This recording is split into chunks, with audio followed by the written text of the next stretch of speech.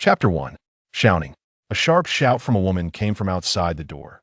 Shouting, who had swept the fallen leaves clean in the plum garden, stood with the broom in front of his chest, raising his sleeve to wipe the thin sweat that had gathered on his forehead. Shouting, what are you doing? I've been calling you for a long time. A woman dressed in pink came over with a basket. Shouting looked up and smiled. Sister Pomegranate, you must be looking for me. I really didn't hear you just now. She stuffed 1 or 2 silver coins into Shanning's hand. After you finish sweeping, go to the fabric shop and buy me 2 feet of patterned cotton cloth. Shouting weighed the coins in his hand without responding, and Pomegranate immediately understood what he meant, rolling her eyes at him. If you get the job done, the remaining money will be yours. Shanning's face lit up with joy. All right, Sister Pomegranate, I'll go buy it for you as soon as I finish my work and deliver it to you. Pomegranate snorted lightly. Knowing that Shouting was greedy for money, he never missed a chance to earn some extra cash for running errands. If it weren't for her inability to go out casually, she wouldn't have asked him for help. What are you going to do? Manager Lu. Seeing the newcomer, both Pomegranate and Shouting bowed. Shouting, you're just in time. Come with me to Qing Feng Courtyard. Starting today, you won't be a cleaning servant anymore. Why, Manager Lu? Did I do something wrong? Shanning's face turned anxious. He had only been a servant for a short time, hadn't earned enough money, yet if he couldn't continue as a servant, what would he do? Manager Lu waved his hand. Oh, what are you thinking? I'm not dismissing you, I'm assigning you to a different job. A different job? The other day, the heir asked me to find a quick-handed servant to attend to him. So I thought of you. After looking around this courtyard, I felt you were the most suitable, so I recommended you to serve the heir closely from now on. Serve the heir. Serve the heir. Shouting and Pomegranate said in unison. Come on, hand over the broom to Shouting and take him back to pack his things, Manager Lu said, and the servant behind him took the broom from Shanning's hand, leaving him confused as he was led away. Pomegranate stepped forward to the manager. What's going on? How can Shouting serve His Highness? Why can't Shouting serve His Highness? Manager Lu glanced at Pomegranate. Pomegranate's eyes flickered. I didn't mean that, it's just that there are already 2 girls serving His Highness, so why? Mentioning this made Manager Lu angry.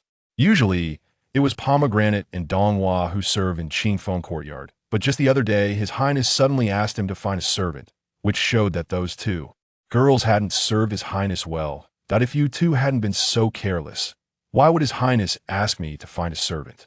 But it's also good, His Highness has never had a servant at his side, just the 2 of you girls are indeed not convenient. Shouting is the smartest I've seen, young and quick-handed. He can help you a lot once he's by His Highness' side. Pomegranate's expression stiffened. If Shouting was sent to serve His Highness, who would help them run errands in the future? Shouting was taken to Qing Feng Courtyard. From today on, you'll focus on serving His Highness. If you do well, you'll definitely get some rewards. Shouting smiled slightly and bowed to Manager Lu. Serving His Highness is my fortune. How could I dare to ask for any rewards? Please rest assured, I will do my best. This heir, His Highness, is the eldest son of the Yu Wangfu, named Li Can. After coming of age, he moved out of the royal residence and now lives in Mingxi Bian, which is quite close to the outskirts of the city. Aside from him, there are no other masters in this residence, making the relationships very simple. Shouting lowered his head. Unable to hide his joy, the difference between a cleaning servant and a personal servant was huge, that a cleaning servant earned 1 tael of silver a month, while a personal servant earned 3 taels. Furthermore, before coming here, she had heard that the heir of Yu Wangfu was weak and gentle, treating subordinates very well. She had sold herself into the residence for 3 years just to earn more money. Although she had only been a cleaning servant upon entering, working hard every day with little pay, she was well-liked and often had opportunities to run errands for others, earning some extra money on the side. This was considered a good job for her, but being a personal servant would be even better.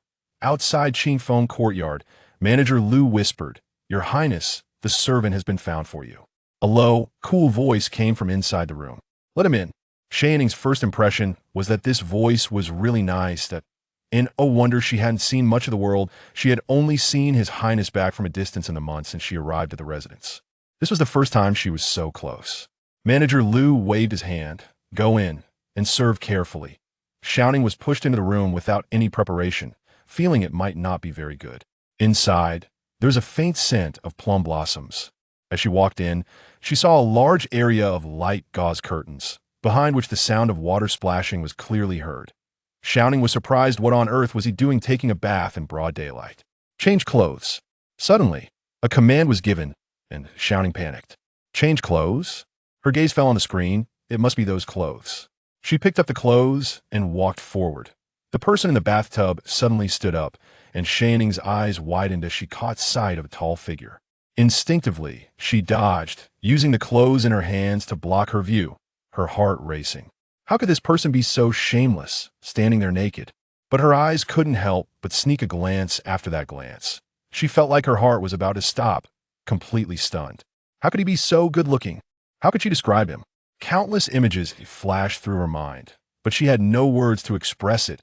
Shao Ning slapped her own head hard, hating herself for not having studied much. Change clothes. Li Ken spoke again.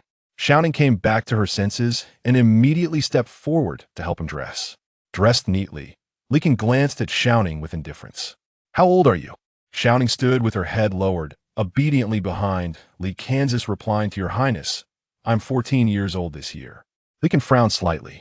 Did a 14-year-old really look so small? Back in the study, Shao Ning followed closely behind him. Although she had done many things before, being a personal servant was a first for her, and she had no idea how to handle it.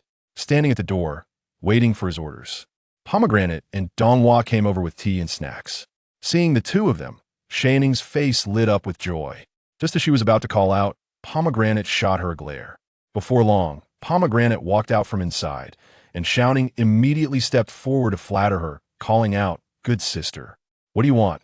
Don't think that just because you're now a servant beside His Highness, you're of equal status with us. Shao Ning linked her arm with Pomegranate's. Sister, what are you talking about? How could I think that? I just have a few things I'd like to ask you. Shao Ning pulled Pomegranate aside and asked about Li Ken's habits. Although she was new and didn't know much, Pomegranate and Donghua had served the heir for a long time. Pomegranate tilted her head. It's not a difficult thing to tell you just one thing. You say, I'm listening. When you bring back my patterned cotton cloth, he'll tell you. Chapter 2. Taking advantage of Li Ken's rest. Shao Ning completed the task entrusted by Pomegranate. In the evening, Good sister, what is our His Highness personality like? What are his preferences? Shao Ning was eager to find out. In case she offended her master one day, without knowing anything, then her good job would be gone. Holding the patterned cloth in her hand, Pomegranate said lightly, To say our heir is much easier to serve than other masters, but he has a bit of a temper. Shao Ning chuckled. His Highness is so handsome, it's normal to have a bit of a temper. Pomegranate waggled a finger in front of his and oh, you're making a big mistake if you think that way. Anyone who has seen our young master has been deceived by his harmless face, thinking he's easy to get along with that in reality. The young master has a serious case of obsessive-compulsive disorder. He doesn't like to be touched and doesn't like others to handle his belongings. Even before touching anything, you must wash your hands. Once Winter Flower and I didn't know this and took His Highness's clothes, and he got angry. Although he didn't punish us in the end, Manager Lu scolded us severely and deducted our pay. That matter was settled. Shao Ning was surprised that he helped the young master with his clothes today without asking her to wash her hands. His Highness seems gentle, but that's only his usual demeanor. When he gets angry, he can scare someone to death. If you serve him, you must understand his temperament. Although Winterflower and I have served him for many years, we only know the surface. He never lets us get close to him. Shao Ning was increasingly confused. If he doesn't allow anyone to get close and requires washing hands before touching anything, how is it that today he not only got close to the young master, but also took his clothes without saying anything? No, he did say something. He even asked how old she was and if she had done something wrong, but considering her young age, he didn't pursue it. After hearing Pomegranate's words, Shao Ning decided to be more careful in the future. That on the way back, Shao Ning saw Li Ken, who should have been resting, wearing his outer garment and walking through the garden. She instinctively followed him. Passing through the garden, she headed straight for the back latrine. Shao Ning stood aside and suddenly felt silly for following him just to go to the latrine. At this late hour, he certainly wouldn't be summoned. He should go back to sleep and prepare to serve tomorrow. Just as Shao Ning was about to turn around, she heard a squeak and a loud fart from inside the latrine. Shao Ning widened her eyes, covering her mouth with her small hands, fearing she would gasp in surprise. How could someone as beautiful as him also fart? The latrine door was pushed open, and Shao Ning instinctively hid in the shadows. Elikin came out, adjusting his clothes. as if nothing had happened, still maintaining his demeanor. It wasn't until he disappeared that Shao Ning stepped out of the shadows. She clicked her tongue. Although he was handsome, he was still immortal, and his basic human functions were no different from ordinary people, that he was just a bit higher in status than them and wasn't an omnipotent person. She had thought too highly of him before and was afraid of not serving him well. But just now, it seemed she wasn't as scared anymore, that a person who goes to the latrine and farts like ordinary people wasn't that impressive. With this realization, Shao Ning felt her heart lighten. The next morning, dressed neatly, Shao Ning was already waiting outside Li Can's bedroom early. As soon as a sound came from inside, Shao Ning dashed in. Shoes, clothes though small, she was quick with her hands and feet. Before Li Can could even speak, Shao Ning had everything ready. "Your Highness," he raised the towel. Shao Ning used her sleeve to pad the white towel and presented it with both hands. Li Can splashed some clean water on his face. He raised his eyelids. Shao Ning held the towel with both hands, and because she was small, her sleeves were quite long. "Your Highness, the meal is ready. Serve the food." Pomegranate and Winterflower placed the dishes on the table, knowing the young master's habits. After everything was set, the two quietly retreated. Before leaving, Pomegranate glanced at the docile Shao Ning, thinking she wouldn't just stand there the whole time. Although Shao Ning knew how to approach the young master, she was still unclear about what she could or couldn't do. For now, she could only act according to his gaze.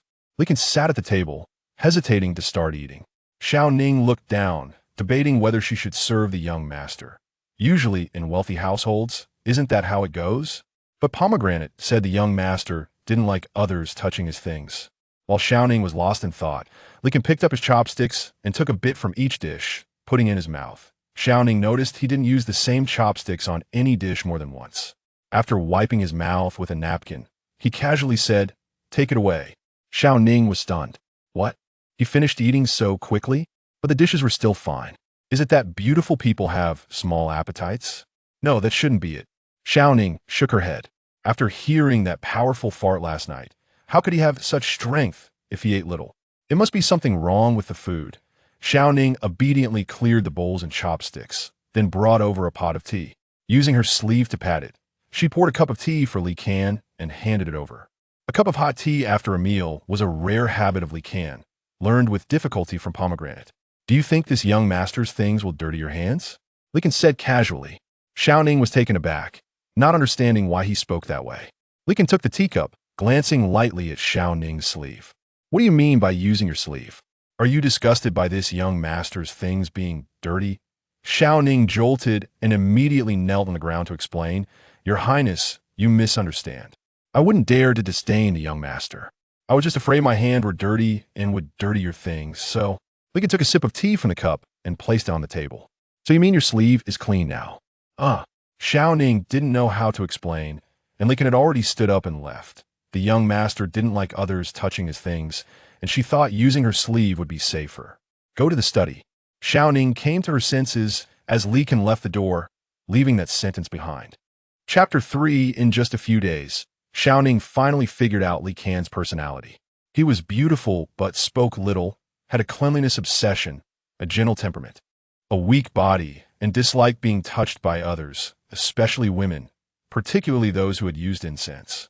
Earlier, Pomegranate had told him to wash his hands after touching Li Can's belongings, and she was curious why she was fine after touching them. Just because of this little servant's status protecting her.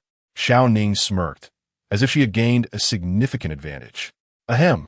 Shao Ning snapped back to reality, blinked, and found Li Can resting his chin on his left hand, tapping the table with his right, staring at her intently. She felt inexplicably guilty, as if she had been caught doing something terrible. "Shao Ning," the young master commanded, "take this letter to the Marquis's residence and buy some chestnuts on the way back." He handed her a silver coin. She tucked the letter into her bosom, accepted the silver, and turned to leave. Eating sweets was also one of this young master's habits. When the meals were unappetizing, he would replace them with snacks. Li Can didn't have many favorite sweets, but the sugar-roasted chestnuts from the second mistress's pastry shop were one of his favorites, along with the red bean paste from Li's sweet soup shop and the candied hawthorn from the street vendors, which were places Li Can often visited. Freshly roasted sugar chestnuts were placed in front of Li Can, and Shao Ning discreetly pushed them aside onto a plate for him to enjoy. A bite was sweet and soft, making Li Can squint his eyes in pleasure. Shao Ning.It, occasionally glancing at Li Can. A person who looked down on rare delicacies was actually interested in the snacks commonly enjoyed by ordinary folk. Rich people were really strange, but never mind, considering she still had some leftover money for buying chestnuts. She wondered if she should recommend something else to this young master next time, like roasted sweet potatoes, which were enticingly fragrant when freshly made, sweet and soft in texture, and particularly beneficial for digestion. Thinking about that discovery from the other day, Shao Ning nearly laughed out loud. That's enough. After eating enough chestnuts, have a cup of tea to soothe your throat. Is there a reply? Shao Ning paused from peeling the chestnut shells. No, the Marquis's residence said the master is not in, and he probably won't return for 2 days. 2 days. A pair of pale, slender hands cradled a teacup, seemingly lost in thought. Outside, Pomegranate hurriedly walked in. Your Highness, someone from the Yu Wangfu has come. Li Can frowned slightly, his hand gripping the teacup tighter. Shao Ning, observing closely, was puzzled. Wasn't the Yu Wangfu the old residence? Why did the young master look troubled upon hearing about the visitor? Pomegranate seemed somewhat troubled as well, but it was inappropriate not to notify him.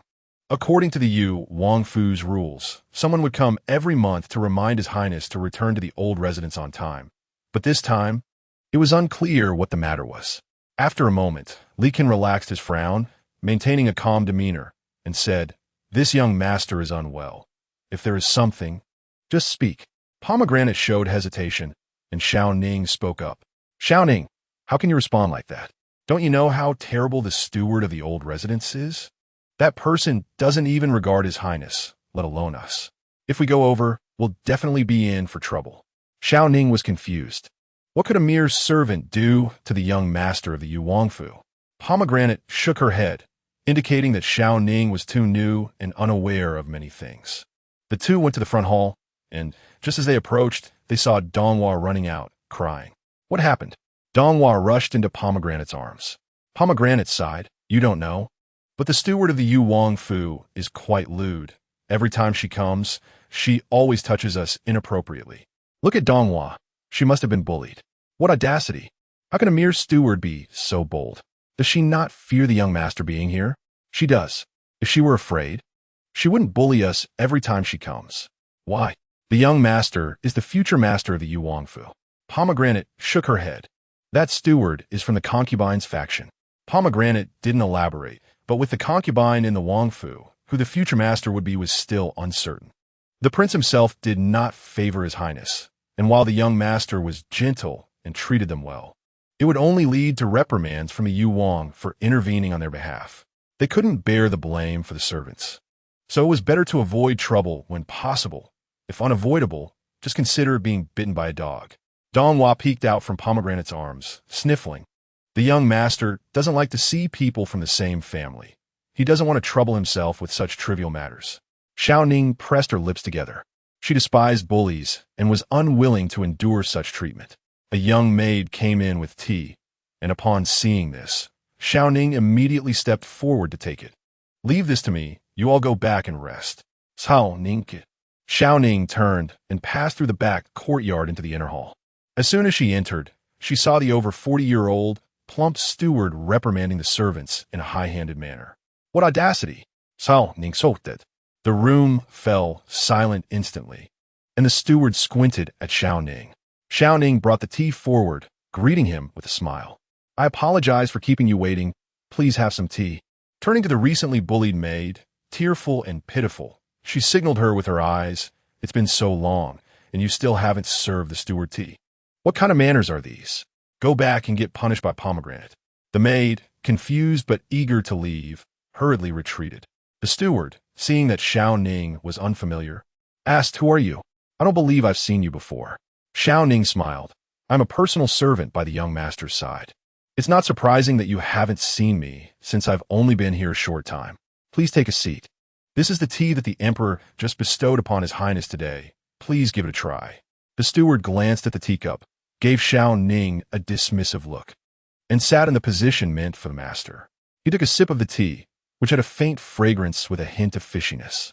His brows furrowed slightly. Shao Ning smiled brightly.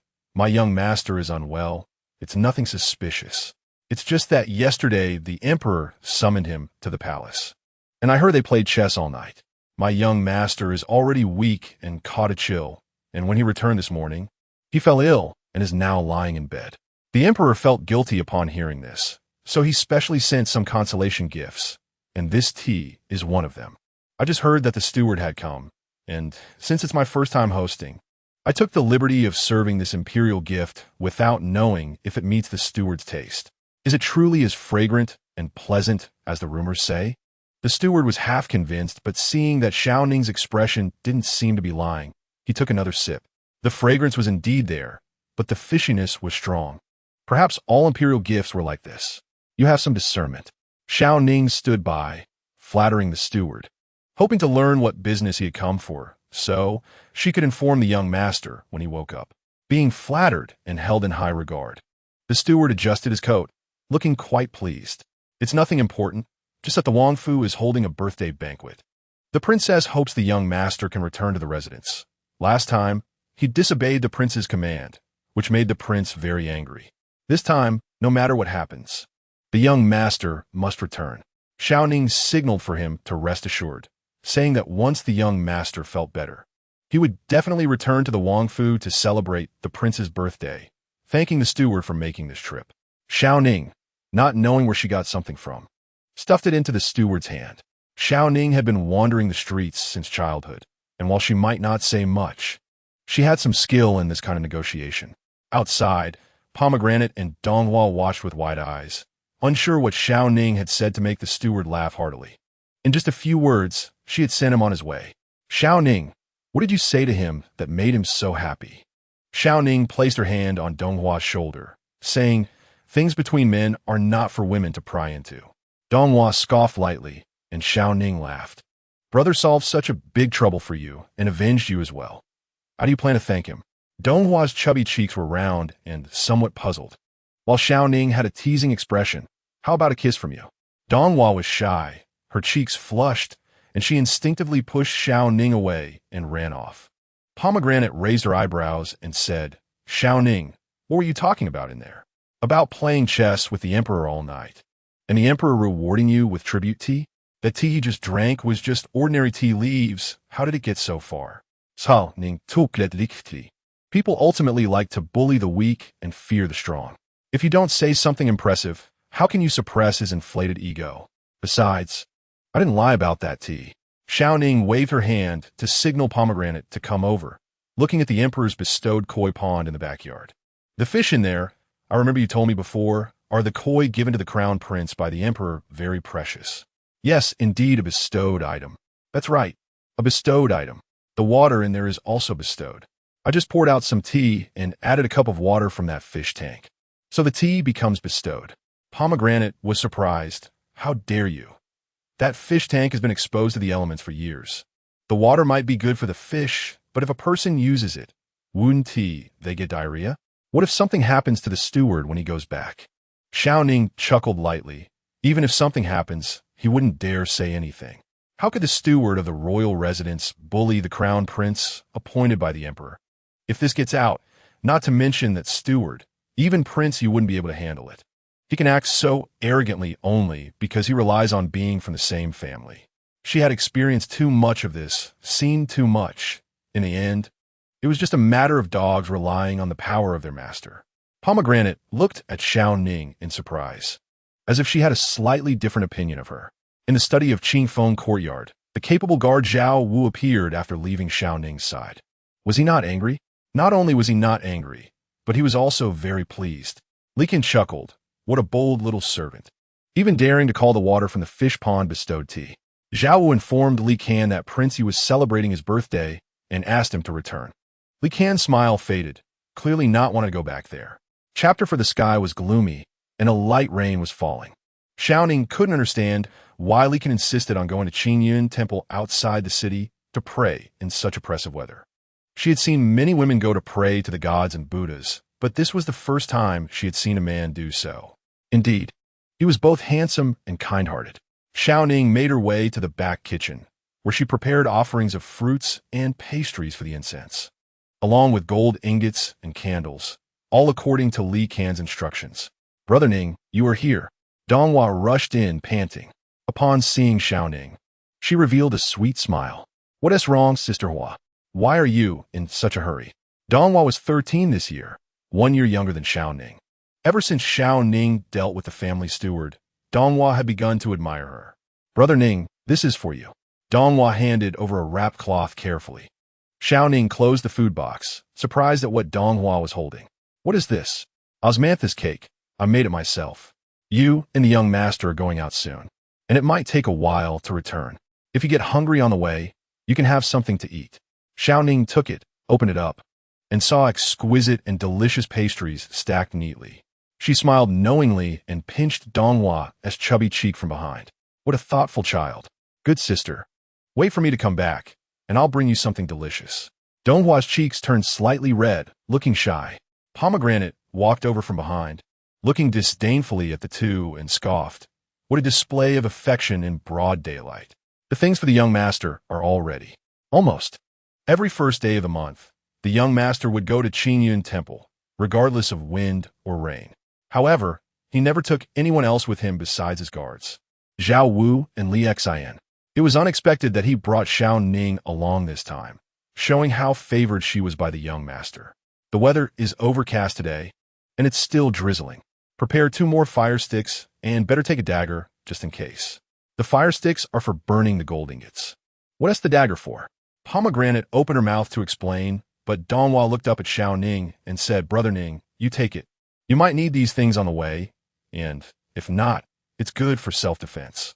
Shao Ning.It, not understanding, but agreeing to take them since it was no trouble. Pomegranate bit her lip. The purpose of the dagger on the tip of her tongue, but she held it back. Anyway, she would find out eventually. Once outside the Wangfu, Shao Ning sat outside the carriage, draped in a raincoat. The light rain fell, and a cool breeze blew, bringing a refreshing chill. The once bustling street had turned somewhat deserted. Shao Ning glanced at the 2 guards on horseback, Zhao Wu and Li Xian, following the carriage. It was likely the first time they had gone out with the young master, and seeing such a scene was impressive, although the rain outside meant fewer onlookers. Failing to showcase the young master's grandeur, Shao Ning felt a secret thrill, somewhat enjoying the feeling of being under the young master's protection. Outside the city at Qingyun Temple, the carriage stopped, and Shao Ning jumped down, lifting the curtain to help Li out. "Young master, be careful." The rain inside the city didn't seem heavy, but outside it had increased. Moreover, the area around Qingyun Temple was shrouded in mist, making it look like a fairyland. "Young master, it takes 60 steps to climb up from here. Be careful of slipping in this heavy rain." Li stood at the foot of the temple, glancing up toward the back mountain, not entering the temple. Li said nothing, only cast a faint glance at the temple hidden in the clouds. With a heavy heart, Shao Ning was taken aback. Having known him for so long, it seemed like she was seeing this side of him for the first time. Following Li to the back mountain, Shao Ning was stunned by the scene before her. A vast peach blossom forest lay hidden in the mist, appearing ethereal and beautiful. Li didn't stop, heading straight into the depths of the peach blossom forest, where a solitary thatched cottage was located. Shao Ning was puzzled. She had visited Qingyun Temple many times, but had never seen the peach blossom forest at the back mountain, let alone any cottage. Gently pushing open the door, it creaked. Perhaps due to the rain, a musty smell of moss wafted from inside the cottage. Shao Ning followed Li inside, while Zhao Wu and Li Xian stood guard at the entrance. The interior of the cottage was very simple, with just a table and a bed.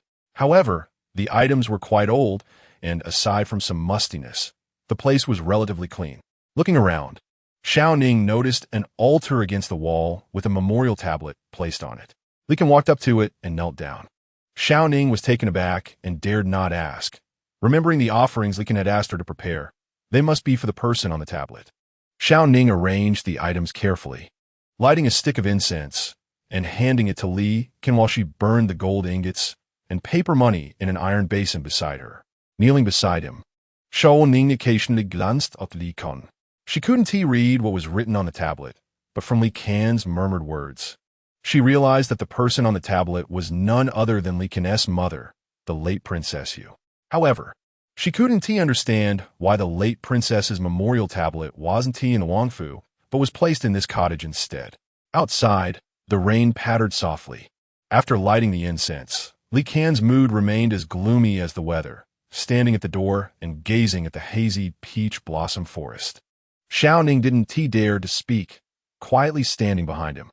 At first, she thought he had genuinely come to pray, not realizing it was a memorial for his deceased mother, while she had been teasing him from behind. "Young master, it's getting late. We can set off now." One of the guards beside Zhao Wu and Li Qian, who usually seemed to be hiding, was nowhere to be seen during the day. But as soon as Li Qian had something to do, he would appear immediately. This man was tall and robust, with a long scar on his face. Although his appearance was rough, he had a genuinely good-natured and honest personality. The rain continued to fall without any sign of letting up, seeing the sky darkening further. They had to leave soon, otherwise, who knew what would happen by nightfall? Zhao Wu opened an umbrella to shield Li Qian as he got into the carriage. Behind them, Shao Ning finished packing the items and put on a raincoat. Just as she sat down in a corner of the carriage, a sudden darkness enveloped her. Shao Ning was stunned, and before she could react, Zhao Wu and Li Qian had already dashed out like the wind. "Shao Ning, protect the young master." Li Qian lifted the curtain to look outside, his gaze sharp and calm, with not a hint of panic. In contrast, Shao Ning was already stunned by the scene before her. What is happening? An assassination? Zhao Wu and Li Qian moved as if they had wings, swords drawn, confronting the attackers mid-air.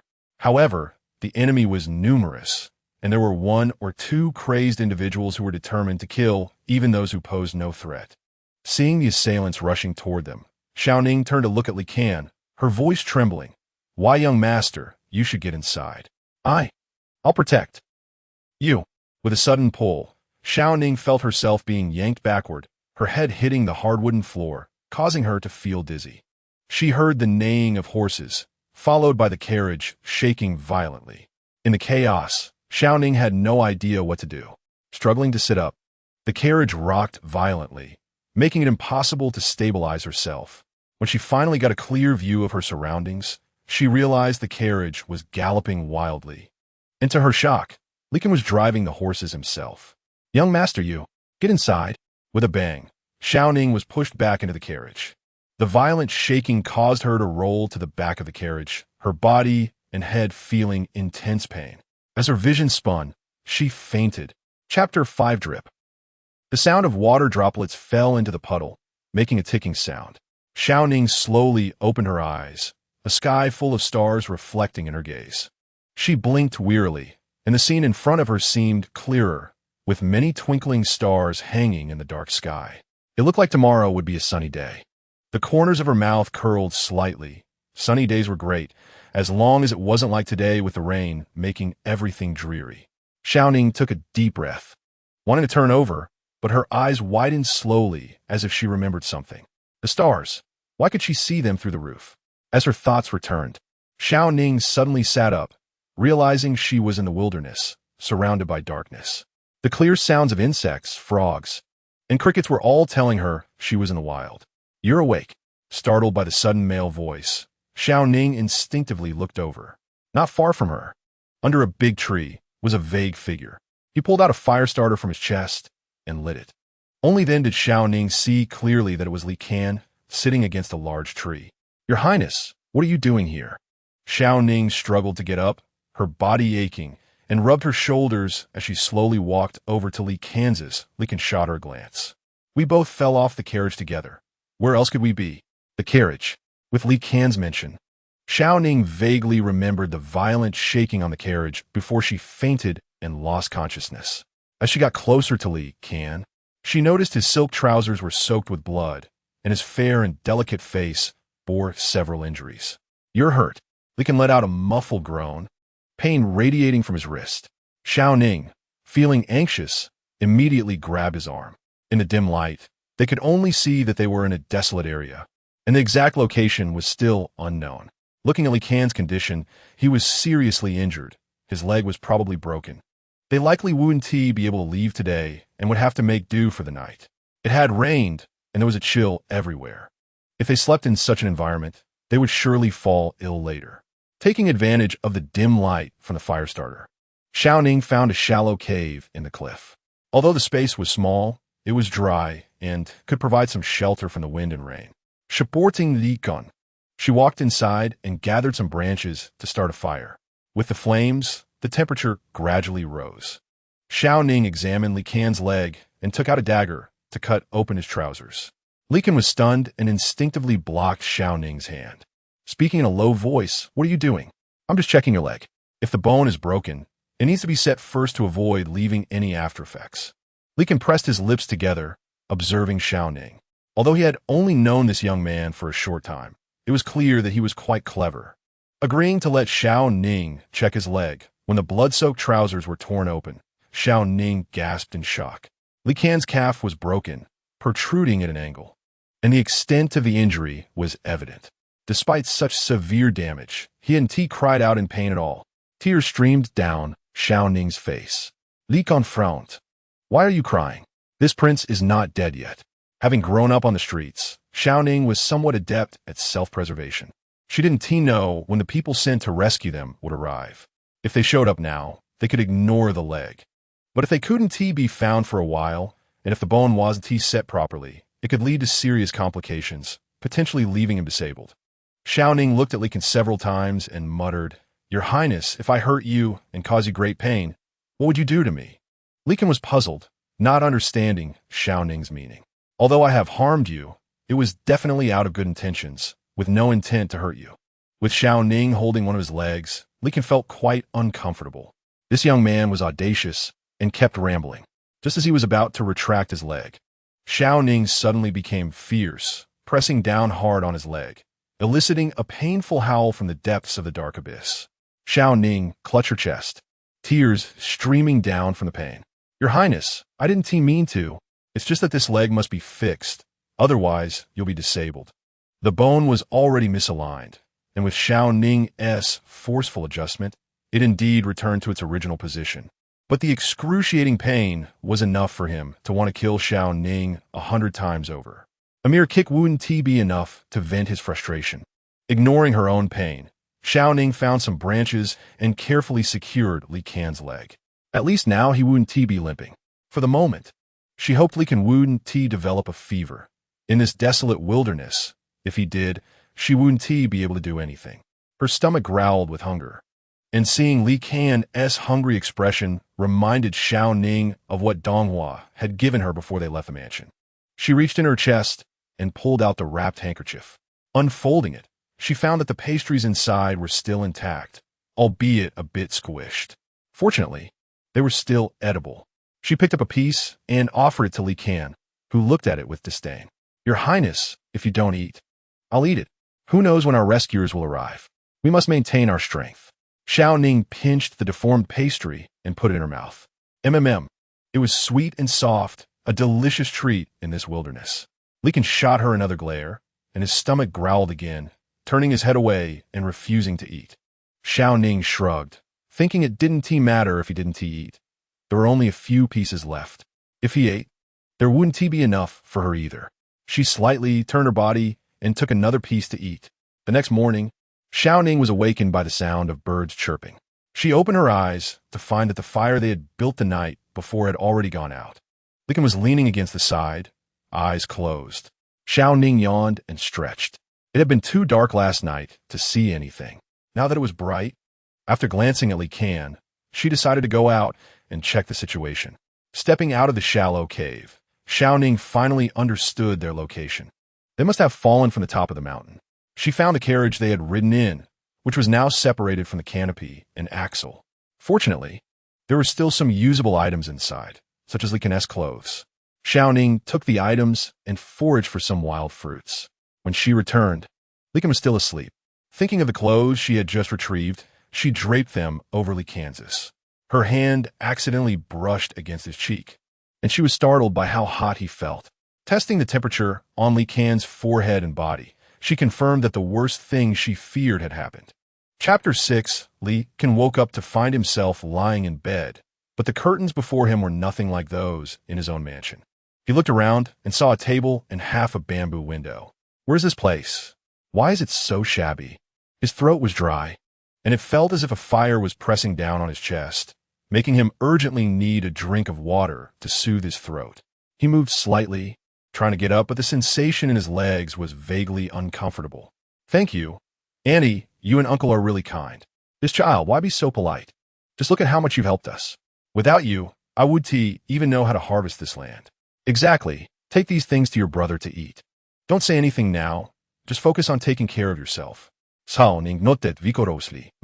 The door creaked open, and Li Ken saw Shao Ning walk in with a basket. Perhaps it was because he hadn't seen sunlight for too long, but the light streaming in through the crack of the door was blinding. "Young master, you're awake." Li Ken's voice was hoarse. "Water?" Shao Ning quickly signaled and poured a cup of tea to serve at Kansas. After finally getting some moisture in his mouth, he felt like he had come back to life. "Where's this place?" Shao Ning helped him sit up and casually replied, "This is a farm. That day, I found you unconscious and brought you here. Luckily, we met these two kind-hearted people. Otherwise, the young master's life would have been lost. The herbs in this mountain are excellent. After a few doses, you're nearly better." Li Ken was surprised to learn that he had been unconscious for 3 days. He lifted his legs slightly, but the pain reminded him that they were still unresponsive. He then noticed that his clothes had been changed into clean ones, and the branches that had been tied around his legs were now replaced with bandages and a splint. "What about these clothes?" "Young master, be careful. Your leg isn't healed yet. You shouldn't make big movements." Shao Ning supported Li Ken and continued, "These clothes were found in the carriage. The carriage was shattered, and there wasn't much left that could be used, but these clothes are still passable. Although the clothes were tattered, they were his, and wearing them felt more comfortable. It was a miracle that neither of them died after falling from such a height. It was just that Li Ken was somewhat pitiful. Not only had he broken his leg, but even his wrist was injured, and that fair face had a gash. Fortunately, after a few days, the wound on his face had scabbed over, but he didn't know if it would leave a scar. There was a knock at the door. "Hey, kid, your uncle just roasted some sweet potatoes fresh out of the oven." Shao Ning heard this, got up, and opened the door. "Auntie." She sniffed lightly, so fragrant. The auntie smiled. "There isn't much good food at home, but the sweet potatoes harvested well. We have plenty. These just baked are sweet." Shao Ning smacked her lips, feeling as if she might drool. The auntie glanced around the room and was surprised to see the person on the bed sitting up. "Your brother is awake." Li Ken frowned. "Brother?" Shao Ning chuckled awkwardly. "Yes, thanks to Annie for lending us a place to stay. Otherwise, we would have been in a dire situation on the desolate mountains." The auntie smiled lightly. "Silly boy, no need to be so polite. You two eat these sweet potatoes first. Your uncle will go to the market tomorrow to buy some things, and will ask if you need anything." "The market?" Shao Ning was surprised. It made sense. Since there were people living here, there should be a market. Otherwise, how would they survive? It's just a country market, where you can buy some daily necessities. If you need anything, let your uncle bring it back for you. Shao Ning glanced at Li Ken and felt they needed quite a few things, so she suggested bringing him along. Li Ken had just woken up and hadn't figured out what had happened over the past few days. After Shao Ning sent the auntie away, she placed the sweet potatoes on the table. "Young master, would you like one?" She picked up a roasted sweet potato and broke it open in the middle. The golden color made one's mouth water, not to mention the delicious aroma that wafted from it. Half a sweet potato was placed in front of Li Kansas. He unconsciously swallowed, his stomach growling, realizing he hadn't eaten in a long time. "Young master, do you want more?" Seeing the last sweet potato in the dish, Li Ken licked his lips and nodded. Shao Ning peeled it for him and handed it over. "Young master, I did something presumptuous. I hope you will forgive me." Li Ken was eating the sweet potato, listening absent-mindedly. "When I first found you, I didn't dare to reveal your identity, partly fearing it would frighten the auntie and uncle, and partly because of what happened a while ago. I didn't know how to handle it, so I just told them you were my older brother." Shao Ning glanced at Li Ken, fearing he would be angry after knowing. Li Ken sniffed the sweet potato's aroma after it was peeled and took a bite of the golden flesh. "Mumosa emum. What does em mean? Are you not angry? Get some water." Eating the sweet potato left yellow stuff under his nails, which looked uncomfortable. As night fell, Shao Ning, who had been worried since Li Ken woke up, finally felt relieved and was able to sleep well. Tomorrow, she would go to the market to see if there was a chance to contact the mansion and bring the young master back. It was strange that they had been missing for several days, yet no one in the mansion had found them. After yawning, she turned over on the soft couch, her eyelids heavy and closed. On the bed, Li-Kan opened his eyes and stared at the bed curtains. Feeling the tranquility brought by the thatched cottage and listening to the croaking of frogs outside, Li-Kan smiled faintly. Who would have thought that such a dignified young master would find himself in such a situation one day? Turning his head, he saw Shao Ning already fast asleep. Thinking how quickly she had adapted to this place, the auntie and uncle were also quite kind. With a soft sound, Shao Ning shifted in her sleep. Li-Kan frowned. Today was the 6th time he had heard her release gas, and he couldn't understand how someone could be so shameless. Suddenly, a musty smell wafted toward him. Li-Kan struggled to turn over, lifted the quilt to cover his face, but caught a whiff of an unknown odor coming from the quilt. He pushed the quilt away in disgust and covered his mouth and nose with his hand. Even though he blocked it tightly, he couldn't prevent the air from being too small to let out the gas, causing it to swirl in the cramped room. The next morning, Shao Ning came out of the outhouse, rubbing her stomach. After eating so many sweet potatoes these past few days, her stomach seemed to have gotten better. The bloating was gone. Stretching her back as she walked back, her uncle had already harnessed the ox cart. Walking along the small path by the mountain, she enjoyed the scenery of the valley, feeling cheerful. One day, when she had saved enough money, it would be worth it to buy a house in such a place. The scenery in this valley was pleasant, not to mention the fresh air. Most importantly, it was quiet without those annoying people. The market was a bit far from where they lived, and it took nearly an hour to reach it with the ox cart. She had thought that they would be able to gather some information at the market, but as the auntie had said, it was not very large. However, it had some shops, and while the goods were coarse, they were sufficient for daily life. The ox cart stopped in a corner where there were no people, and her uncle tied the ox securely. Ning, I'm going to buy the oil and cornmeal that your auntie asked for. If you want to buy anything, go take a look, and we'll meet back here later. Shao Ning nodded, starting to walk from the entrance of the market. It didn't take long for her to finish browsing the market. Along the way, she bought some daily necessities and even picked up a washcloth specifically for Lee, Kansas. At the clothing shop, she bought 2 sets of clean clothes and shoes, and with that, the money she had saved was nearly gone.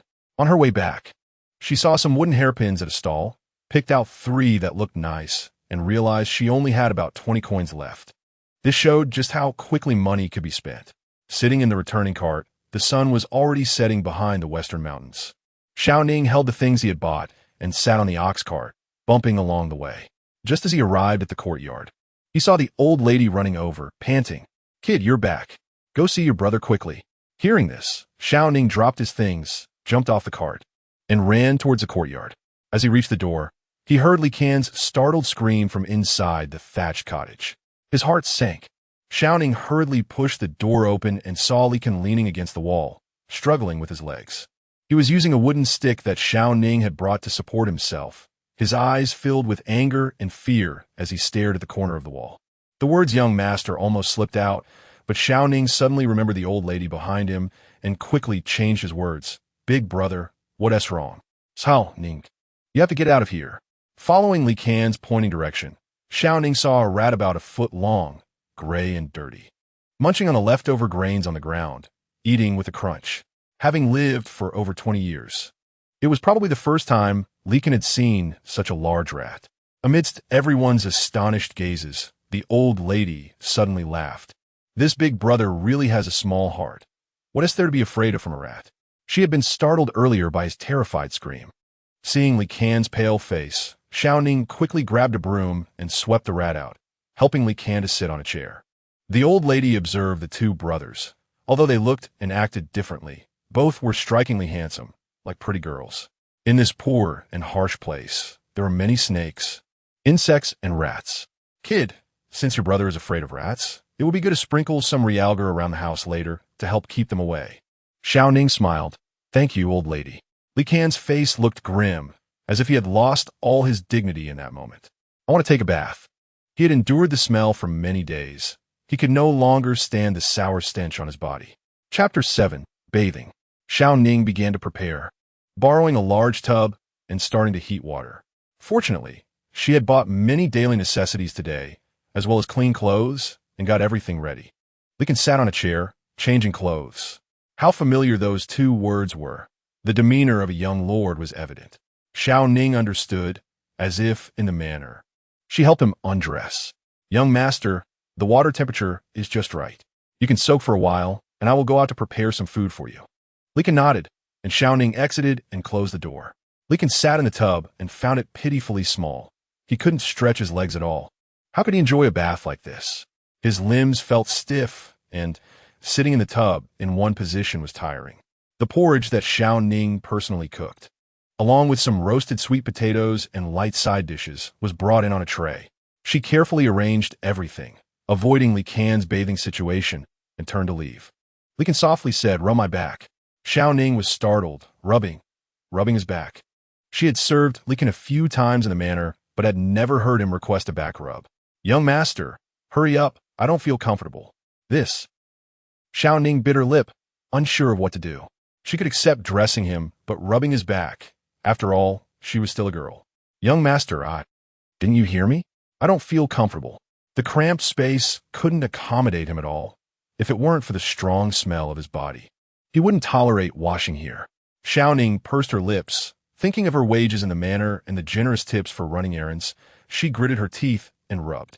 Approaching the tub, she picked up a white cloth, one hand supporting Li Kan's shoulder and the other pressing on his back, and started rubbing. Li Kan looked like a typical scholar, but his physique was excellent. The first time she saw him, his back was enough to leave a deep impression on her. And now, as Shao Ning rubbed his back and then began on his front, she tilted her head back and squinted her eyes, afraid to see something she shouldn't. Rubbing one spot vigorously, his skin turned red. Li Kan frowned. "You don't seem happy serving this young lord." Shao Ning opened her eyes and saw a hint of anger on Li Kan's fair cheeks, which made her heart skip a beat. "What are you saying? Serving the young lord is a blessing for me." Ignoring the reddened skin from rubbing, she squinted her eyes and glanced over a certain prominent area. It's just a bath, what's so great about it? Changing her mindset, she widened her eyes and scrubbed Li Kan's body vigorously. She didn't even know how she finished rubbing him, but she did. After coming out of the tub, she put on the clothes that had already been prepared. The outfit was so short that if it weren't for the wrong color, he would truly think it was sleepwear worn at night. "Shao Ning." After a long absence, Li Kan called out twice from inside the room. Outside, Shao Ning sat on a stone, looking down at her hands, which still felt numb. The image of giving Li Kan a wash floated in her mind. The water was so clear, unlike the tub in the manor that had flower petals floating on the surface, which could obscure the view. At that moment, she seemed to discover many differences between men and women. "Shao Ning." A shout from the room brought Shao Ning back to her senses. She stood up and straightened her clothes. She was a young lord's personal servant, and as long as she didn't say anything, who would know she was a woman? Having served Li Kan for a few days, from feeling awkward on the first day to being familiar on the second, and to rubbing him comfortably on the third day, Shao Ning found it wasn't a big deal. Li Kan's leg gradually improved, and he could use a cane to go out. His injured wrist could also move slightly, enough to peel a sweet potato. "Ning kid, how old is your brother? Has he married yet?" Shao Ning helped the old lady, holding a dagger to tidy the willow branches, while the old lady wove the already trimmed willow branches into a basket. "My brother is already engaged, arranged by our parents since we were little." Li Kan, leaning on his cane and just stepping out the door, heard Shao Ning already arranging a marriage for him, which was also set by her parents. "Oh, really? I wonder what kind of girl can match your brother. By the way, your brother is quite handsome." Shao Ning didn't deny it. Even when she first saw him, she thought he was too good-looking. "You're not bad either, just young and not fully developed. If you wait until you're as old as your brother, you will surely be even better looking. Just look at your little face. If you were to wear women's clothes, people wouldn't know you were a girl." Shao Ning shivered and let out a dry laugh. However, the old lady thought that if she developed, she would be even more popular than her brother. More popular than him? Shao Ning wondered where the old woman's eyes were. With her undeveloped figure, she could see that she would be more popular than him. Li Kan didn't want to hear them boast any longer and turned to enter the house. The old lady smiled. "Your temperament is really good, much better than your brother. Your parents are truly blessed to have a son like you." The old lady cherished Shao Ning, not only for her sweet words, but also for her diligence. Since she didn't have children of her own, She genuinely liked Shao Ning, who was so considerate. As Shao Ning carefully shaped the willow branches with the dagger, she suddenly heard the sound of horses neighing. Turning her head, she saw a familiar figure, Zhao Wu. She put down her work and stood up. The old lady was startled, seeing this scene for the first time. "Who is this?" Shao Ning softly reassured, "Don't be afraid, old lady. They're looking for us." Turning, Shao Ning ran into the house, while the old lady looked outside in panic. Zhao Wu and the others arrived at the door, dismounted, each holding a long sword, which frightened the old lady quite a bit. Li Kan slowly walked out of the house, leaning on his cane. Seeing the newcomer, Zhao Wu immediately knelt on the ground. "Young master, I am late." Li Kan nodded, and then the guards brought new clothes. The old lady was completely stunned by the scene before her and pulled Shao Ning's hand, her voice trembling. "Ning, kid, what is going on?" Shao Ning held the old lady's hand and said, "I'm sorry, I deceived you." Li Kan had put on his clothes, and the once dashing young lord reappeared before everyone. "Young master." The old lady was so frightened. She had lived for half her life and had never seen such a noble person. Shao Ning prepared some silver and handed it over. "Thank you for taking care of me these days. This is a little token for my young master." "No, I can't accept this." How could she dare to take money from a royal family living in her house? "Old lady, if you don't accept it, won't you blame me for deceiving you?" "This." Shao Ning stuffed the silver into the old lady's hand, then took out a wooden hairpin from her chest. "Old lady, this silver is my young master's intention, and this hairpin is my intention." Shao Ning pulled out a bamboo stick that was tied to the old lady's head and inserted the wooden hairpin in its place. "Ning, kid, this is really beautiful." Shao Ning was very satisfied with the hairpin she chose. The old lady touched it behind her and wiped away a tear with her sleeve. "You little rascal." Shao Ning left with Zhao Wu and the team that was escorting Li Kan, waving goodbye to the people standing at the door, looking quite reluctant. Li Kan sat at the front, glancing at her indifferently, thinking that this was a servant who was even more popular than him. Chapter 8. Li Kan returns to the mansion. The physician in the mansion treated his injuries. The leg injury looked serious, but fortunately, it was handled in time and was not life-threatening. The wrist injury only required rest. As soon as the physician left, Zhao Wu and Li Xian both knelt down on the ground simultaneously. "Your Highness, forgive us. We did not know your injury was this severe." Li Kan waved his hand dismissively, saying, "It's no matter. It was this prince who did not allow you to appear sooner. This small injury is not a big deal.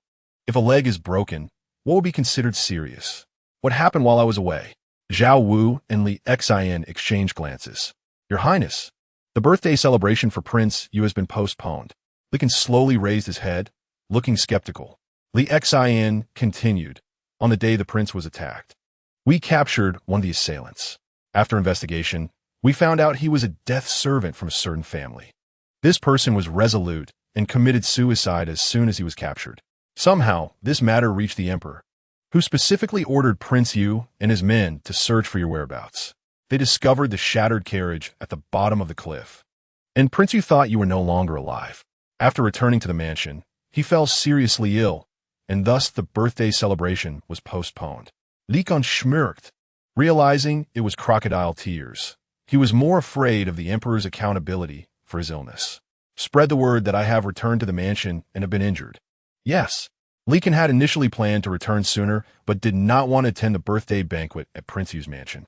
So he stayed in a thatched cottage for a while. Unexpectedly, the situation had come full circle. Shao Ning returned safely to the mansion after a near-death experience and had protected Li Kan unharmed.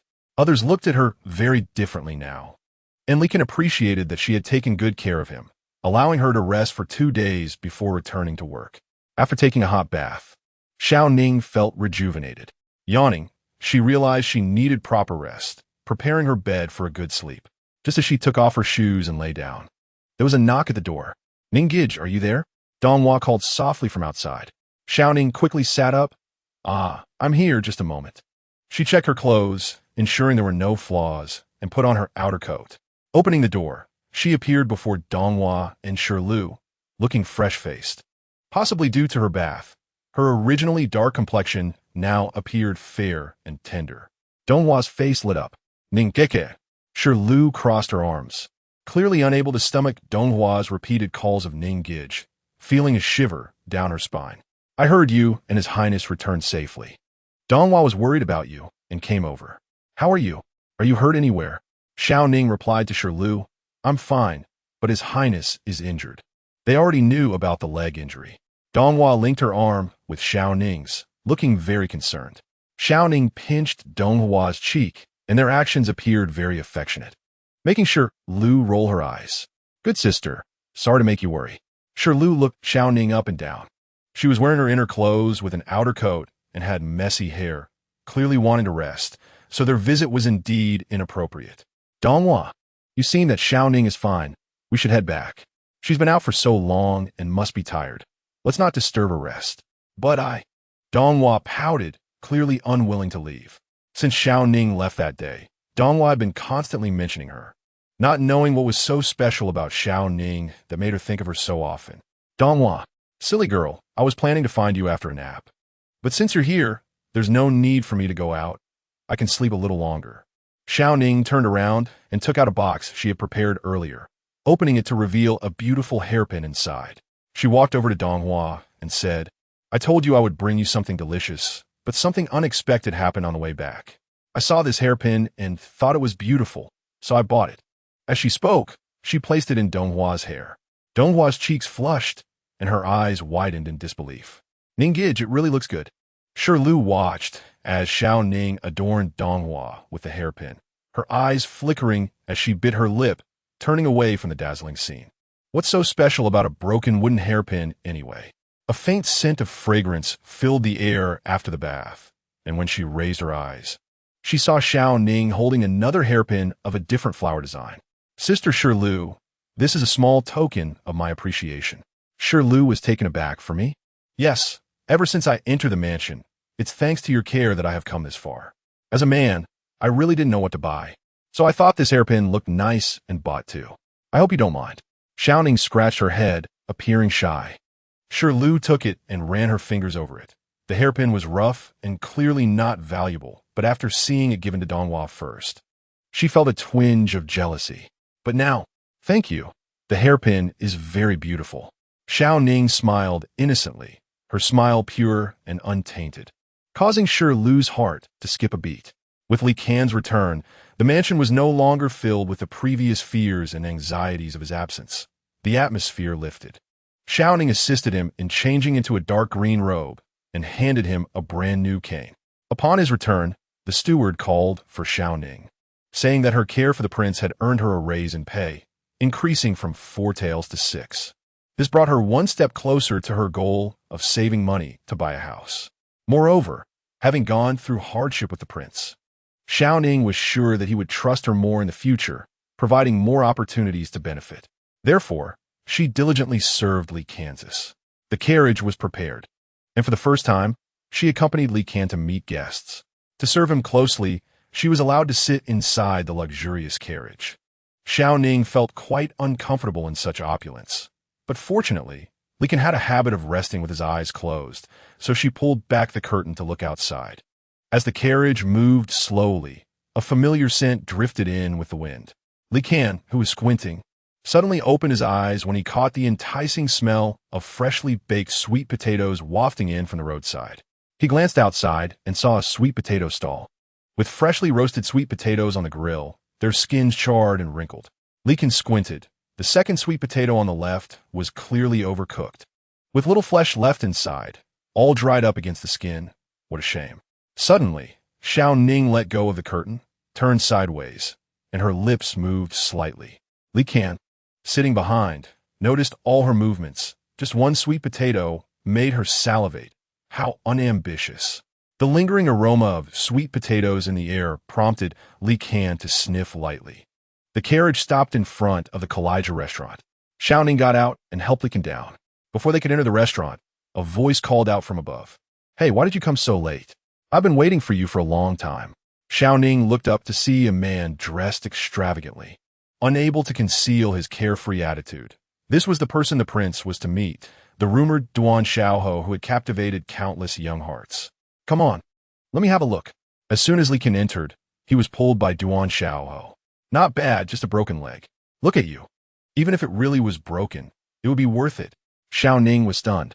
How could this person speak like that? Duan Feiyong. A gentle female voice interrupted Duan Xiaoho's nonsense. Shao Ning then noticed that there was another young lady sitting in the room. Due to her status as a servant, Shao Ning did not dare to look around carelessly. She stole a glance and quickly lowered her head. Duan Xiaoho chuckled. Call a brother Feiyong. The woman walked over, glaring with beautiful eyes, making anyone's heart tremble. The woman's name was Mu Qing, the daughter of General Mu. Brother Can, are you all right? I heard you went missing before, and I've been so worried. Shao Ning found a chair and helped Li Can sit down. A small injury, nothing serious. Mu Jing was very curious about what had happened during Li Can's disappearance. Seeing that this girl was genuinely worried about her young master, on the contrary. That young Lord Duan was just watching with a cup of tea, looking like he was enjoying the show. Shao Ning stood next to Li Can, picked up a handkerchief to wipe a teacup, poured tea, and placed it in front of Li Can, her movements clean and skilled. Who is this kid? As soon as he entered, young Lord Duan noticed Shao Ning's presence. Li Can, who usually disliked being close to others, not only allowed this kid to get close, but was also so considerate, serving tea with such attention to detail. The lad is Shao Ning, my young master's personal servant. If the Lord has any instructions, please let me know. Young Lord Duan raised an eyebrow. This servant is quite fair-skinned. Where did you find him? How about giving him to me? Huh? Everyone was taken aback. No one expected that upon meeting, he would want someone else's servant.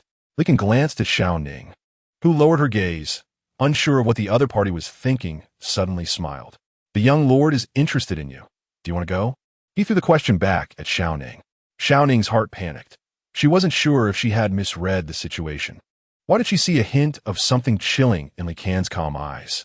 Young Lord Duan's remark was merely a joke. She wouldn't take it seriously.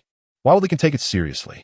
Besides, she had already established a deep bond with Li Kansas.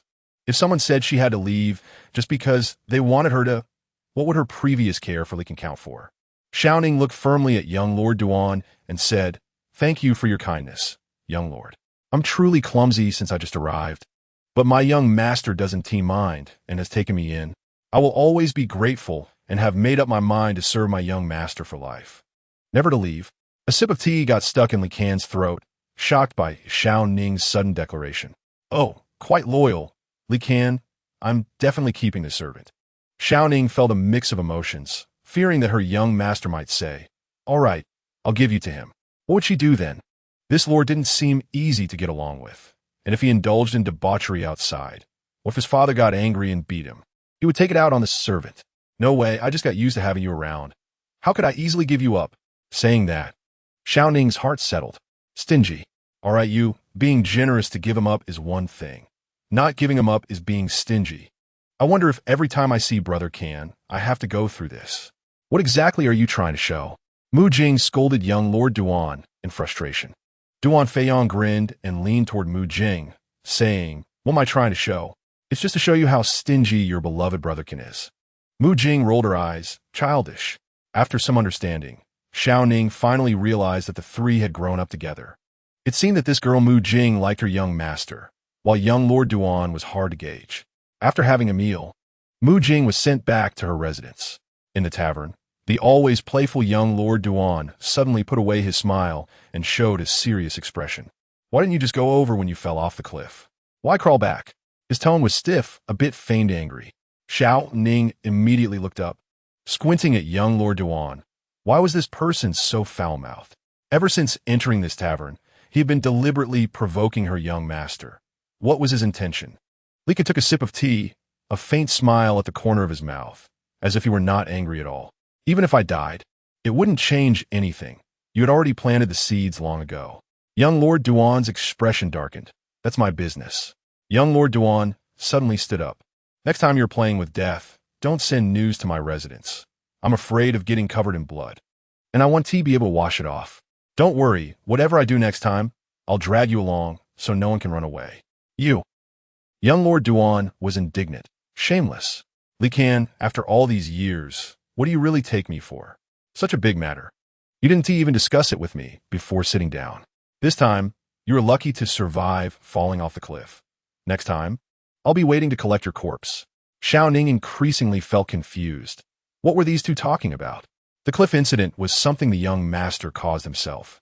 It was impossible. She had experienced it with him. After tossing his sleeve, he walked up to Shao Ning, glaring at her several times. How had I become so hated? Even a mere servant doesn't regard me highly. Shao Ning slightly turned, not looking at young Lord Duan, but bravely replied, My young master is kind-hearted and beautiful. He won't let others bully him. Young Lord Duan was momentarily stunned, then suddenly laughed. To describe Li Kan with the words kind-hearted and beautiful, truly blind. He scoffed and left. On the way back in the carriage, passing a sweet potato stall, Li Kan glanced at the dwindling sweet potatoes on the stove and suddenly called for the carriage to stop. Go buy all of those. Shao Ning looked at the sweet potato stall. There were at least 7 or 8 sweet potatoes left. Calculating, it would take about 30-some coins. So she reached out for the money. Li Kan, seeing this, said he would pay up front. He rarely carried silver when going out. Shao Ning was momentarily taken aback, hesitating. She had previously brought things for her boss, but when the money was little, the boss was busy and forgot about her, and she couldn't ask for it. Asking for it meant losing her job. She had suffered this loss many times. But now, considering her young master-esque character, he shouldn't be the type of person to go back on his word, right? Shao Ning got out of the carriage, feeling in her thin purse. There were only a few dozen coins, unsure if it would be enough. Although her pay had increased, it hadn't been delivered yet, and in the past few days, she hadn't earned much, so the little silver was almost spent.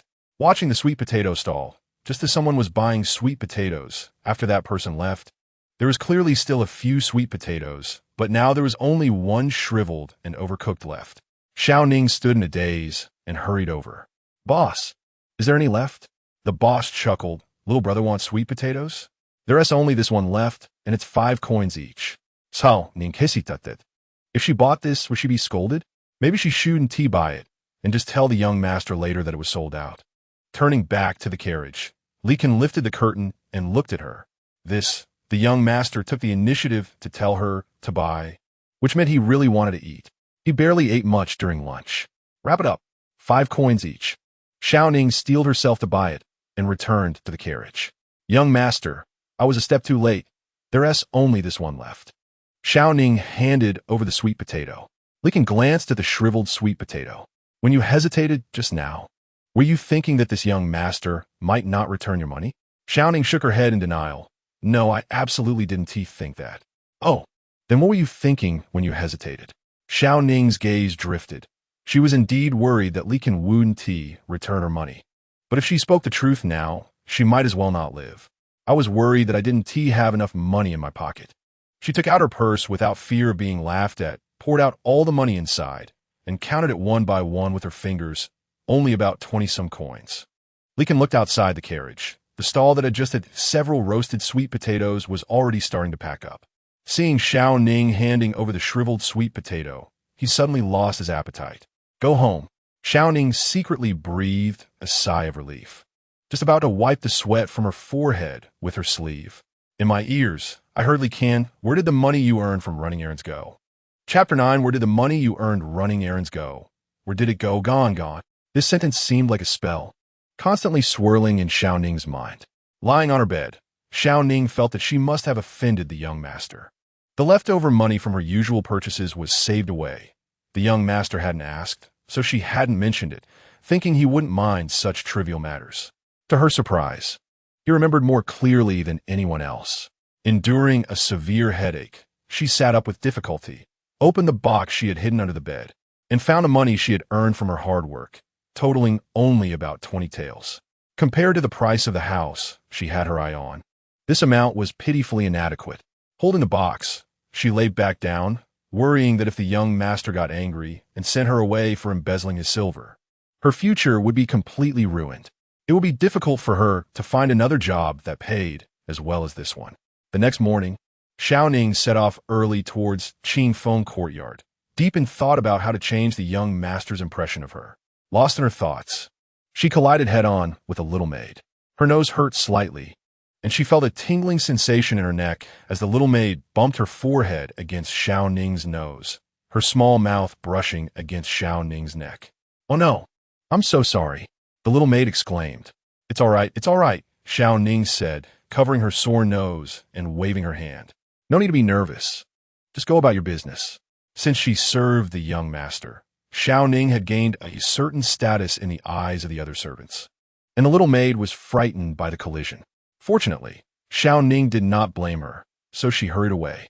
Shao Ning rubbed her aching nose and continued on to Qingfeng courtyard, where the young master was likely already awake. As she entered, Li Kan was already sitting up. Instinctively, Shao Ning moved to help him change clothes, but as soon as she got close, Li Kan furrowed his brow. A strong smell of cheap perfume wafted through the air, and when he glanced at Shao Ning, he noticed a red lipstick mark on the white collar of her shirt. His eyes darkened, and he pushed her clothes away. Get away. Shao Ning was stunned and panicked, realizing she had truly offended the young master. Li Kan found another outfit, completing his morning routine alone, blocking her every attempt to help. Serve the meal. Shirlu brought in the food from the kitchen, placing dish after dish on the table. Shao Ning wanted to help Li Kan with the dishes, but a single glance from him stopped her. Seeing this, Shao Ning's heart sank further. He wouldn't let her help with dressing, and now she couldn't even assist with the meal. The young master was truly angry with her. After Shirlu set the food down, she quietly stepped aside. Just then Donghua entered with another tray.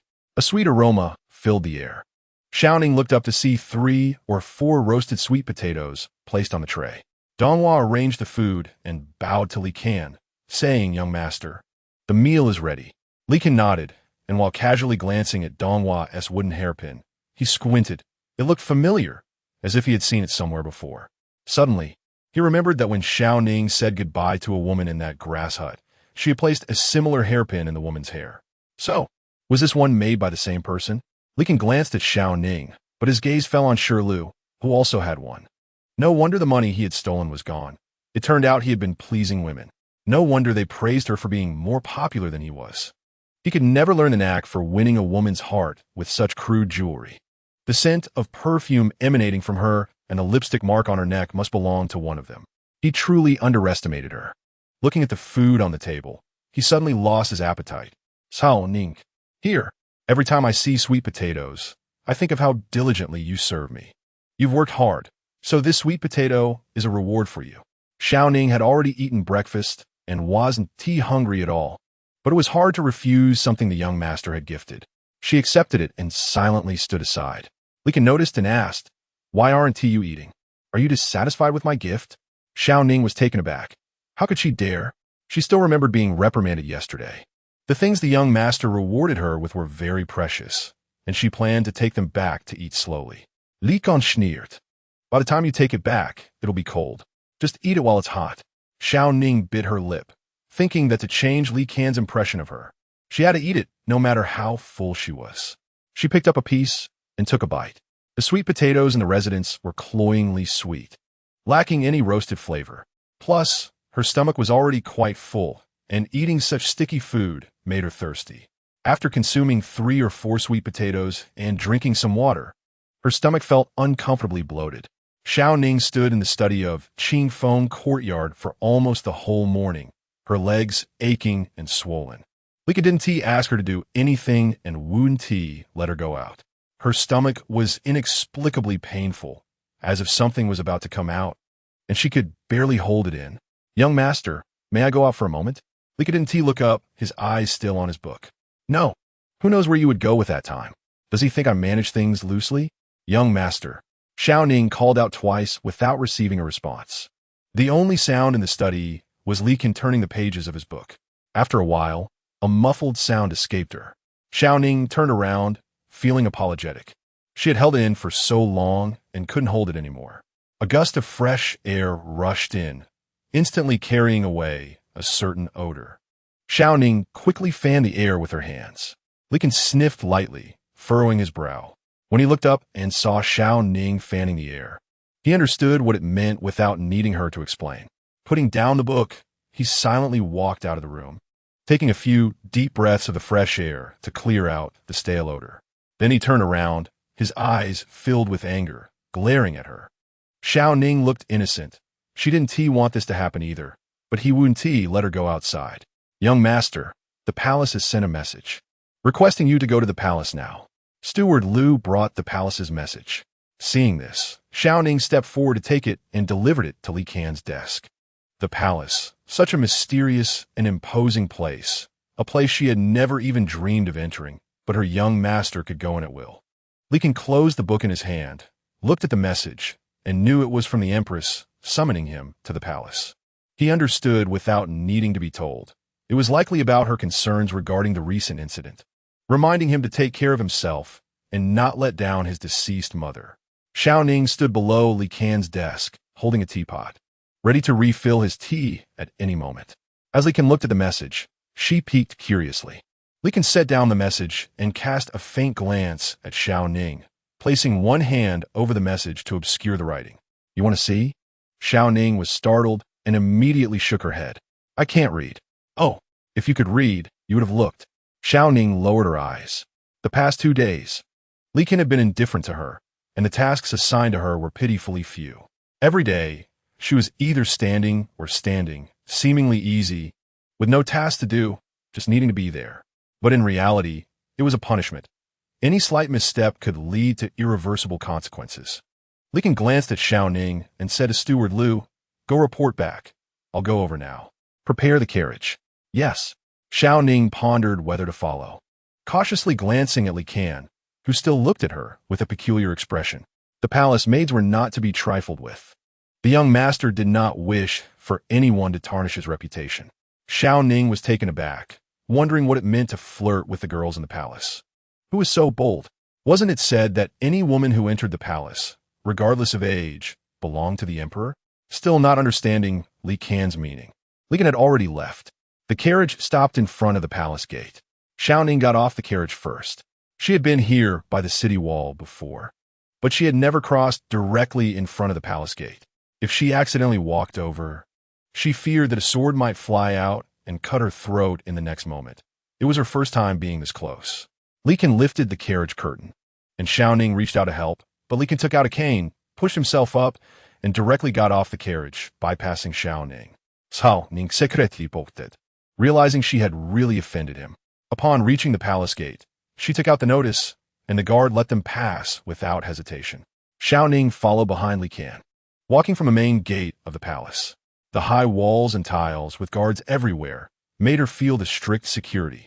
She had once heard storytellers on the street talk about a certain great thief who, under the cover of darkness, sneaked into the palace to steal, alarming many officials and soldiers.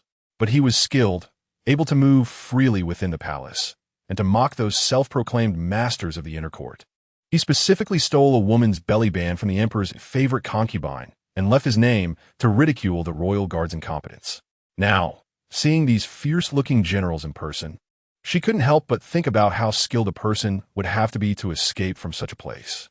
Your Highness, please wait. Hearing this, Shao Ning looked up to see a person dressed differently from the others appearing before Li Qian. It was Eunuch Wan, the head of the palace servants beside the emperor. Your Highness, the emperor requests your presence. Please proceed to the study. Upon hearing the word emperor, Shao Ning's heart began to tremble, unsure of where to place her hands and feet.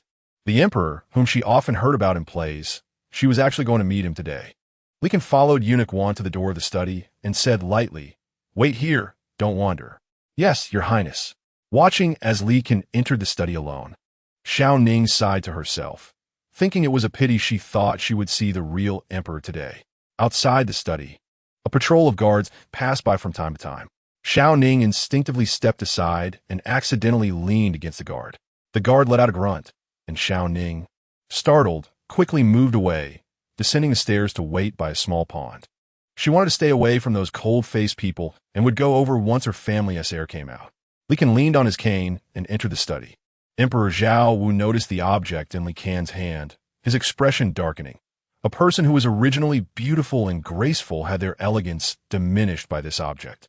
"Minister Li Qian pays his respects to your majesty." Li Qian set down the cane and prepared to kneel in greeting. "No need for formalities. With your current appearance, what formalities can you carry out? Someone bring a seat." Eunuch Wan bowed yes. As the chair was arranged, his gaze briefly flicked over to Prince Yu, who had been standing silently below. The palace servant understood and brought the chair over. After Li Kan sat down, he kept his gaze fixed ahead, not giving Prince Yu a glance. The moment the eldest son appeared, Prince Yu wished he could slap him. He returned alive, but didn't even bother to let anyone know, only learning of it when the emperor summoned him. However, seeing him limping in, the anger in his heart seemed to calm down a bit. I have heard about your previous incident. What kind of person is so audacious as to openly attempt an assassination in broad daylight? Your Majesty, one of my subordinates once captured a person and learned that the one who attempted to assassinate me was a dead servant from a certain family. However, that person was hot-headed. Before I could ask anything, he committed suicide, so the lead went cold. I also planned to stop pursuing it. Dead servant. It is expressly forbidden for families to raise dead servants, yet some families secretly do so. The fact that they even used a dead servant to assassinate Li Kan shows how deep their grudge is against him. Prince Yu, have you heard of this matter? Emperor Zhao Wu hated it when lower-ranking individuals acted against those above them. Now that dead servants could be raised, who could guarantee that they wouldn't raise soldiers in the future to plot rebellion? Your Majesty, I have already sent people out to investigate the matter of Canner being attacked. There are still no leads. Now that we know it's a family-S dead servant, I think it will be easier to investigate. Only a few prominent families can afford to raise dead servants. If that's the case, this matter will be entrusted to Prince Yu. This minister obeys. Prince Yu nodded. The remaining families in the court should not be underestimated. Once it is found out which family raised the dead servant, it would mean turning against that family. But raising dead servants is not something that only one family does. If not handled well, it could mean becoming adversaries with all the prominent families. Li Kan has put himself in a difficult position over this matter. Emperor Zhao Wu smiled with satisfaction, looking at Li Kan with a loving gaze. Upon hearing that you fell off a cliff, the Empress was extremely worried. Thankfully, you returned safely. Otherwise, I wouldn't be able to enter the harem. When you go see her later, make sure to comfort her well. She's been so angry these past few days that she hasn't even seen the crown prince. Li Kan's eyes flickered. This minister obeys. Due to Li Kan's matter, Prince Yu's birthday celebrations were also postponed. It would be better to take advantage of Li Kan's safe return to find a day to hold both his birthday banquet and Prince Yu's together. What do you think? Prince Yu clasped his hands. This minister thinks that is very good. The matter was settled. Now go see the Empress. After receiving the order, Li Kan left the study. Emperor Zhao Wu's loving gaze retracted, and his expression turned stern. He was not young anymore and should settle down with a marriage. The Empress had always been attentive to him. Did Prince Yu have any plans regarding this? This minister has not yet considered it. Prince Yu, I know you have many matters in your residence and cannot pay attention to your eldest son living outside. But I've also heard that your second son has already begun planning for marriage. Your eldest son is not yet married, but you are in a hurry for the second son. Is it that the rules of the Dali dynasty work everywhere except in Yuangfu? Prince Yu felt uneasy. He had sensed something was off before entering the palace today. Now, one trap after another was appearing. Your Majesty, I plead for your forgiveness. As for the second son's marriage, this minister was not aware. It was all decided by the women in the residence. However, regarding Konat, I promised his late mother before her passing that I would let him choose the girl he liked for marriage. For all these years, I have allowed him to roam freely outside and truly do not wish to go against the wishes of the late princess. Prince Yu spoke sincerely. But to Emperor Zhao Wu, it was merely a matter of old people being gone and new people being seen. The eldest son had been outside for so long and had never shown any concern. Naturally, the wishes of the princess cannot be violated, but the marriage selection should still proceed as usual. On the day of the birthday, invite all the unmarried girls. Who knows, there might be one that Li Kan fancies. Once he has made his choice, I will personally preside over the wedding. This minister obeys. As Li Kan stepped out, he found Shao Ning was nowhere to be seen. Frowning slightly, he thought to himself, when did his words become so ineffective? He had just said not to wander around the palace. And now there wasn't even a trace of her. A palace servant rushed over, greeting Li Kansas. I have seen the young master. The Empress requests your presence. Your young master-S servant is also here. Shao Ning was in Changchun Palace, and Li Kan followed the little palace servant to the Empress's residence. Just as they reached the door, they heard a domineering voice coming from inside the palace. Is someone in the palace? The little palace servant smiled. It's the 9th princess. The only little princess in the entire palace. Her personality was spoiled and willful. Upon entering the palace, they could still hear the empress's gentle voice, using a tone meant to coax a child, soothing this 13-year-old girl. Your Majesty, Prince Yu's heir has arrived. The empress suddenly stood up, looking anxious. Where is he? Outside. Quick, quick, let him in. The empress ordered the palace servants. Send the princess back to consort Lian's residence. Mother, the 9th princess said in surprise. What's going on? Just now, you were coaxing me, but as soon as you heard someone was coming, you had me sent back. Jior, be good. Mother has something to attend to now. You should go back to your mother and come back when I have some free time. No, mother. The 9th princess reached out to grab the queen's hand.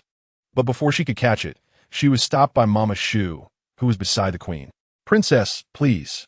Mama Shu was an elderly servant attending to the queen, and among everyone in the palace, if Mama Shu acknowledged that her face was the second most terrifying, no one would dare claim the first. Yet, the 9th princess was most afraid of Mama Shu. Mama Shu was the queen's wet nurse, and even the queen respected her to some extent. The emperor held the queen in high regard, and he never interfered with those around her. As long as the queen spoke, Mama Shu would implement it as if it were an imperial decree. The 9th princess was escorted out of Changchun Palace by Mama Shu and bumped into Li Can, who had just entered. Mama Shu saw him and smiled faintly, greeting him. Old servant has seen the young master. Mama Shu, is the queen inside? Yes, young master. You may go in. Li Can nodded and entered. When the 9th princess first saw his face, she was a bit taken aback. He was such a handsome person. But upon noticing his limp, she huffed. So it turns out he is a cripple. Mama Shu frowned. Princess, be careful with your words. The 9th princess glanced at the dark-faced Mama Shu, wondering what kind of person she was. Just a moment ago, she was smiling like a flower when she saw that man. But now her expression changed as quickly as turning a page in a book. Li Can entered the palace and bowed to the queen. Your servant pays respects to the queen. Quickly get up. Let me see where you hurt. Upon seeing the cane in Li Can's hand and his limping leg, tears welled up. Li Can's expression softened. In the whole world, the only person who could cry for him being injured, apart from the queen, was probably no one else. I made you worry. Your servant is fine. How can you be fine? Falling from such a high cliff? How could you be fine? I heard the emperor say your leg is seriously injured. What did the doctor say? Injured my tendons and bones. I need to rest. The queen chatted with Li Can, as if she wanted to vent all the suppressed feelings from these days. After receiving Li Can's repeated assurances, she finally smiled. Your Majesty, I heard from the palace maids that my little servant is here. Look at me, I almost forgot. It was that girl Jior. She was wronged by the crown prince and was originally going to the imperial study to complain, but she ran into your little servant. For some reason, that girl got angry and pushed your little servant into the pool. Coincidentally, I had Mama Shu look for you and bumped into them. Concerned that Jior disturbed the emperor's peace, I brought her here. Li Can showed a look of having wronged Shao Ning, but after a moment, he dismissed his thought. Who knew if Shao Ning didn't recognize the princess's identity and thought she was some beautiful palace maid acting out of line? I had Mama Shu take her down to wash up to avoid catching a chill. Thank you, Your Majesty. Shao Ning came out of the bathtub, drying her hair with a white towel, her long black hair cascading down her back. She thought to herself that the people in this palace were strange. That girl, just now, was very willful. Even though she didn't recognize her, she insisted on being unreasonable and even pushed her into the water. But the others were different. They were gentle and polite and kindly let her take a hot bath. After drying off, that mama brought her a set of clean clothes, which looked very new, as if no one had worn them before. Her own clothes, when Shao Ning picked up the soaked ones, were already more than half wet and probably couldn't be worn anymore. As she shook out her top, a pink fabric strip fell out. Shao Ning bent down to pick it up, touched it with her hand, and a faint smile appeared on her lips. Fortunately, this fabric strip wasn't completely soaked. Holding the fabric strip, she walked to the mirror and wrapped it around her chest. Outside the corridor, young master, that little servant is in the room ahead. Li Can nodded, looking at the room ahead, his brows furrowing. What on earth was Shao Ning doing? How could a bath take so long? Did she think this place was somewhere she could stay as long as she wanted? Step back. Li Can's expression showed a hint of feigned anger. He was usually too kind to the servants, which led her to completely lose her sense of being a servant. He walked to the door and pushed it open. Shao Ning, did you hear what I said? Shao Ning slowly turned around in front of the mirror. Li was momentarily stunned. The woman before him, with a fair complexion, clad in nothing but the half-wrapped fabric, with her long hair cascading down her back, was... Chapter 10. Shao Ning's fabric strip only wrapped halfway. Suddenly, someone approached from behind, and for a moment, she froze, forgetting what to do next. Li Qian, what is this? His long, fair fingers pointed at the half-wrapped pink fabric strip on Shao Ning's body. Shao Ning turned her head, not looking at the person behind her, as if she regained a bit of composure. Quickly, she wrapped the fabric strip properly and adjusted her clothes. I've been a bit chubby lately. Just try to pull it back in. Li Qian's face flushed red. Who was she trying to fool? He hurriedly said goodbye to the queen and left the palace. Outside, Li Qian sat in the carriage with a dark expression. Shao Ning, like a wronged little wife, sat in the corner of the carriage, her head down, not daring to look at him. Her mind was filled with dread. Her secret had been discovered, and now her job was truly gone. The swaying carriage suddenly stopped, causing Li Qian's body to sway, and upon seeing this, Shao Ning immediately rushed over, wanting to steady him.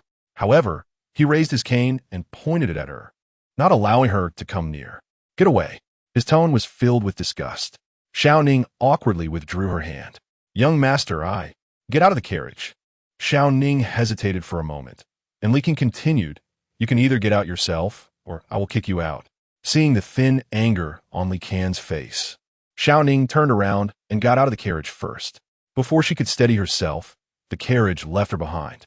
Shao Ning was left alone on this unfamiliar street. Inside the carriage, Li Qian closed his eyes, his mind replaying the scenes from the palace. That petite figure, with long hair reaching her waist, her face reddened from the bath, despite her thin body, could not hide the characteristics of a budding woman. The thought of her serving him in male clothing made Li Qian suddenly open his eyes, his gaze filled with bloodshot anger. Since when did she bathe him? Her small body struggling to scrub him down? Was it after falling off the cliff, when he became handicapped, that she had seen everything?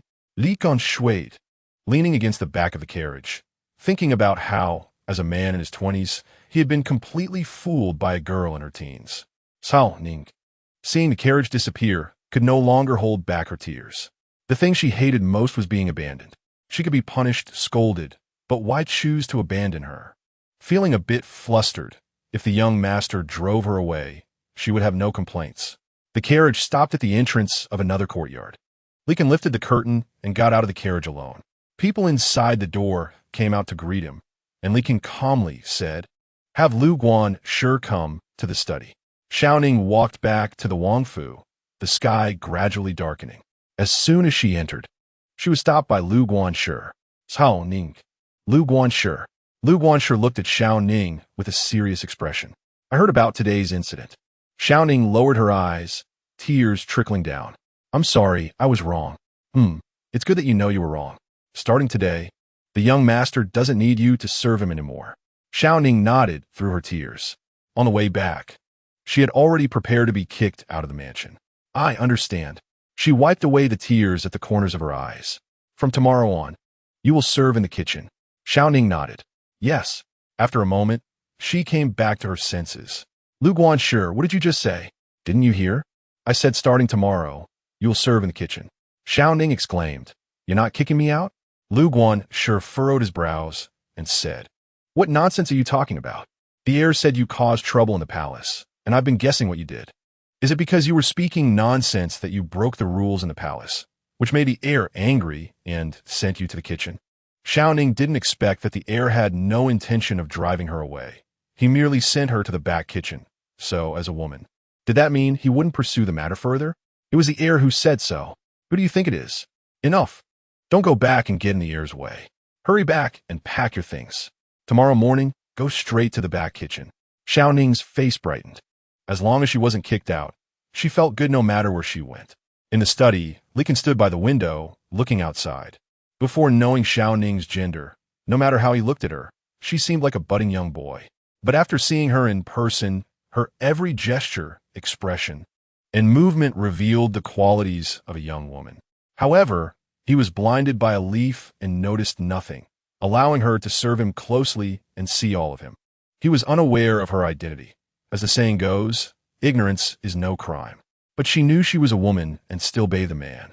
Did she not consider the heir a man at all? The thought that everything about him was seen by that woman made him want to strike her dead. The back kitchen had always been managed by Guo Dishang. He was not only in charge, but also the head chef. He had a rough appearance and a violent temperament. Everyone in the back kitchen feared him. Shao Ning, having made a mistake, was sent to the back kitchen. After packing her things, she came to the back kitchen and peered in from the doorway. "Hey, who are you? What are you doing here?" A loud shout rang in her ears, and Shao Ning instinctively shivered. Turning her head, she saw a man in a sleeveless vest with a white knot on his head, holding something resembling a gourd, with a scruffy beard and a burly figure. He raised the gourd in his hand and took a swig. "What are you here for?" Shao Ning shrank back. Her first reaction was that this person looked very intimidating. "I'm the new one sent to the back kitchen. My name is Shao Ning. Shao Ning. The little servant who was favored by the heir. What are you doing here?" The man had a loud voice, and each word startled Shao Ning. The heir sent me here. Do you have a problem with that?" Lu Guanshi appeared from somewhere and spoke up for Shao Ning. Guo Dishang, seeing the newcomer, took a sip of his drink. "Since you're in the back kitchen, you're my subordinate. I don't care where you worked before or who trusted you. You must do what I say. Otherwise, you can go back to where you came from." Shao Ning quickly nodded. "Yes, Master Guo, I will do my best." Guo left, still grumbling. "Shao Ning, come out with me for a moment." Lu Guanshi called out, hand behind his back. Shao Ning followed Lu Guanshi out of the kitchen. "This is for you." Lu Guanshi took out a coin pouch and handed it to Shao Ning. "This is your wages for serving the heir. From now on, your treatment in this kitchen will naturally be different from that of a servant. Your wages will be halved. Do you understand?" Shao Ning.It. "And this." Lu Guanshi took out a key and handed it to Shao Ning. "The room you were living in has been assigned to a new servant. This key is for your new residence." Shao Ning accepted the key and the wages, indicating her understanding. Lu Guanshi was very satisfied with Shao Ning's attitude. She showed no signs of complaint and accepted everything gladly. He had always valued Shao Ning. She was clever and ambitious. If she served the heir well, she might even get promoted to a manager one day. He never expected that a promising future would change so drastically just because she visited the palace. She probably wouldn't have much of a future in this back kitchen. Shao Ning spent a whole day in the kitchen, and from head to toe, she was covered in the smell of cooking oil and smoke. Her hair felt greasy, and when she ran her fingers across her face, she could scrape off a layer of oil from her nails. No wonder Master would dressed so simply in the kitchen. It was too hot and stuffy, and she broke into a sweat after standing there for a short while. "This is where you will live." Shao Ning was taken to her new dwelling and was momentarily stunned by the room's location. It was not far from the pigsty in the back kitchen, and she could smell the pig manure on the way there. Inside, the furnishings were very simple: a bed, a table, and 2 chairs, all quite old. The paper on the doors and windows had turned yellow, indicating that no one had lived there for a long time. Although it couldn't compare to her previous living quarters, it was good enough for Shao Ning. At least it could shield her from the wind and rain. She had once lived in a woodshed that didn't even have windows. After tidying up a bit, she got some clean water and washed her hair and face. After turning off the light, she lay on the bed, the smell of pig manure continually wafting into her nose. She pulled back a corner of the quilt to cover her mouth and nose. It was just a little smell, and she could endure it. After learning that Shao Ning had been sent to the kitchen, Donghua and Shirlu sneaked into the back kitchen to visit her. They didn't expect that as soon as they arrived, they would see Shao Ning rolling up her sleeves, struggling with a water bucket at the well, trying to draw water.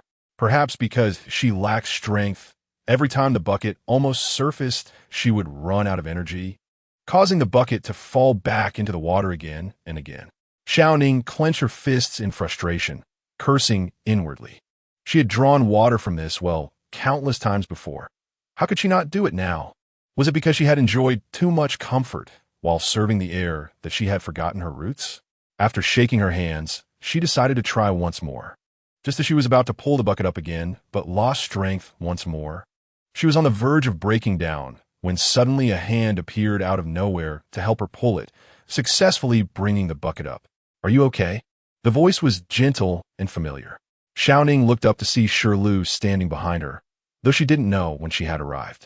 Having felt oppressed in her predicament, someone appeared to help her.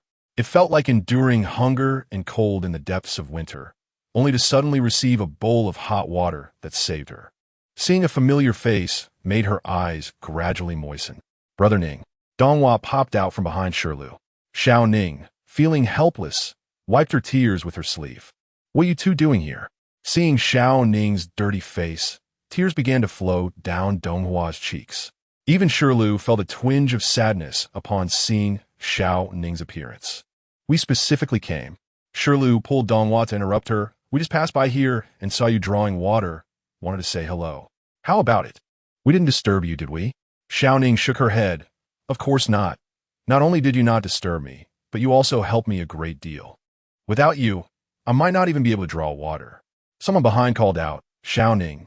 The kitchen staff had been waiting for a long time for water, and as soon as they stepped out, they saw Shao Ning chatting with two young and beautiful girls. Hearing the sound, Shao Ning quickly said goodbye to Shirlu and Donghua, grabbed the water bucket, and wobbled back to the kitchen. "Why didn't you let me tell him that we came specifically to see her?" Shirlu looked at Shao Ning's departing figure, wondering what was so special about coming to see her in such a fallen state. Chapter 11, The Heir, Your Highness. This is the new servant. Manager Liu has recently selected a new servant. This servant is a year older than Shao Ning and taller than her as well. Whether it's his features or appearance, it's evident at first glance that he is a genuine man. Lekin stood up, leaned on his cane, and slowly walked up to the servant, sizing him up from top to bottom. Although the servant is young and his male characteristics are not particularly pronounced, his Adam's apple is slightly prominent, and there are some newly sprouted hairs under his nose, enough to prove that he is indeed a genuine man. "What is your name?" It was the first time the servant met the heir, and he was already nervous. He didn't expect the heir to scrutinize him so closely, which made him so anxious that his voice trembled a little. "Your Highness, my name is Wei Qing." His voice also sounded manly. "Manager Liu, tell him what he needs to do. Also, remember, this heir does not like to be touched. In that bathing area, unless ordered by me, no one is allowed to step in." "Yes." Wei Qing was sweating nervously on his forehead, feeling anxious for some reason when he saw the heir, as if his heart was trembling. Shao Ning had been in the kitchen for almost 7 days. During these 7 days, she seemed to have gotten used to the smell of oil and smoke filling the room. When she saw the fresh vegetables just brought in, she rolled up her sleeves, pulled the basket of vegetables to the door, hooked a stool with her foot, sat down directly, opened the basket, and skillfully used a cleaver to chop off the vegetable roots, placing the leaves into a basin of water. After spending a few days in the kitchen, she had figured out some things. Guo Shang was the manager and head chef here. Every day he was responsible for preparing meals for the heir, while all the food for the servants was left to the second chef. As long as the food was cooked, it didn't matter how it was prepared. The second chef, Guo Kai, was Guo Shang's nephew, about 26 or 27 years old, honest and straightforward, and much kinder than Guo Shang.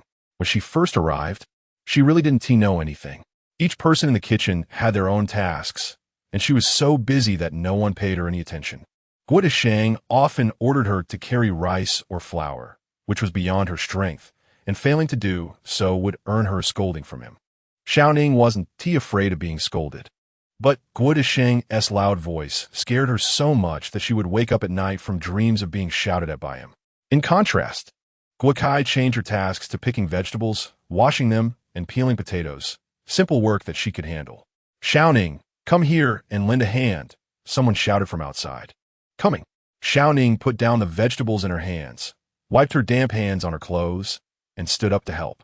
As she walked out the door, she saw Zhao Wu, the guard beside Li Can, directing people in the front hall to carry the freshly hunted deer into the kitchen. Guo Shang instructed the kitchen staff to take the deer to the backyard, and upon seeing Shao Ning, he shouted, "Shao Ning, take this over here." He pointed at the bloody wild chicken and wild rabbit on the ground. Shao Ning, hearing this, rolled up her sleeves, full of enthusiasm, bent down, picked up one wild chicken and one wild rabbit, and brought them to the kitchen. Zhao Wu glanced at Shao Ning in surprise. He had thought that being sent to the kitchen by the heir would leave her dispirited, but seeing her energetic demeanor, it seemed like being away from the heir wasn't so bad. Shao Ning was unaware that Zhao Wu was observing her actions and had already drawn his conclusions. Guo Shang was about to shout again. Today, the heir is hosting a banquet for distinguished guests. We need to put in some effort and prepare a good meal to enhance the heir's reputation. He picked up a wine jug and took a big gulp. Shao Ning stood quietly at the back, lowering her head, wondering who the distinguished guests were that the heir was inviting. In the study of Qing Feng courtyard, young Lord Duan sat opposite Li Kan's Wei Qing brought in tea. After young Lord Duan took a gentle sip of tea, he squinted at the unfamiliar person in front of him. Did you change servants? Li Kan responded with a grunt. Young Lord Duan's eyes brightened. What happened to the previous one? She left. Left? Where did she go? Li Kan was reluctant to mention anything about Shao Ning, took a sip of tea, and pretended not to hear young Lord Duan's question. Young Lord Duan put down his teacup, leaned one hand on the armrest of the chair, and said regretfully, that servant was quite fair-skinned. I liked her at first sight and even asked you for her, but you didn't give her to me. In just a few days, you sent her away. You're really stingy. Even when you let her go, you didn't give her to me. Li Kan sneered inwardly. Duan Feiyong was charming and naturally had a unique appeal to women. It was probably just a male's instinct to be attracted to the opposite sex when he first saw Shao Ning. If you don't mind, tell me where she went. I'll bring her back later and let her be my servant. He wanted to see in Shao Ning's eyes who was better, Li Kan or him. Li Kan replied, since you like her so much, I'll give her to you. Then thank you. Young Lord Duan rubbed his chin, thinking back to that day when the servant had such a determined look, saying that Li Kan was kind-hearted. If she knew that the kind-hearted heir she spoke of had given her away, what kind of expression would she have? Chapter 12. The back kitchen was bustling, and Shao Ning couldn't do any other work. She could only stand aside and watch as several masters cleaned and prepared the deer and game meat. Guo Shang put on an apron and sleeves, took a kitchen knife to the whetstone, and with a few strokes, he grabbed the clean deer and skillfully began to skin the deer meat. Each part of the body was placed separately, and the wild chicken and wild rabbit were also marinated with special seasonings, as if they were showcasing their best skills, cooking each dish in various ways. The kitchen was filled with the aroma of the prepared dishes, and soon, the servant girls from the front hall appeared in the back kitchen one after another, led by Shi Lu, carrying trays to take the dishes made by Guo Shang out. Shao Ning stood in the corner watching this scene. She heard that many guests had come to the front hall, all to visit the young master. It was said that even the crown prince had come. Thinking back to not long ago, when she had the fortune to accompany the young master to the palace, although she didn't see the emperor, she did catch a glimpse of the empress's beautiful face. Now, she could only help in the kitchen, and even ordinary servants were better than her. In the front hall, the guests that day were not too many.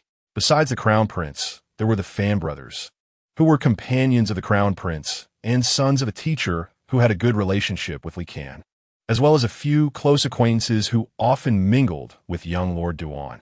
Li Kan's fall from the cliff was a significant event in the court, and when everyone thought he wouldn't return alive, he came back safely. Given their relatively close relationships, it was appropriate for them to gather together.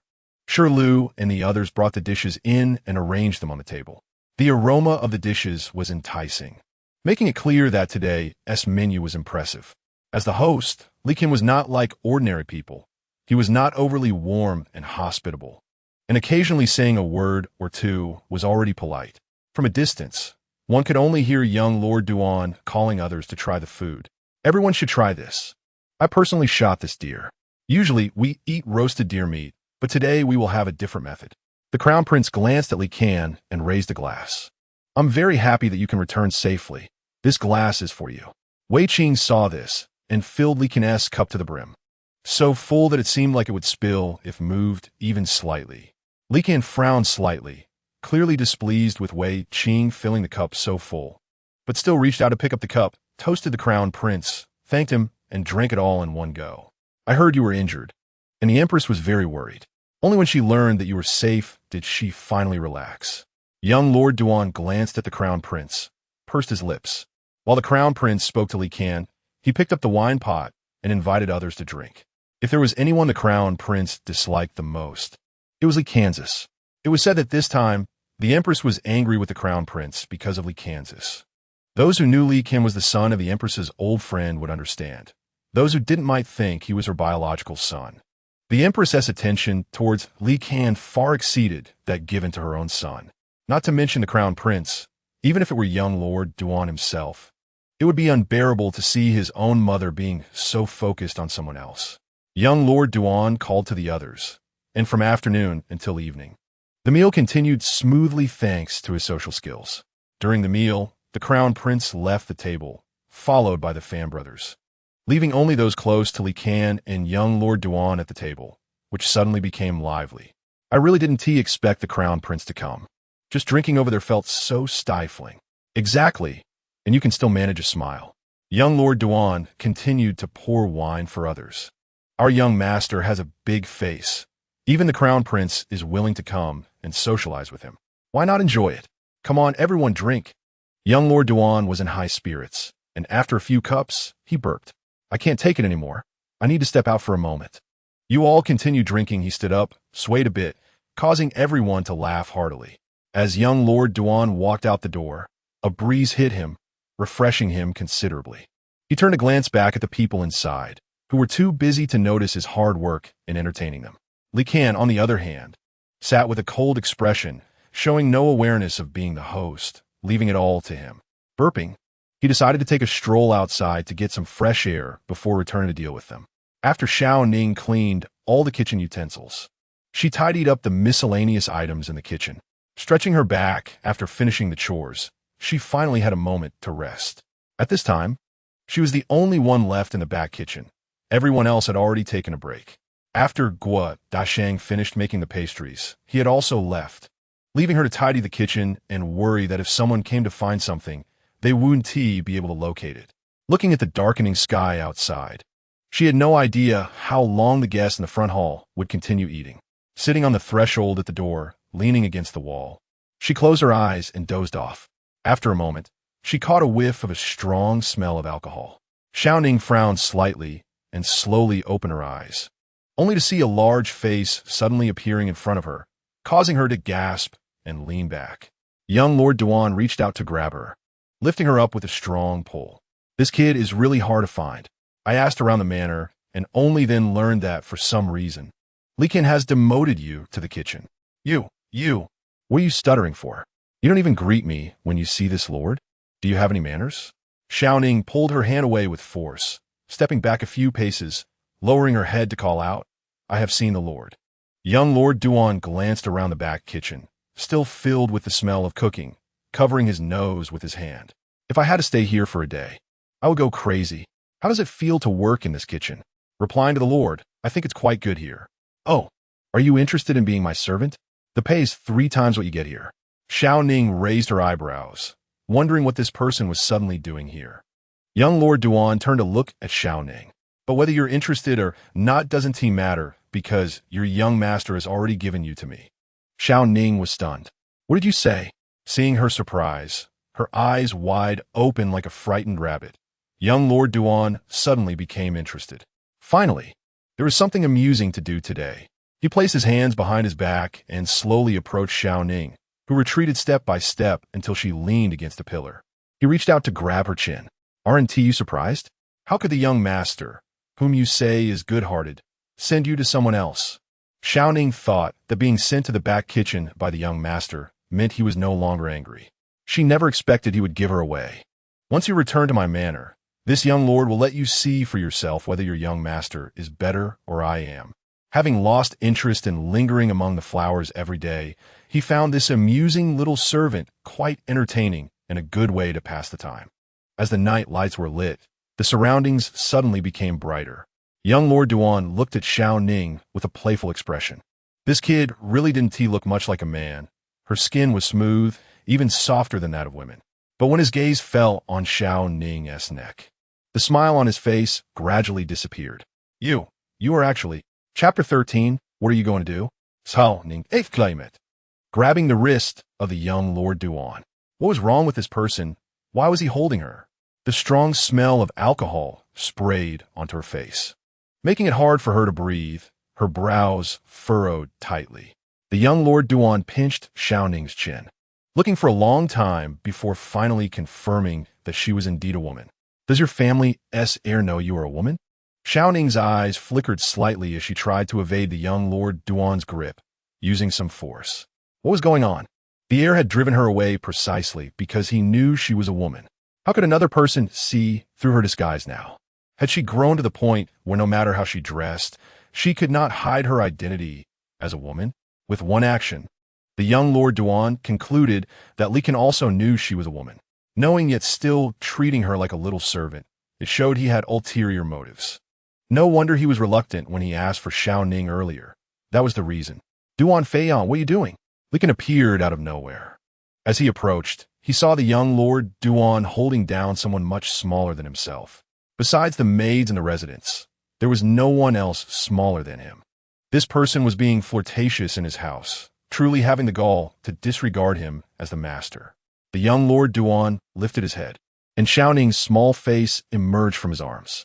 Li Kan squinted his eyes, and after seeing Shao Ning's face, he was momentarily stunned. At that moment, Shao Ning was pinned against the corridor pillar by the young Lord Duan, unable to move.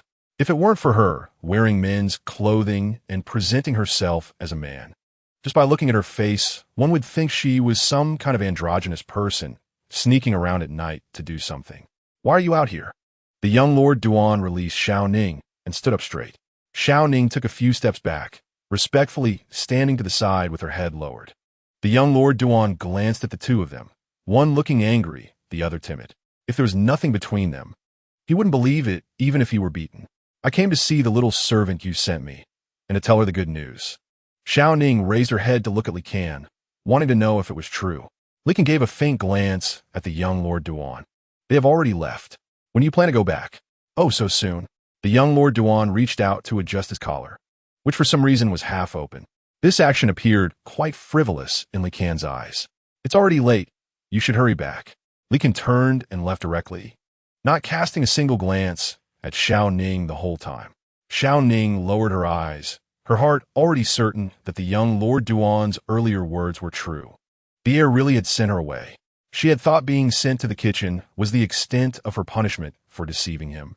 But it turned out the punishment was not over. The young Lord Duan saw Li Kan leave and turned to look at Shao Ning, noticing the tears in her eyes, clearly feeling wronged. For a moment, he was curious about the relationship between the two. His gaze shifted slightly, and a playful thought suddenly appeared in his mind. See, your heir has already started sending people away. Are you planning to leave with me now, or should I come back to pick you up tomorrow? Shao Ning pursed her lips, clearly unwilling to leave. Li Kan returned to the study, and Wei Qing immediately brought tea and filled it up. Li Kan sat down, preparing to pick up the teacup, but as soon as his hand touched it, he felt the coolness of the cup. He casually picked it up and took a sip, realizing that the tea was merely warm and not freshly brewed. The tea served to Shao Ning during her time there had never gone cold. It was always hot whenever she drank it. He didn't know how she managed that. Shao Ning sneezed, and after sending the young Lord Duan away, she returned to her room alone. Even now, she still could not believe that the heir had sent her away. Leaning against the bed, she hugged her knees and buried her face deeply in them. Tomorrow, the young Lord Duan was coming to pick her up. Was she really going to leave? Chapter 14, The Dawn Light, was dim as Shao Ning got up and went out to fetch water. She had stayed awake all night, sitting at the head of her bed, troubled by the words of the young Lord Duan, who said he would come to pick her up today. She carried a basin to the well, pulled the well rope to draw a bucket of water, poured it into the basin, and bent down to splash her face with the water. The morning water was very cold, and Shao Ning immediately felt much more awake. Yesterday, she was frightened half to death by the remark that the heir had sent her away, and deep down, she didn't want to leave. She sat quietly all night, and suddenly remembered something. When she first came to be a servant, she heard that the heir of the Yu Wang was beautiful and kind-hearted, generous to his servants. So, she came to earn more money. In such a large household, it was customary to sign a contract of servitude, one for living and one for dying. She had a plan before coming. She was 14 years old, and if her parents were alive, they could arrange a marriage for her. But she was orphaned, with no one to take care of her, so she decided to earn money for 2 years to buy a house of her own. After 2 years, She would be 16, which was the right age for marriage, so she only signed a 2-year living contract at the Yu Wang's residence. Now that the heir had sent her away, did that mean her contract was no longer valid? At this moment, Shao Ning already had her own thoughts. She wiped her face with a white cloth, changed her clothes, and turned to go to Qing Feng courtyard. Wei Qing had risen early and was waiting at the bedroom door. Having come too early, there was no sound from inside, so he sat on the steps leaning against the pillar and fell asleep. As soon as Shao Ning arrived, she saw Wei Qing dozing off, looking like he might topple over. Given the time, the heir should be awake by now. Soon, a voice calling for Li Can came from inside the room. Shao Ning pressed her lips together, lowered her head, and pushed the door open. Li Can was sitting at the edge of the bed in a white inner garment, stretching his neck as if he hadn't slept well the night before. Seeing this, Shao Ning lowered her head and walked to the screen, picked up her outer garment to cover her face, and approached Li Can to help him put it on. Just as Li Can finished dressing, Shao Ning had already prepared the mouthwash and arranged for his washing, everything done with practiced ease. Li Can was surprised that the usually clumsy Wei Qing had changed his ways today, but his gaze fell on Shao Ning's profile, and he was momentarily stunned. "It's you." Shao Ning cautiously raised her head. She had met the heir before. "What are you doing here?" Li Can instinctively adjusted his clothes, showing annoyance. Every time he saw Shao Ning's face, it reminded him of everything that had happened before. That feeling of being exposed in front of others made him feel stiff all over. Shao Ning didn't know what he was thinking. She had come to ask about her contract of servitude. Logically, she should have gone to find Manager Lu, but she feared hearing from him that her contract had been handed over to young Lord Duan, so she braced herself and came here instead. "I know the heir has sent me to young Lord Duan, and I also know the mistakes I've made before. I feel ashamed to see the heir. But regarding my lifelong matters, I must disturb the heir." Li Can turned around, facing away from her. "What is it?" Replying to the heir, "I want to ask if my contract of servitude remains in the residence or if it has been given to young Lord Duan." "What contract of servitude?" Li Can turned to look at Shao Ning. Shao Ning continued, "Before coming to the Wang residence, I signed a 2-year living contract to work here. Although I haven't served long, the contract is still valid. If the heir has sent me to young Lord Duan, then the contract, what do you want? Do you want this heir to directly give your contract to young Lord Duan?" Shao Ning was stunned. No, that's not what I meant. I want to keep the contract for myself to avoid causing trouble for young Lord Duan later." Li Kong glanced at Shao Ning indifferently. "Go to Manager Lu and get it yourself." Shao Ning's face lit up with joy. "Thank you, heir." Shao Ning walked out of the room, and Wei Qing stood up, rubbing his sleepy eyes, just as they bumped into each other. Seeing Wei Qing smile, she said, "Our heir is a good person. You must serve him well." Sleeping at the door one do. The heir has already woken up. Wei Qing frowned. Who is this person? A voice from inside called for Li Can, and Wei Qing immediately ran inside. Shao Ning went to see Manager Lu to retrieve her contract of servitude. From now on, she was free. No one could restrict her. If she wasn't happy, she could go wherever she wanted. Back at her room, while packing her things, Shao Ning sighed as she reached her hidden box of money. Sitting on the edge of her bed, she reflected on how she had worked for so long in this household without saving a single coin. She still had just over 20 taels of silver in her pocket. After all this time, she hadn't earned a single coin, which left her feeling a bit resentful. Young Lord Duan had dressed himself early, and his servant Wu Er smirked, noticing how well he was dressed, clearly having his eyes on some girl. Young Lord Duan caught sight of Wu Er's glance in the mirror and was taken aback, turning around to look at him in surprise. "Wait a minute. What was that expression you just had?" Wu Er, limping slightly and holding a feather duster, walked outside. Hearing young Lord Duan call him, he stopped. "It's nothing. Just noticing you look so handsome. But you're going to find a wife, huh?" Young Lord Duan sat down in a chair. "What? Do you have an opinion about me finding a wife?" Wu Er curled his lips and waved the feather duster around. "Who am I to say anything?" Young Lord Duan leaned back in his chair and scoffed. "I see you're quite bold. Is it because I've been too lenient with you that you no longer regard me?" Wu Er looked stubborn, rolled his eyes at young Lord Duan, and turned away, refusing to look at him anymore. Young Lord Duan was astonished, suddenly standing up and walking over to Wu Er. "You tell me clearly, what with that look?" Wu Er continued to turn away, refusing to engage with him. I still have work to do. If you're going out, please do it early. But do come back soon, or else the master will drag me in for questioning. Every time I get questioned, I get hurt. The little money I earn isn't worth all this trouble. Wu Heir brushed past young Lord Duan and left. Young Lord Duan laughed bitterly to himself, wondering when a servant could manage him. Men just couldn't compare to women, who were delicate and charming, like Shao Ning. Thinking of Shao Ning, young Lord Duan narrowed his eyes. The concealed woman of Li Qian should be quite interesting. Shao Ning went to the kitchen to bid farewell to Guo Kai. On her way back, she ran into Shi Lu and Dong Hua. Brother Ning, Shao Ning, what are you doing here? Just in time.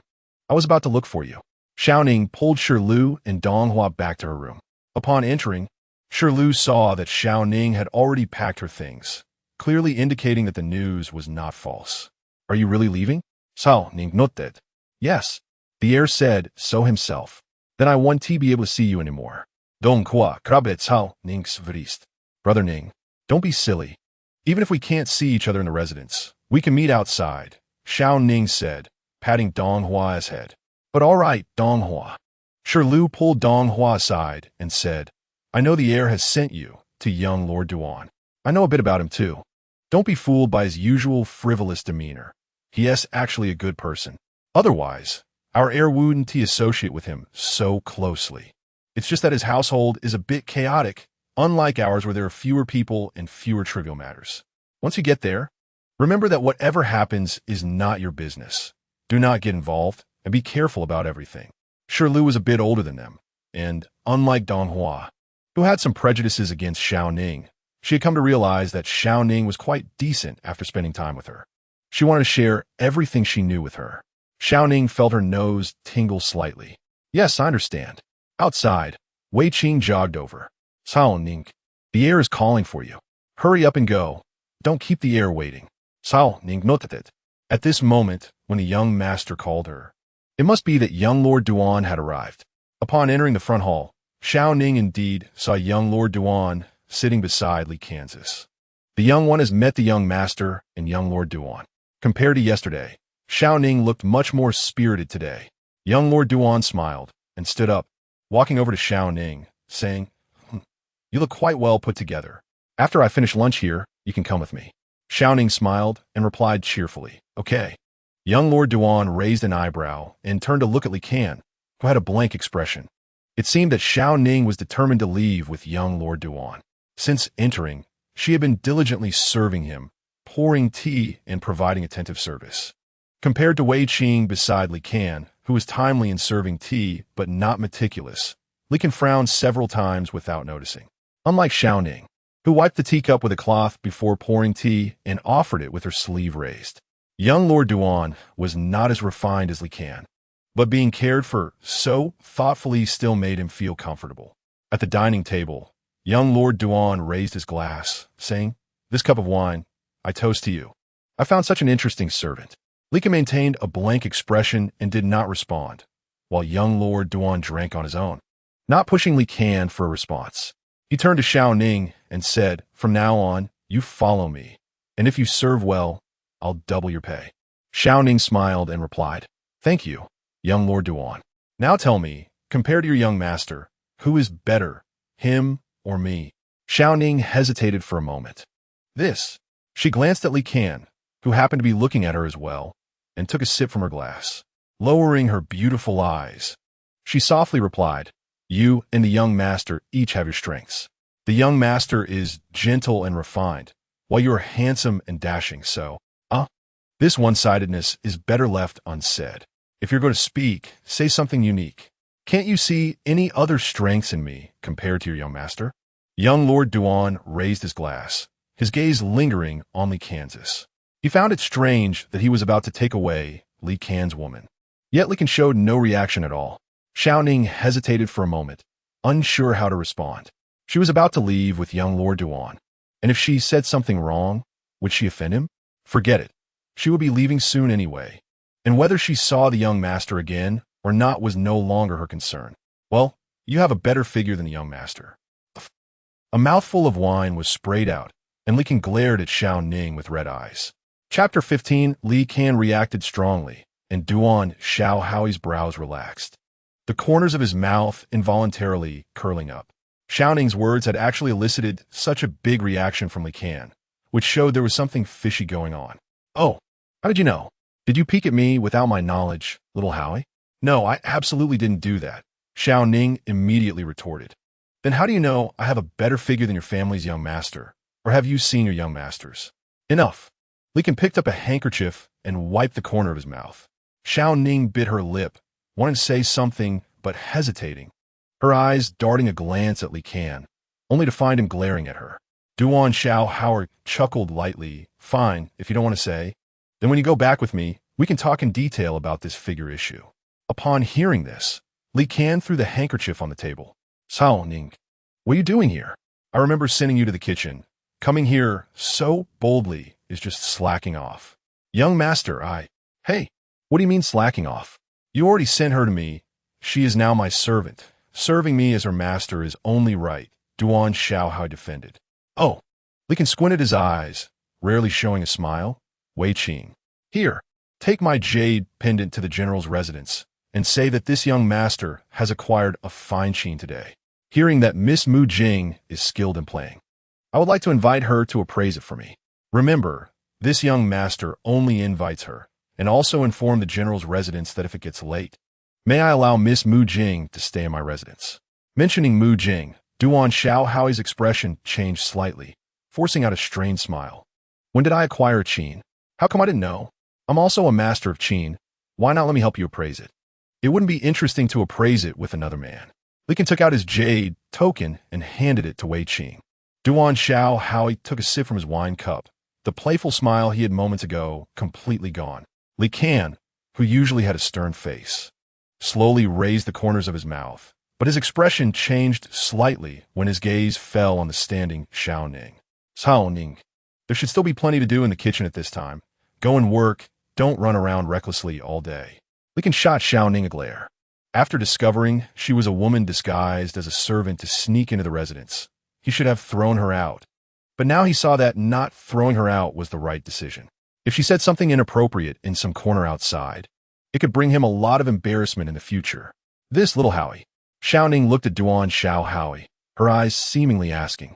Duan Shao Howie waved his hand. This Howie has no business. Since your young master said so, you can go and be busy.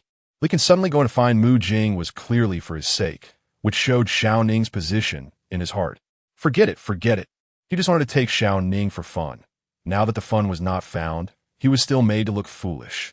Shao Ning returned to the kitchen, feeling a bit unclear about what the young master meant. Did he not want her to leave? Shao Ning? Guokai was surprised to see Shao Ning return. How come you're back? Shao Ning raised her eyes. The young master told me to come back to work first. Guo Shang, who was drinking in the back kitchen, snorted with laughter. I've heard of sending concubines and maids, but I've never heard of sending a servant. Can you take your master's joke seriously? It's really ridiculous. Guo Shang stood up. What are you all dawdling for? Hurry up and get to work. Wipe all those pots and pans. Take a sip from the wine jug. Come on. Guokai gestured for Shao Ning to follow him. Back in the kitchen, not even half a stick of incense had burned when steward Lu came in with two young servants. Shao Ning. Shao Ning, who was wiping the dishes with a cloth, stood up upon hearing her name and wiped her hands dry. Steward Lu called me. Steward Lu waved his hand, and Shao Ning crossed over the water basin to follow. Steward Lu, is there something? Shao Ning asked. Shao Ning, the young master just spoke, letting you continue to stay in the residence and be the young master's personal servant again. Shao Ning was surprised. But didn't the young master already send me to Duan Shao Howie? Steward Lu chuckled lightly. It's just casual joking between masters. You don't need to take it seriously. Moreover, the little Howie has already gone back, so you should hurry up and pack your things to go back to serve. By the way, give me your deed of sale. Shao Ning hesitated, her eyes darting around. I already gave my deed of sale to the little Howie. Didn't he leave it behind? What? You gave the deed of sale to the little Howie? Yes, I knew the young master had sent me to the little Howie, so when the little Howie came, I handed it over to him. Forget it. We will deal with your deed of sale later when there is time. Now go back and pack your things to Qingfeng Courtyard. The young master is waiting for you there and has something to say. The young master has something to say to her, and a sudden, ominous premonition spread from her heart. Shao Ning nodded. Yes, I will go right away. Shao Ning returned to change her clothes and went directly to the study in Qingfeng Courtyard. Just as she reached the door and was about to knock, Wei Qing, looking glum, walked out from inside. Upon seeing Shao Ning, his gaze contained a hint of resentment. Shao Ning was puzzled. Hadn't he offended this young man? Had she? The young master is waiting for you inside. Wei Qing's tone was unfriendly, clearly showing a lot of hostility towards Shao Ning. Pushing the door open, Li Kan was sitting behind the desk, as usual. Shao Ning walked in, slowly leaning against the desk, lowering her head and murmuring, "Young master, you wanted to see me." Li Kan slowly raised his eyes. "Keep your distance from me." Shao Ning was taken aback. Li Kan pointed to the opposite side. Shao Ning understood and took a few steps back. "The matter that this young master instructed you, Steward Liu has informed you. Shao Ning.It. Just because I asked you to come back doesn't mean this young master has forgiven your act of deceit." Shao Ning lowered her gaze. She knew it was not good. Rather, it was to prevent you from speaking carelessly, for the sake of your loose lips. This young master makes an exception to let you continue as my personal servant. Huh? Speaking carelessly? This young master has been seen through by you. If you dare to reveal even the slightest bit, this young master will cut off your good fortune. Shao Ning was shocked, covering her mouth with her hands, her eyes revealing a look of terror. How could she dare speak carelessly about such matters? After all, she was a woman. If these words got out, what about her reputation? Li Kan stood up and slowly walked toward Shao Ning, his gaze threatening. "If I hear you discussing this young master as figure again, or comparing it with anyone, don't blame this young master for being ruthless." Li Kan extended his hand, making a grabbing motion in front of Shao Ning, until the joints of his fingers cracked ominously. Shao Ning's body trembled slightly, and she nodded vigorously. Chapter 16, Shao Ning returned to her position as a servant. Catching everyone off guard. "You're really not leaving?" Donghua asked cautiously. Shao Ning chuckled lightly. "For now, it seems I can't leave." From what the young master implied, it seemed he was worried she might say something out in the world, trying to prevent her from leaking secrets, which was why he had her return to continue working. However, he was overthinking it. Compared to him, her reputation was far more important. But this was fine. There was an opportunity to earn money, and she couldn't waste a single coin this time. She needed to hurry and buy the house she wanted and leave this place. Just thinking about the deed still in her hands made her smile in her dreams. What was she smiling about, being so mysterious? Sure, Liu had been secretly watching Shao Ning and felt relieved when she learned she could stay. Then she was called by Donghua to help move things. She thought Shao Ning would be depressed due to this unexpected turn of events, but to her surprise, she was smiling. "It's nothing. I'm just very happy to be with you all again." Sure, Liu was taken aback, and seeing Shao Ning's demeanor made her cheeks heat up. She quickly turned her head back to continue organizing her things. The cups and tea were just like before, only the person had changed. And the temperature of the tea had changed significantly. Li Kan took a sip of hot tea and glanced at Shao Ning.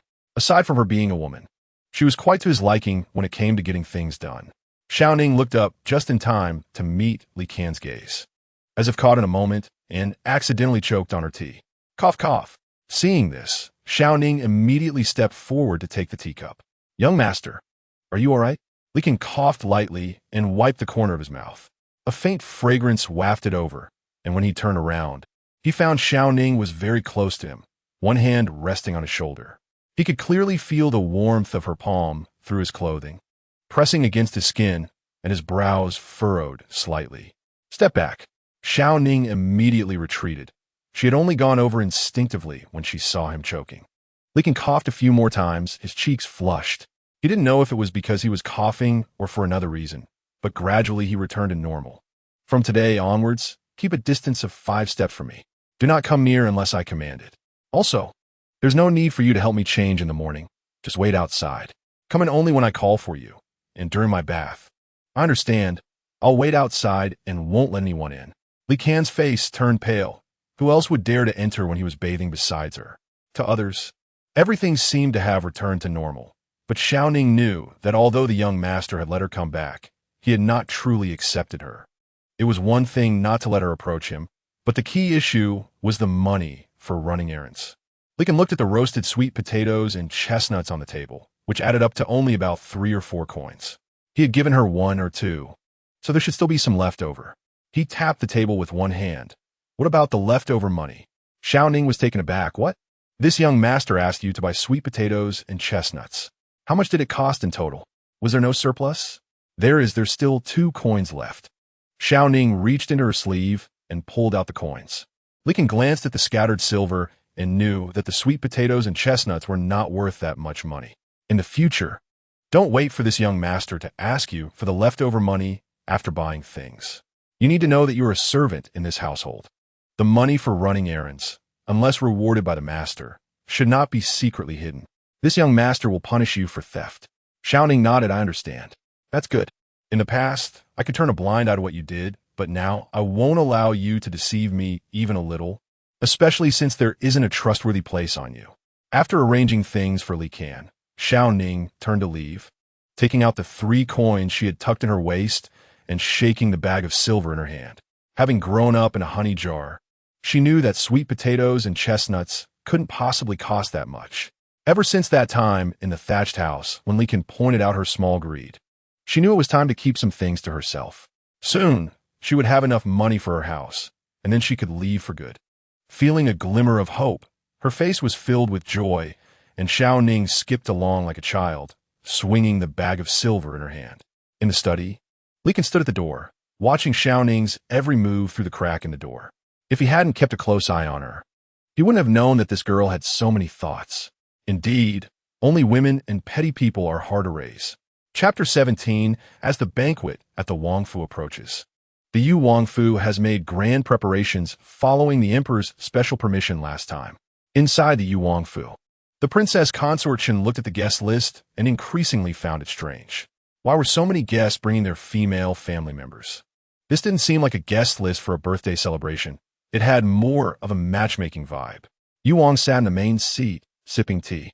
What's strange about it? Just do what you're told. Your Highness, that's not how it should be said. After all, I am the mistress of the residence. For such large and small matters, which one doesn't have to go through me. If I don't understand this, can I ask? Upon hearing such a dismissive response, Chen was displeased. After all, she was the lady of the Wangfu. Why shouldn't she know about any odd matters in the Wangfu? Yu Wang frowned slightly, showing impatience. Fine. Ask away. Some of these guests had little to do with the residence. Why were they invited? Why? Isn't it because you are biased, doing good deeds behind my back? That day, the emperor specially summoned me to the palace and told me that the 2 sons must not be treated unfairly. The eldest son hasn't even mentioned marriage, and the second son is already arranging his wedding. Aside from giving me a scolding, he specifically ordered me to use the birthday banquet as an excuse to arrange a marriage for Canner. Chun was stunned, clearly not expecting the emperor to intervene in this matter. I've told you everything. If the birthday banquet is ruined that day, don't blame me for not considering our marital relationship. And as for Danger, just put that aside for now. As long as Canner isn't married, he shouldn't think about getting ahead of his elder brother. With that, Yu Wang stood up and left with a flick of his sleeve. Shen bit her lip and let out a cold snort. Why should you put Danger aside? She refused to do so. When she was young, Yu Rong had taken the lead and became the Yu Wang Fei. Even after her son died, she still wanted to get ahead of her son. If it was about choosing a wife, she wanted to see how he would choose. Her right hand tightly gripped the armrest of the chair, her face showing a fierce expression. Early in the morning, Shao Ning got up, opened the cabinet, and picked out a clean outfit to change into. Today she would accompany the heir back to the Yu Wangfu for the birthday banquet. Just thinking about going to the palace first and then to the Wangfu, she wondered if she could boast about having been to such a wealthy place if she ever left here. After changing her clothes, she looked at herself in the mirror. On the outside, she appeared clean and neat, resembling a servant. However, upon closer inspection, one could see her face was different from a man's. She had secretly observed others before. Real servants already had stubble on their jaws, while her face was smooth and delicate. If anyone discovered she was a woman, the consequences would be dire. Just thinking about her fate sent a chill down her spine. It would be best to earn money quickly, buy a house, and leave this place. She rolled up her sleeves and headed to Qing Phone Garden, but the door was tightly shut. The heir probably hadn't woken up yet. Looking at the outside sky, the sun was about to rise. Was he still asleep, or was he deliberately staying in his room to avoid going to the Yuangfu? She knew the heir disliked everything about the Wangfu. Shao Ning looked around, took a step forward, and stood at the door, peering through the crack. Just as she was about to take a closer look, the door was suddenly opened from the inside. In a moment of distraction, Shao Ning nearly stumbled into Li Kansas. Looking up, Li Kan towered over her, his expression displeased. "What are you doing?" Shao Ning stood up and respectfully kept a distance of 5 steps from Li Kansas. "Your Highness, everything is prepared." "To the study." "Huh? Not going to the Yuangfu?" Li Kan walked toward the study, seemingly with no intention of going to the Wangfu. Only then did Shao Ning notice that Li Kan was dressed in his regular clothes. Shouldn't he change into formal attire for the birthday banquet? Chapter 18. The carriage swayed as it traveled down the street. Shao Ning cautiously glanced at Li Kan, who was sitting ahead. "Aren't we going to banquet? Is it really okay not to change into new clothes?" Even if he didn't want to change, the clothes he was wearing had already been worn for 2 days. Looking quite shabby, Li Kan closed his eyes, his body swaying slightly.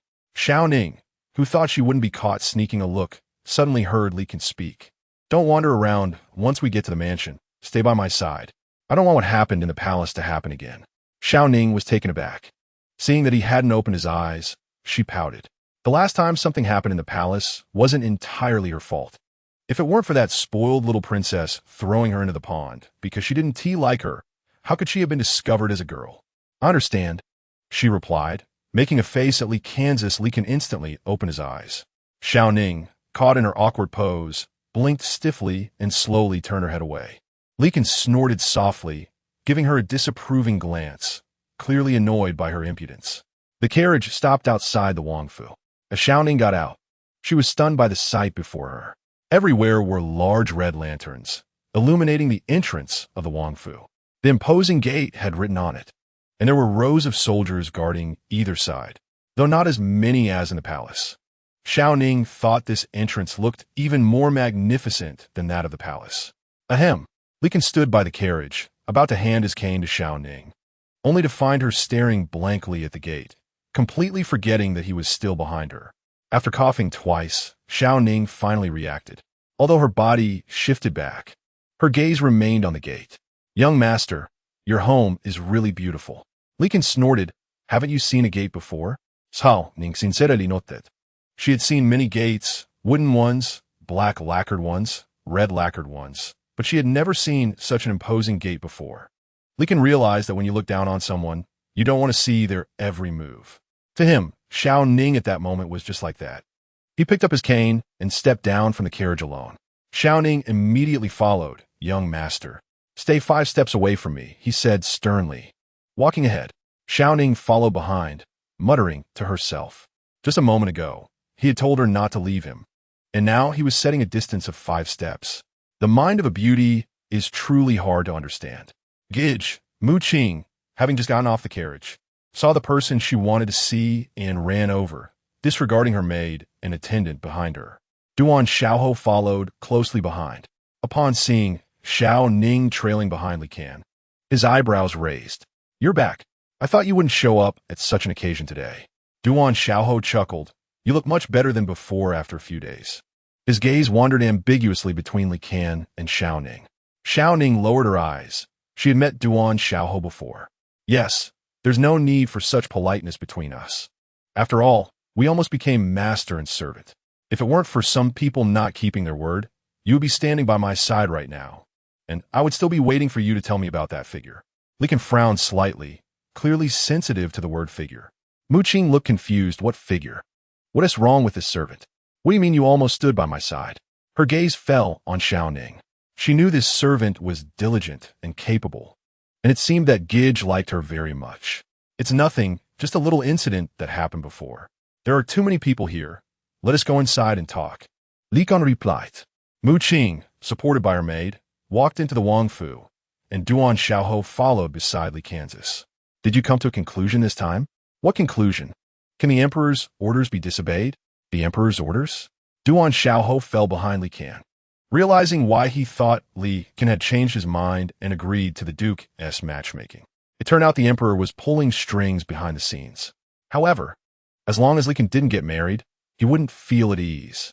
The banquet in the mansion was extremely grand, with people coming and going, filling the courtyard. The decorations were colorful, and the lights on the artificial hills reflected in the stream, creating a dazzling scene under the glow of the red lanterns. It was Shao Ning's first time attending a banquet at a wealthy household, and even though it was just a birthday celebration, it was enough to open her eyes. "Princess, the young master has returned," Zhao Mama whispered to Chun Shi, the duke's concubine, who was chatting with the other ladies in the hall. Upon hearing this, Chun Shi's eyes lit up with surprise. "The young master is back. That's wonderful. Why did he come back so late? Where is he now?" "Back in the front hall. It seems he went to see the master," replied Zhao Mama. Chun Shi smiled with joy. "I see." She turned to the other ladies and said, "This child has always been shy and doesn't like to speak much, especially in such situations." Chun Shi's motherly demeanor was evident, as if she hadn't seen her own son for a long time. The other ladies smiled knowingly, as if everyone present was aware of the young master's temperament. Otherwise, they wouldn't have brought their most precious daughters to this occasion. In a while, let these young people gather together and chat about poetry, music, and art while we catch up with each other. "It's been so long since we last met. I've missed you all," Chun Shi suggested. Yes. We don't understand the matters of the young people. It's better to let them talk among themselves." The young ladies sitting next to the other ladies all looked shy and bashful, but inside, they were anxious, excited about meeting the young master of the Duke. They had heard that the young master was one of the best looking in the land, and not only that, he had a good temperament and treated people kindly. And most importantly, he was the legitimate son of the Duke and the future Duke.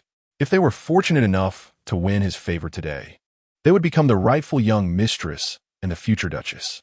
Chun Shi smiled warmly, her eyes wandering among the ladies, noticing the bright smiles on their faces, as if today they would decide who would marry into the Wangfu.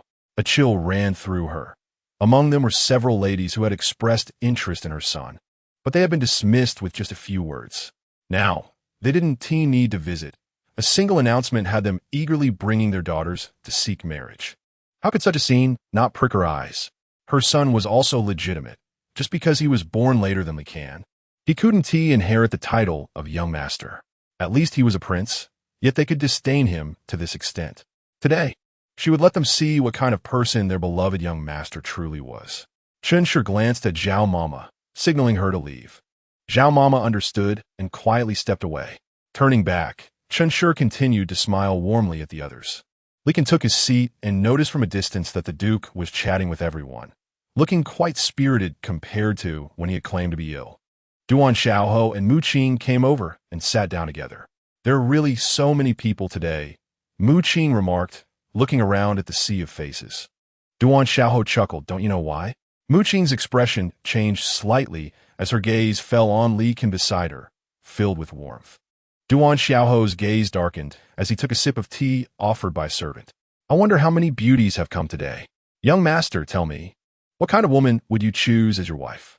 Li Kan paused, his expression puzzled. Duan Xiaoho chuckled lightly. "Don't pretend you don't know. Today, under the guise of celebrating the Duke's birthday, it's actually for you to choose a bride. You agreed to this. It was the Emperor's personal decree. Choosing a bride? The young master of their family is going to choose a wife." Shao Ning stood 5 steps away from Li Kan, momentarily taken aback to hear that Li Kan was choosing a wife. Young Lord Duan turned to the side, propping his chin with one hand, his eyes filled with amusement. This matter had long spread throughout the capital. Otherwise, why would so many people come today, all bringing their families?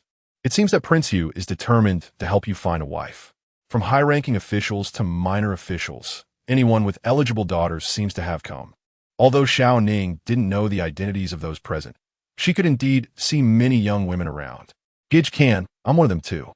If there's no one you fancy here and you can't fulfill the Emperor's decree, I can marry you," Mu Qing said.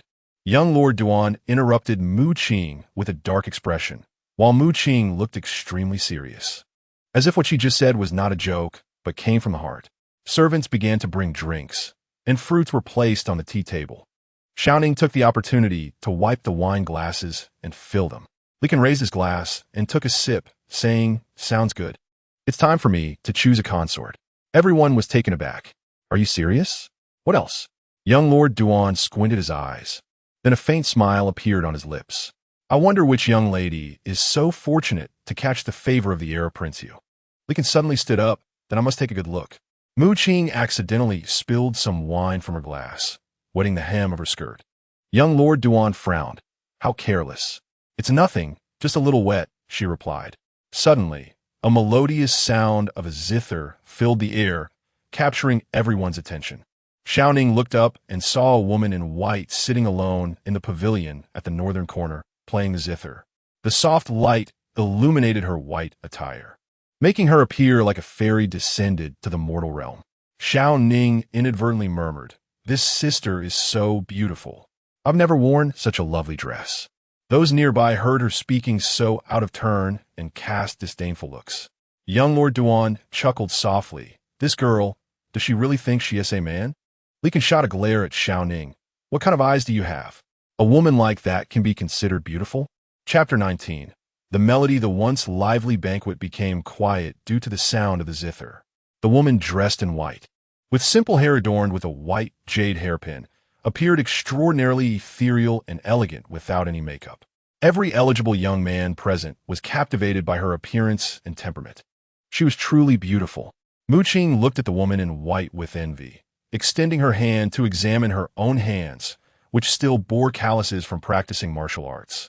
Growing up in a general's mansion, she had trained with her father since childhood, and her hands were often rough. Duan Shao Ho-Yi noticed Mu Qing's expression and guessed her thoughts, frowning as he bluntly remarked, outwardly pure and flawless, but with a mind too deep. This is not good. Too deep. Mu Qing and Shao Ning exchanged glances with Duan Shao Ho-Yi. Did you see? Just now, so many people were chatting, and she suddenly came over to play the zither, instantly capturing everyone's attention. Everyone knows today is the Crown Prince's matchmaking banquet, and many young ladies are waiting to showcase their talents to catch his eye. But she made such an entrance, seizing the opportunity and drawing all eyes to her. Even if the later ladies perform outstandingly, they can't compare to her beautiful display. Li Kan nodded, acknowledging that Duan Shao Ho-Yi indeed had a unique perspective on women. Otherwise, he wouldn't be able to live so peacefully in a household filled with women. Mu Qing blinked, realizing, you don't trust me. If I were to choose a wife, I would prefer someone like you, upright and unpretentious, rather than a seemingly weak woman with a deeply calculating mind. Duan Shao Ho-Yi didn't speak, but any girl from a prominent family had long been taught how to manage a household. While they might be adept at household management, they often lacked a certain charm in romantic matters. The thought of having a woman beside him who was constantly scheming made him recoil. Mu Qing turned to Li Kan. Brotherkin doesn't like such women either. Li Kan didn't shy away, nodding honestly. Mu Qing's expression brightened, as if she had seen a glimmer of hope, a blush creeping on her cheeks. Duan Shao Ho-Yi, witnessing this scene, felt as if a sharp knife had pierced his heart. Here he was, trying to comfort her, yet it only restored her confidence in Li Kan. Sipping his drink, suddenly felt a warmth in his chest, as if surrounded by a surge of heat. A little maid dressed in peach pink passed by, carrying tea and placing it on the table. Li Kan took a sip, feeling a refreshing chill that eased his body.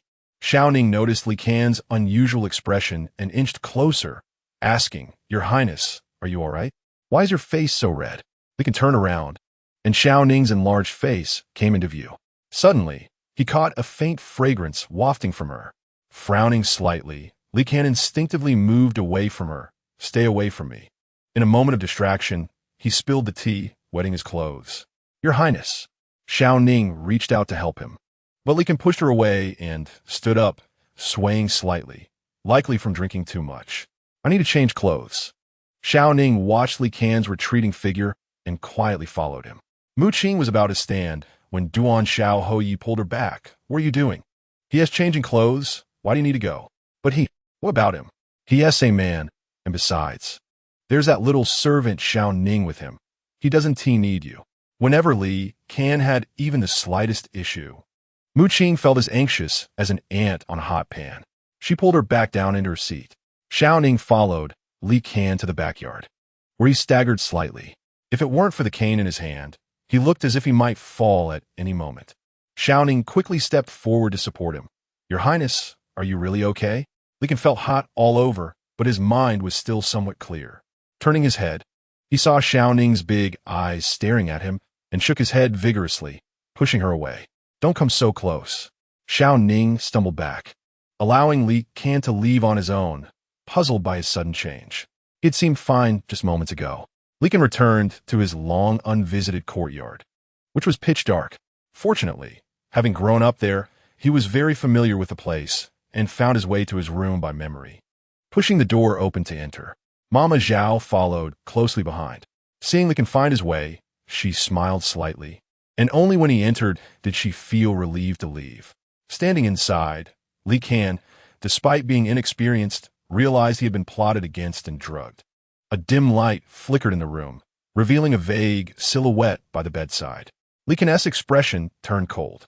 It seemed there were quite a few matters waiting for him today. He just wondered if he would be caught in the act if he went out now. The silhouette got off the bed, a soft voice calling out, "Your Highness, is that you?" Li Can hid behind a nearby pillar, closing his eyes to suppress the heat coursing through his body. Suddenly, the window was pushed open, a refreshing breeze blowing in, which made Li Can feel a little better. "Your Highness." Just as the woman was about to approach, a muffled grunt was heard, and she suddenly collapsed to the ground. "Your Highness." Li Xin, one of Li Can's bodyguards, jumped in through the window. "Your Highness, I saw an old woman sneaking outside the Luo Yang residence, acting suspiciously. I felt something was off, so I came to check. You, don't mind me, go get a man from outside." Li Xian was puzzled, seeing Li Can's grim expression as he looked at the woman lying on the ground. If the crown prince didn't reciprocate in some way, it would be a disservice to their arrangements. Yes, Shao Ning waited outside the door, having not seen Li Can for a long time. His earlier demeanor was indeed off. So out of concern, she got up and entered the Luo Yang residence. Just as she walked in, she happened to see Li Can coming out of the room. "Your Highness." Li Can squinted to see who it was and cursed inwardly. The effects of the drug seemed uncontrollable, and a surge of heat was about to erupt. If he didn't get something to quench his thirst, he feared his blood vessels might burst. Unconsciously, Shao Ning moved closer to Li Can's. "Your Highness, are you all right? Your clothes." Li Can reached out to wrap his arm around Shao Ning's waist and held her head, kissing her to silence her incessant chatter. Shao Ning's eyes widened in surprise as she looked at the enlarged face before her. "Your Highness, what are you doing?" Shao Ning struggled to break free, but before she could say more, he pressed closer, and in a spin, she felt as if she had flown into a dark room. A wave of alcohol stench hit her, and Shao Ning's heart raced, sensing that something bad was about to happen. "Your Highness, don't speak." In the banquet hall, Chun Shi and the other ladies were chatting happily. The girl who had just played the zither was unknown to them, but she was truly beautiful and played well. The other ladies echoed in agreement, secretly disdainful, thinking that girl was quite scheming. Her performance had indeed attracted a lot of attention, as evidenced by the constant praises from the crown prince's future consort. A few of the ladies exchanged glances, and someone remarked, "I think she's the illegitimate daughter of the Salt government." Everyone looked as if they had just realized something, understanding why she had been so unruly, trying to stand out even before the banquet had officially begun. Mama Zhao rushed in from outside and nodded slightly to Chun Shi. Seeing this, Chun Shi smiled. "The banquet is about to start. I'll go take a look. Everyone, please take your seats." After chatting for so long, it was merely to talk about the merits of her own daughter to everyone. They all entered the banquet hall, waiting to showcase themselves before the highly regarded heir. Seeing this, Chen asked Mama Zhao if everything was in order. Mama Zhao smiled broadly, saying that she had personally seen the heir enter the room. "What about you, Tao?" She was already inside waiting, having drugged the heir, ensuring the plan would succeed. Chun sneered, "This girl is so scheming. She definitely cannot be kept after this. Rest assured, Princess, after the matter is accomplished, I have already prepared a good place for her." Yu Tao was originally a maid by Chen's side, but at some point, behind Chen's back, she got involved with Prince Yu, foolishly hoping for a title. Chen despised such people who sell out their masters for personal gain. If it weren't for the emperor's sudden incident, she would have already kicked Yu Tao out. Mama Zhao proceeded according to plan, taking people to search for Li Can. Meanwhile, Chen arrived in the front hall and saw Prince Yu chatting with others. quietly sending a maid over to inquire. Upon hearing the news, Prince Yu hurried over. What is going on? The prince, I don't know either. I heard the servants say the heir had arrived, but now he can't be found. And the banquet is about to start. What shall we do if the main character is missing? Chen was anxious because she understood her son's temperament very well. Liken did not like such banquets, and if he knew that today's event was a matchmaking banquet for him, he would definitely leave without a word. We must send someone to find him. He has to be located. Yes, Your Highness. Mama Zhao hurried over, saying, Princess, we found him. The heir is... Upon seeing Prince Yu, Mama Zhao suddenly fell silent and lowered her head. What happened to him? Prince Yu asked sternly. Mama Zhao stammered. The heir, he is in his own courtyard.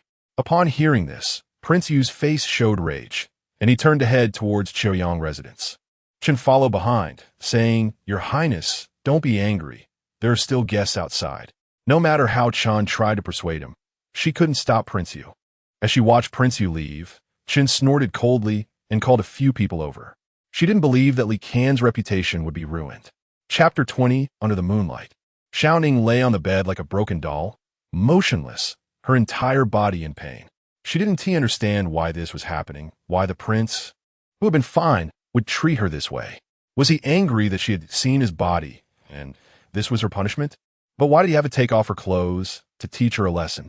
Shao Ning closed her eyes. So many things were beyond her imagination, and she couldn't comprehend how two people could do such strange things. Liken stood up and got dressed, the effects of the medicine alleviating, and his body was no longer uncomfortable, but he was still somewhat fatigued from the exertion. He had never had the courage to turn around and look at Shao Ning lying on the bed. You rest here, and once I finish dealing with things outside, I will come to get you. I will give you an explanation once we return to the residence. Liken seemed to flee as he left, and when the door closed, he let out a sigh of relief. After living for over 20 years, he had finally witnessed what it meant to escape in a panic. Li Xian suddenly appeared, Your Highness. Liken was stunned, as if startled by something, feeling inexplicably guilty. Li Xian didn't notice, replying directly, Prince Yu has gone to Luoyang residence. I understand. Stay here and don't let anyone near. Li Xian nodded. This was the former princess's old residence, and rarely did anyone come in. Prince Yu was furious, standing outside Li Can's bedroom, listening to the voice of a woman coming from inside. Behind him, Chen Shi smirked, looking pleased, and glanced at the furious Prince Yu. Your Highness, why don't we go back for now? Before she could persuade him, Prince Yu kicked the door open and strode inside, shouting, You unfilial son. He reached the bedside and pulled the curtain aside, revealing the two shameless individuals inside. Upon seeing the woman's face, Prince Yu recognized her as someone who had served him not long ago, his eyes turning red, looking like a beast ready to devour. He kicked the man off the bed with all his strength, shouting, You scoundrel! Your Highness, don't be angry. Canner, how could you do this? There's so many guests outside. What kind of behavior is this? Chen Shi suddenly stepped forward, pointing at the person on the floor and cursing, making it clear that it was Li Kansas. Upon hearing Li Can's name, Prince Yu became even angrier. On the bed, Yu Tao instantly woke up, and upon recognizing the visitor, she quickly sat up and pulled the quilt beside her to cover herself. Your Highness, I don't know anything. I was just serving outside. I don't know how I ended up here. I was knocked unconscious from behind. Yu Tao cried, her tears flowing like rain, looking very sad. At this moment, Prince Yu lost his reason and kicked the person on the floor twice. Suddenly, a commotion came from outside, and many people rushed in. Gulme, let us set them up here. It's not so bright. Light the Kongming lanterns. It's just right to see clearly. Each person, bring your prepared Kongming lanterns over. I'll light them for you. The young Lord Duan shouted loudly, and it was unknown whose daughter he had summoned. I say, Your Highness, could you lend a hand? There are so many lanterns. I can't light them all by myself. Upon hearing this, the young ladies all rushed towards Li Can, calling, Your Highness, in soft voices. Li Can did not shy away. He picked up a fire stick, lit the lanterns, and personally placed them. The young ladies were delighted. They had heard that the prince was kind and good-natured, and now they saw it was true. They just wondered how they had performed today and whether they would win the prince's favor. The young Lord Duan looked towards the room where the lanterns were lit. Why is the light in your courtyard on? Did someone know you would come, and the servants prepare for it? The conversation from outside gradually reached the room. Chun Shi was stunned. If she hadn't heard incorrectly, someone was calling for the prince outside. At this moment, Prince Yu stopped attacking the person on the floor and carefully looked at him. This person had dark skin, as if he'd been doing hard labor for years. He kicked him over, and the face he thought he knew instantly changed. This person, on the bed. Yu Tao saw the man's face and let out a sharp scream. Isn't this the prince? Outside, the young Lord Duan and others were startled by the sound. Not good, did something happen? They turned and ran towards the room. Prince Yu shouted, "Shut up," but it was too late to stop them. When Li Kan entered the room, a rancid smell filled the air, causing him to frown. Chun Shi was surprised to see the well-dressed Li Kansas canner. How could this happen? Was he everything supposed to go according to plan? Why is he here in good shape? The young ladies behind her all wanted to go in and see what had happened, but when the young Lord Duan saw this, he immediately raised a hand to block them, grinning wickedly. Hey, this is a man's boudoir. You young ladies wouldn't want to go into our young lord's room, would you? If this gets out, the young ladies froze. Although they wanted to see, they didn't dare overstep with so many people present. Seeing the young Lord Duan's expression, they stomped their feet and left together. After everyone left, the young Lord Duan entered the room as well. I say, Your Highness, what happened? Such a big commotion. Inside the room, Prince Yu, the consort, and some other servants were present. Most importantly, sitting on what belonged to the princess' bed was a naked woman, and on the floor, if he wasn't mistaken, it was a scene of debauchery. Li Kan's brows furrowed deeply. What does this mean? If I remember correctly, this courtyard is the Luoyang residence. Li Kan disliked anyone getting close to him, including everything that belonged to him. No one present was unaware of this. Prince Yu's expression was grim, faced with his eldest son's questioning. He found himself at a loss for words. Just before he entered, he had heard sounds coming from the room and instinctively thought his son was shamelessly doing something vile. But he never expected the result to be like this. Yu Tao suddenly jumped off the bed and crawled to Li Kan's feet. Your Highness, that person just now was you, right? You brought me here. You ruined my innocence.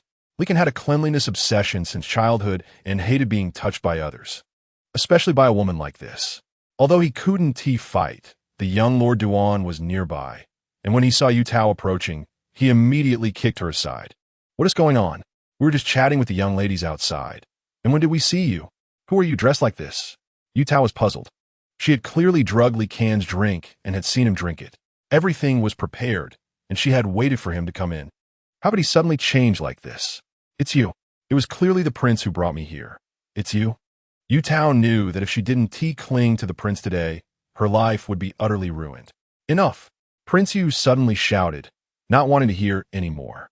Someone, take the two of them and lock them in the woodshed. No one is allowed to let them out without my command. The two were dragged out by the servants, and as they left, Yu Tao continued to shout.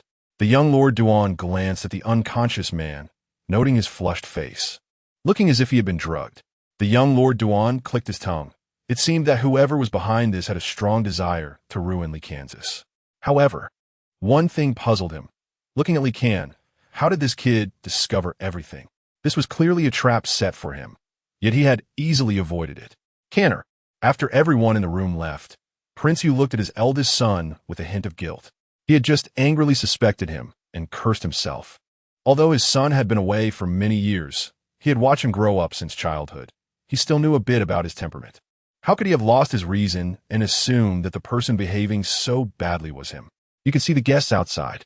To be honest, this time the emperor personally issued an edict for me to arrange a marriage for you under the pretense of your birthday celebration.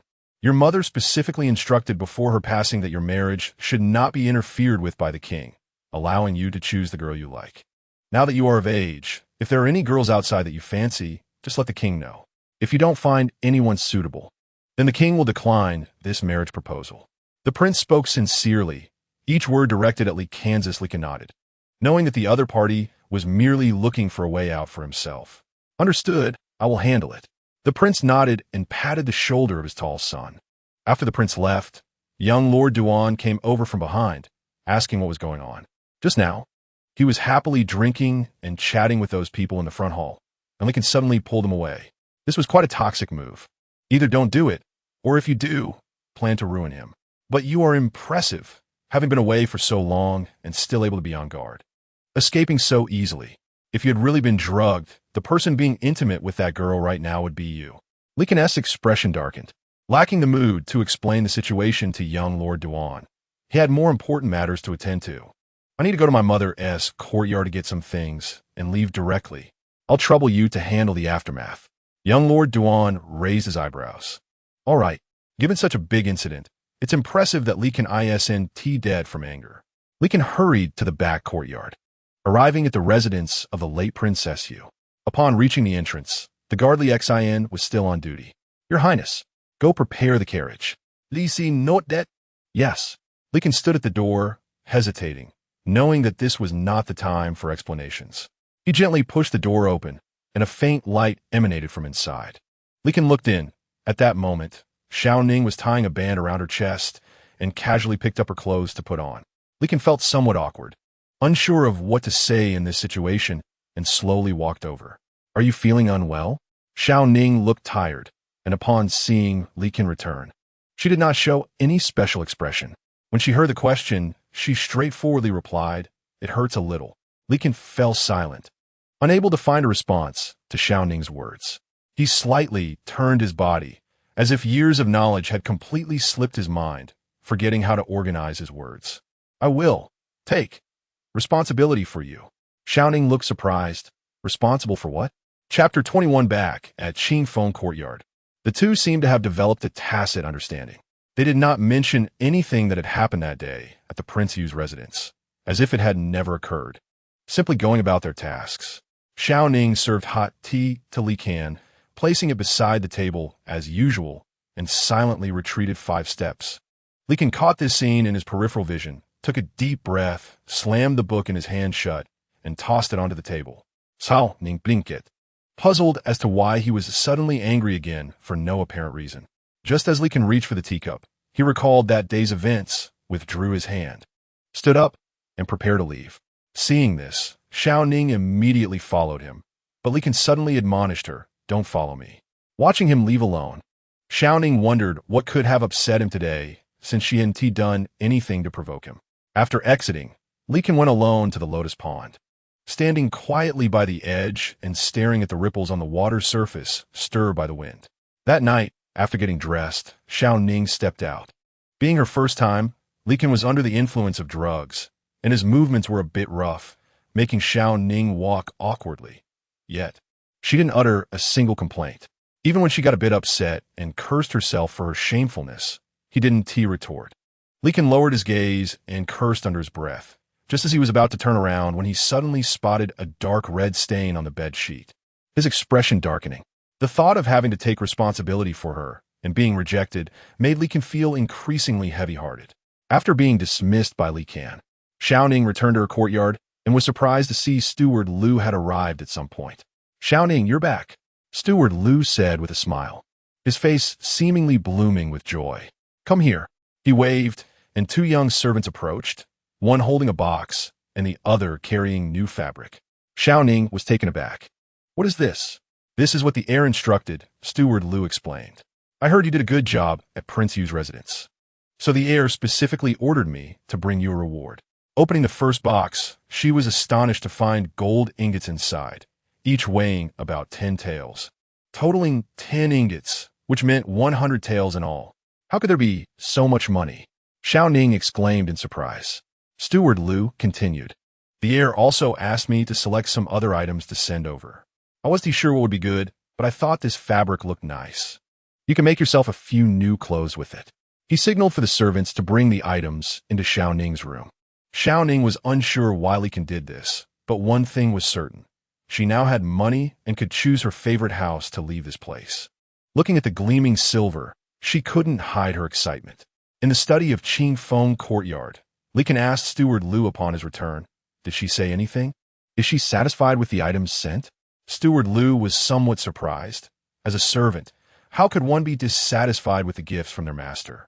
Especially such a large sum of money? She liked the items and even specifically asked me to tell the heir that she is very grateful, he replied. That is all she said. Nothing else? Li Kan's brows furrowed slightly, seemingly dissatisfied with Shao Ning's reaction, and waved his hand, signaling Liu to dismiss himself. Steward Liu found it strange, wondering what was wrong with his master. After all, a mere servant should not be worried about her feelings. Li Kan looked out the window. Since she was disguised as a man, it was only appropriate to send her items not typically used by women. Money was the only suitable gift. And while only 100 taels, it wouldn't attract too much attention from the servants. If she needed him in the future, he could send her more under another name. Thinking of Shao Ning's greedy expression, a faint smile appeared on his lips. No matter how much he gave her, she would never complain it was too much. Shao Ning sat on her bed, lowered the curtains, and took out the box where she kept her money. With the addition of the money given today, she now had a total of 125 taels. After buying a house, she'd still have some left over, enough to start a small business to sustain herself. Holding the silver in her hands, she leaned back, lying on the bed with a smile on her face. After buying a house, she could place her parents' tablets at home and worship them daily, no longer needing to secretly go to the mountain to offer leftover food. Tears unconsciously welled up in her eyes. Suddenly sitting up, she wiped her tears with her sleeve, secured the money in the box, and decided she would go out to look at houses tomorrow. Chapter 22. Early the next morning, Shao Ning got up early to tidy herself up. After getting dressed, she sought out Steward Liu to ask for a half-day leave. In the bedroom of Qing Feng Garden, Li Kan, dressed in white undergarments, sat quietly on the edge of the bed, staring at the closed door. As soon as he opened his eyes in the morning, he had been sitting there steadily. Usually, he would avoid Shao Ning's presence and dress himself, but today he wanted to see how the girl would react after taking his silver yesterday. Given her tendency to be greedy for money, she would surely be more proactive in her tasks. Looking at the sky outside, Shao Ning should be arriving soon. Sitting steadily on the bed, he waited quietly. Shao Ning, what are you doing here? Pomegranate was surprised to see Shao Ning so early in the morning. Feeling a bit odd, Shao Ning had taken leave and directly came to Pomegranate and Donghhua's residence, just in time to catch Pomegranate pouring out the wash water outside the door. Sister Pomegranate, I have something to trouble you with. I just asked Steward Liu for leave, and I need to go out for a bit. Given the time, the young master should be awake. When you and Donghua bring the breakfast later, please keep an eye on the young master. If he asks about me, just say I'm running a small errand and we'll be back soon. Shao Ning didn't dare to tell Li Kan the truth. Recently, Li Kan had been a bit strange, losing his temper for no reason and then giving her silver. His expressions changed so frequently that it was truly unsettling. Today, she was going out to look at houses, and if she found a good one, she would settle it directly to avoid back and forth. Got it, you go ahead. I'll let the young master know, Pomegranate replied. Shao Ning's face brightened. Thank you, Sister Pomegranate. After Shao Ning left, Pomegranate stood at the door for a while, wondering if it was her illusion, but she thought Shao Ning looked increasingly attractive. If she didn't know Shao Ning was a man, just based on her red lips and white teeth, she could easily pass for a woman in female attire. She flicked the remaining dirty water from the basin and turned back into the house. Inside, Li Kan got up and paced back and forth. He had been waiting for almost an hour. Had he gotten up too early? Or was it that she knew his temper and was guarding the door, as usual? Turning around to look at the closed door, he speculated about Shao Ning's whereabouts, unconsciously walking toward the door. Peeking through the crack, he saw no sign of anyone. He reached out to open the door and stepped outside, looking around but finding no one. This person really hadn't come. Your Highness, Pomegranate and Donghua came over with the meals. Seeing Li Kan in undergarments, they were momentarily stunned. It was already mealtime, and the young master. Li Kan frowned slightly, not wanting to be seen in such a state. He turned around to close the door, but moments later, the door was opened again. Pomegranate and Donghua exchanged glances. Seeing his displeased expression, they hesitated to bring the meals inside. Usually, Shao Ning would come to inform them when it was time to serve. But today, without Shao Ning, they could only follow the usual rules. Bring it in, he commanded. Following the order, Pomegranate and Donghua entered the room and placed the meals on the table. Li Kan's expression soured, and he tapped the table with one hand. It was already this time, yet Shao Ning still hadn't arrived. Could it be that the silver he gave her yesterday made her so happy she overslept? Your Highness, the meals are ready. Pomegranate and Donghua quietly retreated to the side. Li Kan sat up straight, preparing to eat, but looking at the food on the table, he immediately lost his appetite. He picked up his chopsticks and put a bit of vegetables in his mouth, finding it tasteless. Frowning, he put down the chopsticks and reached out. After a long time, no one came to offer him a napkin. He raised his eyes and saw Pomegranate and Donghua standing at the door, while no one was beside him. Suddenly, anger flared up in his chest, and he spoke harshly. "Where is Shao Ning?" Pomegranate looked up and replied directly, "Your Highness." Shao Ning asked for leave this morning and went out. Asked for leave? Li Can's heart skipped a beat, and a reaction told him that Shao Ning wouldn't just run off after taking the money. Who allowed that? Pomegranate. It was Steward Liu who approved it. Cancel it. Have Steward Liu come see me. A perfectly good breakfast was sent back to the table after the master had taken one bite. Steward Liu hurried over, completely unaware of what had happened. Shao Ning asked for leave this morning. Steward Liu was surprised. Yes. She said she had something to do, and I granted her half a day's leave. Half a day? Did she say what it was? Oh no. Li Can's brows furrowed deeply. If she left without saying anything, it certainly wasn't anything good. Achoo. Shao Ning sneezed several times in a row and rubbed her nose. Maybe she had gotten cold from getting up too early. She followed the place she had already set her sights on and walked into a place called Jiazahutong. Taking a few steps into the small alley, she saw a sign that read Zhao Qin'er Courtyard. This family had long hung up a for sale sign. But the house was considered unlucky as someone had died there, which made most people reluctant to buy it. However, she didn't mind. This courtyard was a proper small yard with a front room and a back room, suitable for setting up a stall for small business in front and living in the back. She had long had her eye on this house. Although the street outside wasn't the main thoroughfare, it was still a small main street with plenty of foot traffic. Normally, this house wouldn't be less than 100 taels of silver, but it was cheap because someone had died there. Shao Ning knocked on the door, and it was opened by an old man who looked to be over 60. Seeing him, Shao Ning's face lit up. Uncle Zhao. The old man was quite old and needed a squint to see clearly due to his poor eyesight. Who are you? Sir, my surname is Shao. I heard your courtyard is for sale. Is it still available? Upon hearing about selling the courtyard, the old man immediately responded, Yes, yes. But the person selling the house isn't here. He'll be back in 3 days. From the old man's explanation, Shao Ning learned that the person in charge of the house was Uncle Zhao's son. Although the old man was eager to tell her that he was selling the house, he couldn't make the decision himself. Even if the old man was willing to accept a deposit, she wouldn't agree to it. The old man was hard of hearing and could easily cause trouble.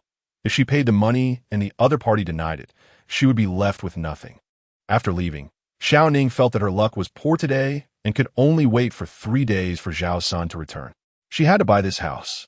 If she missed it, she would never find such a good and cheap house again. Shao Ning had just taken a few steps when the door of the neighboring courtyard opened, and a familiar figure walked out. The two saw each other and were momentarily stunned. Shao Ning, Li Hui, what are you doing here? They both asked in unison. This is my home. What about you? Shao Ning told Li Xian about her plans to buy the house. Li Xian was surprised. You're quite capable. Your eye for this is sharp. That courtyard next door is indeed nice, but there are rumors that someone died there, which ruined its reputation. In fact, the house is quite good. If you can really buy it, it would be a good place to live. Li Xian had grown up here and knew this area very well. The neighboring courtyard was about the same size as his home. Zhao's daughter-in-law had died of illness, but people spread rumors that she had committed suicide, causing the house to be labeled as haunted. The Zhao family, unable to bear the rumors, had no choice but to put the house up for sale. I'm not afraid of whether someone died or not. It's just unfortunate that I came at the wrong time, and the person in charge isn't here. Li Xian glanced at the neighboring house. Leave this to me. As soon as Zhao's son returns, I'll notify you right away to save you the trouble of running back and forth. Shao Ning's face brightened. As Li Xian was the young master's guard, it would be convenient to meet him. If he could help, that would be great.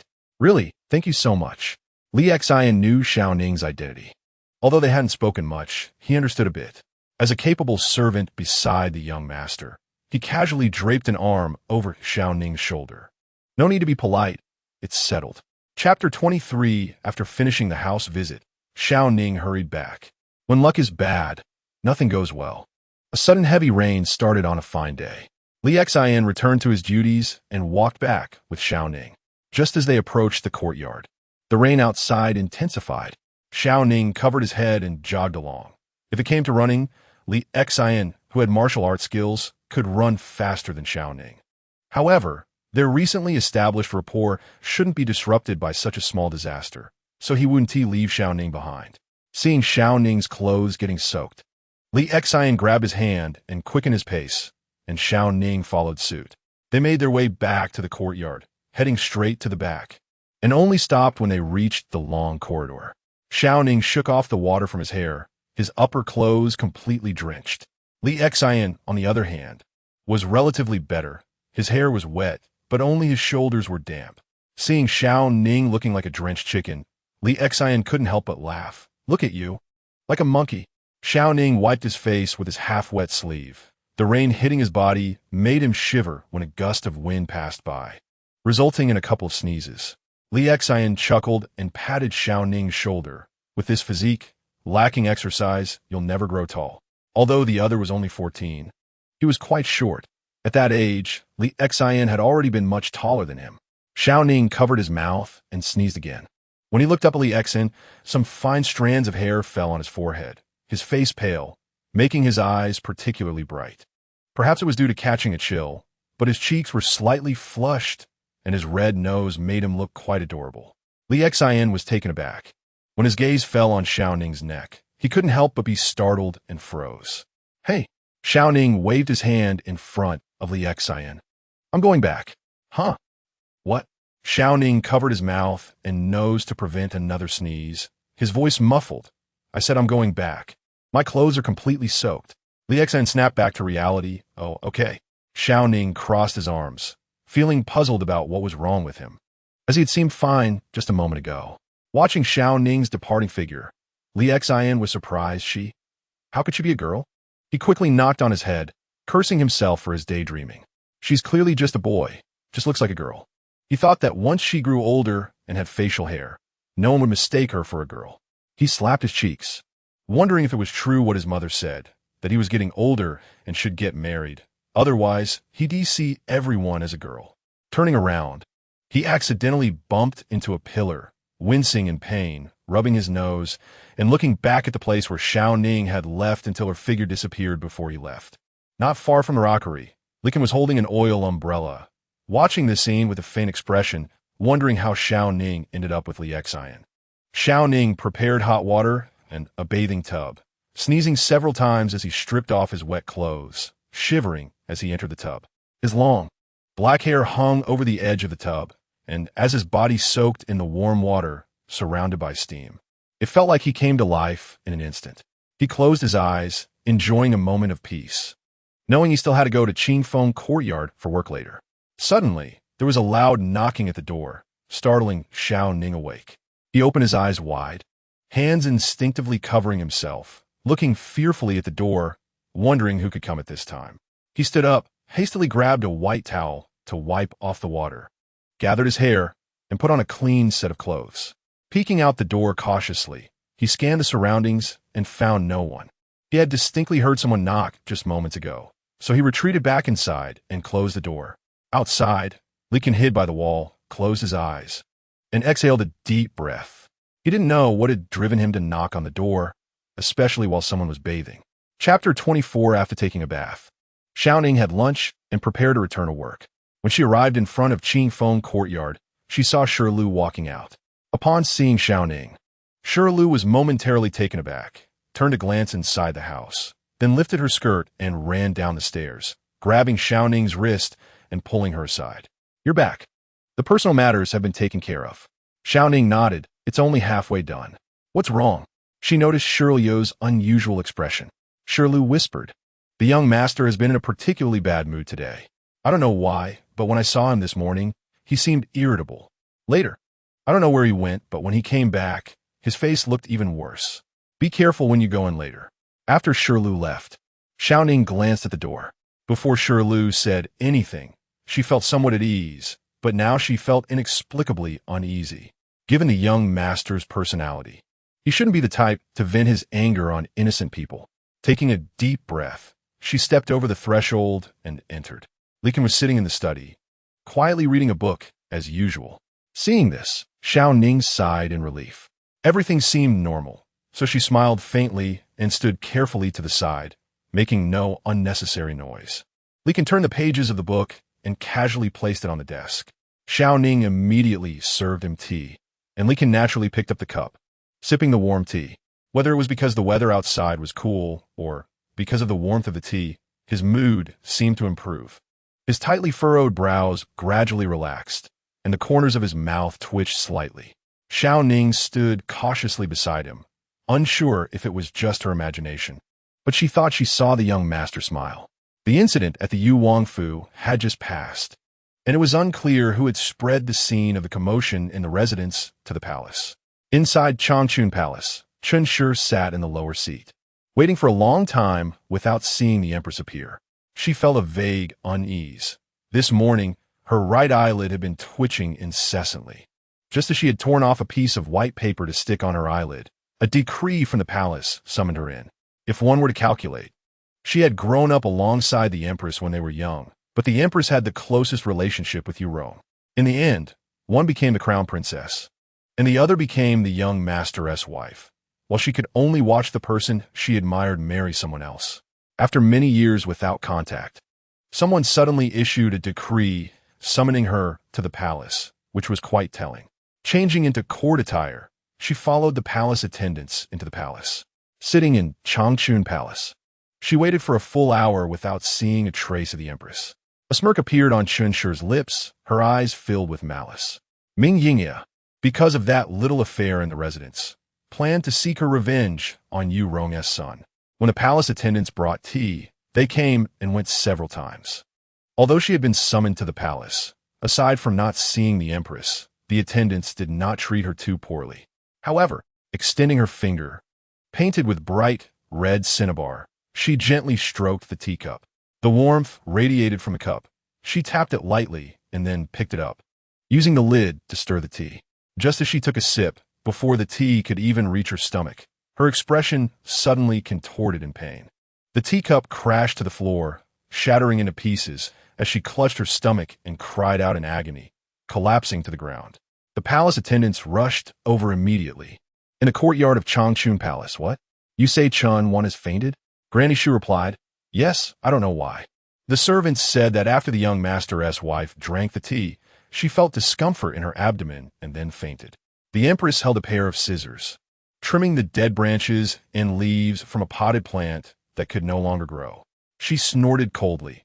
After so many years, she was still using such tricks. When she was younger, as soon as she felt ignored, she would create some commotion to attract attention. Chest pains, heavy-headedness, sprained ankles, or arm pain. Only Yurong would believe her and take her everywhere, unaware of her ulterior motives. If she fainted, send someone to take her back. Does she think she has an illness and can still come to the palace? Who does she think she might infect? With a slight exertion, she cut off a well-growing branch. Granny Shu was momentarily stunned. When did the empress become so unreasonable? Clearly, she was the one who called her here. It's fine if they don't meet, but now that she has fainted, how can she blame the other party? After waiting for 3 days, the Zhao family should be returning soon. When Li Xin comes to work, she will ask him about it. She hoped to finalize the matter today, so she could have a place of her own. Li Kan called for tea, but when no one brought it, he felt it was strange. Raising his eyes, he saw Shao Ning smiling, her gaze directed toward the door, as if she was anticipating something. He tapped the table.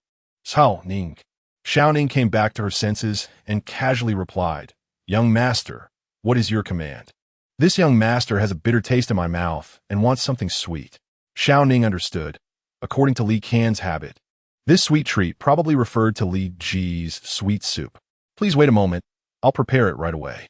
As soon as Shao Ning left, Li Kan called for the guard Zhao Wu. Go see what Shao Ning is doing.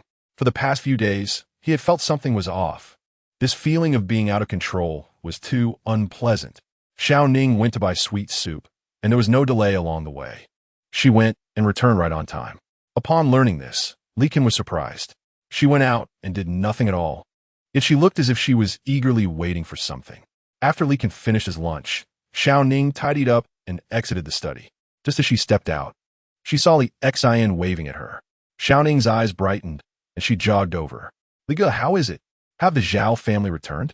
Li Xian placed his hand on Shao Ning's shoulder. Look at you so anxious. They're back. I just got the news and came to tell you. I've already set up a meeting with them tomorrow morning at the Zhao family. I'll go with you. Given that our families have been neighbors for many years, they definitely won't deceive you. Really? That's great. Shao Ning's eyes sparkled, and the heart that had been in suspense finally settled. Once this matter is settled, remember to treat me to a drink. Shao Ning smiled and nodded. From a distance, it seemed that the two had a very close relationship. Li Kun, standing at the door of the study, thought the same. This was the second time he had seen it. Before, she had been eagerly looking outside, and now she wore a smile bright enough to bloom a flower. It turned out she had been looking at Li Xian all along. Turning back to the desk, he picked out a notice from the bottom of a stack, which read Qin Nong Fu. What has Li Xian been doing these days? It seems like I haven't seen him for a long time. Zhao Wu, who had a rough appearance but a shy personality, was not good at socializing and spoke directly. Replying to the young master, a few days ago, Li Xian returned to the Yu Wangfu with you. Since then, aside from his duties, he hasn't done anything else.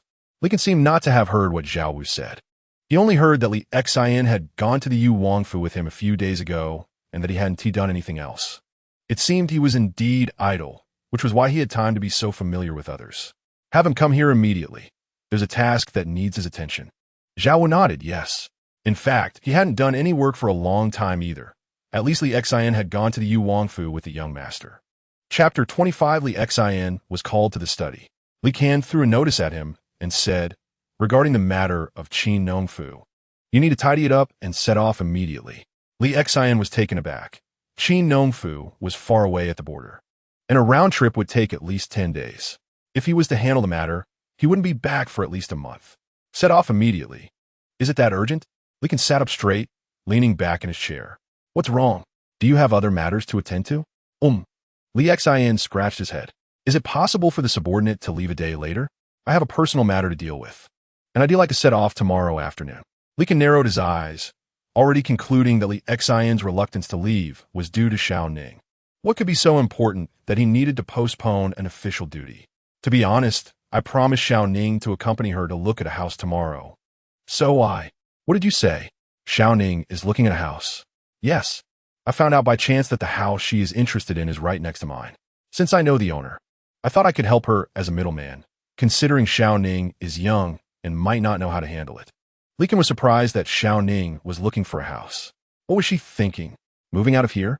Why would she have such an idea? Could it be because of what he did to her? It seemed she didn't care about losing her innocence, but was quietly taking action behind his back. A myriad of thoughts flashed through Li Kan's mind, and his expression gradually darkened. You seem to like Shao Ning quite a bit. Li Xin Juke Fulitz Li. I think Shao Ning is quite interesting. Being a younger brother to her is nice. With a scoff, Li Kan thought to himself that Li Xian was unaware of her true identity. If he knew that Shao Ning was actually a girl, could he still play the role of a younger brother? Looking at Li Xian's naive expression, completely oblivious to being manipulated by a woman, Li Kan felt amused that he thought there was something between them.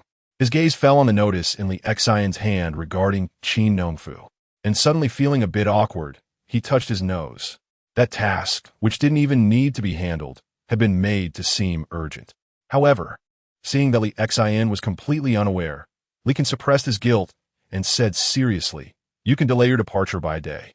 Li Xian was delighted, thanked Li Kan, and quietly left.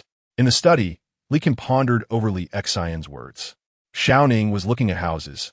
She wanted to move out of here. He had promised Li Xian to discuss the house today, and Shao Ning carefully prepared, wrapping the silver neatly and placing it in her bag. She turned to leave, ready to find Li Xian. Shao Ning, where are you going? Suddenly, the guard Zhao Wu appeared, causing Shao Ning to pause.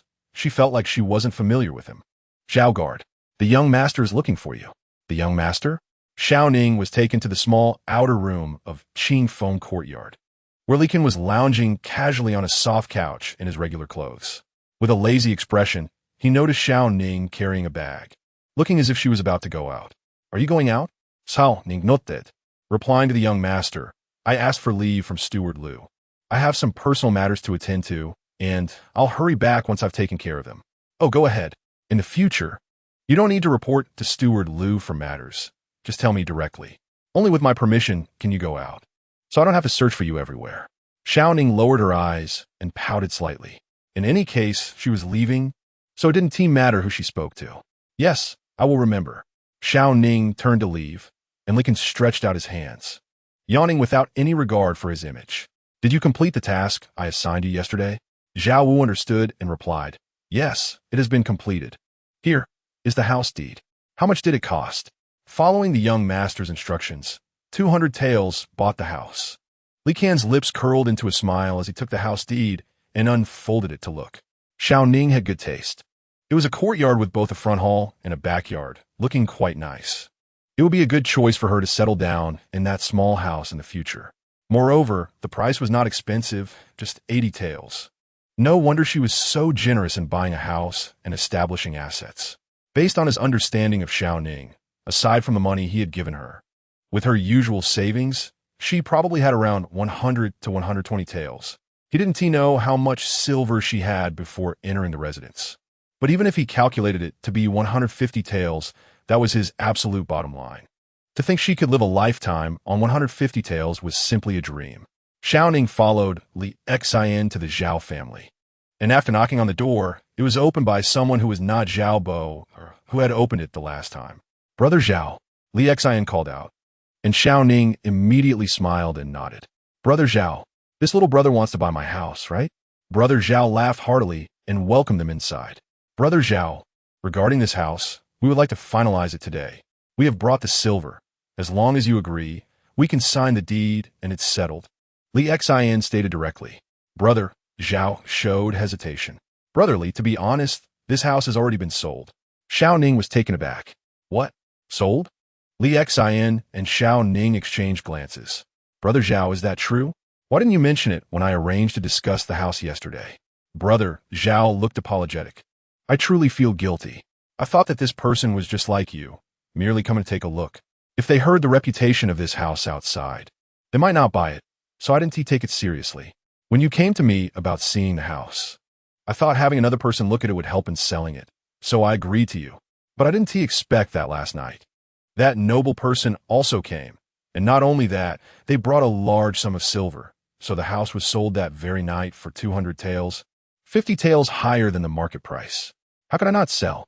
Li Xian turned to look at Shao Ning, who had lowered her gaze, looking somewhat disappointed. Although the house was nice, it was already bought by someone else. It was a pity, but what could be done? After all, they had arrived a step too late. And she didn't have that much silver on hand. I know you were eager to buy this house, and with Brother Li as the intermediary, I should have done you a favor and prioritized you. However, as you can see, there are only my old father and me at home, and both of us are quite old. It's impossible for us to do anything. I urgently need the silver to return to the countryside and buy some land to prepare for retirement. So please don't blame me, little brother. Shao Ning forced a faint smile. How could I blame Brother Zhao? We were the ones who came late. Besides, if I were in your place, I would do the same. Seeing that Shao Ning understood, Brother Zhao smiled. Li Xian and Shao Ning left the Zhao family house. Don't be discouraged. If you can't buy here, we can look for others later. There will surely be something that suits you.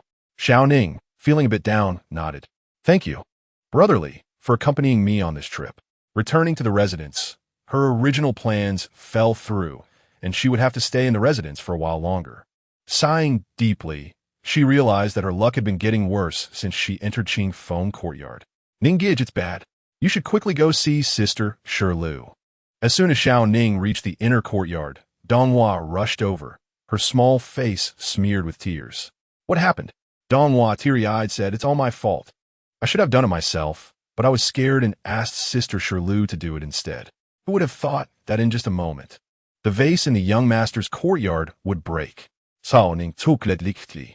Silly girl, it's just a vase. Is it worth getting so anxious over?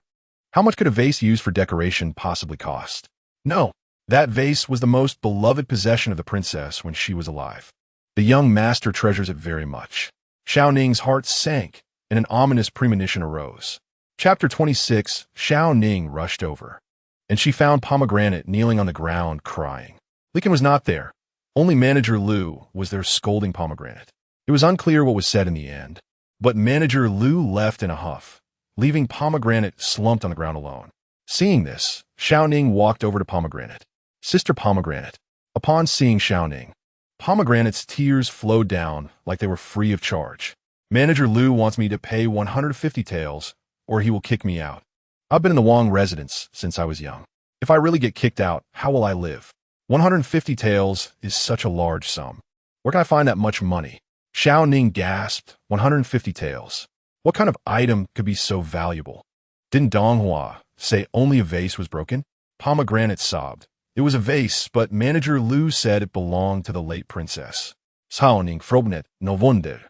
Although she had only been in the residence for a short time, she knew a little about the deceased princess. If this made Li Can angry, it was understandable. Stop crying, let's think of a way.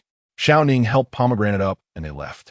Back in the courtyard, Shao Ning took out 120 taels of silver, leaving only 5 taels for her usual expenses, since she wouldn't be able to buy a house for the time being. She placed the money in a box and went to Pomegranate's room. I'm sorry, it's all my fault. If it weren't for me, this wouldn't have happened. Donghua, filled with regret, sat across from Pomegranate, unsure how to comfort her. She usually enjoyed good food and had no money to help Pomegranate. Pomegranate sat at the head of the bed, wiping her tears while packing her clothes. She took out all her money, which was only about 20 or 30 taels. With so much money needed, where could she find it? She could only resign herself to leaving. Knock, knock, knock. There was a knock at the door. Donghua got up to open it, and when the door opened, she was stunned to see Shao Ning. Brother Ning, why are you here? Shao Ning.It. Where's Sister Pomegranate? Inside. Donghua glanced into the room. Shao Ning entered with the box, and upon seeing Pomegranate still crying, it was clear she was shaken by the incident. Sister Pomegranate. Pomegranate sniffled, silently turning her head aside to wipe her tears. I can't stay in the residence any longer. You all need to look out for each other in the future and take care of yourselves. She folded her clothes neatly into her bundle. Shao Ning reached out to grasp Pomegranate's hand. Don't pack anymore. She opened the box in her hand, revealing the shiny silver inside, and placed it in front of Pomegranate. Pomegranate was taken aback. This silver, some of it is from the young masteress reward, and some is what I saved up. Although it's not enough for 150 taels, there are 120 taels here. I think if I add a bit more, it should cover the vase's cost. Donghua leaned in closer, silently counting, and indeed it was 120 taels. Brother Ning, how can you just take out so much money? Shao Ning.It. I originally planned to use this money to buy some property for when I return home to start a family. But the house I was eyeing was bought by someone else. This money won't be used for a while, so you take it to solve your immediate problem. No, I can't take so much silver. Pomegranate refused. Shao Ning stopped her. Do you want to leave here? Living without a home is very hard. I've experienced it since I was young, and it's especially tough. I don't want you to go through that too. Besides, this amount of money is nothing. You can earn it back. Pomegranate was stunned, tears slowly spilling over. Seeing this, Shao Ning reached out to wipe them away. Stop crying. Gather the silver quickly and take it to Manager Lu to avoid any further complications. You won't have time to cry then. Pomegranate nodded while wiping her tears. Okay. Qingfeng courtyard. You gathered it so quickly. Li Can looked at the scattered silver on the desk, totaling 150 taels. I heard that Shao Ning lent all her money to Pomegranate, and when combined with what she saved, it added up to this amount. Li Can reached out to pick up a piece of silver, knowing that girl was too generous and had a soft heart. Tell Pomegranate that this matter is settled, and it won't happen again. He had no intention of targeting others. It was just a spur-of-the-moment incident. Looking at the silver, he thought it must be all of Shao Ning's savings. He had thought she would have at least 150 taels. Yes, Manager Lu conveyed the message, and Donghua happily patted Pomegranate. Did you hear that, Pomegranate? The young master said this matter is settled. Pomegranate nodded, but her gaze remained fixed on Shao Ning. And for a moment, something seemed different. Li Can realized he truly did not understand Shao Ning. She had lost her purity, but showed no intention of using it to gain favor. Some might say she was scheming, but her behavior of giving away silver so freely was not that of a cunning person. If it were someone else, they would surely take advantage of this opportunity to get what they wanted, but Shao Ning was open and dutifully served him. On the contrary, he felt like someone being abandoned, unwilling in his heart. Standing by the window, watching Shao Ning busying herself in the courtyard, he scoffed, thinking he must have lost his mind, getting lost in her charm. Young master, the young marquis has arrived. Li Kan turned around to see the young marquis appearing at the door, swaying with a jug of wine in hand. Li Kan, come, drink with me. He staggered and headed straight for a stool, collapsing onto it, clearly having drunk quite a bit before arriving. Li Kan sniffed the smell of alcohol, frowning, feeling quite annoyed. If he wanted to drink and make a fool of himself, he should go home.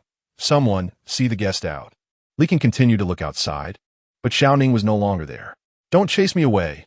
I haven't tea drunk enough yet. Come on, buddy. I've been feeling down lately and need someone to talk to. Cool me seat. Even while burping, he still claimed he had tea drunk too much. The young marquis raised the wine jug and took a big gulp, spilling some on his clothes without noticing. Damn it, what do women really want? I just can't figure it out. The young marquis's words made Li Kan pause. What do women really want? He wanted to know, too. A woman who had lost her purity and yet wouldn't take responsibility. He couldn't understand why Shao Ning was different from other women. I don't understand. She is already mine, yet she still thinks of other men. It's fine if she doesn't take responsibility for me, but why is she avoiding me?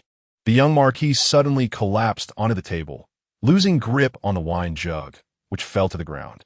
Li Kan frowned and called out, someone, take the young marquis to the guest room to rest. The young marquis, having drunk too much and staying overnight in the residence, startled those sent to serve him. He was still making a scene in his sleep, mumbling incoherently, and all they could hear was that he had been toyed with. It was indeed quite surprising. A playboy who usually indulged in the pleasures of life had been played with for a day. It could be considered poetic justice. Chapter 27, Li Kan somewhat regretted leaving the young Marquis Duan in the residence. The nonsense that came out of his mouth made one feel embarrassed. If he had known that the young man's drunken antics would be so outrageous, it would have been better to send him back to the Marquis's residence. If he wanted to act out, he should direct it towards the old Marquis instead. The night was cool with a gentle breeze. Li Kan, dressed in casual clothes, walked alone in the courtyard with his hands behind his back. On the surface, he seemed to need to calm his mind, but in reality, he was deep in thought. The cool wind brushed against his face, refreshing his spirit. Aside from a few guards patrolling, everyone else had long since gone to rest, creating a peaceful atmosphere, occasionally interrupted by the sound of crickets. Unknowingly, his footsteps led him to the place where Shao Ning resided. He paused outside the door for a moment, silent, lost in thought. Raising his eyes, he noticed that the room inside was brightly lit. She surprisingly had not gone to rest yet. He walked over and heard voices coming from within Shao Ning's room. Standing quietly by the window, he took a look. At that moment, Shao Ning was having a meal inside, with Shirley sitting beside her, her eyes sparkling with laughter as she watched Shao Ning eat. When Li Kan first met Shao Ning, he thought she was greedy and slick-tongued, quite cunning. However, the more he observed her, the more he noticed her sense of responsibility. Her greed seemed to stem from a desire to buy a house and establish a family, showing her aspirations for a better life. If he were to be with her, he wouldn't have to worry about daily life. He heard that she was an orphan and planned to marry after establishing her business. With just the two of them in the house, there would be no mother-in-law issues. Shao Ning took a sip of soup, feeling that something was off. She glanced at Shirley and noticed she was staring at her with a smile. Shirley, do you have something to say? It's quite uncomfortable with you staring at me like that, Shao Ning said, putting down her bowl and wiping her mouth with a cloth. Shirley chuckled lightly. It's nothing. I just think you've gained quite a bit of weight recently, and you eat a lot. The dish she just brought over and the bowl of soup were almost empty. Shao Ningbao inotikieto. The other day, I measured myself and found I've grown an inch. I guess I can eat a lot because I'm growing. Shirley was taken aback for a moment and then smiled. Isn't that right? You're only 14 this year, right at the age for growing taller. She picked up her chopsticks and put some food into Shao Ning's bowl. Eat more. I feel that in a year, you'll be as tall as the guard Zhao. Shao Ning paused that. I don't think so. If I could just be taller than you, I'd be satisfied. Shao Ning, if you buy a house and establish your business this time, what kind of wife do you plan to marry in the future? Shirley cautiously probed. Her eyes filled with expectation as she waited for Shao Ning's answer. Huh? Shao Ning raised her eyes in confusion. Marry a wife? I've never thought about that. She was currently a servant, and in Lu and Dong Hua's eyes, she was a proper man, so it was normal to talk about marrying a wife. Lu pouted in annoyance. Well, what if you think about it now? If you really reach the age to marry, what kind of wife do you want? Tall, thin, beautiful, or simple-minded? Just imagine. Shao Ning thought seriously for a moment. If I had to choose, I would marry someone like Dong Hua, fair and plump, with a gentle temperament. Upon hearing this, Lu's expression changed slightly. Outside the door, Liken frowned slightly. Dong Hua, the plump girl serving him, had little to commend her aside from her weight. In terms of looks, Lu was definitely more attractive. What kind of taste is that? Lu forced a dry laugh. I never knew you viewed Dong Hua that way. If she heard you say that, she would surely be very happy. I'm just saying it casually. I might not even marry a wife. I've thought about living as a bachelor for my whole life. Oh, really? Lu stood up and reached for Shao Ning's bowl and chopsticks. It's getting late. I should head back. She began to put the food back in the food box. Shao Ning was surprised, but I haven't finished eating yet. Lu shot her a fierce look. If you want to eat, let Dong Hua make it for you. With that, she snorted coldly and left. Seeing Lu leave in a huff, Liken glanced at the confused Shao Ning inside and sneered. What a skill.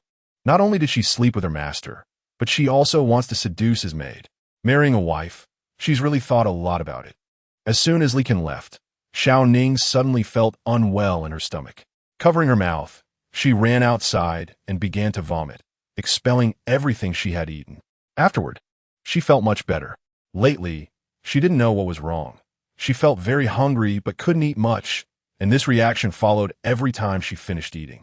The next morning, the young Marquis Duan woke up from his drunken state, opening his eyes to find himself not in his own home. Startled, he hastily grabbed some clothes and rushed out.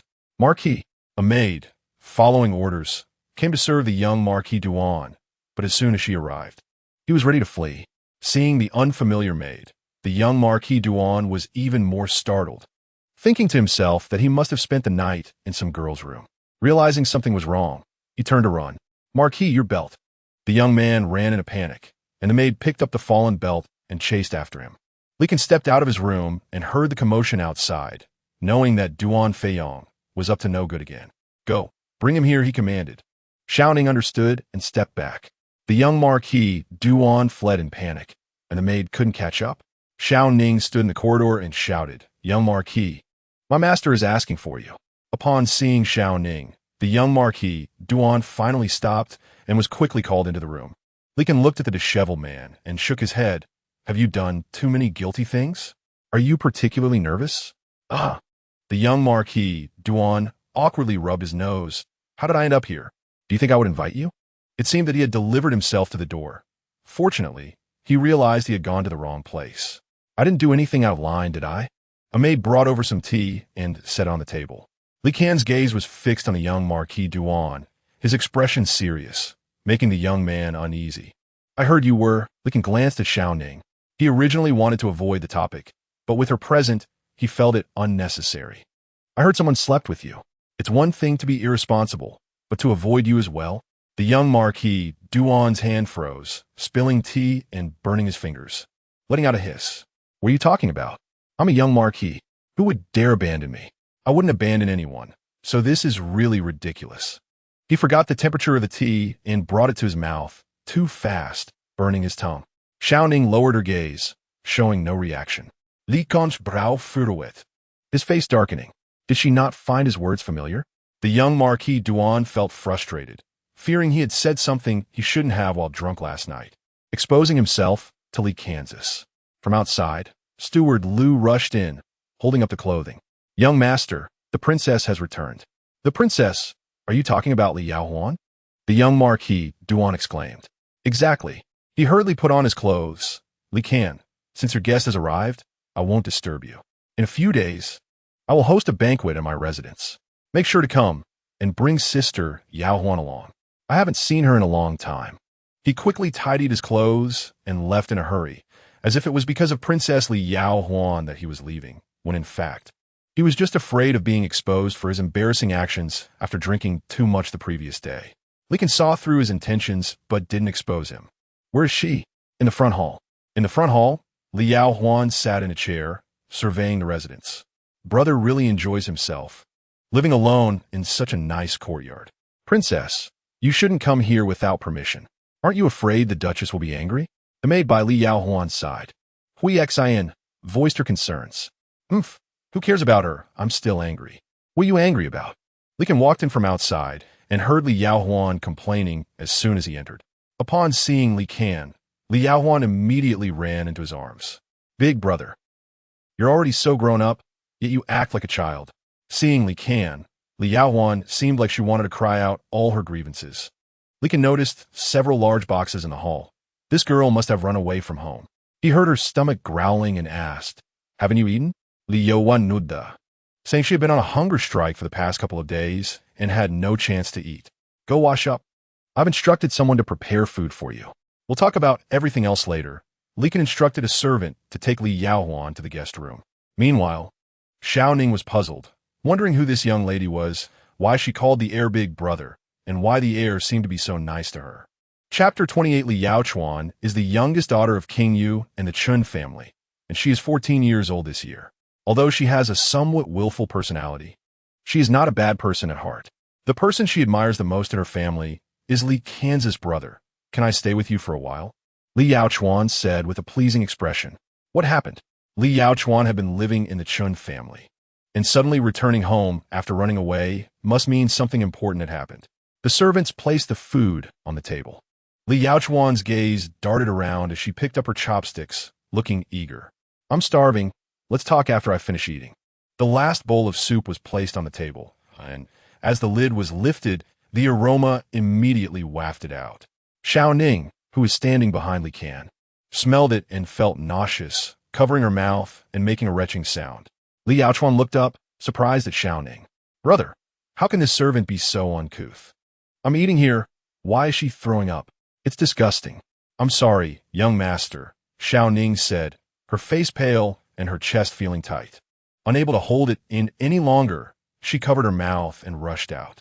Li Kan glanced curiously at Shao Ning's retreating figure, wondering if she had not digested the late-night snack they had last night. Brother, where did you find this servant? She's so uncouth.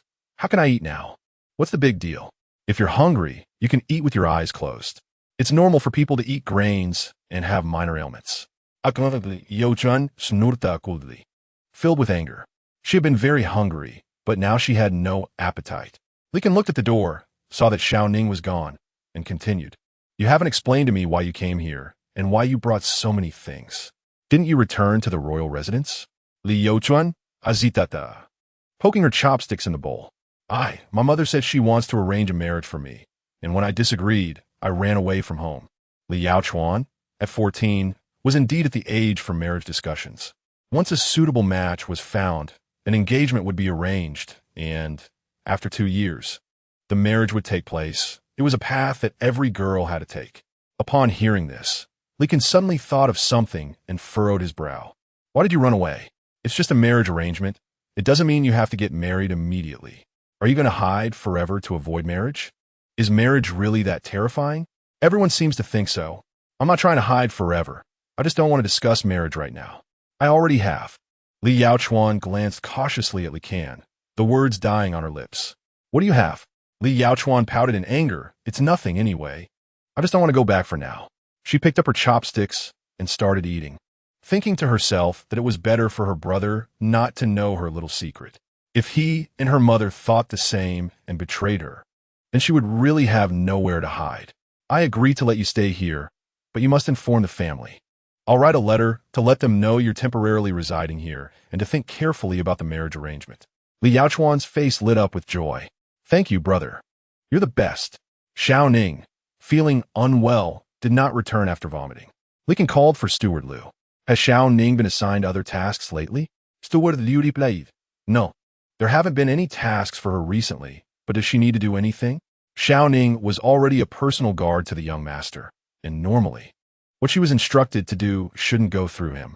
Li Kan said, she is not feeling well, so don't assign her any tasks in the future.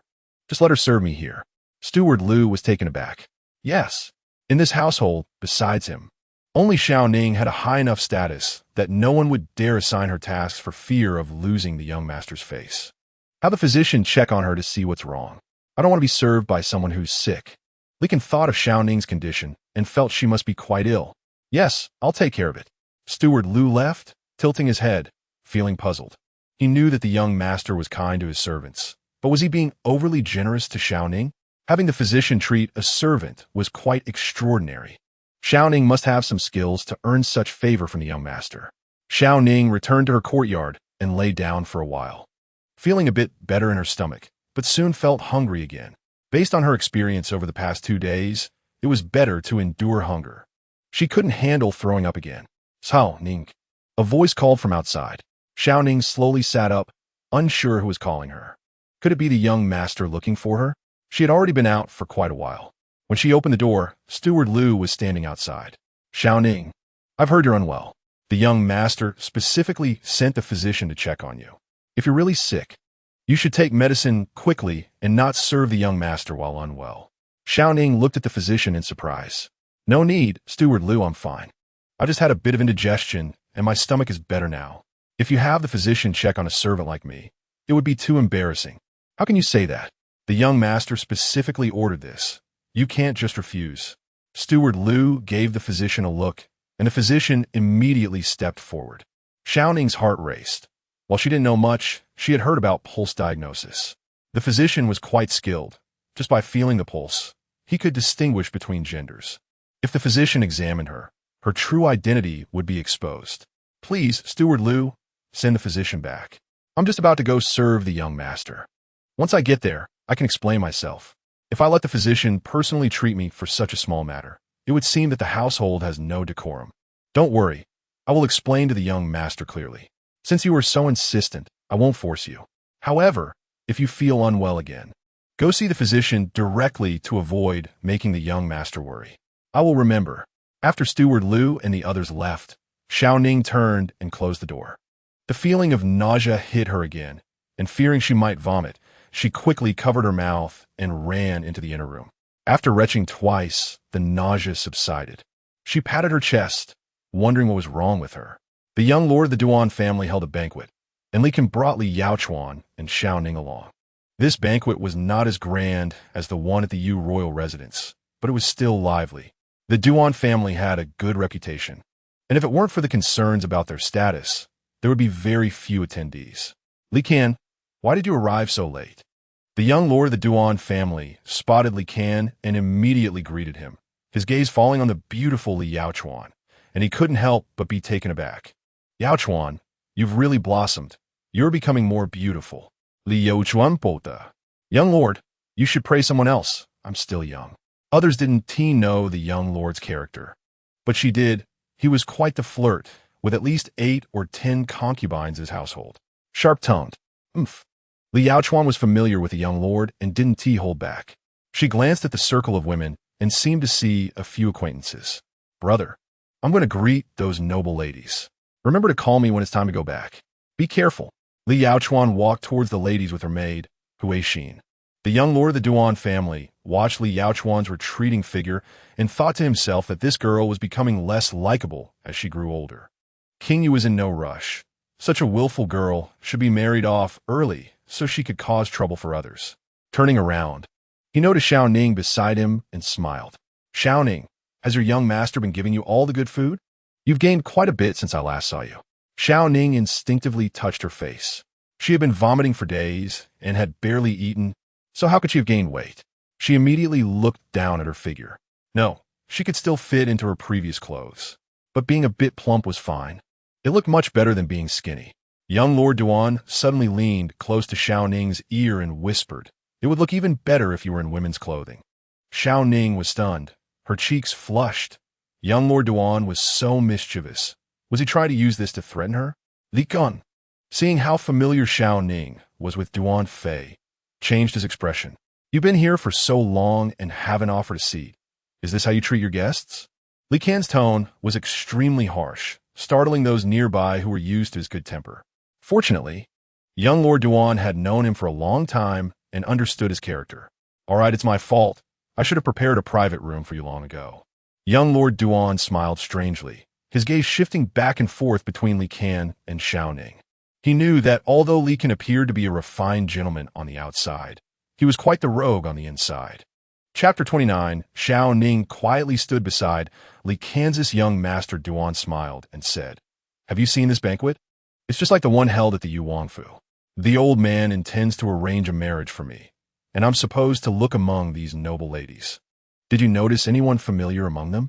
Upon hearing this, Shao Ning immediately raised her gaze and indeed found one among the women, the one who played the zither at the Yu Wangfu that day.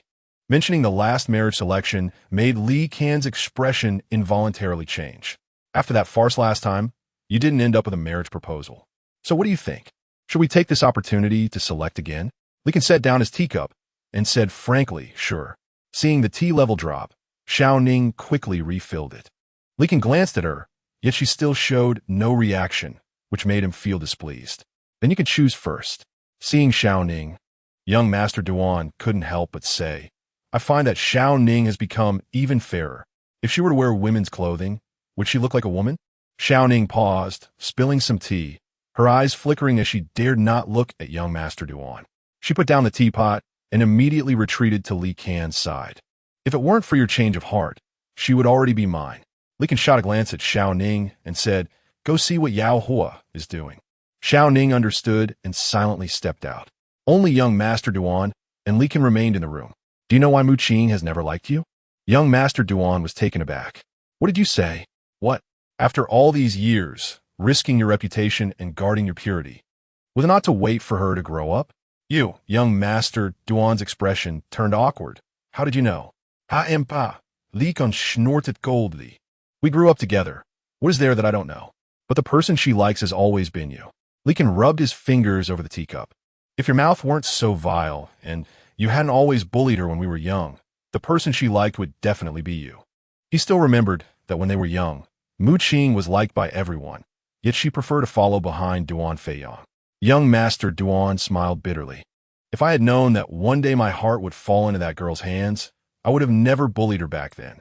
Suddenly, Liao Urashdin Banting. "Big brother, your servant has fainted." Li Kan quickly organized himself and stood up abruptly. Young Master Duan thought to himself that this was bad. He hoped the girl had fainted on her own and not tripped in the residence. Otherwise, given Li Kan's profound scheming, it would definitely cause some trouble. Following Liao Hua outside, he saw Shao Ning being supported by a servant from the Duan residence, her complexion slightly changing. He stepped forward and took her from them, holding her up. "What happened? How could a perfectly fine person faint?" Young Master Duan questioned the people in the residence. The servant closest to Shao Ning said, "I don't know, but when I came over just now, I saw this young man swaying while walking. Before I could reach him, he just fell down." "Yes. Big brother, I saw her fall down as soon as I walked over." "Prepare a room for me." "Understood. Bring her this way." Young Master Duan gave a command and ordered someone to fetch the doctor from the residence. Li Kan carried her away, and behind him, Liao Hua looked surprised, thinking how could Big Brother be good enough to carry his servant around? Wouldn't he be laughed at if this got out? She hurriedly followed. Young Master Duan took her to a side room, and Li Kan laid her down, noticing Shao Ning's pale complexion and realizing that she seemed unwell these past few days. The doctor arrived. "Young Master, what seems to be the problem?" "It's not me. It's her." "Hurry and take a look at her." The doctor arrived in a hurry. Drenched in sweat, he walked to the bedside, asked Li Kan to step aside, and upon seeing a young boy on the bed dressed like a servant, he felt the other's pulse.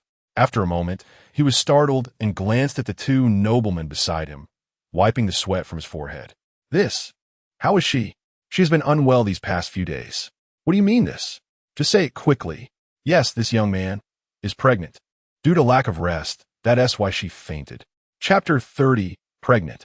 As soon as the physician's words fell, the young Lord Duan looked at Shao Ning in surprise. This girl was actually pregnant. Li Kan was impressive, silently managing to have a child. He had always thought that Li Kan resembled a monk from the temple, never having held a woman in his 20s, but now he suddenly dropped such a thunderbolt. At the door, Liao Huan also showed a shocked expression, as if she had heard some earth-shattering news. The fact that the young servant was pregnant was impossible. Wasn't she a boy? It felt like hearing something incredible, and scared. Liao Huan immediately turned and left. Li Kan grabbed the physician's arm. "What did you just say? What's wrong with her?" "My lord, this young lady has a pregnancy pulse. Li Kan looked at Shao Ning lying on the bed in disbelief. If she was pregnant, then the child was his from that time at the Duke of Yu's residence. Pushing aside the physician, he leaned over the bed and gently held her small hand. She was having his child. It turned out that she had been unwell for so long because she was pregnant with his child. How could she be so young and have a child? My lord. The physician, having practiced medicine for many years, had seen many things, but this was the first time he had encountered such a situation. Young Lord Duan waved his hand. It's fine, you can leave. Remember, this matter cannot be leaked. Yes, I understand. Who would dare spread the private matters of a noble? After sending the physician away, young Lord Duan closed the door and walked over to Li Kan, lightly clearing his throat, his eyes revealing a teasing intent. What's going on here? How could she, a grown man, be pregnant? Could it be that she has been disguised as a boy all along? Then whose child is she carrying? This chaotic situation must be thoroughly investigated. This girl is deliberately deceiving her identity and ruining your reputation. The child is mine, Li Kan admitted without hesitation. Acknowledging what he had done, reaching out to gently stroke Shao Ning's face. Young Lord Duan was stunned again. Yours? Are you out of your mind? She is just a young servant by your side. With your status, how could you be crazy enough to let her have your child? Do you realize how this could affect you if it gets out? So what? As long as I want, no one could stop me. That was a good line.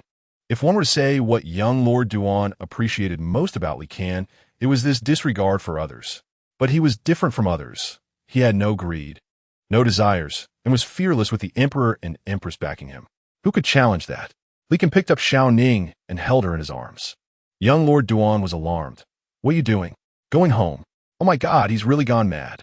There are so many people outside watching, and he dares to boldly carry someone out like this. He was sure that the moment Li Kan stepped out, the news of him carrying the young servant would spread like wildfire. Li Kan had no such concerns, carrying Shao Ning into the carriage of the prince's residence. On the way back, Li Kan held Shao Ning tightly in his arms. Meanwhile, Liao Huan was filled with questions and had been holding them in for so long that if she didn't let them out soon, she would surely suffer internal injuries. Big brother, what on earth is going on? I heard your conversation in the room. Isn't she your servant? How could she be pregnant? Lower your voice. Shao Ning, with her eyes closed, leaned against Li Kan's. With a glance from Li Kan, Liao Huan bit her lip and had to shut up. Shao Ning opened her eyes again and found herself lying on a bed that didn't seem like her own. The heavy canopy at the head of the bed was embroidered with gold thread, while her room only had a thin layer of gauze.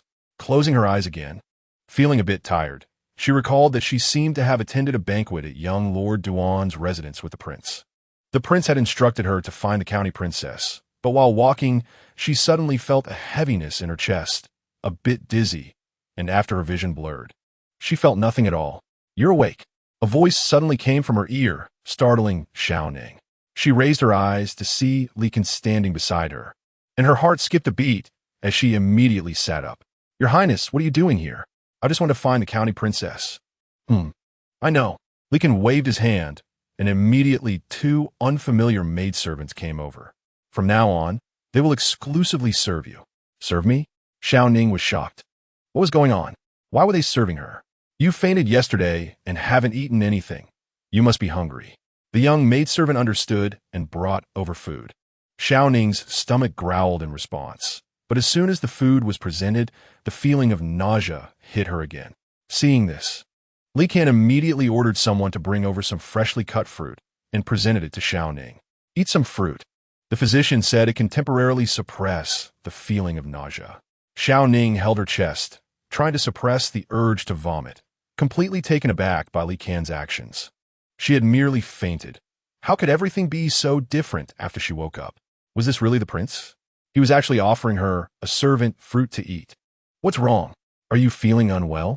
Seeing Shao Ning staring at him, Li Kan reached out to touch her forehead, but Shao Ning instinctively recoiled.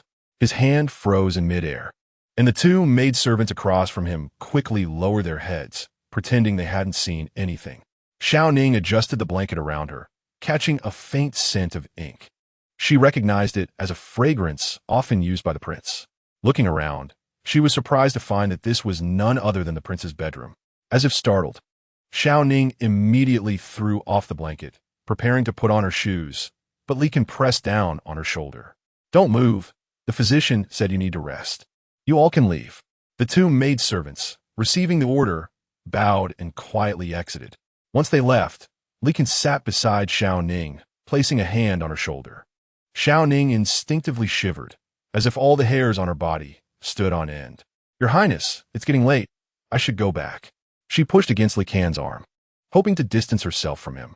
You don't need to go anywhere. Just stay here. Sensing Shao Ning's resistance, Li Kan didn't give her a chance to refute and stated directly. Shao Ning was taken aback. Why? This is your room. How could a servant like me stay here? Could it be that the prince wants me to serve him closely? You are carrying my child. Where else do you plan to go? Child? Whose? Li Kan pointed to Shao Ning's belly, and she jumped up as if her fur had been ruffled. You're talking nonsense. I'm not married. How could I have a child? Only married people can have children. Seeing Shao Ning's intense reaction, Li Kan's expression gradually darkened. What do you mean? Are you questioning my ability? Chapter 31. Li Kan's face turned pale as he watched Shao Ning rush out.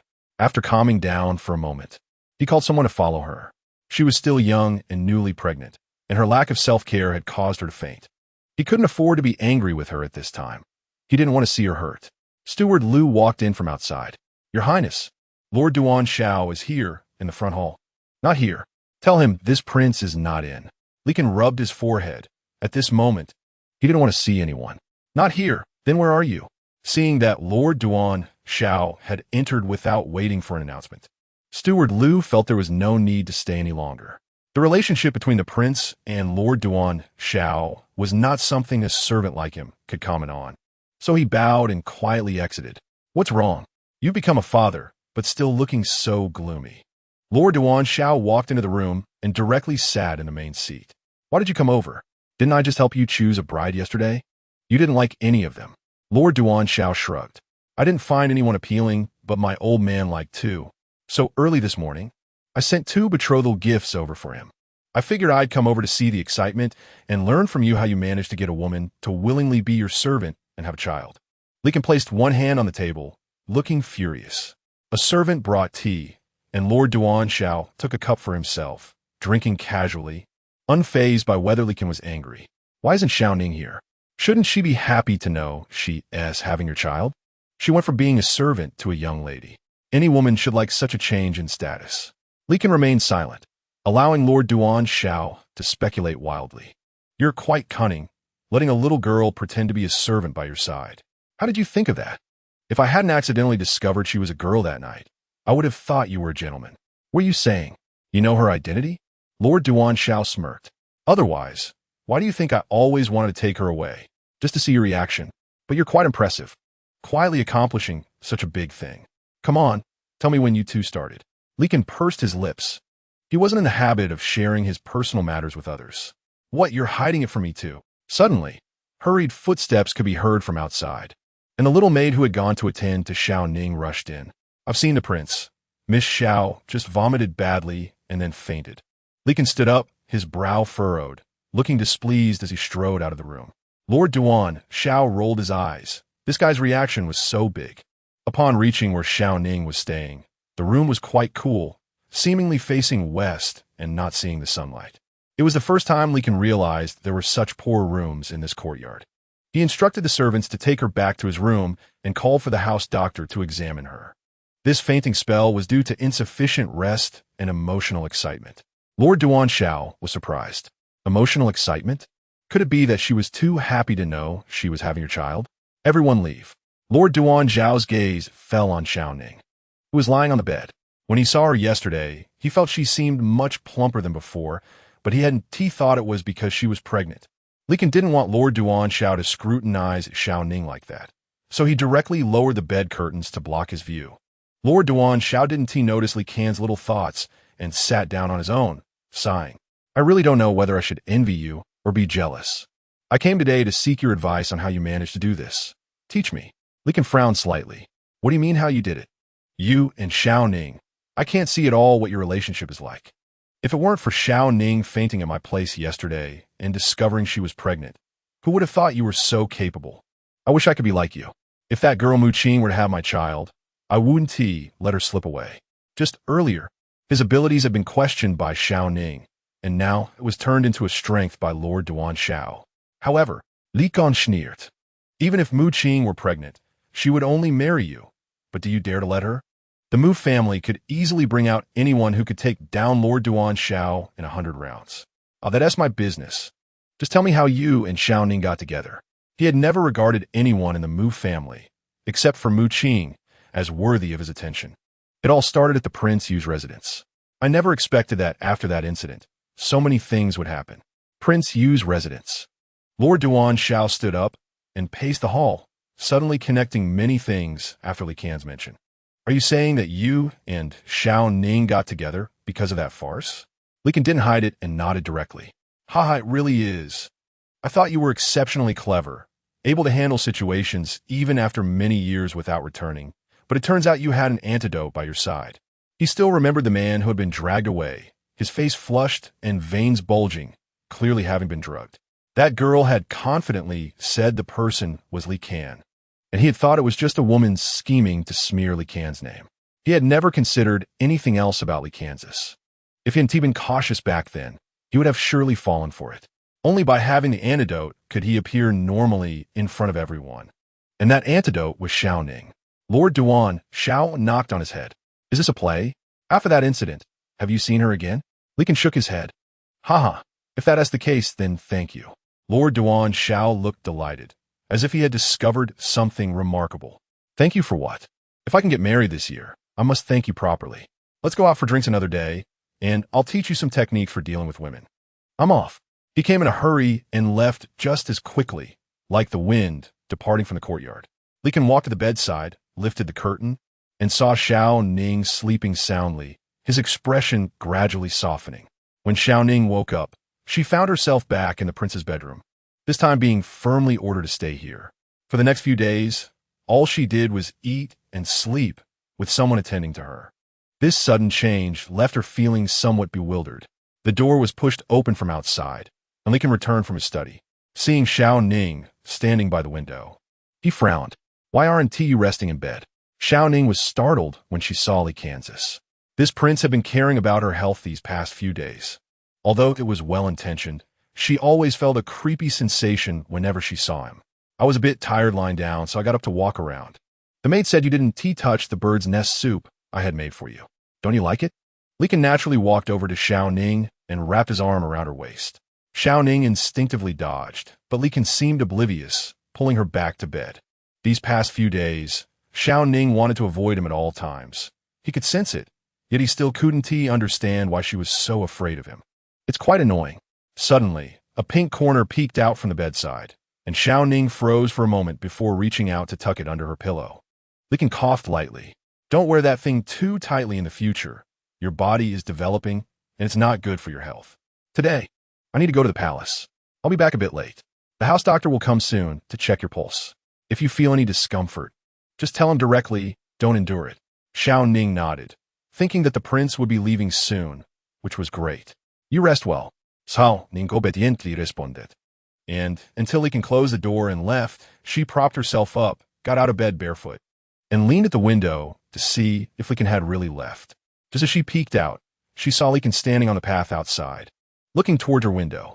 Shao Ning was startled, as if she had seen something terrifying, and quickly withdrew her head, hiding to the side, her heart racing uncontrollably.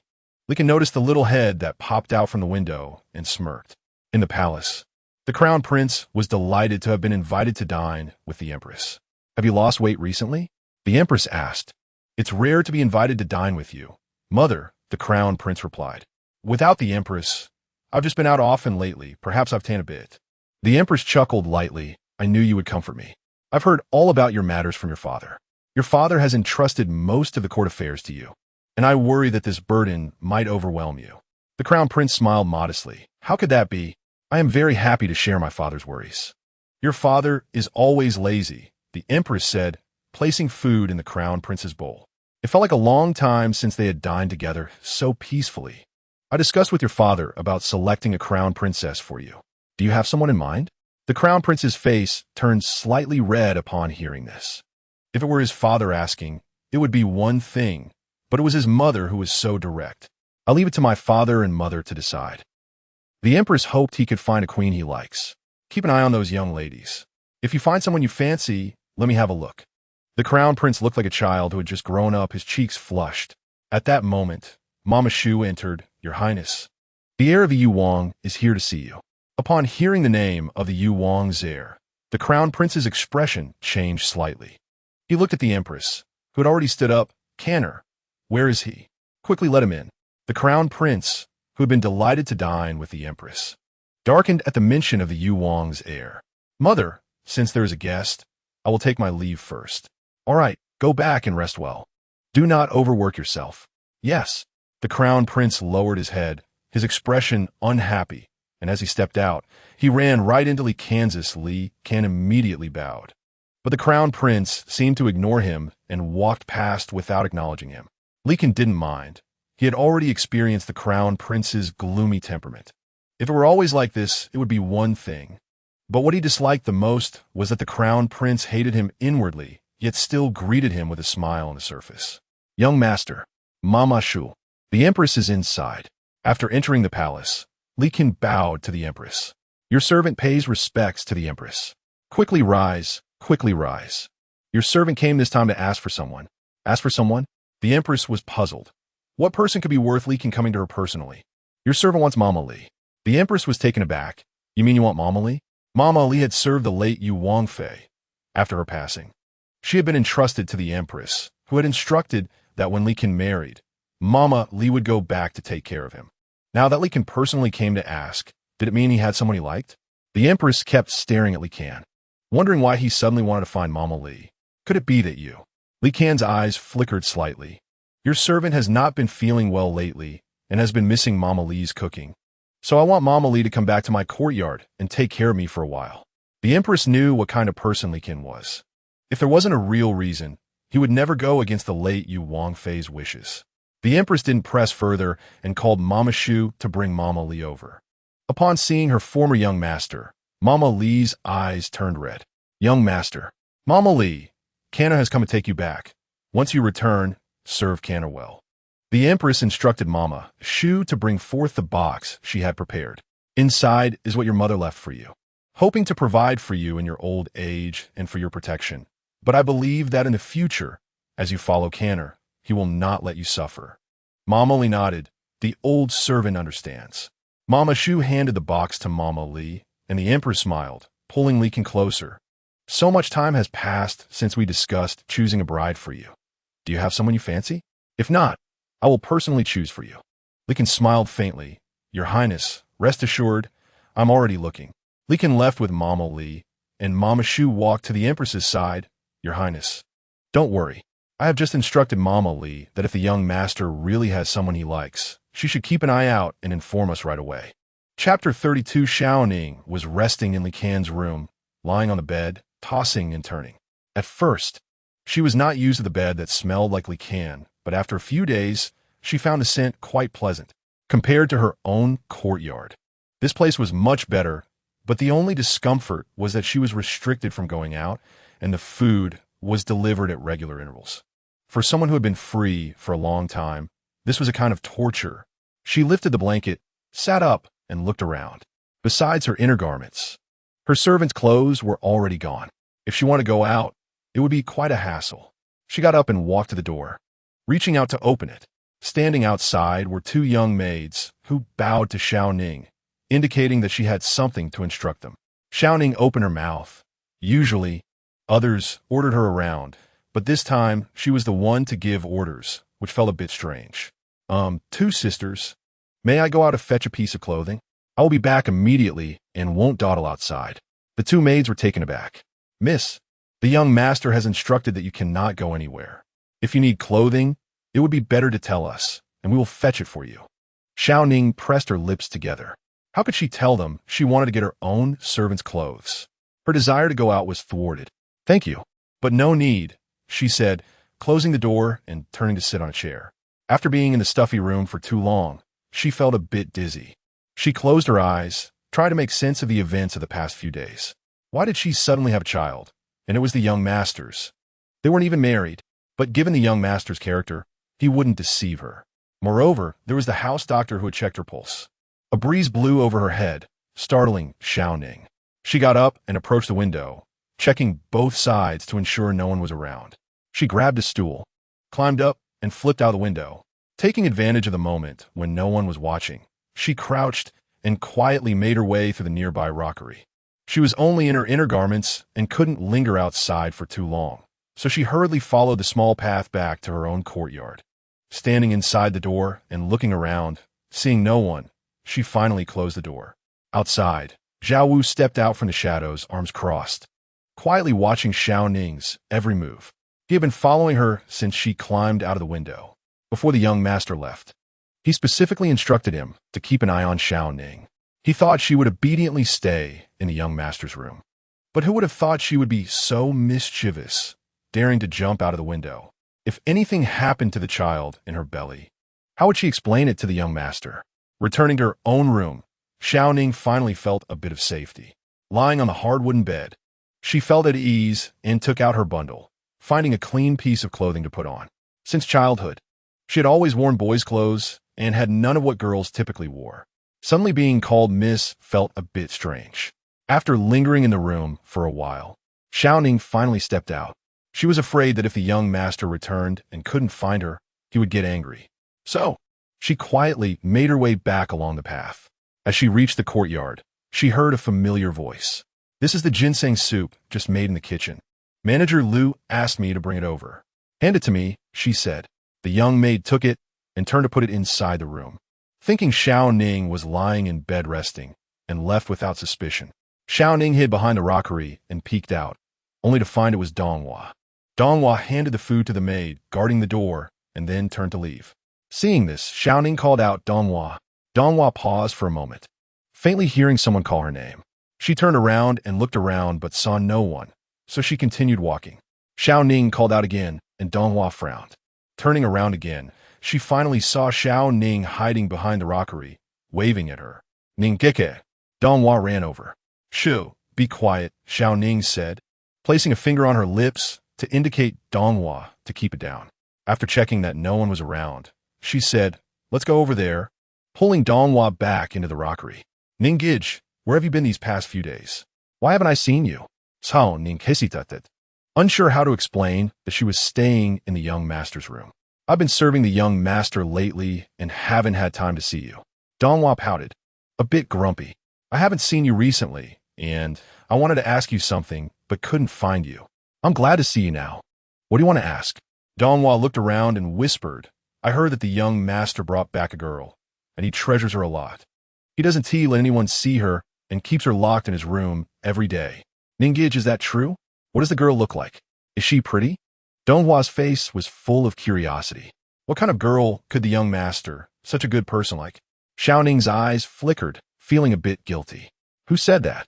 I've been serving the young master by his side. How would I know about this?" "I heard it too. The servants are all talking about it. So I've been wanting to see you to confirm if it's true that we will have an additional mistress in our household."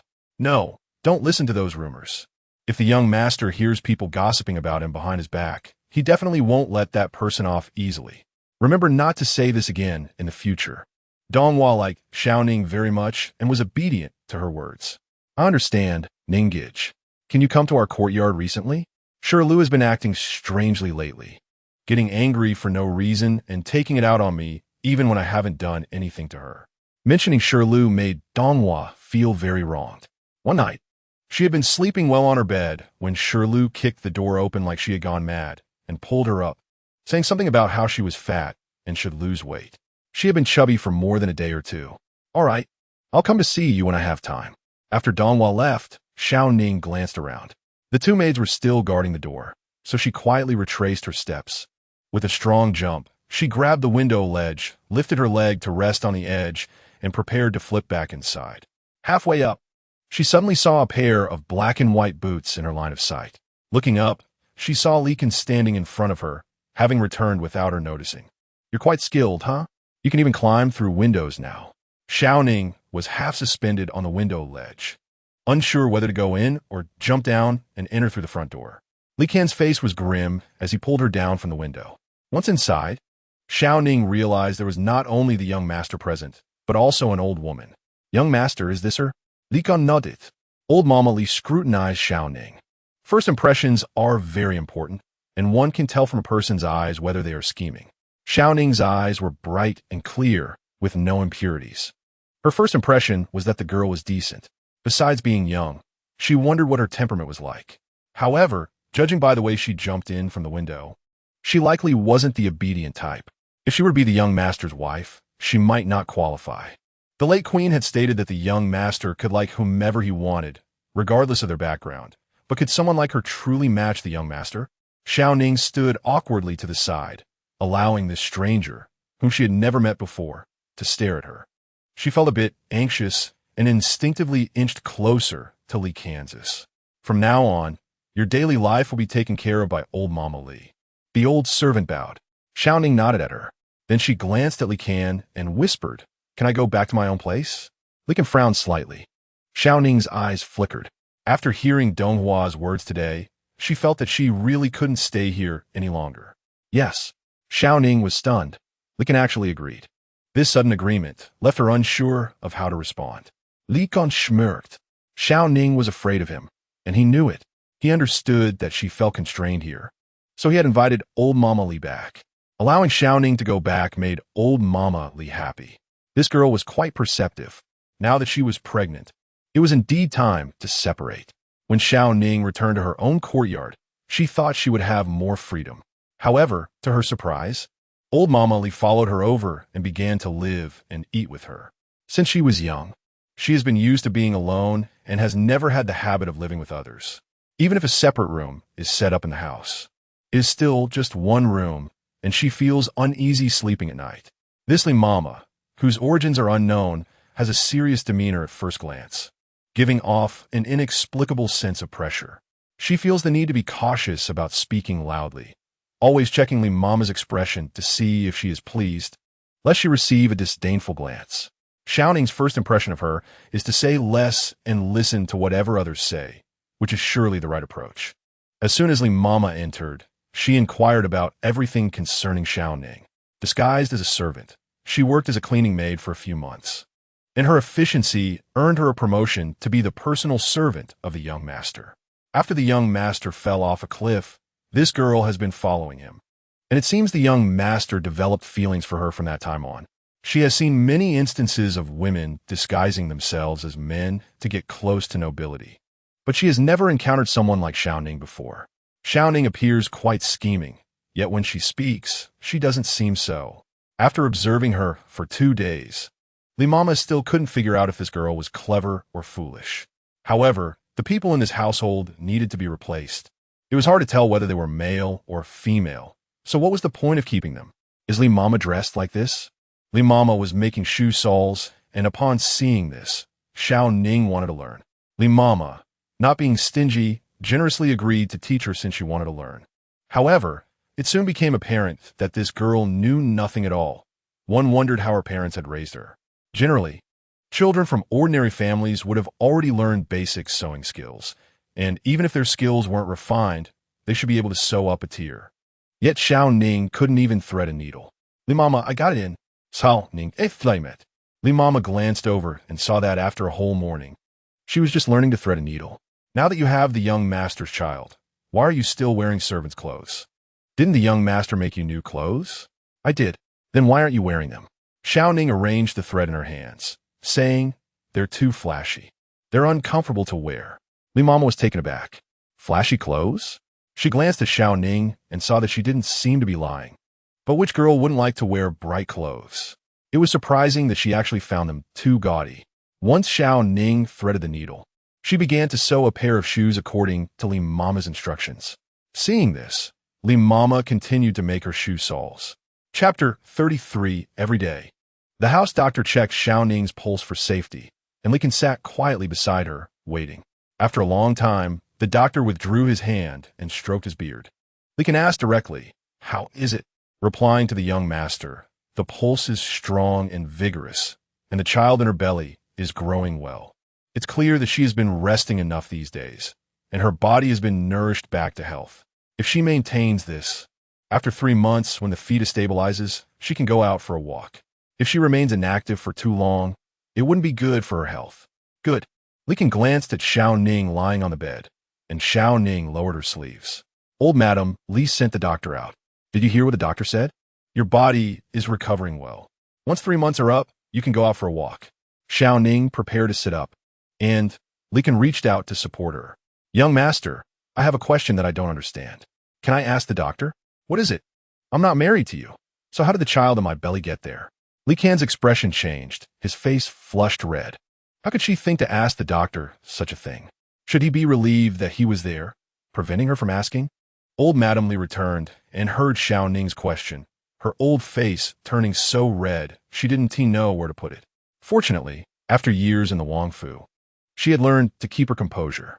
After a moment, she gathered her emotions and walked back into the room. Young master, the old servant has something to discuss. Li Ken was still choked up by Shao Ning's question when he heard old Madam Li calling him, and he immediately stood up and walked out. Young master, don't blame the old servant for being talkative. Although Shao Ning's health is good, she is still young, and this is her first pregnancy. If you can't help yourself, you should restrain yourself a little. Otherwise, the old servant can bring over 2 pretty maidens for you. Hearing this, Li Can's expression changed drastically. He had just been asked how the child got there, and now it seemed he was being misunderstood as a lecher. Did he look like a man who couldn't live without women? No need. Li Ken had initially wanted to go back and check on Shao Ning, but when he thought of her innocent and naive face asking about the child, he felt a tightness in his chest. He was even less willing to stay in front of old Madam Li. With a flick of his sleeve, he left directly. Seeing this, old Madam Li became even more convinced that the young master had been drawn to the girl these past few days and could hardly resist. Turning back into the room, Shao Ning had already sat up. Old Madam, did the young master leave? Yes, so can I continue making shoe soles now? She had just finished stitching the shoe upper, but the young master wouldn't let her work, being overly strict. Old Madam Li had initially wanted to tell Shao Ning to keep her distance from the young master in the future, but seeing how Shao Ning was, she swallowed her words. Of course, Shao Ning sat at the table, took out the shoe upper she had stitched, and followed the steps old Madam Li had taught her to make the shoe soles. It wasn't until evening that she finished a pair of shoes, placing the completed old man's shoes on the table. It's done. Shao Ning admired the shoes in her hands, feeling increasingly satisfied, regretting not having learned how to make shoes sooner. Old Madam Li glanced over and noted that the outside still looked fine, but she couldn't tell how sturdy they were. Seeing the large stitches and small ones she had sewn, she thought it was okay as long as she wasn't picky. These shoes aren't for the young master, are they? If you want to win his favor, just take a look, but don't let him wear them. If he wears these out, people will surely laugh at him. They're not for the young master, they're for my father. Old Madam Li smiled faintly upon hearing this. She was a filial child. Shao Ning smiled back, then took out the pink shoe upper she had made and continued stitching. Taking advantage of old Madam Li's absence, Shao Ning carried a cup of tea to the study. Inside, Li Ken was sitting as usual, holding a book. She quietly approached and served the tea, the cup trembling slightly as it landed on the table. Li Ken turned and looked, putting down the book in his hand. What brings you here? Shao Ning bowed her head. Young master, I have something to discuss. What is it? Are you feeling unwell? No, tomorrow. I want to go to the temple for a bit. Li Ken frowned. His first reaction was to refuse. What are you going for? I'll go with you. Shao Ning was taken aback. No, it's nothing special, just to the temple to burn some incense. Li Ken looked at Shao Ning and instinctively thought she wanted to go to the temple to pray for the child, just like ordinary women do for their children. All right, I'll go with you. Shao Ning prepared the items she needed for the temple and took her finished shoes with her. Carrying her bundle out, she unexpectedly bumped into Pomegranate, who was carrying tea. Shao Ning's face lit up. She hadn't seen Pomegranate in a long time. The last time she heard from Donghua, Pomegranate was in a bad mood. She called out, Sister Pomegranate. Pomegranate looked up and shot Shao Ning a glare before turning to leave, as if she didn't recognize her at all. Shao Ning was stunned. Pomegranate was still angry. Old Madam Li came over from behind. The young master is waiting outside. Let's hurry. Shao Ning nodded and followed old Madam Li out. After leaving the courtyard, Shao Ning found that only the carriage was parked nearby, and she felt a surge of joy. Yesterday, the young master had said he wasn't willing to follow her. So why would he want to go with her to burn incense for her parents? Get in, be careful. Old Madam Li urged from behind. Understanding, Shao Ning stepped onto the footstool and got into the carriage. As she lifted the curtain to climb in, she suddenly saw that Li Kan was already sitting inside. Younger master. Shao Ning sat at the entrance of the carriage, her head tilted to one side. Li Kan noticed that Shao Ning was sitting so far from him, as if he would bite her, and the corners of his mouth curled up. Shao Ning. Haven't you been asking this lord how the child in your belly got there? Shao Ning abruptly turned her head, looking as if she really wanted to know. Seeing her shining eyes, Li Kan closed his mouth and said no more. Upon arriving at Qingyun Temple, there was once again a haze of smoke. It was strange. Every time she came to the temple, the sky was overcast, and it looked like it was about to rain. Perhaps it was the shadow of the last experience that made her feel uneasy, as if something was about to happen with the gloomy sky. Shao Ning got out of the carriage, and old Madam Li reached out to help her down. If Shao Ning had been dressed in women's clothing at that moment, she would have appeared to be a lady from some family. Unfortunately, she was wearing a servant's outfit, and with the elderly Madam Li helping her down. Onlookers couldn't help but glance curiously. When Li Kan got out of the carriage, old Madam Li said, "Young master, I'll go in with Shao Ning to burn incense. You can wander around wherever you like. You two go do your thing, I'll just take a stroll." Li Kan looked around and decided to head to the back mountain. Shao Ning entered the temple, knelt before the Buddha, and lit a stick of incense. Her expression serious, as she seemed to be making a wish. Old Madam Li followed suit and lit a stick of incense, mumbling prayers for the young master and for the child in Shao Ning's belly. After burning the incense and making her wish, Shao Ning picked up the items she had brought and walked towards the back mountain, with old Madam Li following her. "What are you going to do?" "I want to burn some things for my parents." Shao Ning had initially planned to go up the mountain to burn the shoes she had made. But since both the young master and old Madam Li were following her, she had to burn them at the back of the temple, hoping her parents could receive them. Shao Ning got a fire pit, burned the paper money, and then burned the shoes she had made as well. Old Madam Li just realized that Shao Ning's parents had long since passed away. No wonder this child always seemed a bit dazed when talking to her. The weather was slightly cool, and suddenly Shao Ning sneezed. Old Madam Li instructed, "You wait here. I'll go get a cloak, and then we can look for the young master together." Shao Ning nodded, and since she still had a few words to say to her parents, she dared not speak in front of old Madam Li. Seeing Li Momo leave, Shao Ning knelt on the ground, murmuring about her pregnancy.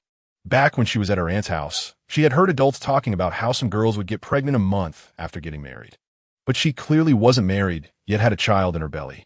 The heir had said he would tell her, but when the words were on the tip of his tongue, he would hold back, leaving her in a constant state of anxiety. After burning the last of the paper money in her hand, Shao Ning stood up. She sneezed again and looked around. The peach blossom trees that once bloomed with flowers were now filled with green branches and leaves, with a few scattered small flowers that hadn't fallen completely. Suddenly, she remembered the last time the heir came to burn incense. It seemed to be in the thatched cottage within this peach grove. She wondered if he would go there again this time. For a moment, forgetting Li Momo's instructions, Shao Ning followed her memory and walked towards the peach grove. Inside the small wooden house, Li Kan lit a stick of incense. Without any unnecessary words, he simply informed her, "I have a child," and then got up to leave. As he stepped outside, a light breeze brushed by, and the air was filled with the earthy scent of the peach grove. Along the way, he occasionally spotted a few people wandering through the trees. The sky was dark and gloomy, as if a heavy rain was imminent. He thought about getting back quickly, but before he knew it, the rain started pouring down, a cold drop hitting his face. Shao Ning headed towards the small thatched cottage, feeling the rain on her forehead. She was startled and regretted coming this way. What if the heir wasn't there, and she came alone? What would she do if Li Momo returned and couldn't find her? The raindrops began to fall more heavily, and Shao Ning looked up at the sky, shielding her forehead with her hand. She decided to go to the cottage first. At least there would be some shelter if it rained heavily. She quickened her pace, but the rain grew stronger, and in a moment of distraction, her feet slipped. Startled, she instinctively fell backward, but before she hit the ground, she felt her wrist being grabbed. With a strong pull, she straightened up. It was the heir. Li Kan frowned slightly. "What are you doing here?" He had just walked over, and saw someone ahead who looked like Shao Ning.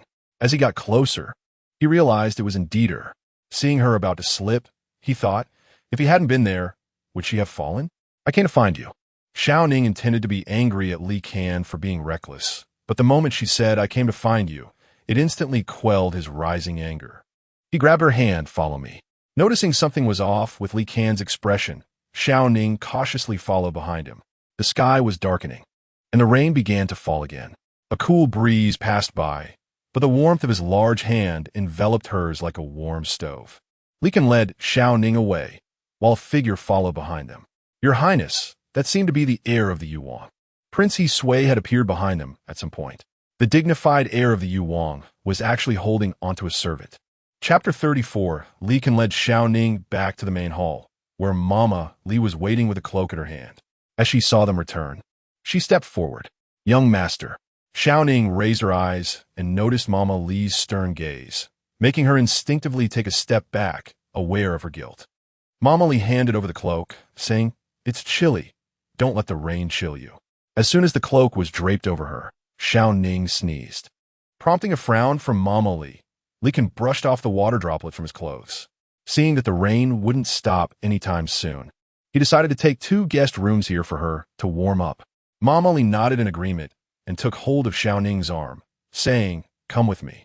Shao Ning felt a bit scared and looked at Li Kan with a pitiful expression, but he was too busy adjusting his clothing to notice her.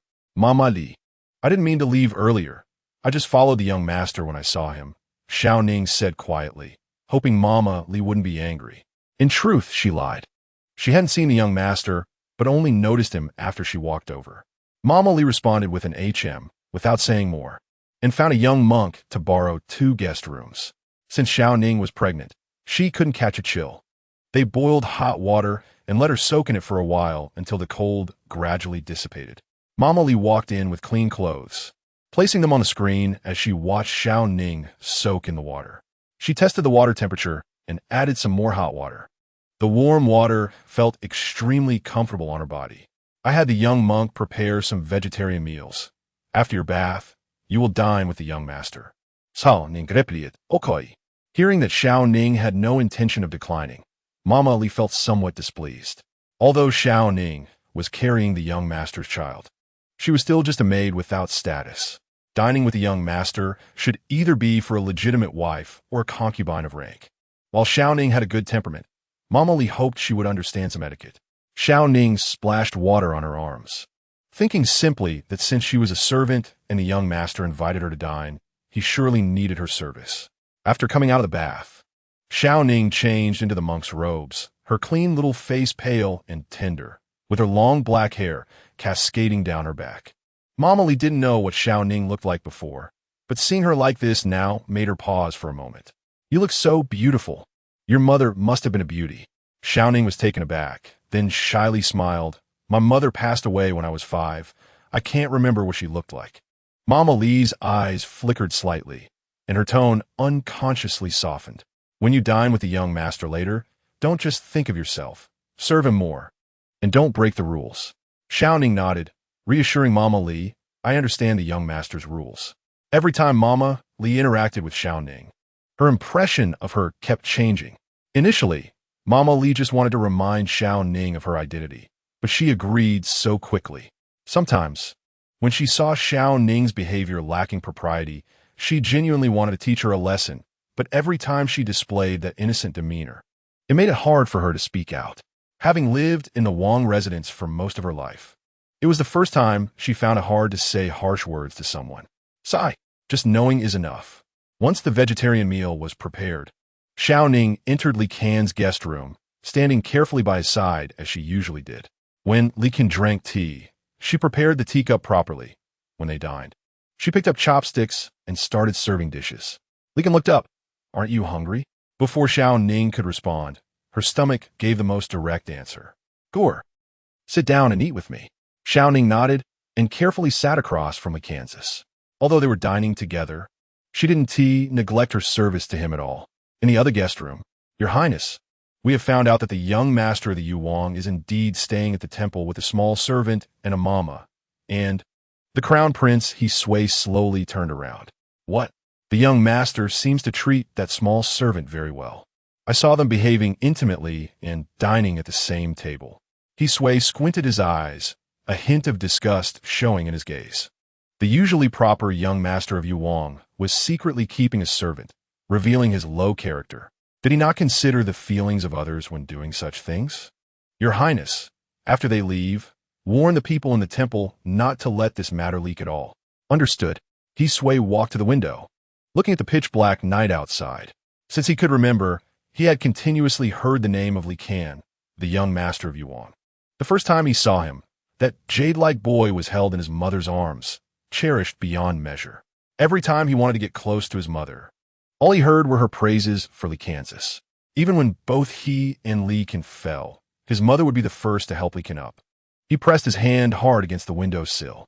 Faced with such a perfect opportunity to deal with him, he couldn't let this matter leak even a bit. The next morning, Li Kan prepared to take Shao Ning back to the residence. Just as they walked down the mountain, their carriage was stopped by someone. Young master, I am from the Ho residence. The carriage curtain was lifted, and Shao Ning saw a limping little servant blocking their way. Young master. Li Kan slowly opened his eyes. From the Ho residence? He got out of the carriage and was taken aback when he saw the person blocking them. Wu Er. As soon as Li Kan appeared, Wu Er immediately knelt on the ground. Young master, please go see my young lord. He might not make it. Li Kan frowned. Not make it? What do you mean?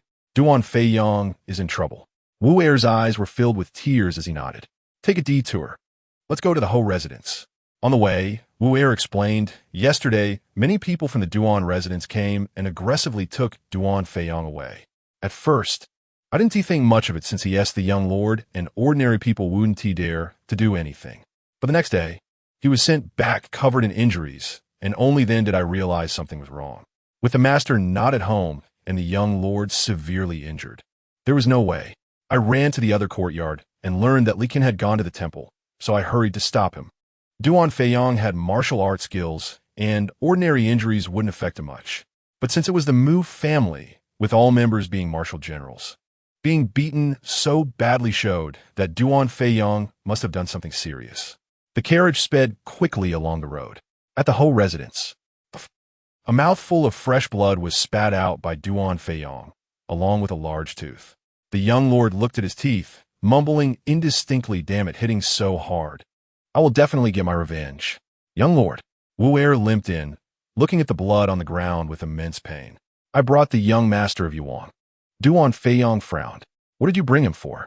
His reaction was so intense that it pulled at the wound on his mouth, making him hiss in pain. As Li Kan entered the door, he immediately saw Duan Feiyong's face, which looked like that of a pig. His expression darkened. Injured by the Mu family? How do you know? Duan Feiyong didn't believe that Li Kan could guess everything at a glance. He glanced at Wu Er. Did you tell him? He raised his foot, ready to kick. Enough. Didn't you say you were about to die? How come you still have the strength to hit people? Who spread such nonsense? I'm perfectly fine. As he moved, pain shot through him, and the young lord let out a painful wail. Behind him, Shao Ning couldn't help but laugh. Hearing this, Duan Feiyong shot a glance over, and when he saw Shao Ning, he cheered up. Oh, looks like you're planning to take her everywhere with you. Shao Ning slightly turned to the side, feeling embarrassed for laughing out loud just now, as if everyone was watching her. Ah! Li Kan nudged Duan Feiyong's arm, prompting a pain scream from him. It hurts. This prince thought it wouldn't hurt, but with injuries like this, what did the physician say? If it's really bad, this prince can find someone to custom make a high-quality coffin for you. Young Lord Duan covered his arm, bent over, and pointed at Li Kan with his finger. Despicable. Li Kan instructed the people around to step back and inquired about the origin of Duan Feiyong's injuries. Why did the Mu family take action against you? What did you do? As far as he knew, although the people of the Mu family were all military generals, they were never violent. The military discipline was strict. They would never act rashly unless provoked. Duan Xiaoho's eyes flickered, and he slightly leaned back, saying, It's nothing, just a little argument. Li Kan had known Duan Feiyong for over 10 years and understood his character very well. That flickering gaze indicated that if he said he hadn't done anything, he absolutely wouldn't be injured like this. A commotion came from outside, and Shao Ning stood at the door, seeing Miss Mu, who often accompanied the prince, rushing over. Where's Duan Feiyong? Wu Wei pointed directly at the door. Inside. Mu Qing ran over, and when she passed Shao Ning, her brows furrowed slightly. At a glance, she thought the person looked familiar, but she couldn't quite remember with that rosy face. Not caring about anything else, Mu Qing pushed the door open and rushed in. Duan Feiyong, what's going on? Didn't we agree to keep a secret? How could you say it? As soon as Mu Qing entered the room, she saw Li Kan sitting inside, and her heart skipped a beat. Her cheeks instantly flushed. Canna, why? Why are you here? Duan Feiyong covered his face with his hand, as if his secret had been exposed. Li Kan looked at Mu Qing and Duan Feiyong, surprised. What is it that's so mysterious? Nothing. Nothing. Mu Qing shot a secretive glare at Duan Xiaoho, who raised an eyebrow and smiled mischievously. What could it be? It's just between us. Duan Feiyong. Mu Qing exploded, loudly stopping him, and immediately ran over to cover his mouth, her eyes showing a threat. If you say any more, don't blame me. She made a gesture as if to kill, and Duan Feiyong raised his hands high in surrender. Li Kan glanced at the smug expression on Duan Xiaoho's face and seemed to understand that the claim of being unable to go on was false. His pride was real. With a cold snort, he turned and left. Seeing him go, Duan Feiyong's lips curled up, while Mu Qing continued to pounce on him, taking the opportunity to rub her arms against him, feeling somewhat pleased. In his view, the beating was not in vain. Chapter 35, Li Kan walked out the door, and Shao Ning immediately stepped forward. Young master, the Marquis, she nearly fell as her foot slipped, but Li Kan quickly reached out to steady her waist. Can you be more careful? Startled by the sudden scare, Shao Ning was hit by a wave of cold sweat. I'm sorry, I wasn't paying attention. Li Kan glanced at Shao Ning and then returned to the residence. Shao Ning followed closely behind, if it weren't for her servant's clothes. One might think she was the young master's wronged wife. Upon exiting the Marquis's residence, Li Kan got into the carriage first, followed by Shao Ning. Granny Li had been waiting in the carriage and did not enter the Marquis's residence. When she saw Shao Ning come out, she reached out to help her into the carriage. Just as Li Kan's carriage was leaving, another carriage slowly stopped in front of the Marquis's door. Inside the carriage was a woman dressed in luxurious sheer fabric with gold-threaded embroidery, her face resembling a peach blossom, adorned in a grand and festive manner as she gracefully descended from the carriage. There are guests in the residence, the woman murmured as she watched the departing carriage. Madam, it's the young master of the Yuan, who just came to visit the young Marquis. Oh, it's the young master of the Yuan. This woman was the new wife of the old Duke Duan, who came from a poor family and had only learned what wealth meant after entering the Duke's residence. She wished to adorn herself with every fine silk and gold ornament she could find. I just saw a younger person following behind. Who is that? The servant, puzzled, listened. The new wife frowned slightly. It's the one being helped onto the carriage by a woman. Surely that can't be an ordinary person. Being in the same carriage as the young master of the Yu Wang indicates a special status. That one is the young master of the Yu Wang servant. Not a noble. The new wife's eyes widened. A servant? Indeed, even a servant from a noble household receives such treatment. You just mentioned the visit to the young Marquis. What happened to him? It's rare for visitors to come to the house, yet she encounters nobility right after returning. The young Marquis is injured, and it's quite serious. The young Marquis is injured?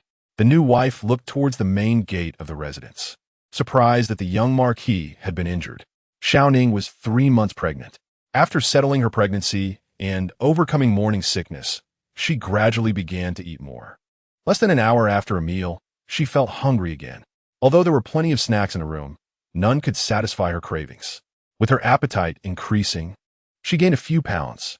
The house doctor advised her that while she could eat, she shouldn't overindulge, as it would be bad for both her health and the baby.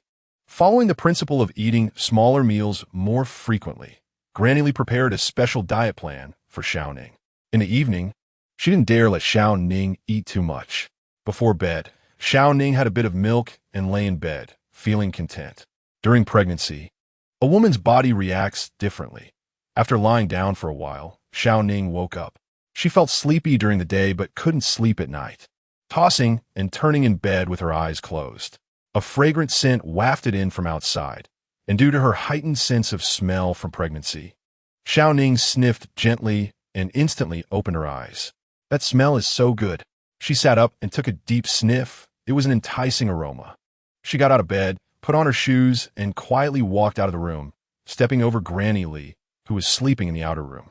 Following the scent, Shao Ning headed towards the main courtyard where Li Ken lived. Outside, the watchman's drum struck repeatedly, counting past the second watch of the night. The night sky was filled with stars twinkling around the moon, making the night exceptionally bright. Inside, after bathing, Li Ken changed into a clean set of inner garments. After a long day of official business, his neck felt a bit sore, and he rubbed it to feel more comfortable. His stomach grumbled with hunger. Li Ken approached the table where the food was set and picked up his chopsticks to eat. Suddenly, a sound came from outside the door, causing him to pause. He put down his bowl and chopsticks, quietly staring at the door for a moment. Sensing the presence outside becoming heavier, it was clear that the person had no intention of leaving. With a slight frown, he wondered, "Who is it?" Li Ken stood up, preparing to step outside and take a look.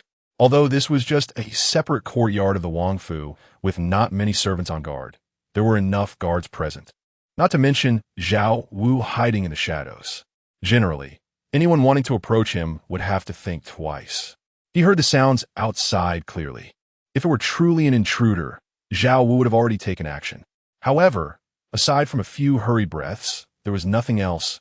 This person should be harmless. He opened the door, revealing a small figure standing there. "You." Shao Ning clasped her hands together, her small face slightly raised as she looked inside. The fragrant aroma she detected was indeed coming from this room. Given the time, Shao Ning should have been resting in her room, leaving Li Ken puzzled as he glanced at her. "Why aren't you resting at this late hour? Is something the matter?" Shao Ning sniffed. The feeling of hunger was indescribable. She was a little hungry, but it was just a slight feeling. Yet, upon smelling this aroma, she felt an intense hunger, as if she would go crazy if she didn't eat something.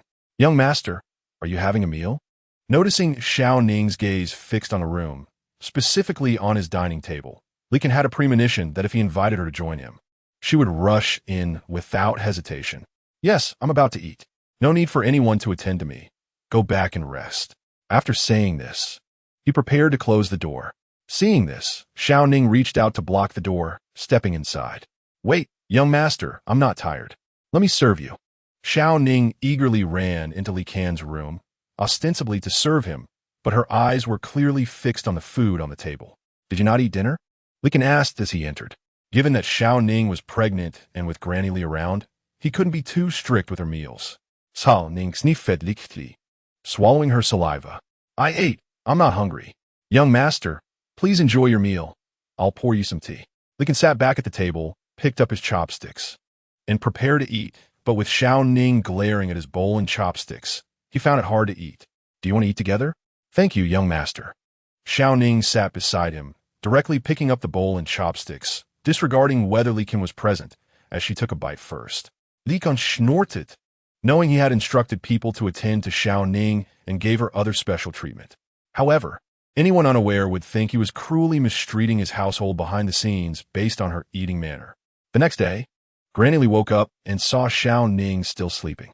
Knowing that pregnant women tend to sleep a lot, she didn't disturb her. As soon as Granny Li stepped out, Shao Ning opened her eyes. After eating well with Li Ken the previous night, she quickly fell asleep upon returning to her room and didn't wake up until dawn. Being pampered during her pregnancy, Shao Ning gradually adapted to this comfortable and leisurely life. The irritability she once felt was gone, and if she could continue enjoying such treatment, it would be quite nice.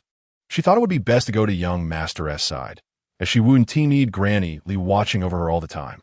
Li Yaohuan had been staying in Qingfeng Courtyard. However, as she had just returned and being a princess, she was frequently invited among the noble ladies for social gatherings, almost forgetting about matters in the residence. Rarely having free time, Li Yaohuan decided to clarify the situation regarding Shao Ning. In the study, Li Ken held a letter sent by Li Xin from Qin Nongfu. Calculating the days, it had been over a month since Li Xin had gone, and the task was accomplished, ready to return on an auspicious day. If it weren't for this letter, he might have forgotten. Li Xin had been sent out on official business for some inexplicable reason. Shao Ning stood by, noticing Li Ken staring blankly at the letter in his hand. So she leaned over to take a look. Li Kan noticed and immediately covered the letter. What did you see? Under Li Kan's kvisioning, Shao Ning.It kvad lu smilet. I didn't see anything clearly, just thought the handwriting looked nice. Li Kan opened the letter, frowning at the messy handwriting. In Shao Ning's eyes, the writing, which was even worse than that of a 5-year-old, was surprisingly beautiful. Thinking of the person who wrote the letter, Li Kan's lips curved up.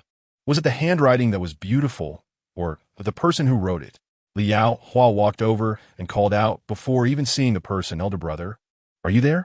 Li Kan raised his eyes, and Shao Ning understood and stepped out of the room. Upon seeing this, Liao Hua couldn't help but frown. What are you doing here?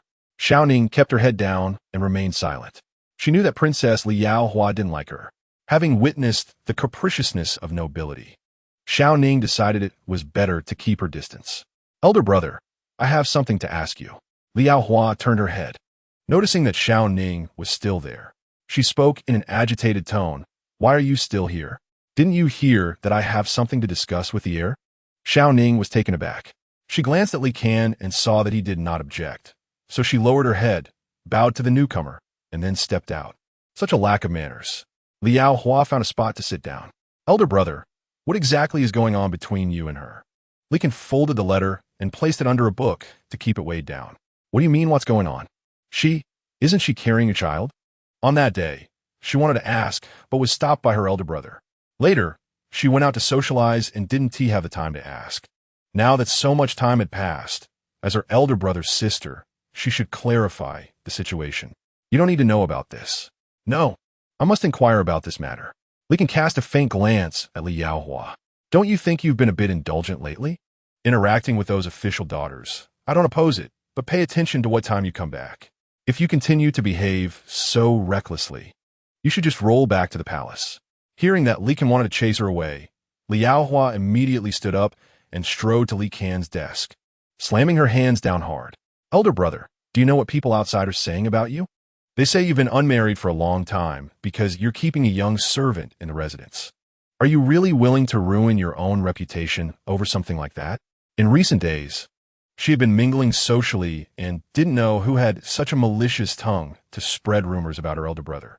If she hadn't vented her anger to stop those people from gossiping, who knew what kind of rumors could have spread? Chapter 36. Li Kan's face turned ashen, and Liao Hua's words echoed in his ears. It was absurd that such ridiculous rumors were spreading outside.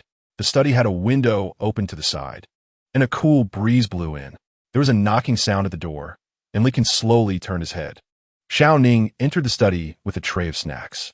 Earlier, when Princess Liao Hua was present, she had been sent away, and only when the other party left did she dare to come in. Seeing Li Kan, the corners of her mouth slightly curved upwards. Young master. Li Kan frowned slightly, noticing Shao Ning's attire resembling that of a servant. If he hadn't accidentally discovered Shao Ning's identity that day, he wouldn't have noticed she was a woman. His gaze fell on her slightly protruding abdomen, and he pursed his lips. You are heavy. There's no need for you to serve me. Shao Ning placed the food on the table, saying she was just passing by and would leave after putting it down. Bring Li Mama here. Li Mama returned to Li Kan's study. Shao Ning sat inside, fiddling with her shoes. Upon seeing this, Li Mama's brows furrowed. Li Mama, you're back.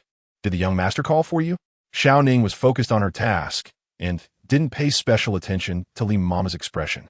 Nothing much. The young master instructed me to tell you to eat more tonight. Shao Ning raised her eyes, feeling a bit awkward.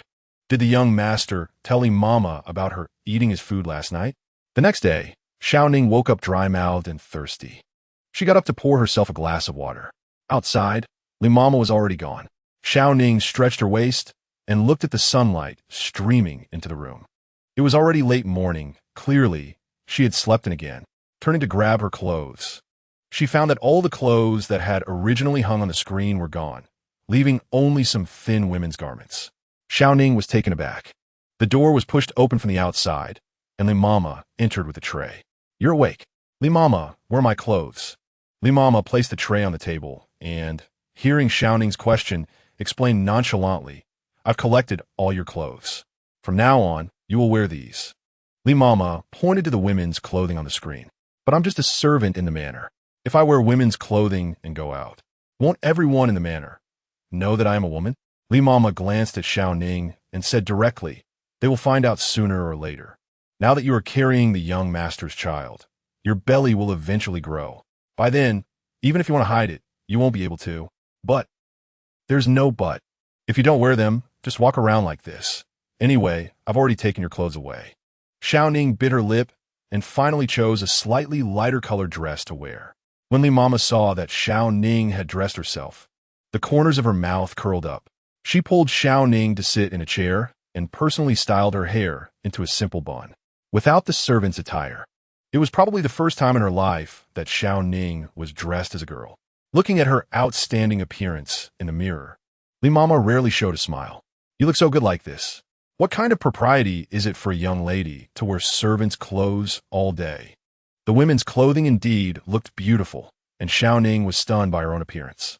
However, going out like this, Li Mama, will I scare people looking like this?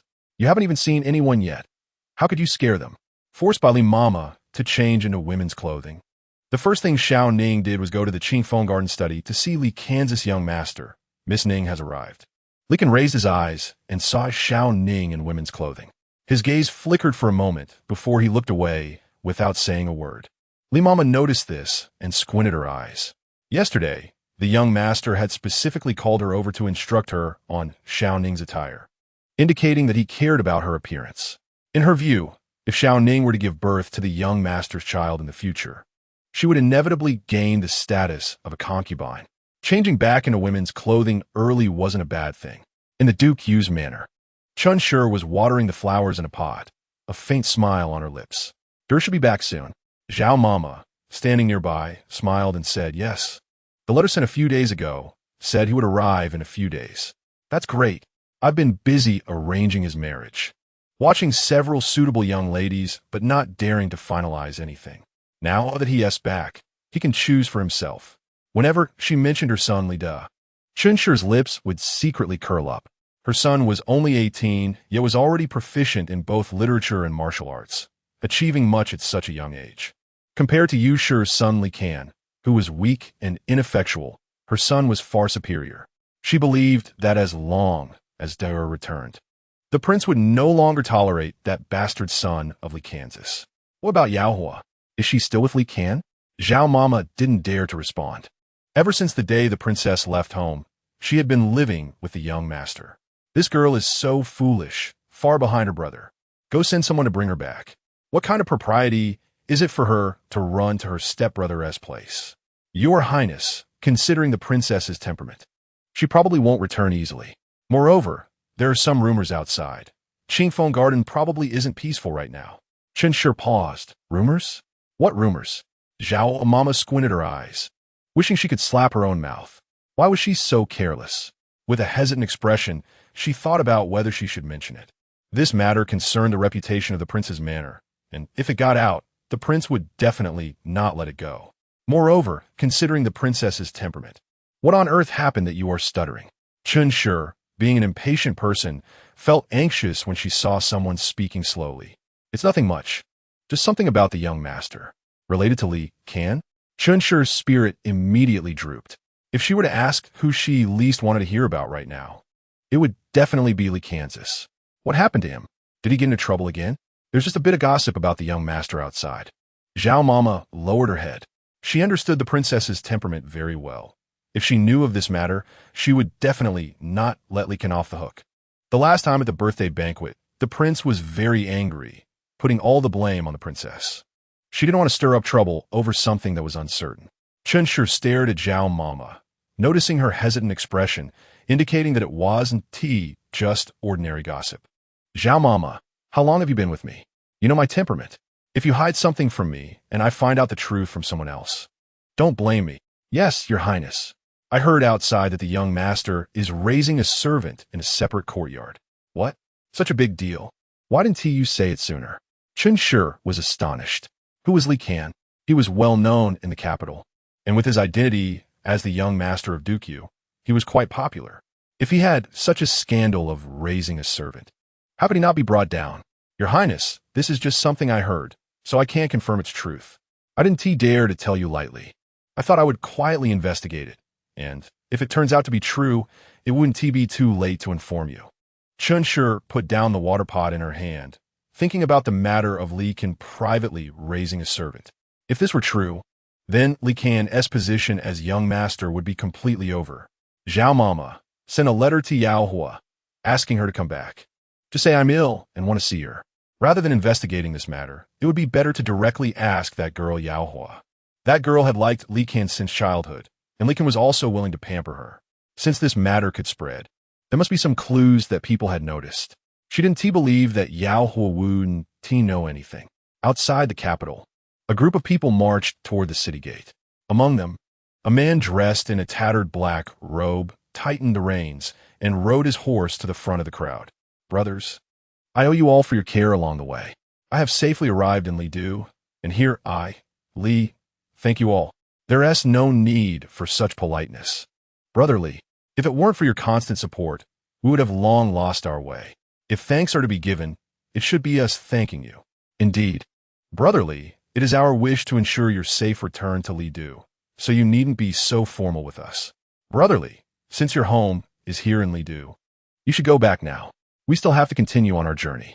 If there is an opportunity in the future, we'll go to the desert to visit you. And I assure you we will treat you well then. Thank you, big brother. Farewell.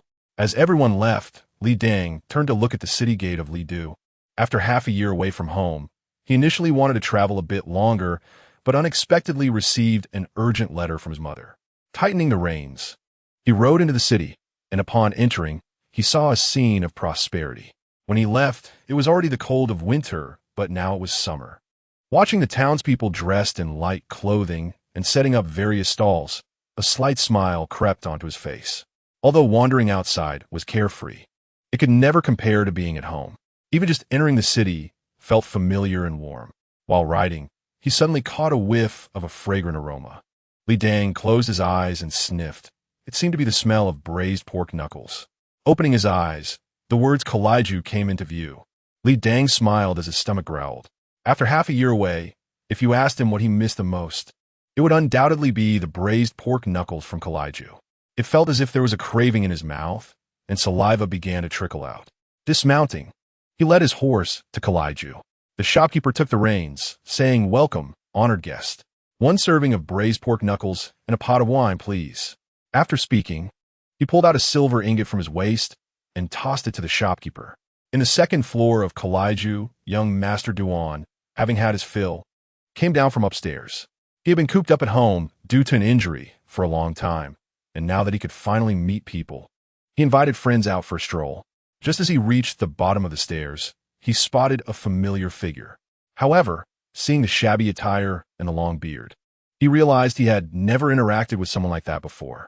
Young Master Duan cast a faint glance. The man's bright eyes, dark skin, and dirty appearance revealed a sense of familiarity. It was Li Dang. Chapter 37. What is the Lord looking at? The friends who came down with young Lord Duan saw him staring at that strange person. It's nothing, just felt a little familiar. Duan Feiyong replied as he walked out of the tavern. The Lord was considering where to go next, whether to play in the garden or not, as he had heard that a famous performer had arrived, known for their impressive singing skills. Duan Feiyong smiled lightly, not going. From now on, this young lord plans to cultivate himself. You'll go have fun. The people behind him were surprised. He had always loved to play, yet now he intended to focus on self-cultivation. Duan Feiyong took out a fan from his waist and fanned himself gently in front of his chest. Of course, I need to cultivate myself. I'm going to marry soon and may become a father one day. Speaking of becoming a father, he wondered how that guy Li Kan was doing. After Shao Ning changed into women's clothing, she felt uncomfortable all over, hiding in her room every day without going out. Granny Li didn't care about anything else. She was only responsible for the child in Shao Ning's belly. You keep saying you have no appetite lately, especially wanting to eat juicy watermelons. This watermelon is cold. The doctor said you should eat less if possible. The strawberries just brought in are juicy and plump. I've already had someone wash some and send them over. You could try them later. If they don't suit your taste, we can change to something else. Shao Ning nodded. In fact, she had no say in what to eat. Everything was arranged by Granny Li. Even if she really craved something, if Granny Li thought it was inappropriate, she would veto it. Now, whatever was sent over felt indifferent to her. There was a knock at the door, and Granny Lee got up to open it. A little maid whispered a couple of sentences in Granny Lee's ear. Granny Lee nodded. I understand. I'll be there right away. Turning to Shao Ning, she said, the doctor has something to discuss with me. You stay here properly. The servants will bring over the strawberries soon. Just eat a little, not too much, as it's almost mealtime. We don't want you to be unable to eat later. Got it, Granny. After Granny Lee left, Shao Ning sat alone in the room. These past few days, she had been learning needlework from Granny Lee and had already done quite well. She thought that in the future, when she had her own place, if her clothes were damaged, she wouldn't need to ask others for help with sewing. She could do it herself. After stitching the last thread, Shao Ning bit the thread with her teeth and looked at her handiwork with satisfaction. There was another knock at the door, and her first reaction was that the strawberries must have arrived. Shao Ning set aside her work and got up to open the door. Pomegranate had been instructed to bring the washed strawberries to the side room of Qingfeng Courtyard, supposedly for a young lady. But she didn't know which room the young lady lived in. Passing by a nearby door, Pomegranate paused. This seemed to be Shao Ning's courtyard. Ever since that day when Shao Ning said she liked a girl like Donghua as a wife, Pomegranate had been angry with her for a long time. The last time they met was when Shao Ning accompanied the young master out, but Pomegranate couldn't swallow her anger and ignored Shao Ning when she glared at her. Feeling puzzled about the task she was given and not wanting to take it back, Pomegranate had no choice but to knock on Shao Ning's door. Standing at the door, she heard footsteps inside, and her heart raced uncontrollably. The door was opened from the inside, revealing a woman in a light pink dress. Pomegranate was taken aback. She had just been instructed to deliver strawberries. Could it be this lady? Afraid of overstepping, Pomegranate immediately lowered her head. I'm sorry, miss. I didn't mean to disturb you. Inside, Shao Ning was startled to see Pomegranate and tightly gripped the door latch. The maid is here to deliver strawberries. She reached out to take the strawberries, but she hesitated, unsure whether to accept them or not. Pomegranate lowered her gaze, holding the strawberries, but felt strangely unsettled. Isn't this Shao Ning's room? Why is there a lady here? If the lady had an uncommon identity, it would be understandable. But it was strange that someone specifically instructed to deliver the washed strawberries here. The more she thought about it, the more puzzled she became, and instinctively, Pomegranate looked up to see who this person was. Thank you. Shao Ning reached out to take the strawberries. Suddenly, a voice of gratitude came from above, and Pomegranate shot her head up. This voice, Shao Ning's pale face met Pomegranate's gaze, and as they recognized each other, Pomegranate felt increasingly familiar with this person. But for a moment, she couldn't recall where she had seen her. Pomegranate. Hearing the familiar voice, Pomegranate froze and instinctively took a step back. Seeing this, Shao Ning stepped out of the room. Pomegranate, you are Shao Ning. Pomegranate was astonished, staring closely at the features of the woman before her. Gradually, Shao Ning's face overlapped in her mind, except this formerly dark and thin face had now become plump and rosy. Looking at her pink attire, her long hair cascading down her back, her delicate face adorned with a touch of blush, and her red lips, everything indicated that she was a woman. Her feet wobbled, and Pomegranate nearly fell. Shao Ning was alarmed and reached out to pull her back, but as soon as she touched Pomegranate's arm, the latter blocked her hand. Don't touch me. In a moment of carelessness, the strawberries in Pomegranate's hand were knocked over. Pomegranate looked up again, her bright eyes filled with tears. You really are Shao Ning. Shao Ning nodded, confirming her identity. Pomegranate closed her eyes, tears streaming down her cheeks, looking extremely sorrowful. Pomegranate, let me explain, I actually... Slap. A loud sound echoed as Shao Ning's face was slapped to the side. Pomegranate glared at Shao Ning with hatred. You liar. She shook off Shao Ning's hand and ran out of the side courtyard. Shao Ning touched her aching face, fearing that her biggest worry had come to pass. Young Lord Duan arrived at Qingfeng Courtyard and, without needing to announce himself, entered the inner courtyard smoothly. Steward Lu hurried over upon hearing the news.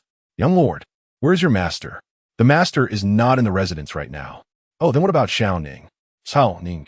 Steward Lu hesitated for a moment, and seeing this, young Lord Duan smiled. I'd like to see her. I can also say a couple of words to her. After all, We were almost about to become master and servant. Steward Liu was already aware that Shao Ning was pregnant with a young master's child. Although he was also calculating about Shao Ning concealing her gender, he resented himself for being unable to see through it, allowing such a significant oversight in the household.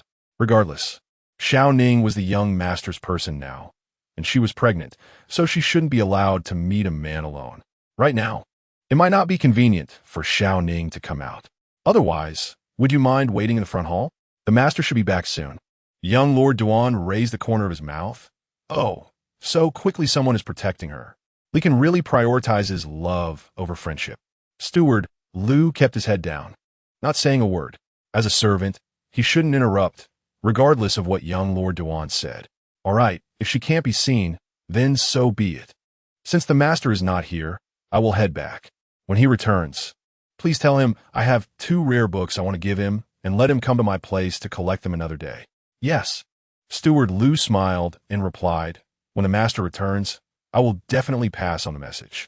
Young Lord Duan turned around and noticed a light green figure hurrying along the corridor. Raising his eyebrows, he wondered if that person was Princess Yaohua. Steward Liu raised his eyes and saw that Li Yaohua looked troubled, thinking that something must have happened. Exactly so. As if he had found something fun to play with, young Lord Duan spread open his fan and chased after Li Yaohua. A whistle escaped from young Lord Duan's lips. Sister Yaohua, where are you off to in such a hurry? Duan Feiyong walked over, leaning casually against a corridor pillar, looking as frivolous as ever. Li Yaohua was startled by the whistle and turned to see young Lord Duan's annoying face. Having just been angered by someone else, she was now troubled, and here came someone to take the brunt of her frustration. Oh, I thought who it was. Turns out it's Brother Feiyong. Li Yaohua smiled at Duan Feiyong. Duan Feiyong was taken aback, standing up straight, feeling uneasy under Li Yaohua's smile. Wasn't Yaohua in a hurry, just now? You go ahead and handle your business. I just wanted to say hello when I saw you. He remembered the last time he saw Li Yaohua with this expression. Someone had suffered from it, though he couldn't quite recall who. However, what left a deep impression on him was Li Yaohua's nature. This girl was not very old, but had a lot of schemes. Usually, she would retort with sharp words, but he was afraid of her sudden closeness. It was frightening. Now that I'm not busy, Brother Feiyong, let's chat. Li Yaohua slowly approached Duan Feiyong, who was stunned and immediately dodged away. No, I suddenly remembered something. I have to go. He turned and ran away like the wind. Seeing the fleeing figure, Li Yaohua snorted coldly, coward. Behind her, Huixin jogged over. Princess. Li Yaohua turned around. The people from the Longfu have been sent away. They're gone. Just now, the princess threw quite a fit. If the people from the Longfu hadn't left, I don't know what the princess would have done. Princess, are you really not planning to go back? That person just said the princess consort is very ill. What if it's true? Li Yaohua rolled her eyes. She didn't believe it. Her mother often used the trick of pretending to be ill. When they were younger, she would use this tactic to make them obedient. But now it was different.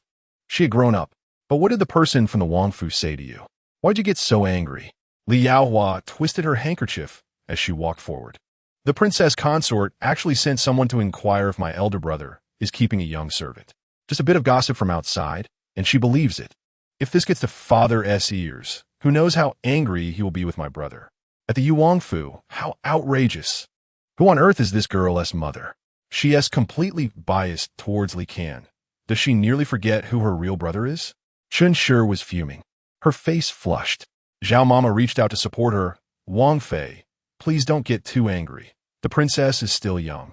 It's normal for her to be deceived for a moment. Still young? I see she's been brainwashed by Li Can, obeying him in everything. Fine. If she doesn't want to tell me the truth to protect Li Can, then I will investigate myself. Since the rumors have spread outside, I don't believe I can't find any clues. Chapter 38. The princess, the county prince, has returned. Upon hearing the news, Chun was taken aback. What? Dang, has returned? Where is he? Quickly let him in. Upon hearing that Li Dang had returned, Chun, who was originally angry at Li Yao, immediately changed her expression to one of eager anticipation. Soon, Li Dang, dressed in tattered black robes, walked in. Upon seeing Chun, he stood before her and saluted Mother. Your son has returned. Chun got up and walked to Li Dang, grabbing his arm and looking him up and down. Get up, get up. This child. Did you think that if I didn't tea right to you, you wouldn't tea come back? Tears welled up in her eyes as she examined Li Dang. Seeing him in rags and with darkened skin, it was hard to imagine what hardships her son had endured over the past 6 months. Where had he been that he had come to such a state? Li Dang smiled faintly, revealing a set of white teeth. Mother, don't cry. I just went out to see the world and experience different cultures. But how have you been these past 6 months without me? Chen nodded. I'm doing well. But you've been out for so long without sending a letter. I've been very worried about you. You must tell me everywhere you've been. Mama Zhao smiled and said, Princess, look at the county prince. He has been out in the wind and rain. His face is all worn out. Let him rest for a bit first, and he can tell you all about his whereabouts during dinner. Reminded by Mama Zhao, Chen finally noticed Li Dang's tired appearance. He looked so disheveled, so unlike a county prince. Look at me, I completely forgot. Dang, you must be tired. Go wash up and change into some clean clothes. Tell me what you want to eat, and I will have someone prepare it for you. Your father will be very happy to see you when he returns. Li Dang was indeed a bit tired, but he was used to it. All right, I'll go tidy up. I haven't bathed in a month. I really stink, he said, then sniffed at his clothes. Chen saw this and playfully hit Li Dang. You child, hurry up and clean yourself up. Li Dang left, and Mama Zhao smiled. The county prince has returned. This is wonderful. The princess now has someone to rely on. Chen's eyes flickered. Yes, her son had returned. Once she had figured out what Li Can was doing behind the scenes, she would see what capabilities Li Can had to make the prince favor him. Once Li Dang had tidied up and changed into white clothes, he looked like a refined young gentleman. After spending years traveling, he was quite robust. As soon as the King of Yu returned, the two began to spar in the courtyard.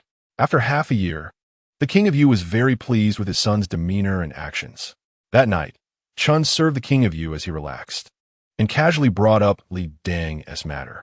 My lord, now that Danger is back, should we find him a job? With his second son back, and seemingly more accomplished than before, the King of Yu felt very relieved. Among his 2 sons, this youngest son resembled him the most, talented in both literature and martial arts, unlike the eldest son, who was weak and took after his mother. Why the rush? Let him rest at home for a couple of days first. Chin smiled lightly. She knew that without her Dang around, the King of Yu would not turn his attention to Lee Kansas. As long as her Dang was by her side, there would be no room in the King's heart for Lee Kansas. I'm anxious too. Dang has big ambitions. He always feels that this place can't contain him and wishes to roam the world. I'm truly afraid he will leave again, and for how long? I want to know. He is not a child anymore. The reason I'm eager to arrange a marriage for him is out of selfishness. I want to keep him in the house. The King of Yu nodded. He understood that his second son was spirited and wished to venture out. He expected the princess to have such thoughts. He had previously misunderstood her, thinking she only cared for her own son at the expense of her stepson. I know your concerns. I'll find him a job in the military camp. Hearing that the King of Yu had made arrangements, Chin's face showed joy. As she casually hung the King's clothes on the screen, she remembered. By the way, my lord, what about Kinner's marriage? I know you have an agreement with the late queen that his marriage is to be decided by him. However, I see that he is not very invested in this matter. After what happened at the last election banquet, I've felt very guilty. How about we find a match for him and let her choose? I don't want to be accused of only caring about my own son's marriage and neglecting my stepson's. When Lincoln was mentioned, the King of Yu narrowed his eyes. The Emperor and Empress were very concerned about Li Kin's marriage. Do as you see fit. Pick a few girls for him to choose from. Is it all right? I've done what should be done. Who could find fault? With his approval, Chun smiled in response. After Li Dang returned for a few days, he didn't stay idle at home, but went to visit the Chun residence, staying for at least a day or two, and at most more than 7 days. Chun called for Mama Zhao. Have you found out the details? Mama Zhao stepped forward and bowed. This old servant bribed someone in the kitchen of Qingfeng courtyard. According to what they said, the young master indeed brought back a man from outside. It is said that he treats that man very well, keeping him in his own courtyard. He even asked the empress to bring in the mama, who used to serve the late queen, to take care of that young fellow. Chun was stunned. So this matter is almost certain then. Mama Zhao noted. I've heard that it's being talked about a lot in the residence. Not only that, but there are also some rumors outside. The young master seems to have taken that young fellow to the Duke of Duan's residence. Chun snorted coldly. That little Lord isn't a good person to begin with. If Lincoln spends too much time with him, it wouldn't be surprising for him to do something outrageous. Chun stood up, a smirk on her lips. You roam. You would never have imagined in your lifetime that your precious son would come to this. Before he died, he begged the king to let him choose his own wife. And now, your son has chosen a man after all that. You must be laughing in the afterlife. In Qingfeng courtyard, Shao Ning lay in bed tossing and turning, feeling a vague sense of unease, as if something was about to happen. She got up, lifted the quilt, and got out of bed, bending down to retrieve her box from under the bed. Inside were only a few taels of silver. She had thought that once she saved enough money, she could buy a house, but now she couldn't buy anything, and what's worse, she had no money left. She pressed her hand to her chest, feeling an inexplicable anxiety rising within her. Outside, Li Mama suddenly called out, "Why aren't you asleep so late? Not resting well will affect the child in your womb." Shao Ning placed the box by her pillow and decided to sleep. She lowered the bed curtain and lay by the edge of the bed, secretly resolving to talk to the young master the next day about getting back her old clothes. The next morning, Shao Ning rose early and had a simple meal of congee and pickles. While Mama was out, she quietly left the courtyard and headed straight for the main room of Qingfeng courtyard. After working late into the night yesterday, Li Kan woke up late, already past the hour of Chun. Dressed in white underclothes, he sat on the bed. There was a knock at the door, and Li Kan rubbed his temples, thinking it was someone coming to serve him. Gumin. Shao Ning entered dressed as a woman, walking into the inner room. She saw that Li Kan had not yet gotten up and instinctively went to the screen to pick up clothes to help him dress. Young master. Li Kan raised his eyes to see Shao Ning and frowned slightly. What are you doing here? Shao Ning held the clothes in her hands, standing to the side with her head down. I have something I want to discuss with the young master, so I came over. Since that day, when Li Yao spoke to him about the rumors outside, Li Kan hadn't seen Shao Ning alone again. Now, seeing her again, he noticed she seemed to have changed a lot. Her face was fuller and had a rosy glow, unlike before when she was so thin and frail. What is it? Li Kan stood up, allowing Shao Ning to help him change. Shao Ning draped the clothes over Li Kan's shoulders, saying, "Is it okay for me to change back into the servant's clothes? This woman's outfit is not very convenient to walk in. I asked Granny Li before, and she said it was your order, so I." Li Kan finished putting on the clothes and tied the waist sash himself. He glanced at Shao Ning and asked, "Do you plan to always be a servant and wear servant's clothes?" Shao Ning raised her eyes. "No, I only want to wear it temporarily." She didn't want too many people to know she was a woman. "Suit yourself." Li Kan strode out the door, and Shao Ning let out a sigh of relief behind him. As long as the prince agreed, she was not afraid of Granny Li's words anymore. For several days, the sky was overcast and gloomy. This kind of weather should have brought rain, but it remained stuffy, with the air feeling heavy and oppressive. Shao Ning's belly gradually began to show, but she changed back into the servant's loose clothes to hide it, making it hard for others to notice. Granny Li came in with food, muttering, "This weather is just ridiculous. If it's gonna rain, just rain. Why hold it back like this? It's suffocating. Just wait. If it does rain, it won't be light. I don't know how many poor people outside will suffer because of this rain and their dilapidated straw houses." Shao Ning nodded in agreement. Granny Li was right. She had seen it before when she lived at her aunt's house. The side room of Uncle Zhang's house next door had collapsed due to rain, and it happened in the middle of the night when half the roof fell in. "I brought you some food. You should eat a little." The young master went out, and I don't know when he'll be back. I hope he doesn't get caught in the rain. It had been several days since Shao Ning had seen Li Kan after their meeting about the clothes. "You eat here." The house doctor said that as the child in your belly grows, you need to adjust your diet and supplements. I'll go listen to him speak about it shortly. After you finish eating, just leave it here. If you're tired, you can sleep first. Shao Ning.It. After Granny Li left, Shao Ning did not eat, but walked to the door to look outside. The sky outside was dark and seemed like the clouds were about to press down. It was a thick, black mass. When she was younger, she was most afraid of such weather because it would always be accompanied by thunder and lightning, which was terrifying. Returning to the table, she looked at the food Granny Li had brought, but had no appetite. For the past few days, she felt heavy in her chest and couldn't eat anything. It felt like something was about to happen. in the residence of the Crown Prince. Mama Zhao stood at the door and, upon seeing the Crown Prince, quickly walked over to Lady Chun, saying, "Your Highness, the prince has returned." Seeing this, Lady Chun immediately picked up a handkerchief and leaned over the bed, making muffled sobbing sounds. The Crown Prince hurried over, and just as he reached the door, he heard Lady Chen's crying from inside, his brow furrowed, wondering what had happened. Just as he was about to push the door open, a conversation came from inside. "Your Highness, please stop crying. This matter may just be a rumor. It might not be true." Rumors? If there were no signs at all, how could people spread such tales? Mama Zhao pursed her lips. "I just wondered why he was over 20 and still not married. I thought he hadn't met a girl he liked, but it turns out." "Your Highness, this is truly tragic. Think of how proud sister you was. Who would have thought her son would? Your Highness, be cautious with your words.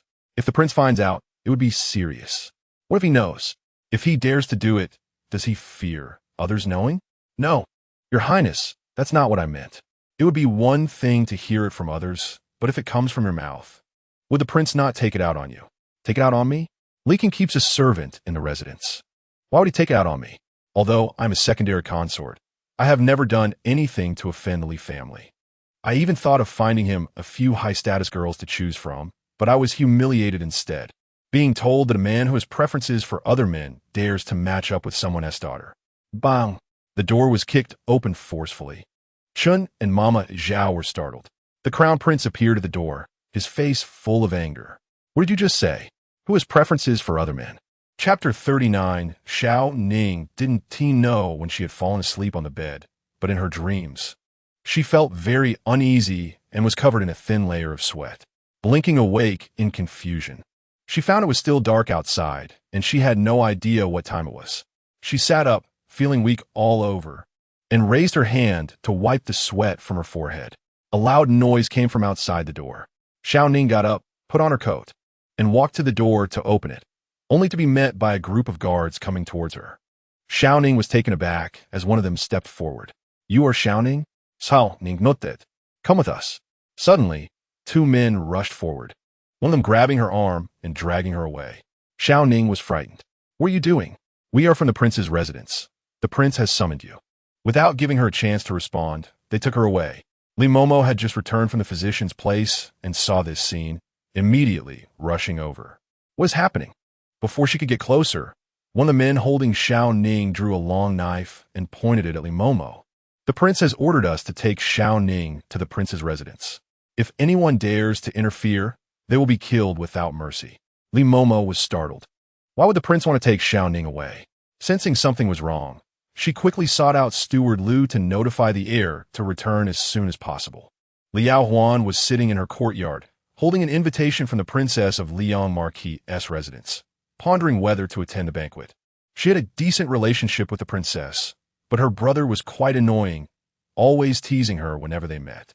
Although the princess had hinted several times that her brother was interested in her, she could not look favorably at someone she disliked, no matter how high their status was, especially since he fancied himself amusing and often teased her.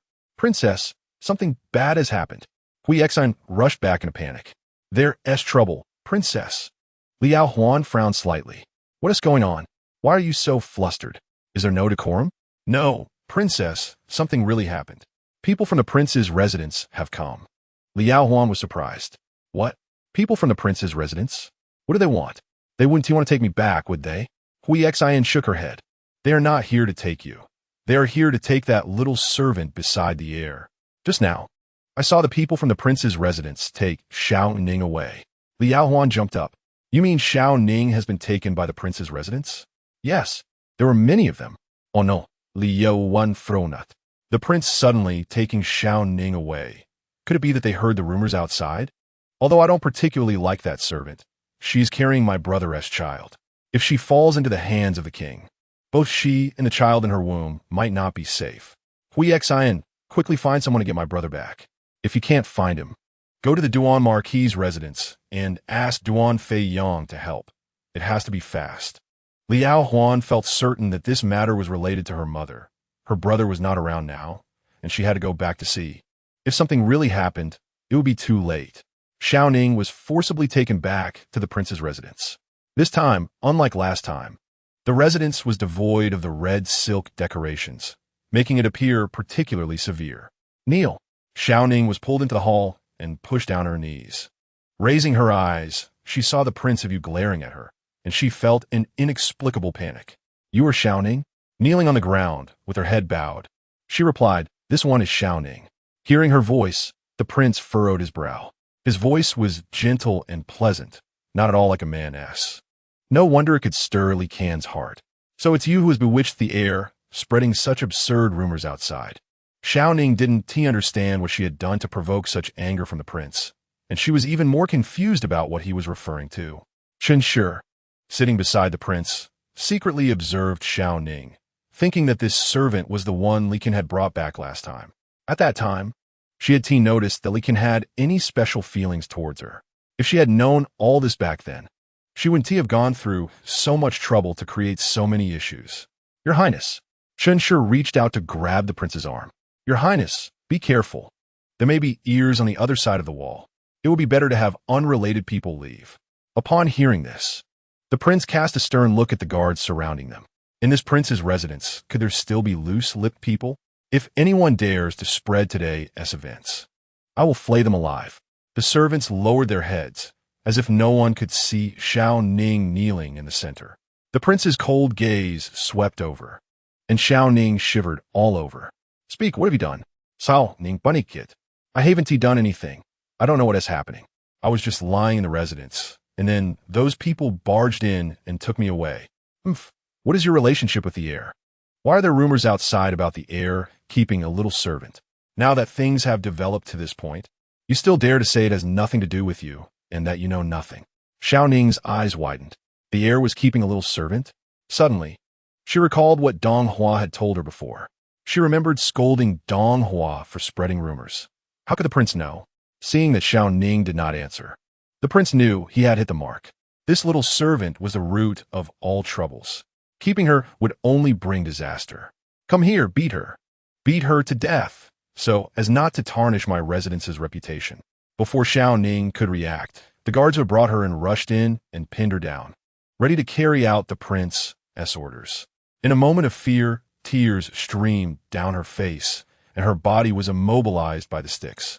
With a loud crack, a stick hit her waist, and Shao Ning cried out in pain, gasping, You can't hit me. I have a child. In the hall, the prince squinted. What did you just say? Before he could clearly hear Shao Ning's words, Chen Shi once again grabbed the prince. Your Highness, let it go. Heir is not here. Just bring back his little servant without resorting to punishment. What Heir finds out and blames us? That little servant looks so well favored by Heir with her red lips and white teeth. I'm truly afraid. Chen Shi's silence would have been fine, but her words about the servant's red lips and white teeth pierced the prince's ears. What are you afraid of? I haven't settled accounts with him. This rascal has committed such disgraceful acts and still dares to get angry. What are you all waiting for? Continue the punishment. After another round of beating, Shao Ning was completely in pain and could not speak, with only one thought in her mind. She would die here today. Stop! Liao Huan rushed back in a hurry. As soon as she entered, she heard Shao Ning's painful cries. Ignoring her noble lady image, she lifted her skirt and ran in. Upon seeing Shao Ning lying on the ground, her eyes widened. You hit her. Liao Huan, why are you back? Chen Shi frowned upon seeing Liao Huan's arrival and immediately scolded. This is none of your business. Hurry back. Liao Huan seemed not to hear Chen Shi's words, pushing aside the two guards beside Shao Ning and walked up to her. Shao Ning lay on the ground, pale-faced, with sweat all over her forehead, clearly having suffered a lot. How can you hit her? Do you know she is my brother's person?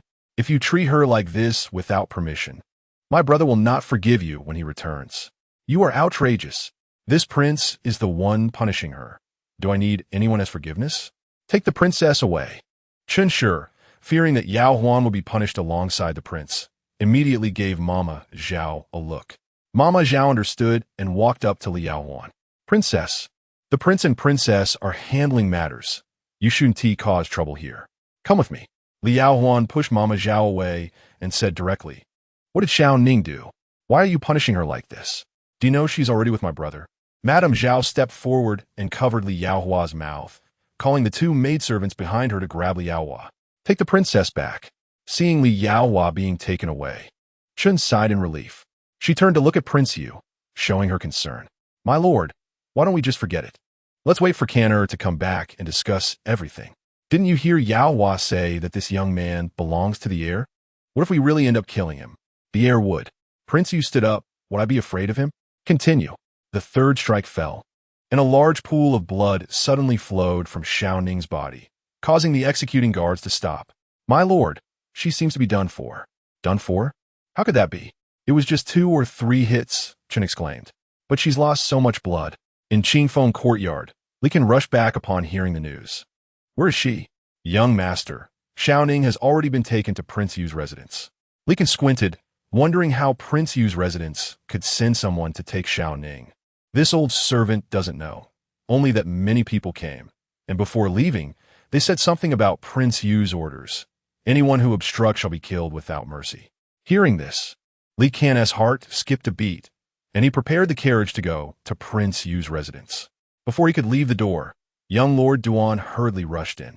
What happened? Where have you been? Why did they find you instead of her?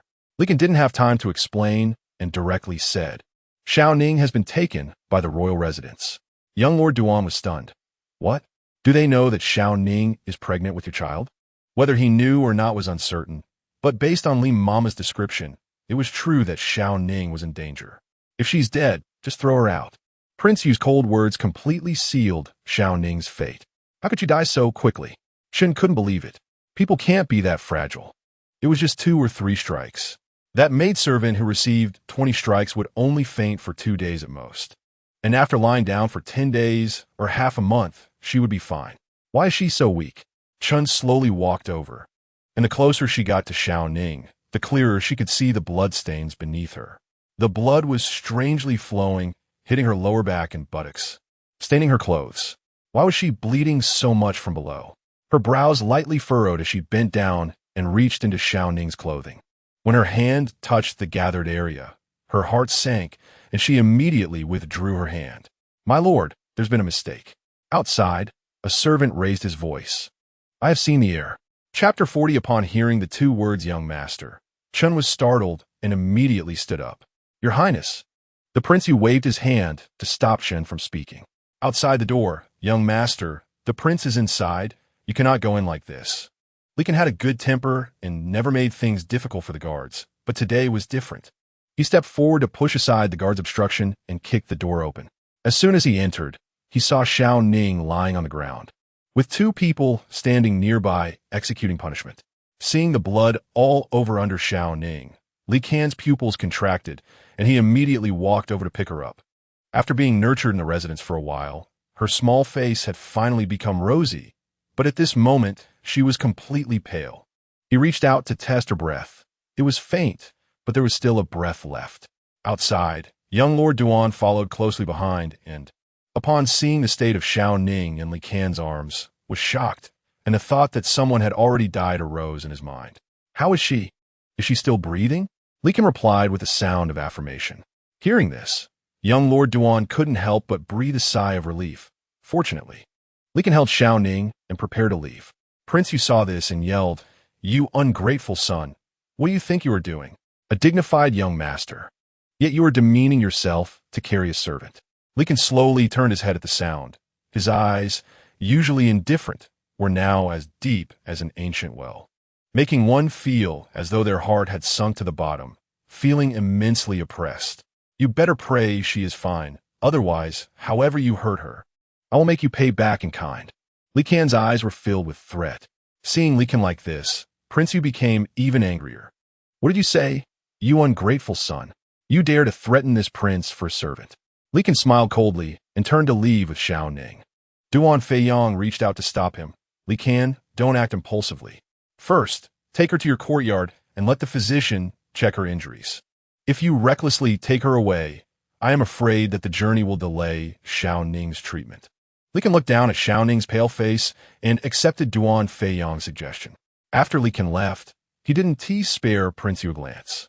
What should we do? Your Highness? Kenna seems to be angry. She didn't expect things to escalate to this point. Prince Yu squinted at the direction Li Ken had left, knowing his eldest son's temperament well. What could anger him do? After all, he was still his father. Would he dare to commit patricide? What did you just say that was wrong? Chun had shouted earlier, and he hadn't heard clearly before Li Ken arrived. Chun was startled by Li Ken's sudden appearance and nearly forgot what she had just realized. Your Highness, it seems we have made a mistake. The one called Shao Ning is not a servant, but a girl. Prince Yu was taken aback. A girl? Inside the residence of Luoyang, physician, how is she? The physician of the Wang residence, who had been working there for over 20 years, was skilled in medicine. After checking Shao Ning's pulse and diagnosing her injuries, he stroked his beard. Young master, although she has suffered some superficial injuries, they are not too serious. A few days of rest will be fine, but what? But the child in her womb, I fear it cannot be saved. Fortunately, she has taken good care of herself during the pregnancy, and her foundation is not bad. Plus, she is still young. With proper care in the future, she can still have children. Li Ken's body stiffened. The child was gone. The physician prescribed medicine to clear the palace and wrote a formula for nourishing and replenishing qi, along with some external ointments for the injuries before leaving. Li Ken sat by Shao Ning's bedside, grasping her hand. Although their child was conceived by accident, he had already made plans to be a father the moment he learned of the pregnancy. He had never looked down on the child for any reason. Little did he expect that, just as he accepted the child, fate would cruelly take it away. How is it? What did the physician say? Young Lord Duan had gone to handle some miscellaneous matters, such as why Prince Yu brought Shao Ning back and the inquiry into why he had inflicted such harm upon her. The child is gone. Young Lord Duan was taken aback. The child is gone. Li Ken reached out to pick up Shao Ning. What are you doing? The physician said she can move. Li Ken nodded. I want to take her back to recuperate. After saying this, Li Ken carried her out. After hearing that Li Ken had taken someone away, Prince Yu summoned the physician and learned that not only was Shao Ning a girl, but she was also pregnant. Because he ordered a few strikes against her, she had miscarried. He sat dumbfounded in his chair. Wasn't it said that she was Canner's servant? How did she turn out to be a girl who is also pregnant? Shao Ning, covered in blood, was brought back to Qingfeng courtyard. The servants saw and began to whisper among themselves. Donghua heard the news and went to check, but was hurried back and rushed to her own room. Shirlu, something has happened. Shirlu, having learned Shao Ning's true identity, completely broke down and lay in her room for days without going out. Donghua sat at the bedside, pushing Shirlu hard. Shirlu turned over, her face showing impatience. What are you doing? Something happened. Something happened. Donghua's small face was anxious. She had just returned from the front yard and saw the young master carrying the blood-covered Shao Ning back. Oh, how annoying. Shirlu threw off the quilt and sat up. What exactly has happened? You just keep babbling. Shirlu had not had a good attitude toward her for a while, and over time, she had gotten used to it. The habit of finding Shirlu whenever there was something could not be changed overnight. Shao Ning is in trouble. She was taken by the Wang residence. The young master just brought her back, covered in blood. It was terrifying. She had never seen anyone injured so severely, especially not Ningge. Shirlu was stunned. Are you saying Shao Ning is in trouble? Yes. I wanted to go see her, but I was chased away by young Lord Duan and couldn't get close at all. Shiryu's heart raced. She threw off the quilt and got out of bed to put on her shoes. Unlike Donghua, who thought less, Shirlu thought more. The Wang residents wouldn't come to take someone away for no reason. Something must have happened. Previously, there had been rumors in the residence that the young master had brought a girl back, and now she could basically confirm that the girl was indeed Shao Ning. If there were such rumors in the residence, what about outside? Wouldn't the prince have heard something and come to take Shao Ning away? Putting on her shoes, Shirlu directly walked out, leaving Donghua stunned. Where are you going? I'm going to check. You wait here. Li Ken carried Shao Ning back to his courtyard and had the physician check her again, receiving the same result as the physician from the Wang residence. After the herbal medicine was prepared, Granny Li fed it to Shao Ning and personally applied the ointment to her wounds.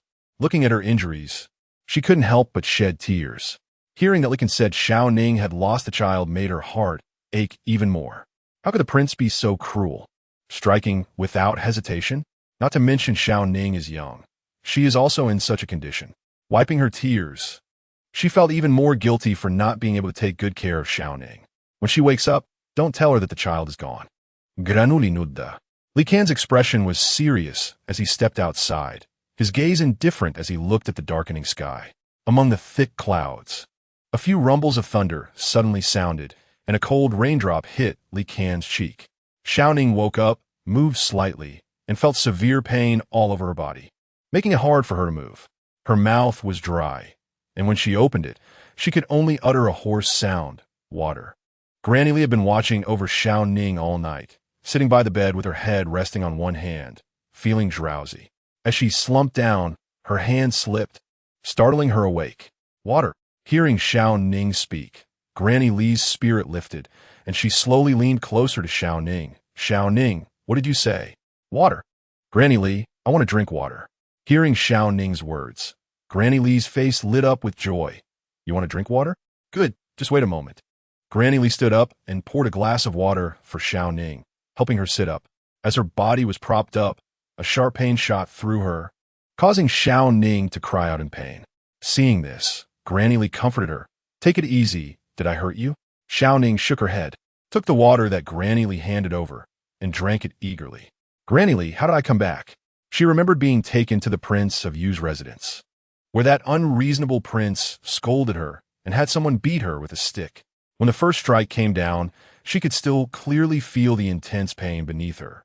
But after the second and third strikes, she felt as if her body had been emptied, as if something was slipping away, and then she lost all sensation. The young master brought you back. He knew you were called by the prince for questioning and worried about you, so he rushed to the prince's residence to save you. Shao Ning moved slightly, and a sharp pain shot through her body. Do you still want to drink water? Shao Ning shook her head. Granny Li put the cup down, turned around to support Shao Ning, and said, just lie down for a while. Although you took a few hits at the prince's residence, it was ultimately just bodily pain. The house doctor has checked you, and it's all just superficial injuries. You'll be fine after a few days of rest. Just lie down and take it easy. She knew she had taken the hits, and the pain in her body indicated that the injuries were not light, so she allowed Granny Li to help her lie down. Granny Li, is the child in my belly okay? Granny Li's eyes flickered, and a faint smile appeared on her lips. It's fine. Just rest well. I'll go inform the young master. You don't know, when the young master brought you back, he stayed by your side for quite a while. Before leaving, he specifically instructed that you must notify him as soon as you wake up. Granny Li didn't want to talk to Shao Ning. She was afraid that Shao Ning would continue to ask about the child. The young master had instructed her not to tell Shao Ning the truth, but as a mother, how could she not have any feelings about whether the child in her belly was there or not? Afraid to see Shao Ning's innocent face, Granny Li found an excuse to leave the room. She headed straight to Li Can's study. In the study, Zhao Wu stood at the lower position. Has Li Xian returned? He had sent a letter to Li Xian last time, asking him to come back, and it had already been several days. He'll be in Yizhou soon. In another 2 or 3 days, he should arrive. Once he returns, we'll investigate that matter in secret. Be sure not to leave any traces that could be discovered.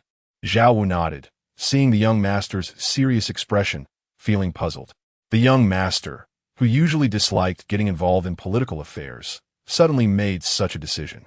After working with Li Xian for many years, this was the first time he hoped Li Xian would return quickly. That guy was sharp-eyed and understood people's hearts much better than he did. A knock came from outside the door, and Granny Li pushed the door open. Young master, Shao Ning has woken up. Chapter 41. Thunder and lightning. After several days of oppressive weather, it finally poured down with heavy rain. The intense rainwater drenched the ground, lifting layers of dust into the air. Li Can stood in front of Shao Ning's door, holding an umbrella, hesitating for a long time, but ultimately did not go inside. His feelings were mixed, and he was surprisingly afraid to see Shao Ning's face. Even more so to witness her expression after she learned that the child in her womb was gone. Your Highness. Li Mama stood beside him and noticed Li Can's indecision. Is your Highness not planning to go in? Shao Ning has woken up. I won't be coming for the next few days. Take good care of her. If she needs anything, just ask Steward Lu directly. Li Mama was startled, mistakenly thinking that the child was indeed gone. It seemed that the prince treated Shao Ning as he would any other person now. Understood. Li Can left. Inside, Shao Ning quietly looked at the canopy above her bed. She heard the people outside talking, but it was nothing of importance to her, whether the prince came in to see her or not. The pain in her body would not lessen by a single bit. In the Yu Wang mansion, Chun Shi had investigated the matter of Qingfeng courtyard and complained to Yu Wang. Canner truly doesn't understand such a significant issue, yet not a hint of it has leaked out.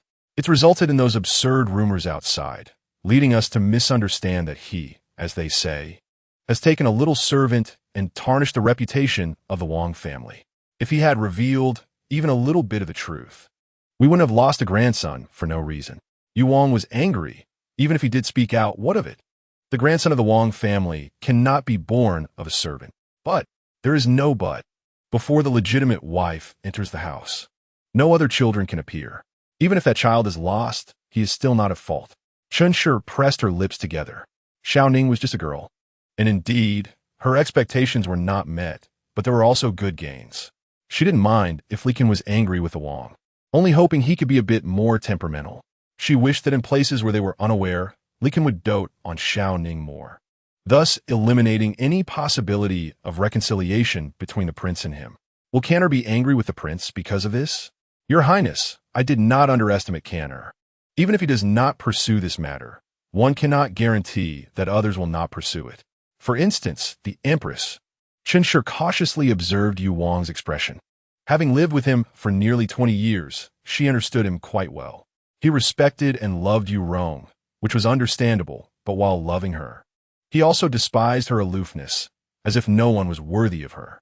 With such feelings, he and Yu Rong grew further apart, and it just so happened that after Li Qian was born, he resembled Yu Rong in both temperament and appearance, which always created inner conflict for Yu Wang when Li Qian was mentioned. Yu Wang frowned at her words. The Empress had been close friends with Yu Rong before her marriage, and their bond was deep. Ever since Yu Rong passed away, the Empress had protected Canner in her palm. If this matter reached the Empress's ears, it would inevitably be known to the Emperor, resulting in a scolding.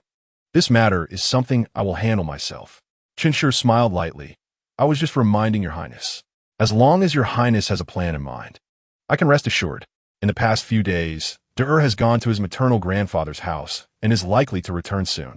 It will be best if Your Highness personally spoke to him about finding a job. Yu Wang understood that Chun Shi didn't want De-Er to blame her, and he nodded. De-Er is sensible and filial. I will find him a position. He will not have any complaints. Indeed, Dia is soft-hearted. He and Li Qian are not on the same path. The news of Shao Ning had already spread throughout Qingfeng courtyard. The young servants who were close to Shao Ning shook their heads, regretting how blind they had been not to see that Shao Ning was a girl. They foolishly undid their clothes in front of her. If they had known she was a woman and the prince's person, they wouldn't have dared to change in front of her, even if their clothes were in tatters. Each servant pounded their chests in regret, while the maids twisted their handkerchiefs in anger. When Shao Ning first arrived at Qingfeng courtyard, she was young, clever, and quick on her feet. She sweetly called them sister, and no matter what they asked her to do, she was always willing. The only thing was that she needed to run errands, and earning a few coins was no big deal.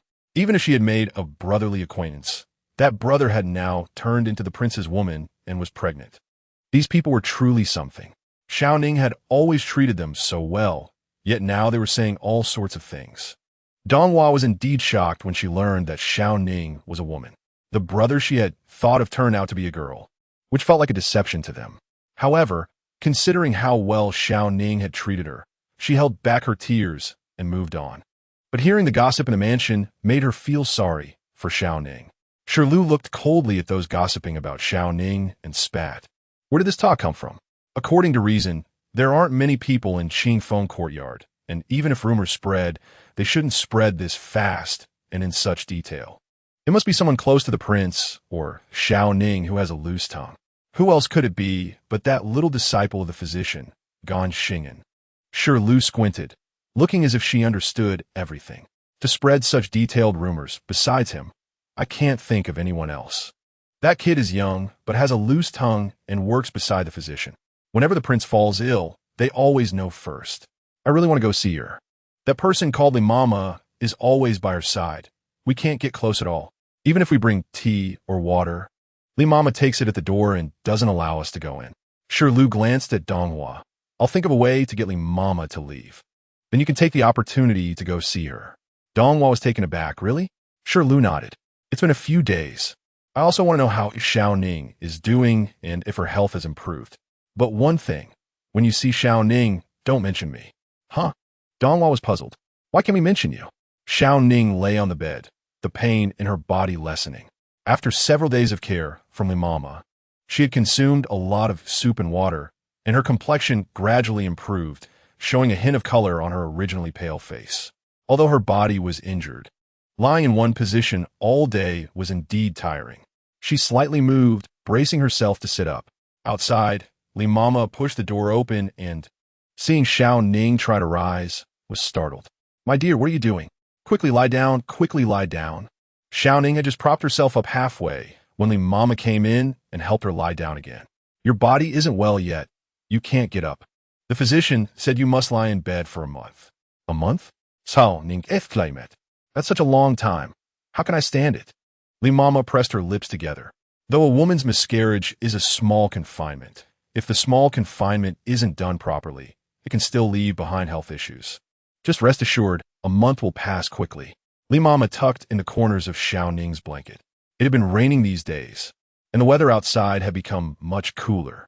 The small wind blew in, and she didn't even dare to open the window, fearing it would harm Shao Ning and leave her with some illness. A knock came from outside, and Limama turned to open the door. Shirlu stood at the entrance, dressed in ordinary servant clothes, with her head lowered.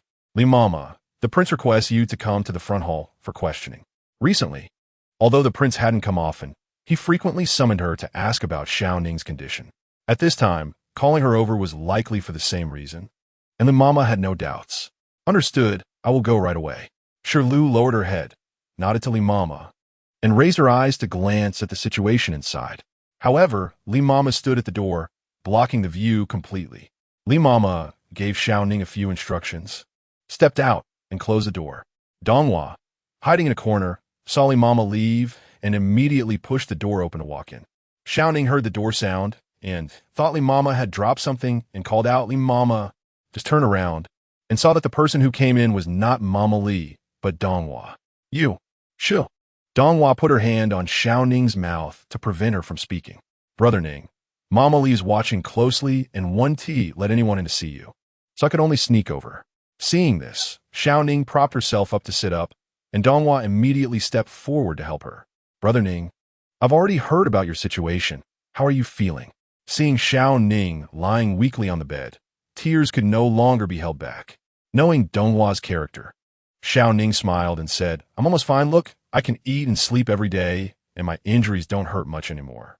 Donghua knew that Shao Ning had been punished, which led to her miscarriage.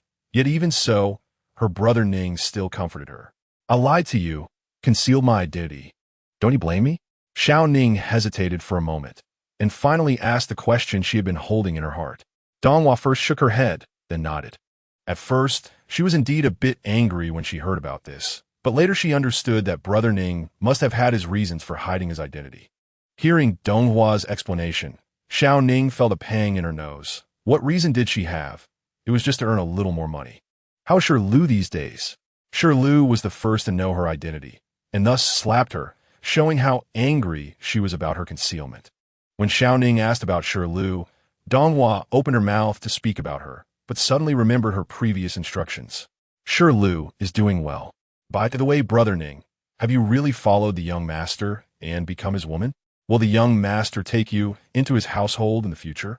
Shao Ning frowned. When did she become the young masteress woman? "Brother Ning, I know it's wrong to call you that, but I don't want to change. Your health isn't good, and I shouldn't stay long. If Mama Li comes back and sees me here, she will definitely be angry. Before I came, Shirlu specifically instructed me not to disturb you for too long. You just lost a child and need to rest well. Once you finish your confinement, I will come to see you again." Donghua stood up and left directly, while Shao Ning was left in confusion. What had Donghua just said? She had just lost a child. She reached out to touch her abdomen. The child inside her was gone. Chapter 42. When Li Momo returned and saw Shao Ning lying on the bed sleeping, she nodded in satisfaction. Turning around to tidy up her work, Shao Ning slowly opened her eyes after sensing Li Momo had left. One hand gently caressed the box on the bedside as she contemplated the events that had transpired during her time in the mansion. Shao Ning's identity had been exposed, and the servant's clothes had been completely taken away by Li Momo.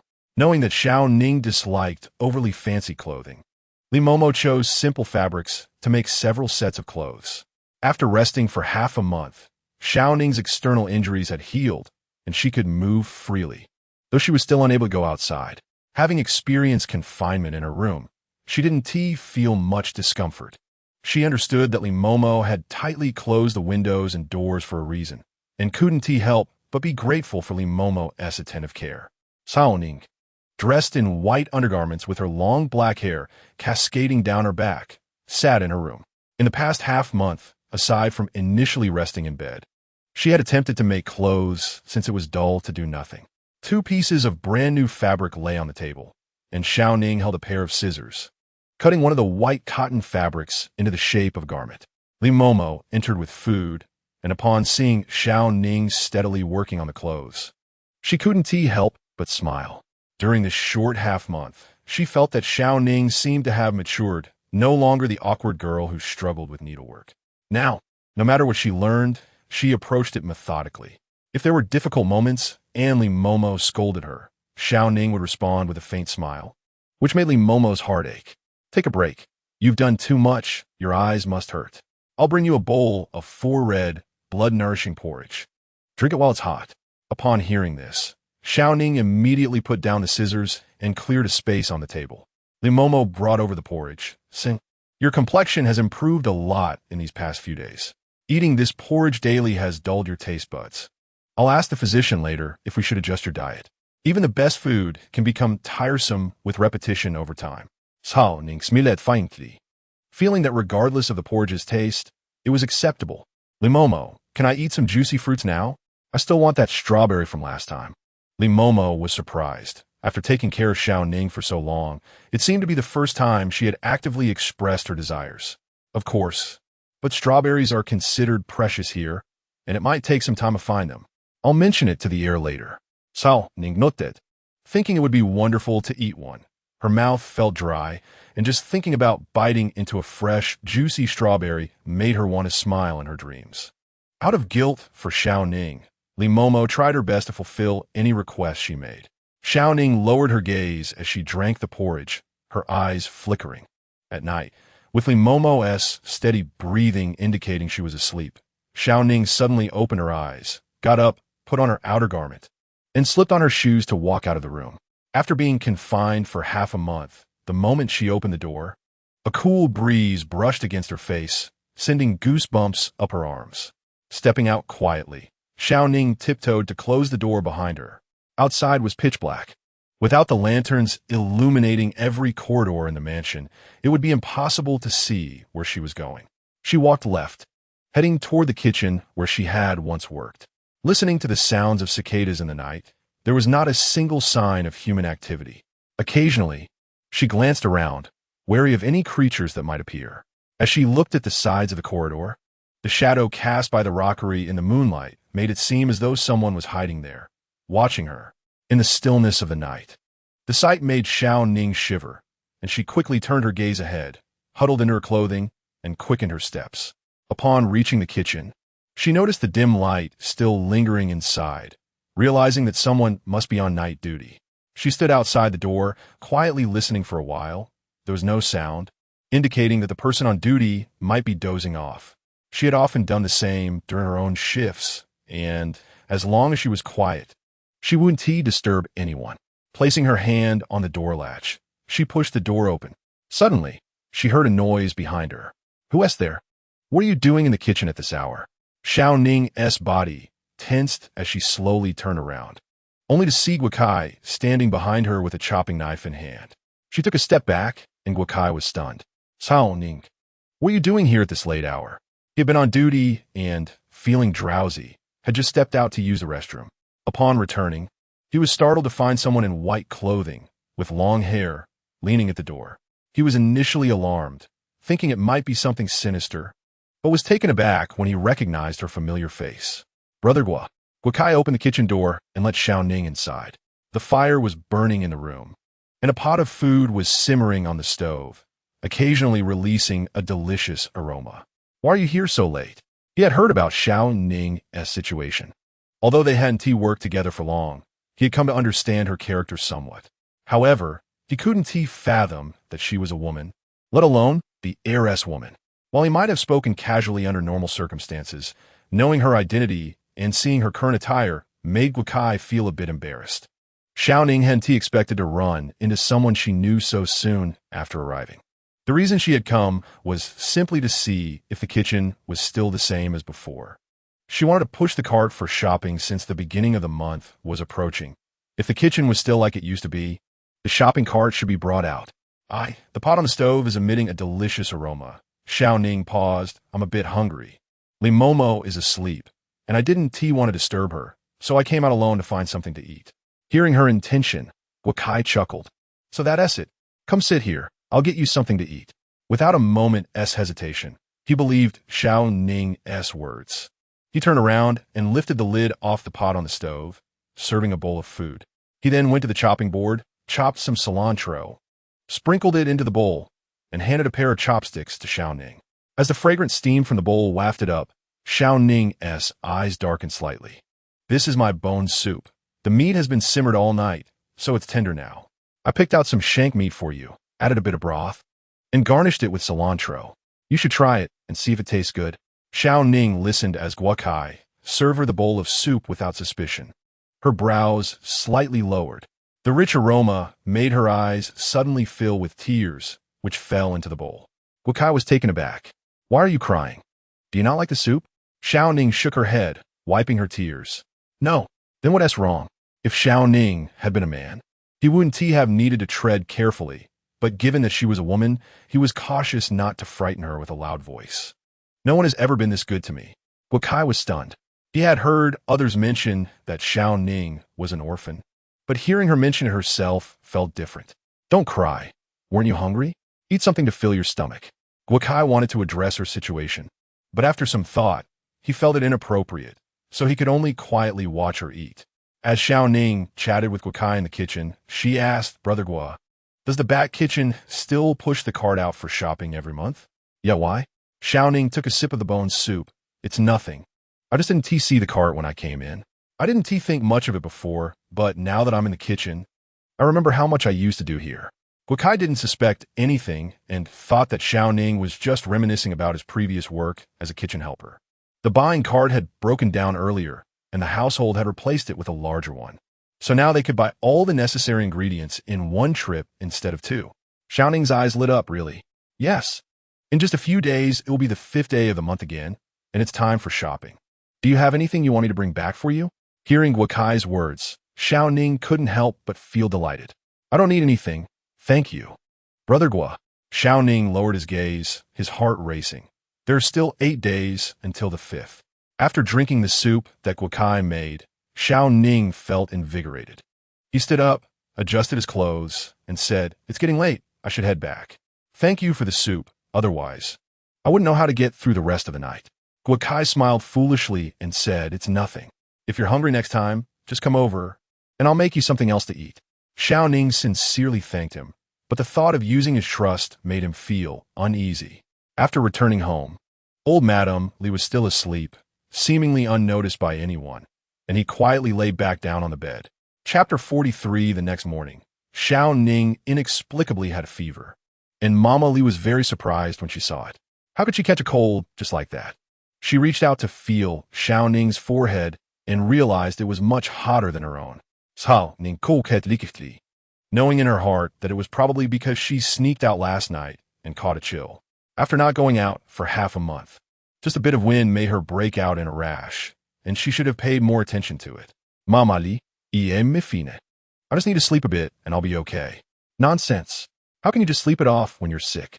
You rest in the room. I'll go find a physician to take a look at you. Mama Li left the room, and Shao Ning coughed a few more times. This sudden illness had taken her by surprise. Could it be that after being pampered in this household for some time, her body had become delicate? When the household physician arrived and checked Shao Ning's pulse, he confirmed that she had indeed caught a chill.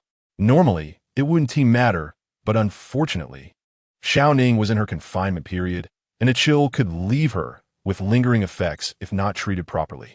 The physician didn't dare to prescribe strong medicine and could only recommend gentle nourishment and care. It would take some time for this chill to get better. With the 5th day of the new month approaching, Shao Ning, feeling weak, organized the things she had prepared. She opened the box and took out the deed of sale.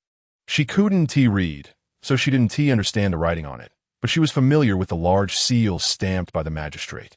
As long as she had this deed in her hands, even if it became useless, no one could control her. If the deed were still in the hands of the young master, and she tried to leave it this time, he might get angry and send her deed to the authorities, making her a runaway slave for the rest of her life. Shao Ning folded the deed and burned it on the candlestick. She packed the only dozen or so taels of silver she had into a bundle, and, while Mama Li was not back yet, shoved the bundle under the bed. Just as Shao Ning hid her things, Mama Li came back in, holding a plate of freshly washed strawberries. "You're awake. Do you feel any better?" Shao Ning coughed lightly again. "Much better." Mama Li placed the strawberries on the table. "The young master had someone send these over from outside. There's a whole basket. They can't be kept for long. They spoil after a day or two. I'll wash the plate for you, and the rest are in the ice cellar. Hopefully, they'll last a bit longer." Mama Li helped Shao Ning sit up at the table. "Come on, eat some to get rid of the bitter taste in your mouth." Shao Ning sat by the bed, picked the biggest, reddest strawberry from the plate, and smelled it gently under her nose. She had contracted typhoid fever and couldn't smell much, but she could still sense the fragrance of the strawberry at her nostrils. Biting into it, she found it sweet and juicy, and with each bite, it felt like her nasal passages were clearing. She ate 4 large strawberries in one go, satisfying her craving. Seeing Shao Ning enjoying the strawberries, Mama Li smiled. "Did you enjoy it?" "Shao Ning.It. "Thank you, Mama Li. These strawberries are really delicious." "Mama Li chocolate. You shouldn't thank me. You should thank the young master." "But if you're happy eating, then the young master will be happy too." Shao Ning lowered her gaze, using the cloth to wipe the strawberry juice from her hands.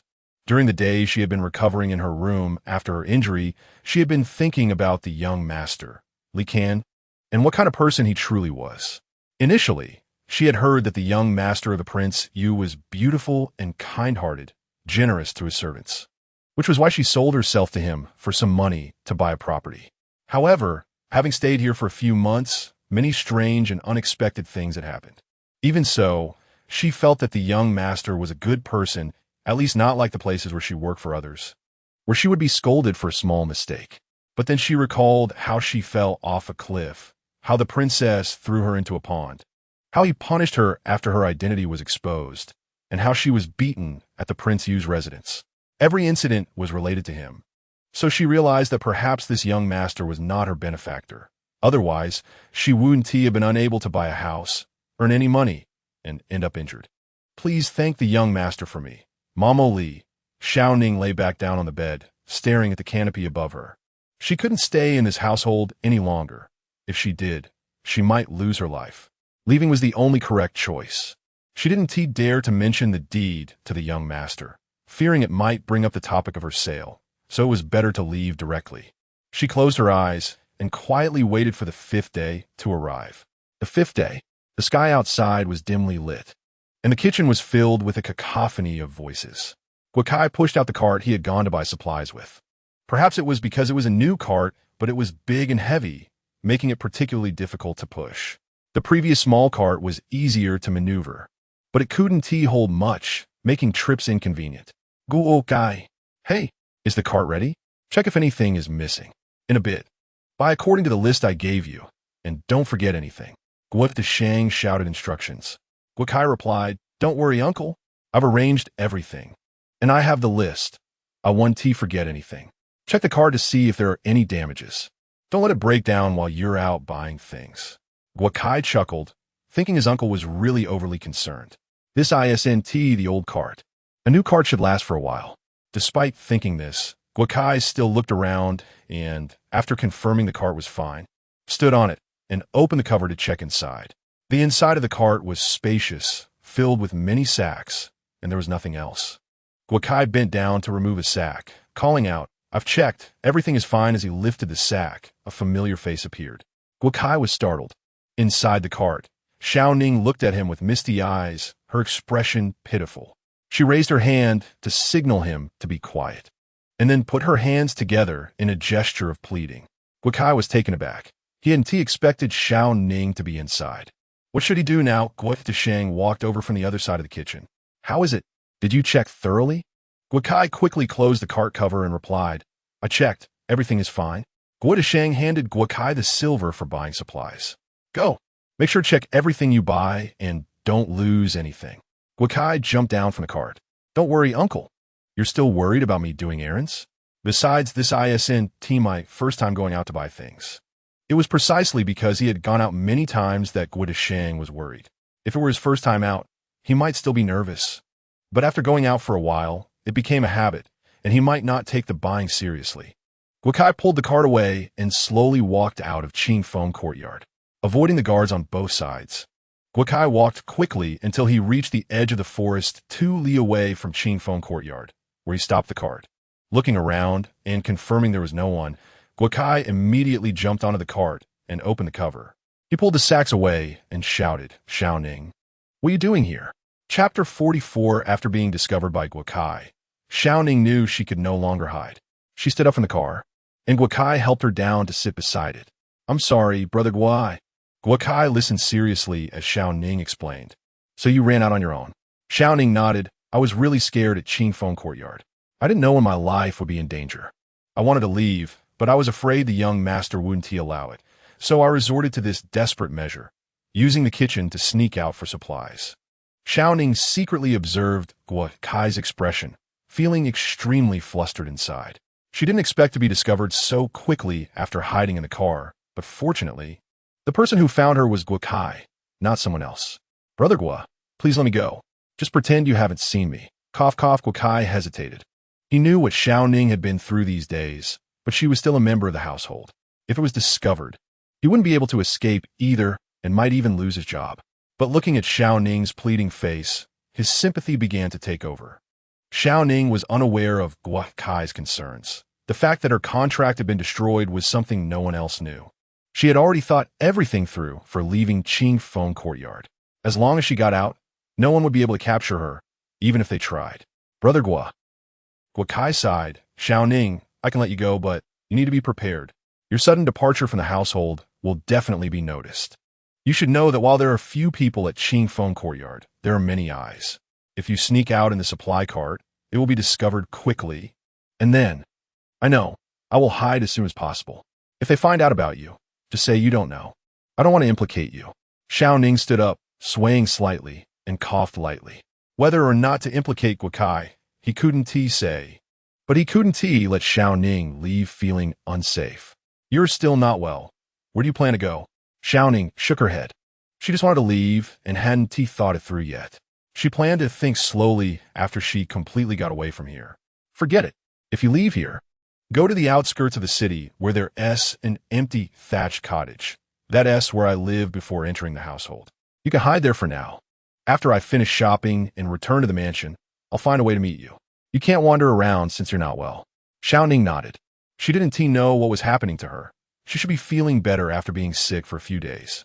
Even if she wasn't completely well, she shouldn't be feeling so dizzy just standing up. While it's still early and there aren't many people on the streets, you should hurry over. Shao Ning was grateful for everything Guo Kai had done. She tightened the bundle in her hands and gave a deep bow to Guo Kai. Prince, you just returned from the Chun family, and you're not planning to go back to the mansion to take a look? Running out like this. Aren't you afraid the prince will be angry? You should know he sent several letters urging you to return quickly. Yang Xin, Asarfan Beside Li Gan, had followed him since childhood and learned some martial arts. Li Dang rode leisurely on horseback, strolling slowly in the outskirts. He was in a hurry. He planned to stay outside a bit longer. He had a feeling something awaited him upon returning to the mansion, like the matchmaking his mother had mentioned before. But, there's no but.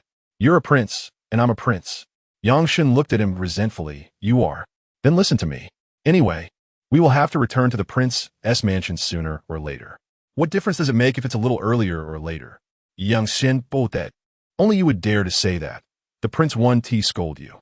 As Shao Ning walked along, her steps became lighter. Suddenly, a wave of heat surged through her, and her vision began to blur. She was near the outskirts of the city. She was almost there. Covering her mouth with her hand, she coughed lightly her vision growing increasingly fuzzy. She felt a strange panic in her heart, fearing she wouldn't be able to hold on if she didn't find a place soon. Suddenly, everything went black, and she fainted. Prince, look, there is someone ahead. Li Dang rode over slowly and saw a woman in white fall to the ground not far ahead. He dismounted with Yang Shun and walked over slowly. Yang Shun helped Shao Ning up, her long hair covering her face. He reached out to check her breathing. Prince, she is unconscious. Oh. Li Dang leaned down and brushed the hair away from Shao Ning's face. When he saw her pale complexion with slightly flushed cheeks, he raised his eyebrows, thinking, is this a fairy that fell from the sky? Chapter 45. Shao Ning opened her eyes, and the first thing she saw was the bed curtain. She was startled and immediately sat up, looking around her surroundings. She had been captured and brought back. At the door, Yang Shun, who was preparing medicine, heard the noise from the room and turned around to see the person inside, sitting up. He was taken aback and said, "You're awake. Who are you?" Shao Ning held onto the quilt beside her, blocking herself and adopting a defensive posture. Yang Shun grinned and said, "That's great. You finally woke up. Do you know you've been unconscious for 3 days? I've been worried sick over these 3 days." Shao Ning furrowed her brow, feeling that the person in front of her was a complete stranger. "Look at me. I'm just talking away and forgot to introduce myself. My name is Yang Shun. When my young master and I were passing through the forest, we happened to find you fainted. Seeing that there was no one to take care of you, I couldn't bear to leave you alone in the wilderness, so I brought you back. Now that you're awake, that's wonderful. Tell me where your home is, and I will notify them to take you back." Hearing about her family, Shao Ning tightened her grip on the quilt, her gaze evasive as she didn't know how to explain. "And what is your name?" "My name is Shao Ning, but I have no family anymore." Yang Shun was surprised, but his expression revealed a clear understanding. 3 days ago, when the prince rescued her and called a doctor to treat her, it was unexpectedly discovered that this woman was not an ordinary woman, but one who had just suffered a miscarriage. Seeing her in white clothes, disheveled hair, and with no one to care for her, he and the prince speculated that she was either a widow in mourning or a concubine who had been harmed by the legitimate wife of the household, thus running away. Suddenly, Yang Shun's head was struck by a heavy blow. "What are you daydreaming about?" Li Dang walked in from outside. As soon as he entered, he saw Yang Shun standing next to the woman they rescued, leaning on his chin with a dreamy expression, clearly lost in thought. "Young master, that hurts." Li Dang rolled his eyes at Yang Shun and turned to Shao Ning, saying, "Since you have no family and your health is poor, why not stay here temporarily? Once you recover, you can think about where to go." Shao Ning was taken aback. No, that's not right. I don't know you at all. How can I impose on you?" Li Dang smiled lightly. "It's no trouble. Anyway, there is no one living here." Li Dang's smile was open and carefree, but he didn't realize that Shao Ning was filled with panic, not from fear of the sudden environment, but from the unexpected kindness of this stranger, which made her uneasy. After arranging for Shao Ning, Li Dang left. Behind him, Yang Shun smirked. "Young master, are you perhaps interested in that little widow?" Li Dang was taken aback and turned around. "Widow? Who? Did she tell you?" Yang Shun shook his head. "No, it's just my speculation." Li Dang rolled his eyes. "You can speculate that too?" He turned away with a look of disdain. Yang Shun followed him. "Why can't I speculate? I just asked her, and she said she has no family left." Her eyes were full of sadness, clearly indicating that her husband has died. Besides, she is dressed in white, looking plain without makeup, probably in mourning. And she just had a miscarriage. If she had no husband, how could she have miscarried? It must be that her husband died, and her mother-in-law didn't treat her well, which is why she ended up alone outside. Li Dang stopped in his tracks, looking at Yang Shun in surprise. "I say, you'd be wasting your talents if you don't become a storyteller. Otherwise, you should quit working at the prince's residence and not be a servant to someone like me. Go to a tea house. I guarantee you'll have a full house every day." After saying that, he reached out and tapped Yang Shun on the forehead. "Ouch! Why do you keep hitting my head? You're making me stupid." Li Dang walked ahead, and Yang Shun followed. "What if everything I said is true? Also, young master, are you interested in that little widow because she has some beauty? You should know that the princess is preparing a matchmaking for you, not secretly letting you keep a little widow. You're talking nonsense. When did I show any interest for you to see?" Li Dang suddenly stopped, questioning Yang Shun, causing Yang Shun to almost bump into him. Fearing another hit, he instinctively covered his head. I didn't show any interest. Why would you want to keep her? It's not like you're related to her. So what? Li Dang raised his hand, wanting to hit him, but Yang Shun had already anticipated it and dodged. If you keep babbling, see if I don't deal with you. Is that interest? I just think she's pitiful being all alone. Also, don't come back tomorrow. Find a clever and capable little girl to serve her until she's well. At that time, whether she stays or leaves is none of our business. Li Dang spoke openly, but to Yang Shun, it meant something entirely different. Clearly he was interested, yet he spoke so grandly. Forgetting that the first time he saw her face, he blurted out, "Are you a fairy? What are you thinking? Hurry up and leave." Inside the room, Shao Ning was unaware that the master and servant outside had already established their identities. Lying in bed, she was anxious. That day, she had agreed with Guo Kai to stay in the small cottage in the forest and wait for him to finish his work before coming to find her. But she fainted halfway and was unconscious for 3 days. Guo Kai must have gone and certainly couldn't find her. Would he think she deceived him? Qingfeng Courtyard. Shao Ning had been gone for 3 days. Shouldn't they go look for her? She went out before even completing the small month of confinement, and her body was still affected by the wind chill. What if something happened? Li Can held the book in his hands, quietly reading, seemingly indifferent to everything outside. Your Highness, say something. After all, she has served you. The pages of the book turned. Didn't she leave on her own? Since she has chosen to leave, why do you care? But, Li Mama pursed her lips, that girl Shao Ning, ever since she had her miscarriage. I noticed something was off. When she was pregnant, she would smile at everything I said, but that smile was pure. Now, whenever she smiles, it doesn't reach her eyes. The smile is fake and bitter, clearly indicating that what happened to the prince's residence hurt her deeply. Seeing that the heir remained indifferent to Shao Ning's situation, Li Mama sighed helplessly and walked out of the room. In the study, Li Can closed the book in his hands and looked out the window. The sky was blue, calm like a lake. And if it weren't for the occasional flying birds, one would think it was a painting. He reached out to pull out a piece of paper that was under a book on his right side and unfolded it in his hand. Written on it were the words "contract of selling oneself" under the official seal of the government office, along with Shao Ning's name in a striking manner. He let out a soft snort. It said that Shao Ning is simple. How is she simple? She dares to hide such an important thing as a contract of selling oneself, indicating that she had long planned what to do next.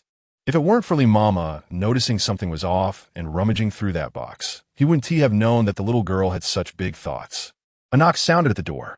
Li Can quickly put the contract back in place. Guomin, outside.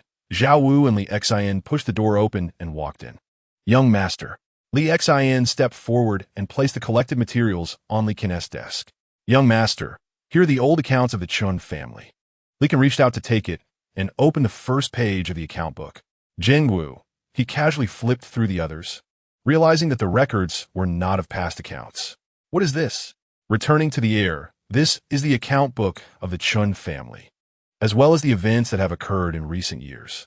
Although the old master of the Chun family is not particularly clean in terms of political achievements, he has not committed any other offenses, so there is very little information on him. Most of the records pertain to the elder master Qin Xian and the young master Qin Jingyan. The elder master has many old accounts, especially after he became the governor, with detailed records of various officials' interactions, all here. Additionally, the young master has problematic behavior. He is lecherous and extremely chaotic in his relationships with men and women.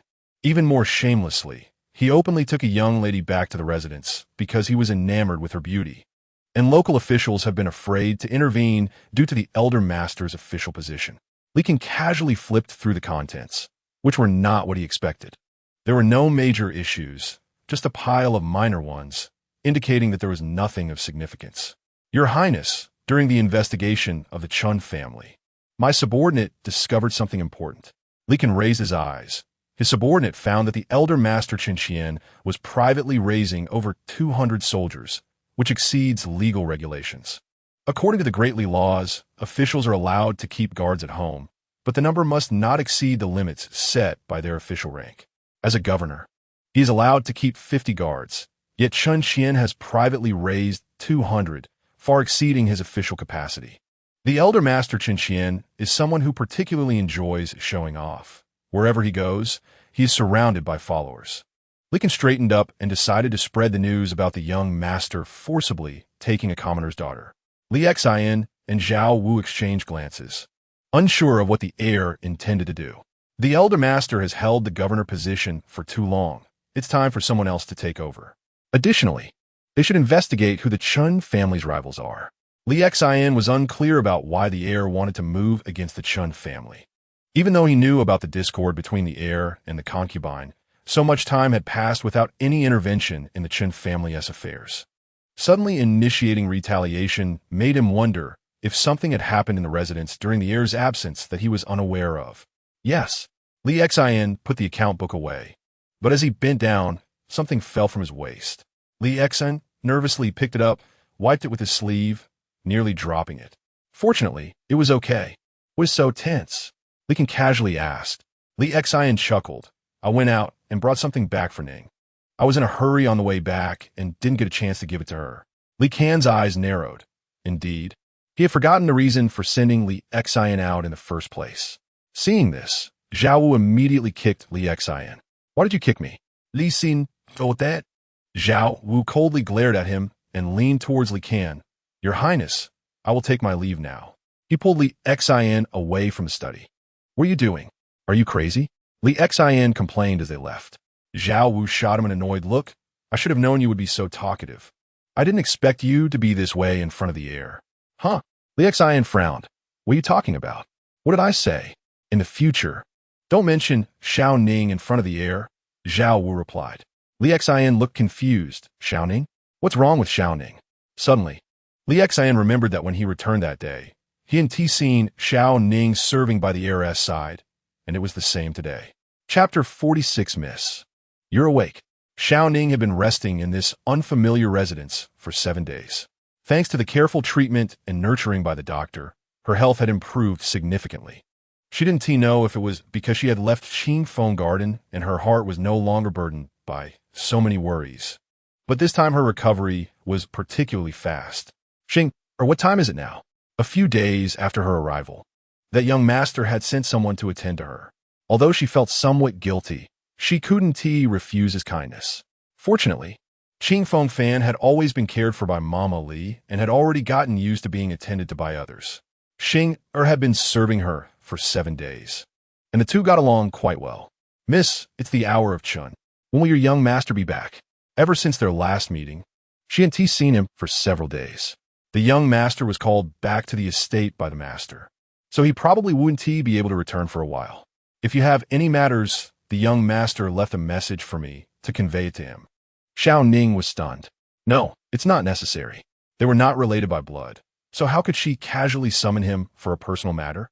For now, she could only wait for that young master to come and explain things to him. Miss, the meal is ready. I'll bring it to you. Shao Ning.It. Sitting inside, she opened her bundle. Everything inside was still there, including the 10 taels of silver. She had already troubled others for so long. It was time to leave and seek a way out. As she casually took out a clean piece of clothing to change into, unexpectedly, at that moment, an envelope fell out from inside. Shao Ning was taken aback. An envelope? She didn't remember putting any envelope inside. She bent down to pick it up. On it were 4 characters. She recognized Shao Ning, but the other 2 characters were unreadable. She opened the envelope and took out the contents. A letter and a banknote worth 100 taels of silver. Shao Ning froze completely. When had these things been placed in her bundle? She unfolded the letter, which had several lines of writing. After looking at it, she realized she couldn't understand a single word. When her father was still alive, he had only taught her to write her own name. And after her parents passed away, she had no chance to learn further. The door was pushed open from the outside, and Shao Ning put away the banknote, holding the letter tightly in her hand. Miss, come and eat. Placed the food on the table. Shao Ning immediately walked over. Can you read? I recognize some characters, but not many. That's great. Shao Ning's face lit up with joy as she handed over the letter and envelope. Could you please help me see what it says? Placed a tray on the table and took the letter to look at the envelope. It says, To be opened by Shao Ning personally, meaning you should look at it yourself. Shao Ning.It. Xing then unfolded the letter, looking at the characters. Her eyes widened. This is Shao Ning, knowing you have the intention to what I dare not stop. Hence, there's a banknote of 100 taels sent to. Shao Ning perked up her ears, listening attentively. Xing read it haltingly, and she couldn't understand a single sentence. Frowning lightly, what exactly was this letter about? Xing awkwardly folded the letter and returned it to Shao Ning. I'm sorry, miss, but I don't recognize many characters. I can read simple ones, but when it comes to complex characters, even if I recognize them, they don't recognize me. Why don't you wait until the young master returns and let him help you read it? Our young master is quite capable. Shao Ning felt slightly disappointed. If she hadn't seen this letter, it wouldn't matter. She wouldn't know. But now that she knew of its existence and that there was an inexplicable 100 taels of silver, a surge of curiosity welled up in her heart, making her restless. All right then, at the prince's residence. Princess, your outfit looks really beautiful. I haven't seen you wear it before. It doesn't seem to be our Li's clothing style. The wife of General Huaihua smiled in agreement as she looked at Chun Shi's attire. Hearing the praise, Chun Shi's face brightened. This outfit was brought back by when he went out, saying it was bought from a village. He rambled on and on about it, but I didn't understand. I just thought the style and pattern looked nice, so I tried it on, and to my surprise, it fit quite well. The wife of General Huaihua smiled, reaching out to pat the girl sitting next to her. Look at the children they raise. They are so filial. Look at your brother, always playing with swords and spears. He doesn't even know what I like to eat, and when he comes back, he just makes me angry. Chun Shi chuckled lightly. Don't say that. I've heard that your son has been chosen by the emperor to become a royal guard beside him.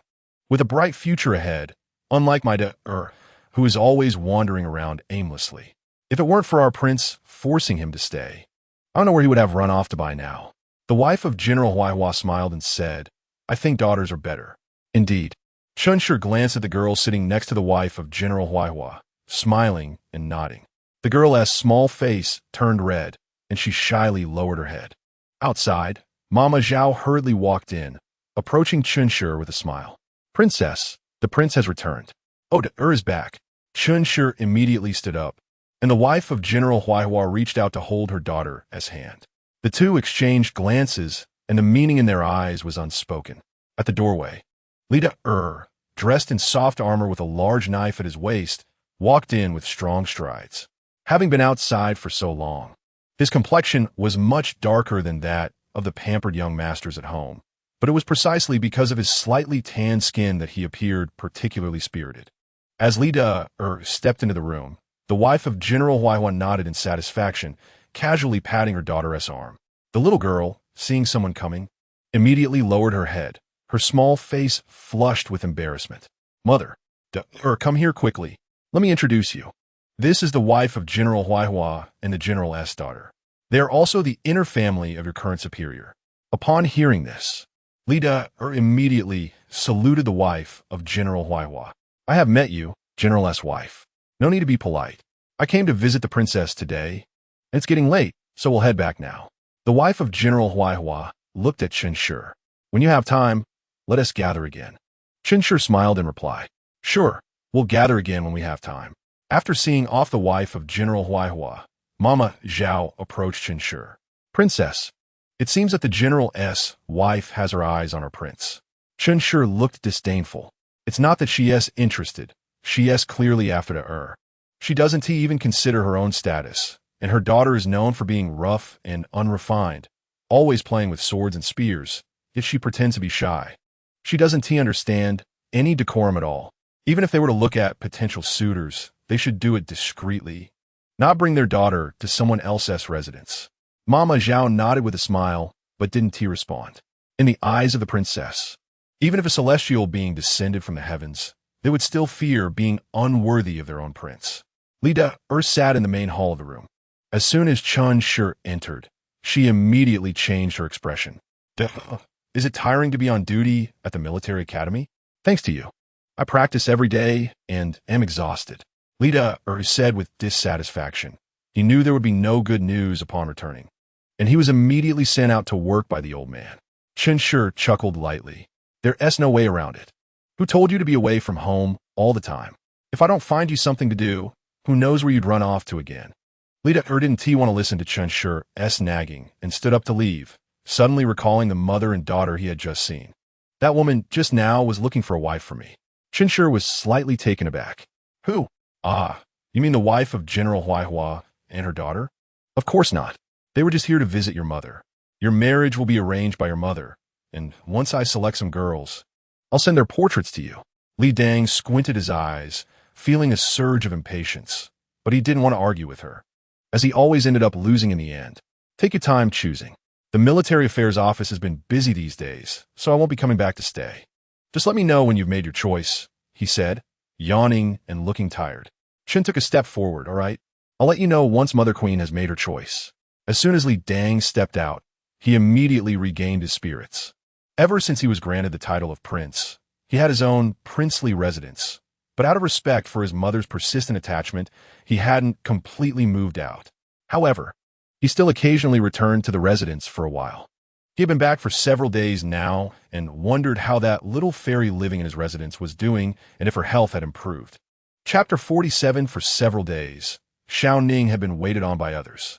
Now that she was feeling much better, she truly felt uncomfortable being here, eating and drinking for free while being served. As soon as she woke up in the morning, Shao Ning took a basin of water and walked out of the room. Perhaps because she had been indoors for too long, the sunlight outside was unusually glaring, making it hard to open her eyes. She raised her hand to shield her eyes, but sunlight still streamed through her fingers, causing her head to feel slightly dizzy and her steps to be a bit unsteady. Miss, what are you doing? Xingya asked, puzzled, as she saw Shao Ning carrying the basin. Nothing, I just felt a bit bored staying here and wanted to find something to do, Shao Ning replied. Xingya took the basin from her. Miss, you've just recovered and still need a rest.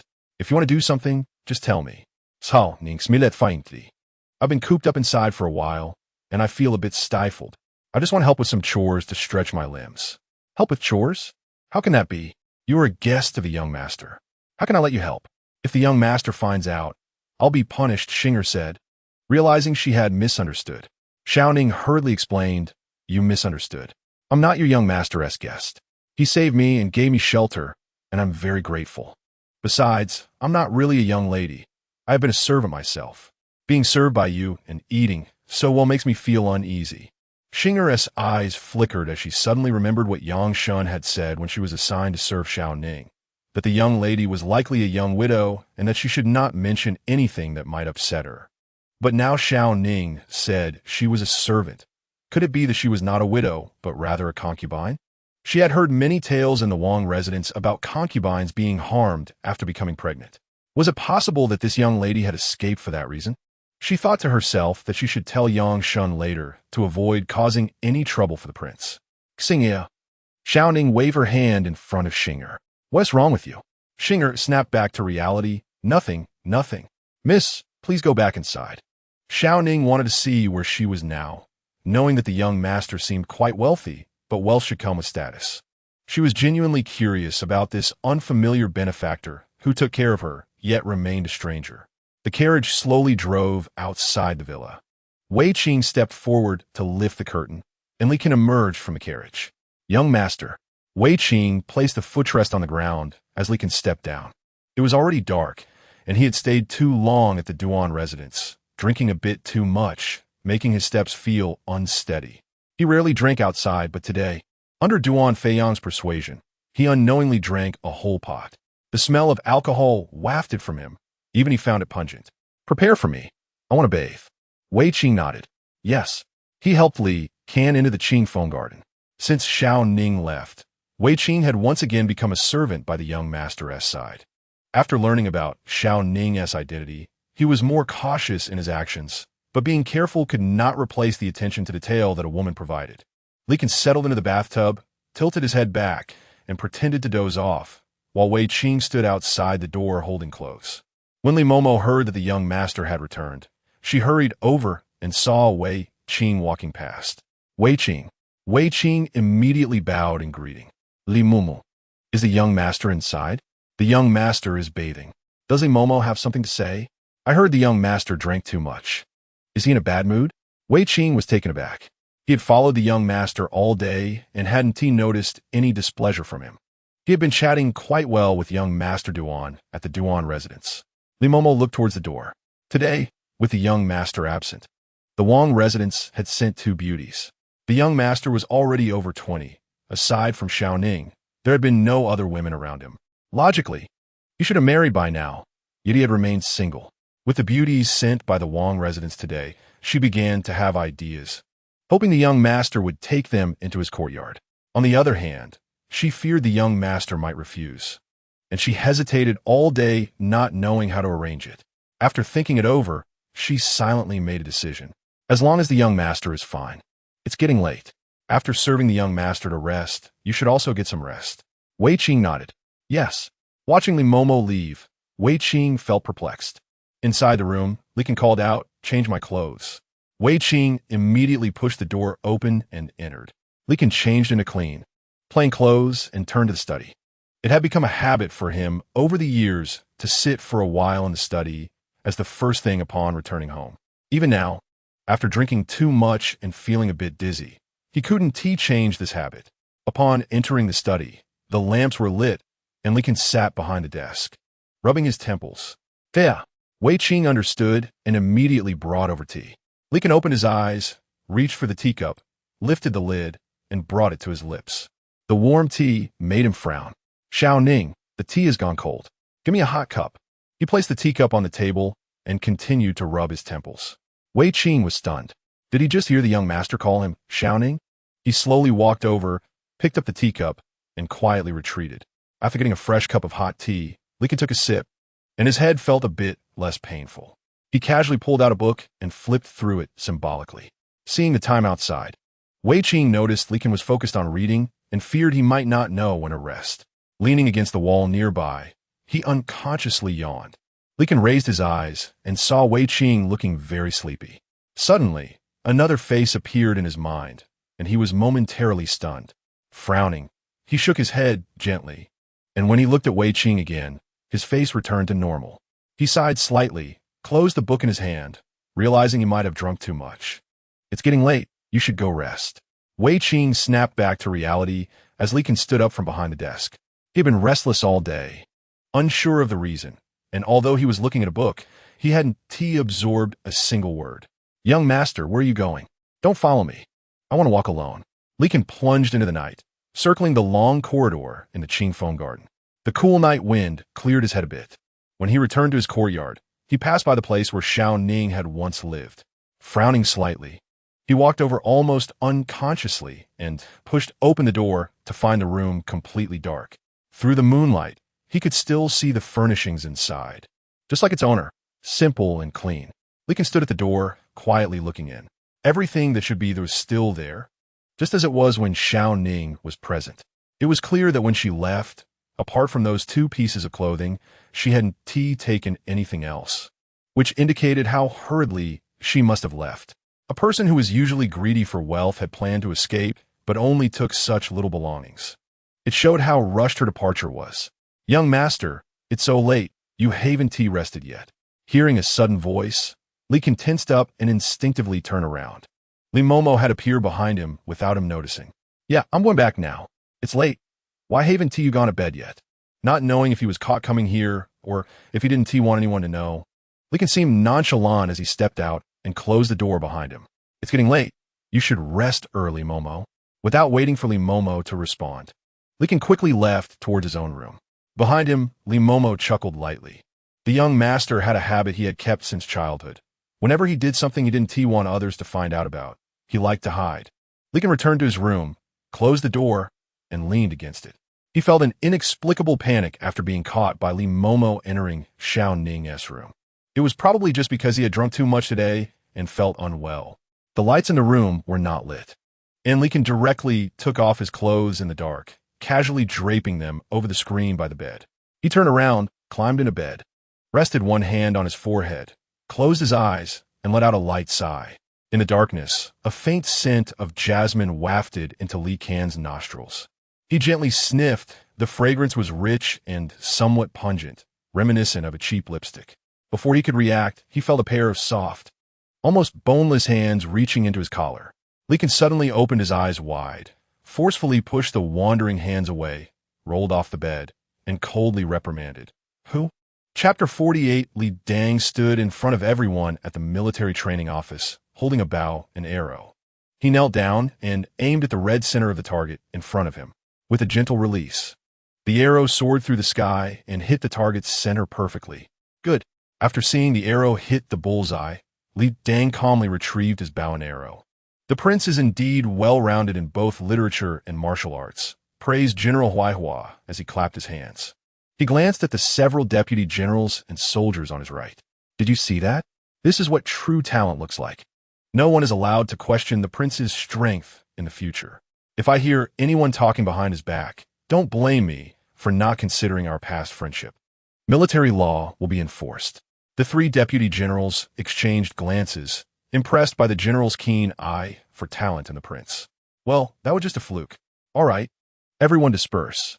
As the crowd dispersed, General Huaihua patted Li Dang on the shoulder. Ever since you came to this military training office, I haven't really paid much attention to you. I thought you were just a young master from the prince's residence, here to pass the time. The deputy generals have mentioned you a few times because of your presence, thinking you would leave once you were bored. However, after my wife saw you in the prince's residence the other day, she kept praising you day and night until my ears were sore from hearing it. I wanted to see for myself what kind of person you are. Before coming, I was thinking maybe it was just your good looks that caught her eye, but seeing your archery skills today really opened my eyes. Li Dang remained calm and smiled faintly at General Huaihua. General, you flatter me. Today's archery was merely luck. I can't compare to generals who have trained in the military for years. Humidity. You will be part of this military training office from now on. If you have any discomfort, to speak up. Those soldiers come from humble backgrounds. If they say anything inappropriate, don't take it to heart. You'll get to know their simple natures after spending some time here. Thank you, General. After General Huaihua left, Li Dang pinched his arm that had just shot the arrow. He exhaled softly. In the past, he was not afraid of any competition, but due to an injury he sustained while traveling, it became difficult for him to draw the bow. Now, he would not risk aggravating the old injury unless absolutely necessary. At night, after bathing, Shao Ning changed into a light pink long gown. After leaving Qingfeng courtyard, she only brought 3 sets of clothes, all of which were women's clothing. Without the disguise of men's clothing, she felt somewhat uncomfortable. Sitting in front of the mirror, she dried her hair with a white cloth and suddenly froze when looking at her reflection. Leaning forward slowly, she gently stroked her cheek. In the mirror, her complexion was rosy, and her cheeks were plump.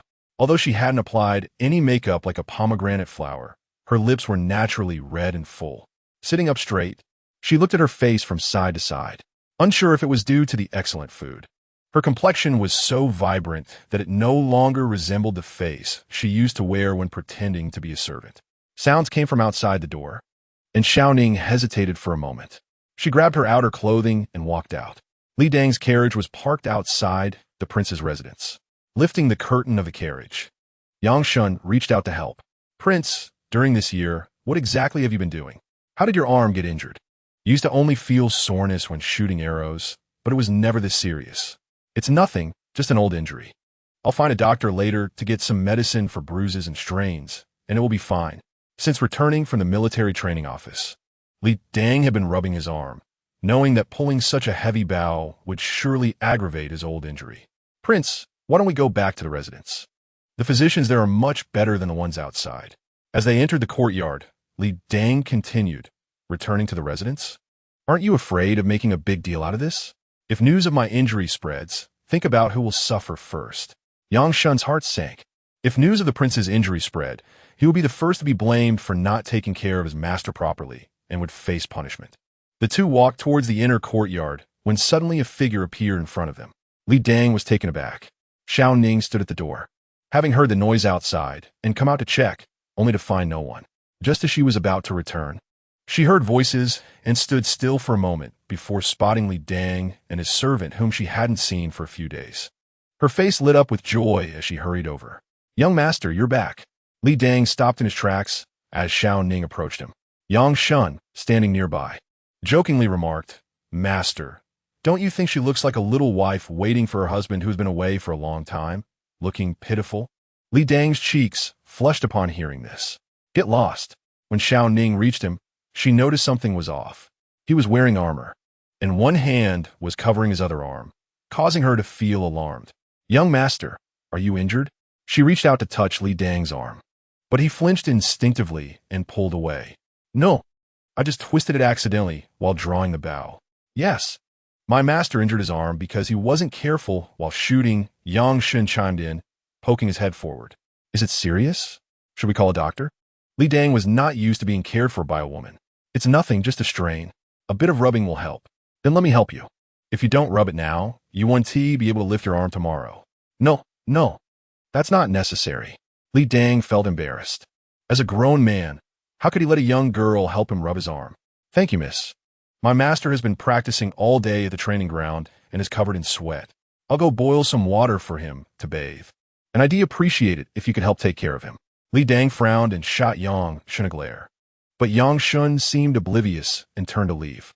In Qing Feng courtyard, she had taken care of Li Can while posing as a servant and didn't think it was inappropriate. She reached out to support Li Dang as they walked towards the main room. "Young master, take it slow. Miss Shao, you don't have to take care of me. Yang Shun is just talking nonsense.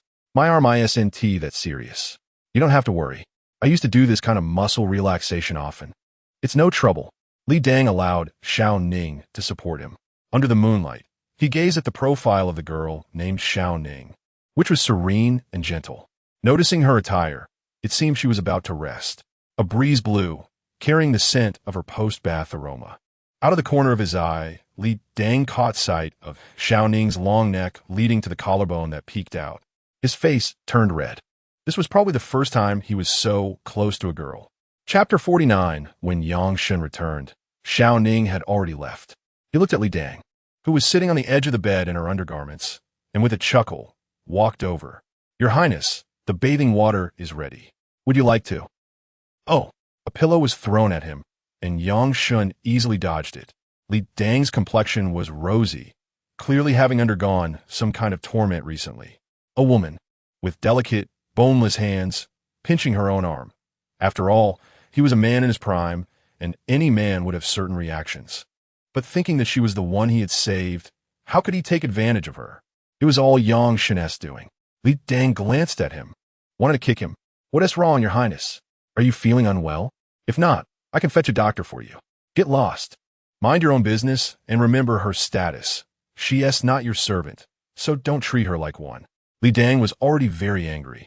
But Yang Shun didn't care. After all, she was just a widow. If she could serve Your Highness, wouldn't that be her good fortune? Besides, he didn't plan to have her do anything to him. It was just to bring him some amusement.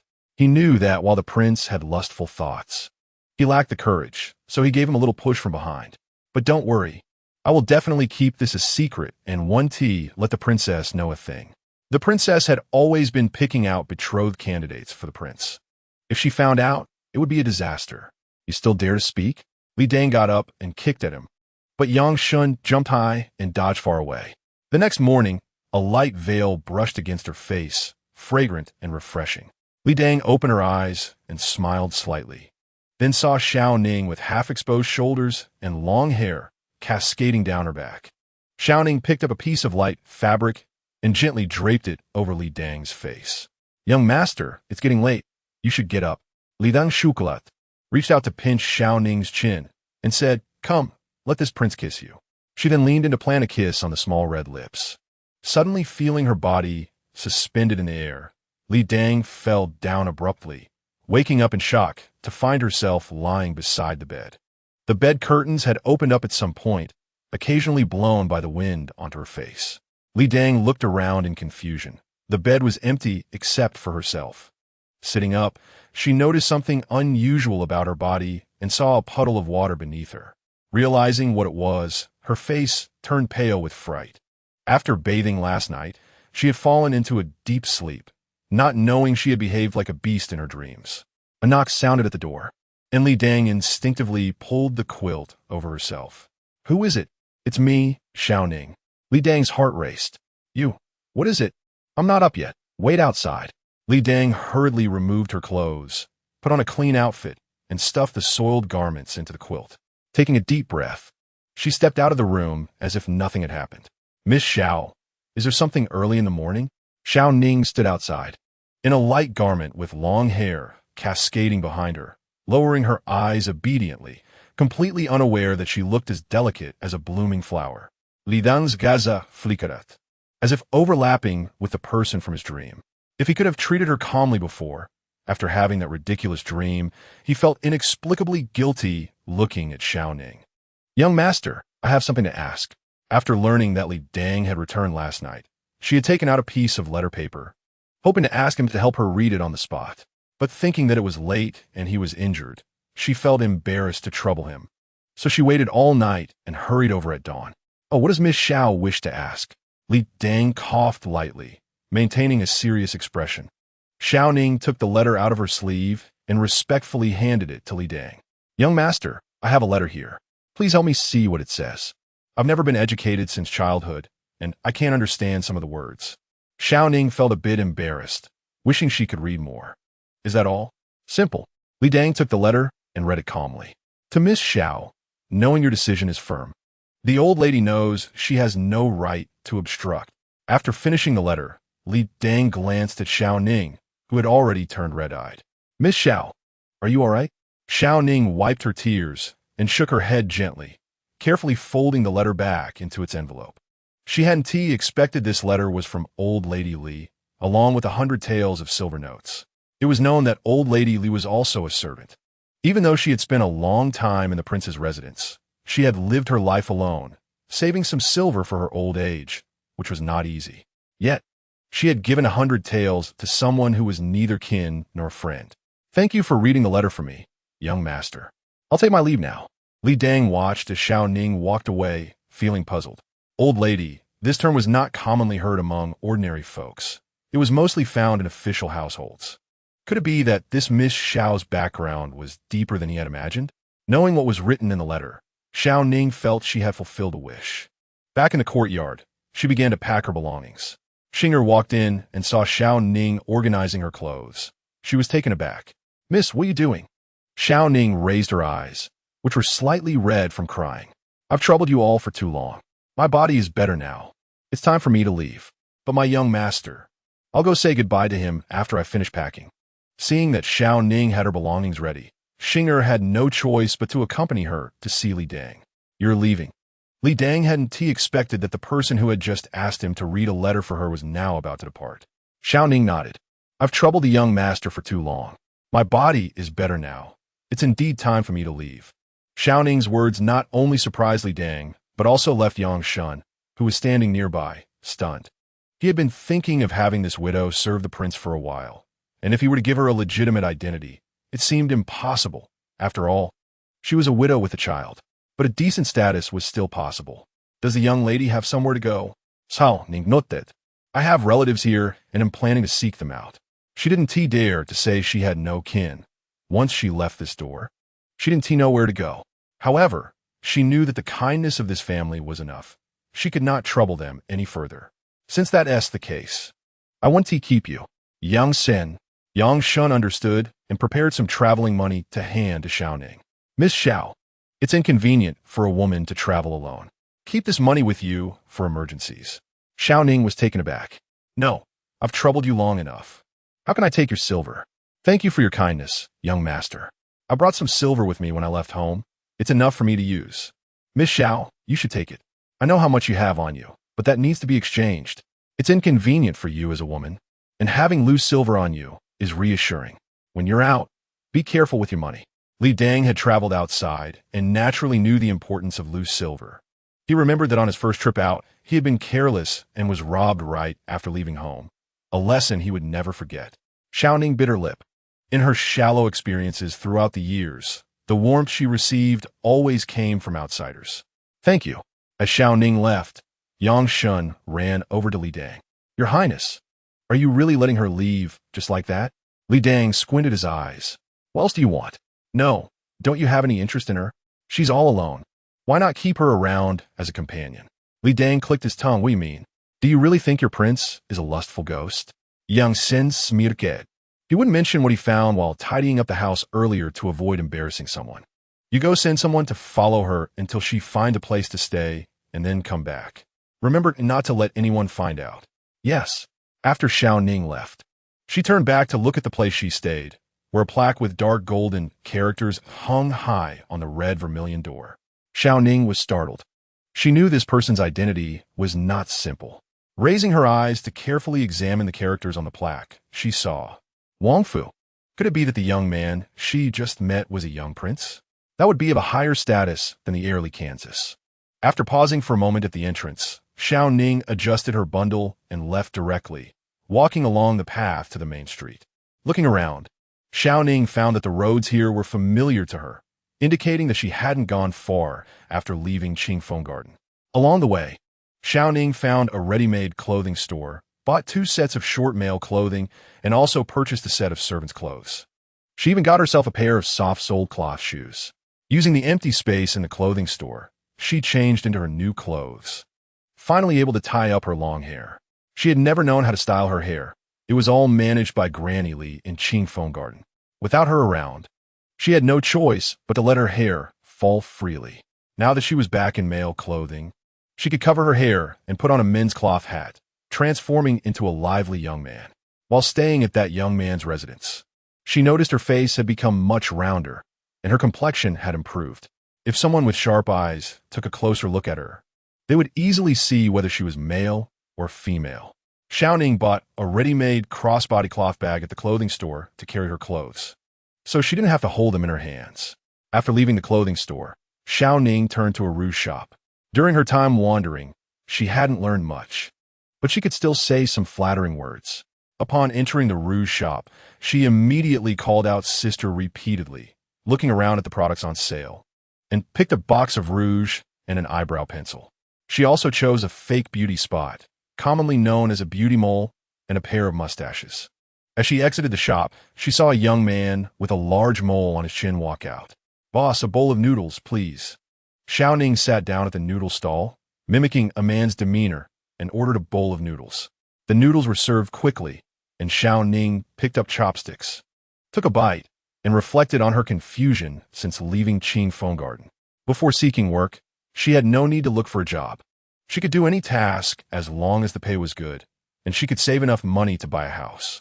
However, perhaps she had grown too comfortable in Qingfeng Garden, as she felt some resistance to going out to find work, not out of fear of hardship, but from a deep-seated unwillingness. After finishing the bowl of noodles, Shao Ning lifted her eyes to check the sky, which looked gloomy and seemed likely to rain.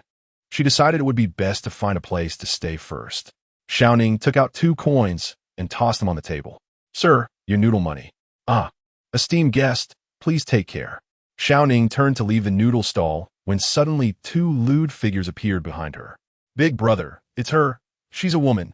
I saw her go into the clothing store and buy a lot of things. She must have money. Let's go follow her." Shao Ning walked ahead, completely unaware that someone was following her from behind. Spotting the sign for an inn ahead, Shao Ning's face brightened. She thought she would stay there for the night. She lifted her foot to head toward the inn, but after just a few steps, she felt a pain at the back of her head. Then everything went black, and she lost consciousness. Chapter 50. Shao Ning slowly opened her eyes, her head pounding, and she pressed her hands against her temples. It was clear that she had been knocked unconscious before fainting. Struggling to sit up, she endured the headache as she checked her clothes and belongings. When she found her clothes intact and all her belongings still beside her, she was taken aback. Looking at her surroundings, she suddenly realized she was lying on a bed, not in some dilapidated house or alley, and the room felt oddly familiar. The door was gently pushed open, and Shinger entered with a bowl of congee and some side dishes. Seeing Shao Ning awake, she smiled and said, "Miss Shao, you're awake." "Shinger, how did I come back?" Shao Ning asked. Shinger walked over, placed the food on the table, and helped Shao Ning sit up. "You were knocked unconscious from behind, and my young master sent someone to rescue you. It's too dangerous outside. If it weren't for my young master's concern for your safety, and having someone follow you to protect you, you would likely have been sold off by now." Shao Ning felt a jolt of fear and tightly grasped her bundle. How could she have forgotten this? Having wandered outside since childhood, she was accustomed to such dangers and knew how perilous the outside world could be. She had always lived with extreme caution, but she never expected to fall into such a trap. Indeed, one could not be too comfortable for too long. Once they became complacent, they would forget the hardships and lessons they had learned. But don't be afraid, Mississippi. Those two who try to capture you have already been caught by my young master and sent to the authorities for punishment. I brought you your meal. Eat it while it's hot. Shao Ning allowed Xing'er to help her sit at the table. She moved her head slightly, still feeling pain at the back. Seeing Shao Ning's pained expression, Xing'er said straightforwardly, "Miss, your head still hurts. Those thieves hit you with a wooden stick. We've already had a doctor examine you. There's no serious injury, just some redness and swelling. You just need a rest." "Thank you. Where's your young master?" "I want to see him," Shao Ning said. "He is in his courtyard. You can go see him after you finish eating," Xing'er replied. After eating, Shao Ning went directly to Li Dang's courtyard. As she reached the entrance, she heard the sound of weapons clashing from inside. Standing at the door, she saw Li Dang practicing martial arts in the courtyard. Wearing a short white shirt and red trousers, with high-waisted official boots, wielding a large knife. Each swing of a knife produced a sharp sound in the air.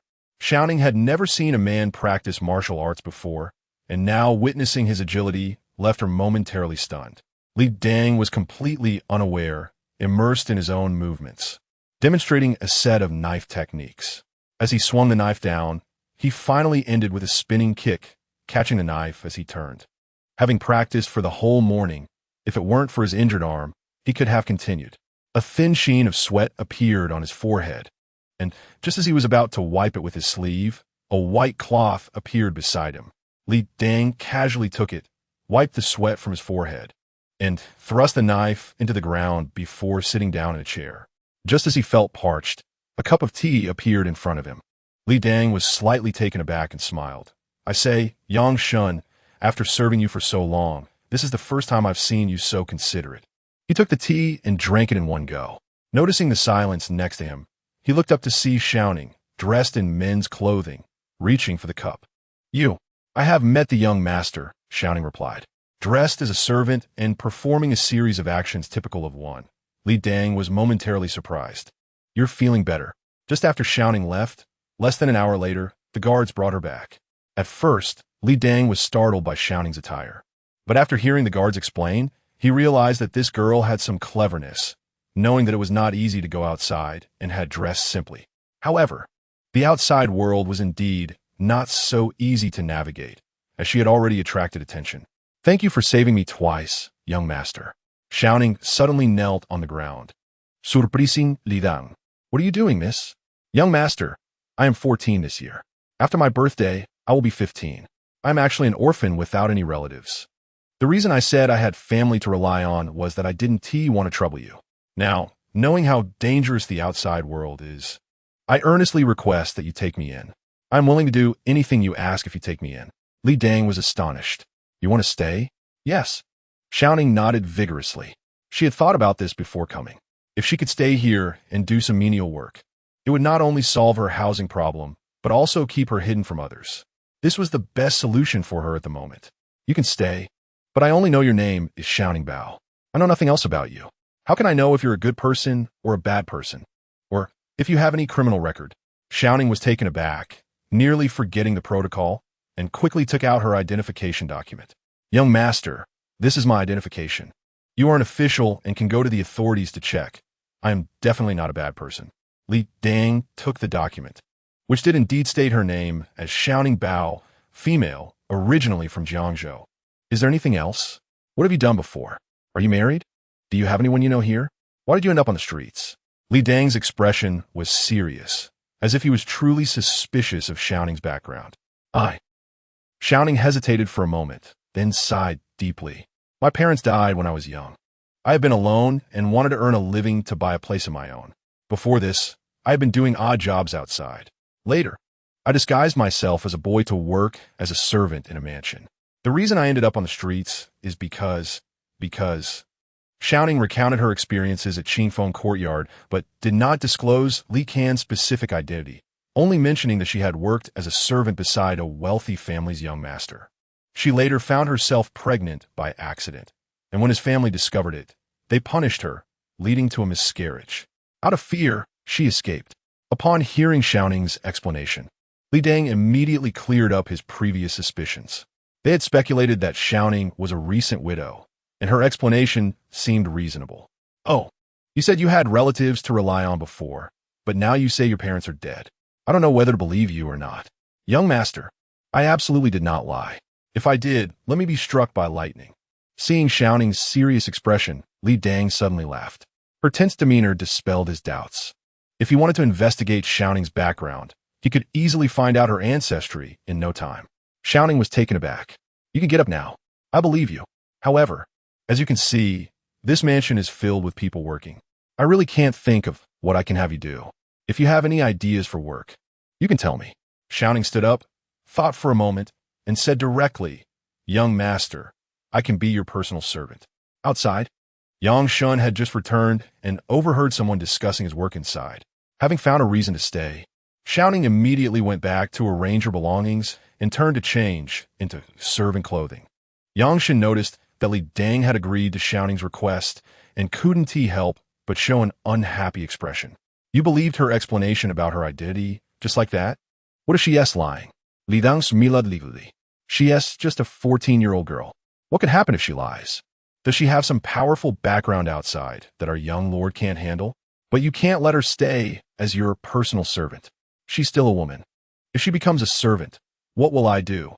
Isn't that just creating trouble for myself? I was thinking of keeping her before, but now I'm creating a rival for myself, and moreover, this rival is a woman. Where do I have any chance of winning? Li Dang didn't care at all. Let's put it this way. If she was willing to be a servant, then so be it. Perhaps it was just a fleeting whim. After a few days, she might want to do something else. Besides, this prince had no real intention of making her do any heavy work. Yang Shun blinked, feeling that there was more to this than met the eye. Being a servant and not allowed to do heavy work. Could it be that he was deliberately keeping her around to take advantage of the opportunity to get her into bed later? You asked for it. Li Dang swung her hand and hit him, and Yang Shun quickly turned to dodge. He hit at the door, poking his head in. Did I hit the nail on the head? If you had said so earlier, I wouldn't have worried about her stealing my job. He knew his prince had ulterior motives. Get out. Li Dang took a deep breath. Every time she saw Yang Shun, he would ignite that spark of violent rage within her. And sometimes she was afraid she wouldn't be able to control herself and would just stab him.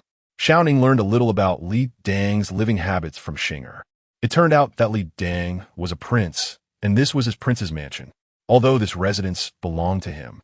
He didn't come back often and would occasionally stay at the old royal residence for a while.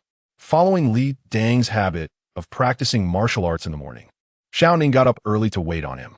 Compared to the weak and gentle heir, Li Dang was a very diligent and understanding person. As spring turned to autumn, a year passed in the blink of an eye. Unknowingly, Shao Ning had spent almost a year in this prince's mansion. Sister Ning. Xinger ran over from outside, seeing Shao Ning in front of Li Dang's courtyard, tending to the flowers with a water pot. The prince sent someone with a letter saying you should get ready. Change into some nicer clothes. The prince has a gathering and needs your help to liven up the atmosphere. Shao Ning was taken aback for a moment, then smiled. Based on her understanding of Prince Li Dang, he was probably trapped by some girl in a tavern again, and, realizing she was unsuitable for him, came to find her for help.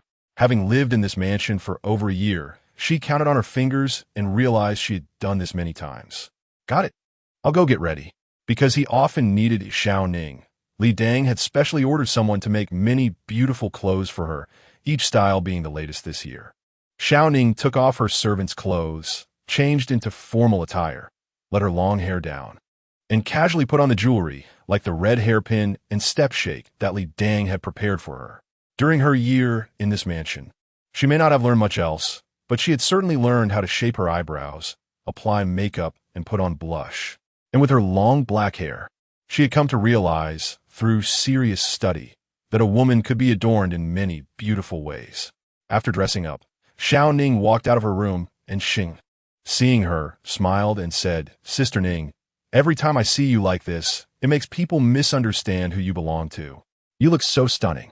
You're just being silly. Shao Ning blushed and smiled. It seemed that over the past year she had grown a lot. as if her body had changed so much that it caught her off guard. For example, her now fuller chest, which she had never noticed before, was almost invisible when she was bound with cloth. In the guest house, on the second-floor room, Li Dang sat by the window, occasionally glancing at the shy Lin family's young lady across from him, who was nervously twisting a handkerchief. He grimaced, feeling inexplicably toothache. Lin brother is really strange. He said he was stepping out, but he's been gone for almost an hour. Should we send someone to look for him? Yang Shun, go check. Yang Shun stood by Li Dang's right side and replied, I'll go take a look. Hearing Li Dang's words, Lin Miaoyu suddenly looked up, her eyes flickering as she said, No need, my brother should be back soon. She glanced at Li Dang's face, her cheeks flushing, and then lowered her head again. Yang Shun noticed and smirked. To be honest, the young lady of the Lin family wasn't particularly beautiful. At most, she was a pretty girl. If she married an ordinary official, she would be fine, but she was still a bit lacking to match their prince. Li Dang cleared his throat, turned his head, and looked outside the carriage, thinking to himself whether he had fallen into a year of peach blossoms. When he returned to the royal residence, his mother would send him dozens of beautiful portraits of ladies for him to choose from. Whenever he went out, friends and acquaintances would surprise him with gifts, as if his not getting married had already become a taboo for everyone. As he saw his carriage slowly approaching, Li Dang's eyes lit up. He turned to Lin Miaoyu and said lightly, It's getting late. I can't leave you here alone. I really can't feel at ease. I'll have someone go find your brother. At this hour, I'm a bit afraid that if we don't go back soon, the ladies in the mansion might come looking for us. If they see this prince with a beautiful young lady, who knows what they might think? Yang Shun, hurry and find Lin brother. I'll go right away. Yang Shun turned and went downstairs. Lin Miaoyu, hearing Li Dang's words, was momentarily stunned. Madam, the prince is married? Li Dang shook his head. Not yet, but there is indeed a lady managing the inner courtyard. Just as he finished speaking, a sweet voice came from outside. Are you sure? The prince is inside. Yes, I saw him coming, and there is not just the prince. There is also a young lady with him. Inside the room, Li Dang's expression changed in shock. He suddenly stood up, muttering, This is bad. He started to rush around, seemingly looking for an escape route. Lin Miaoyu was startled by Li Dang's behavior. Prince, what are you doing? My wife is here. She must be coming to catch me. Just look at this mess. Your elder brother is not here. Why is he not here at this time? Now what do we do? Li Dang's tone was not good, filled with complaints. Lin Miaoyu looked blankly at the door, wondering what was happening. A knock sounded on the door, and before anyone inside could open it, the door was pushed open. Shao Ning, dressed in splendid attire, with a hairpin and step shake, stood there radiating elegance and wealth. Compared to the innocent Lin Miaoyu, Shao Ning clearly outshone her. Where's the prince? At that moment, Li Dang had one foot on the window sill, holding onto the window frame. Hearing Shao Ning's question, he timidly turned his head, forcing a smile. Madam, why are you out here? Upon seeing Li Dang, Shao Ning smiled and walked over, bowing slightly. I heard the prince had matters to discuss with friends outside. She glanced at Lin Miaoyu, her gaze like a hook trailing over her. Lin Miaoyu was stunned. I didn't know this friend was such a beautiful young lady. Li Dang climbed down from the window, awkwardly smiling. Madam, it's all a misunderstanding. I don't know why Lin brother brought his sister out. Lin Miaoyu noticed that when Li Dang spoke to her, he used this prince. But when facing this lady, he referred to her as I, which left her feeling a bit uncomfortable.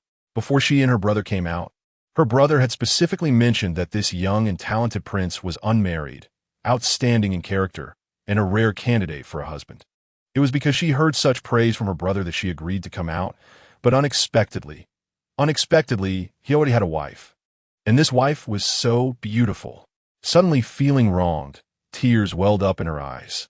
Shao Ning noticed this and was startled. It seemed she had scared the young lady. She quickly raised her eyes to Li Dang, signaling him with her gaze. What do we do? Yang Shun saw Shao Ning making faces at him and shrugged helplessly. He didn't know either.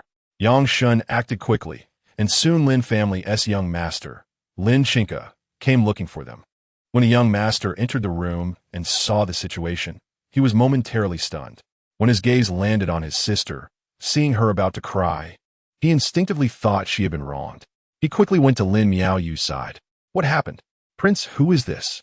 Li Dang, with a bold expression, stepped forward and wrapped his arm around Shao Ning's shoulder.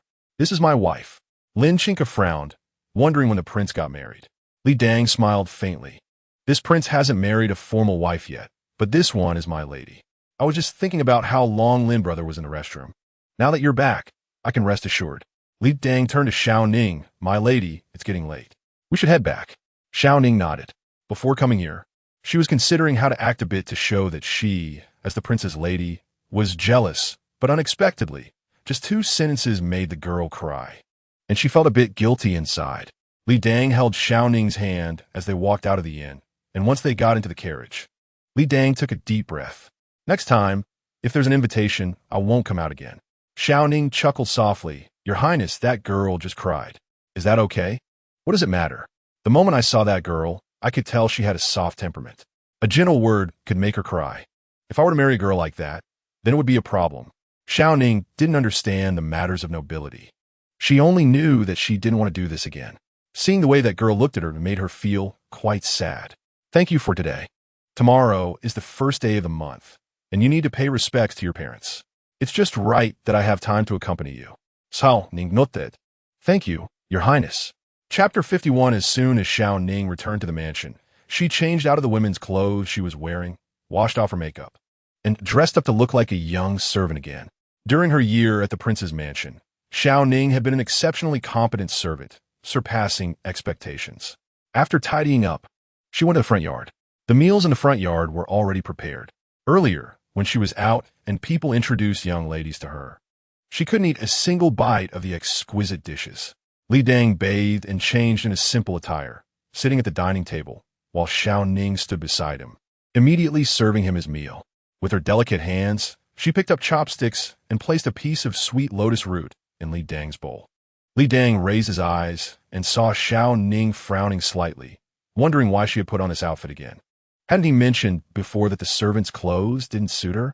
Wouldn't it be better if she dressed up beautifully every day instead of wearing something so unattractive? Shao Ning smiled faintly, saying, "At home, I want to dress a bit casually." For many years, she had always dressed as a boy. Although she wasn't beautiful, she understood that dressing as a boy could help her stay safe. Li Dang had spoken to her about this many times, and each time it seemed to have an effect for a short while, but after a few days, she would revert to her old ways. "All right. Tomorrow when you go to pay respects, don't wear these drab clothes. You must understand that you're not a child anymore. If your parents in heaven see you wearing such unattractive clothes all year round, without any semblance of a young lady, they would surely be heartbroken. Perhaps when you go to pay respects, they wouldn't even be willing to accept your offerings." Shao Ning stared blankly at her clothes, feeling secure in wearing the servant's outfit. But she had never considered how her parents would feel about it. Li Dang's lips curled up slightly. At that age when girls bloom like flowers, they all know how to love beauty and charm. Yet she was different from others. If it weren't for the time he had unintentionally asked her for help, leading him to dress her up beautifully, he wouldn't have known that this girl could look so pretty when properly adorned. It was a pity that she wasted her good looks by running around doing chores like a boy, not knowing how to dress up. The next morning, Shao Ning got up, intending to pick up the servant clothes she had worn yesterday.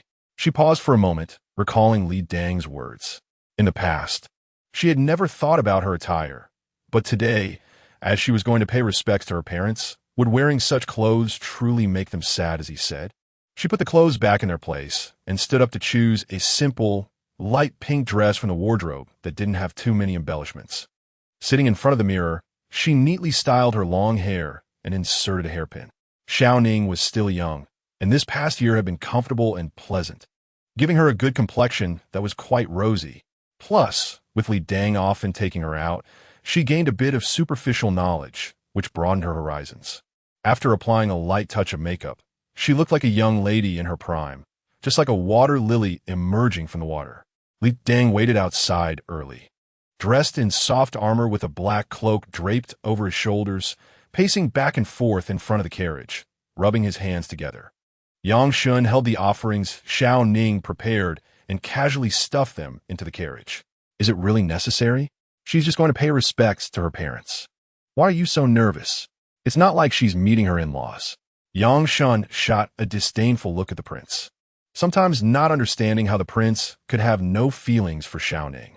Yet every time he was alone with her, he couldn't help but smile. If he didn't like her, why didn't he express any feelings? The prince's feelings for Shao Ning were still a mystery to him. Enough nonsense. Young Xin scoffed, too lazy to say more. Shao Ning walked out of the courtyard, wearing a light pink dress. When she saw Li Dang, a faint smile appeared on her lips.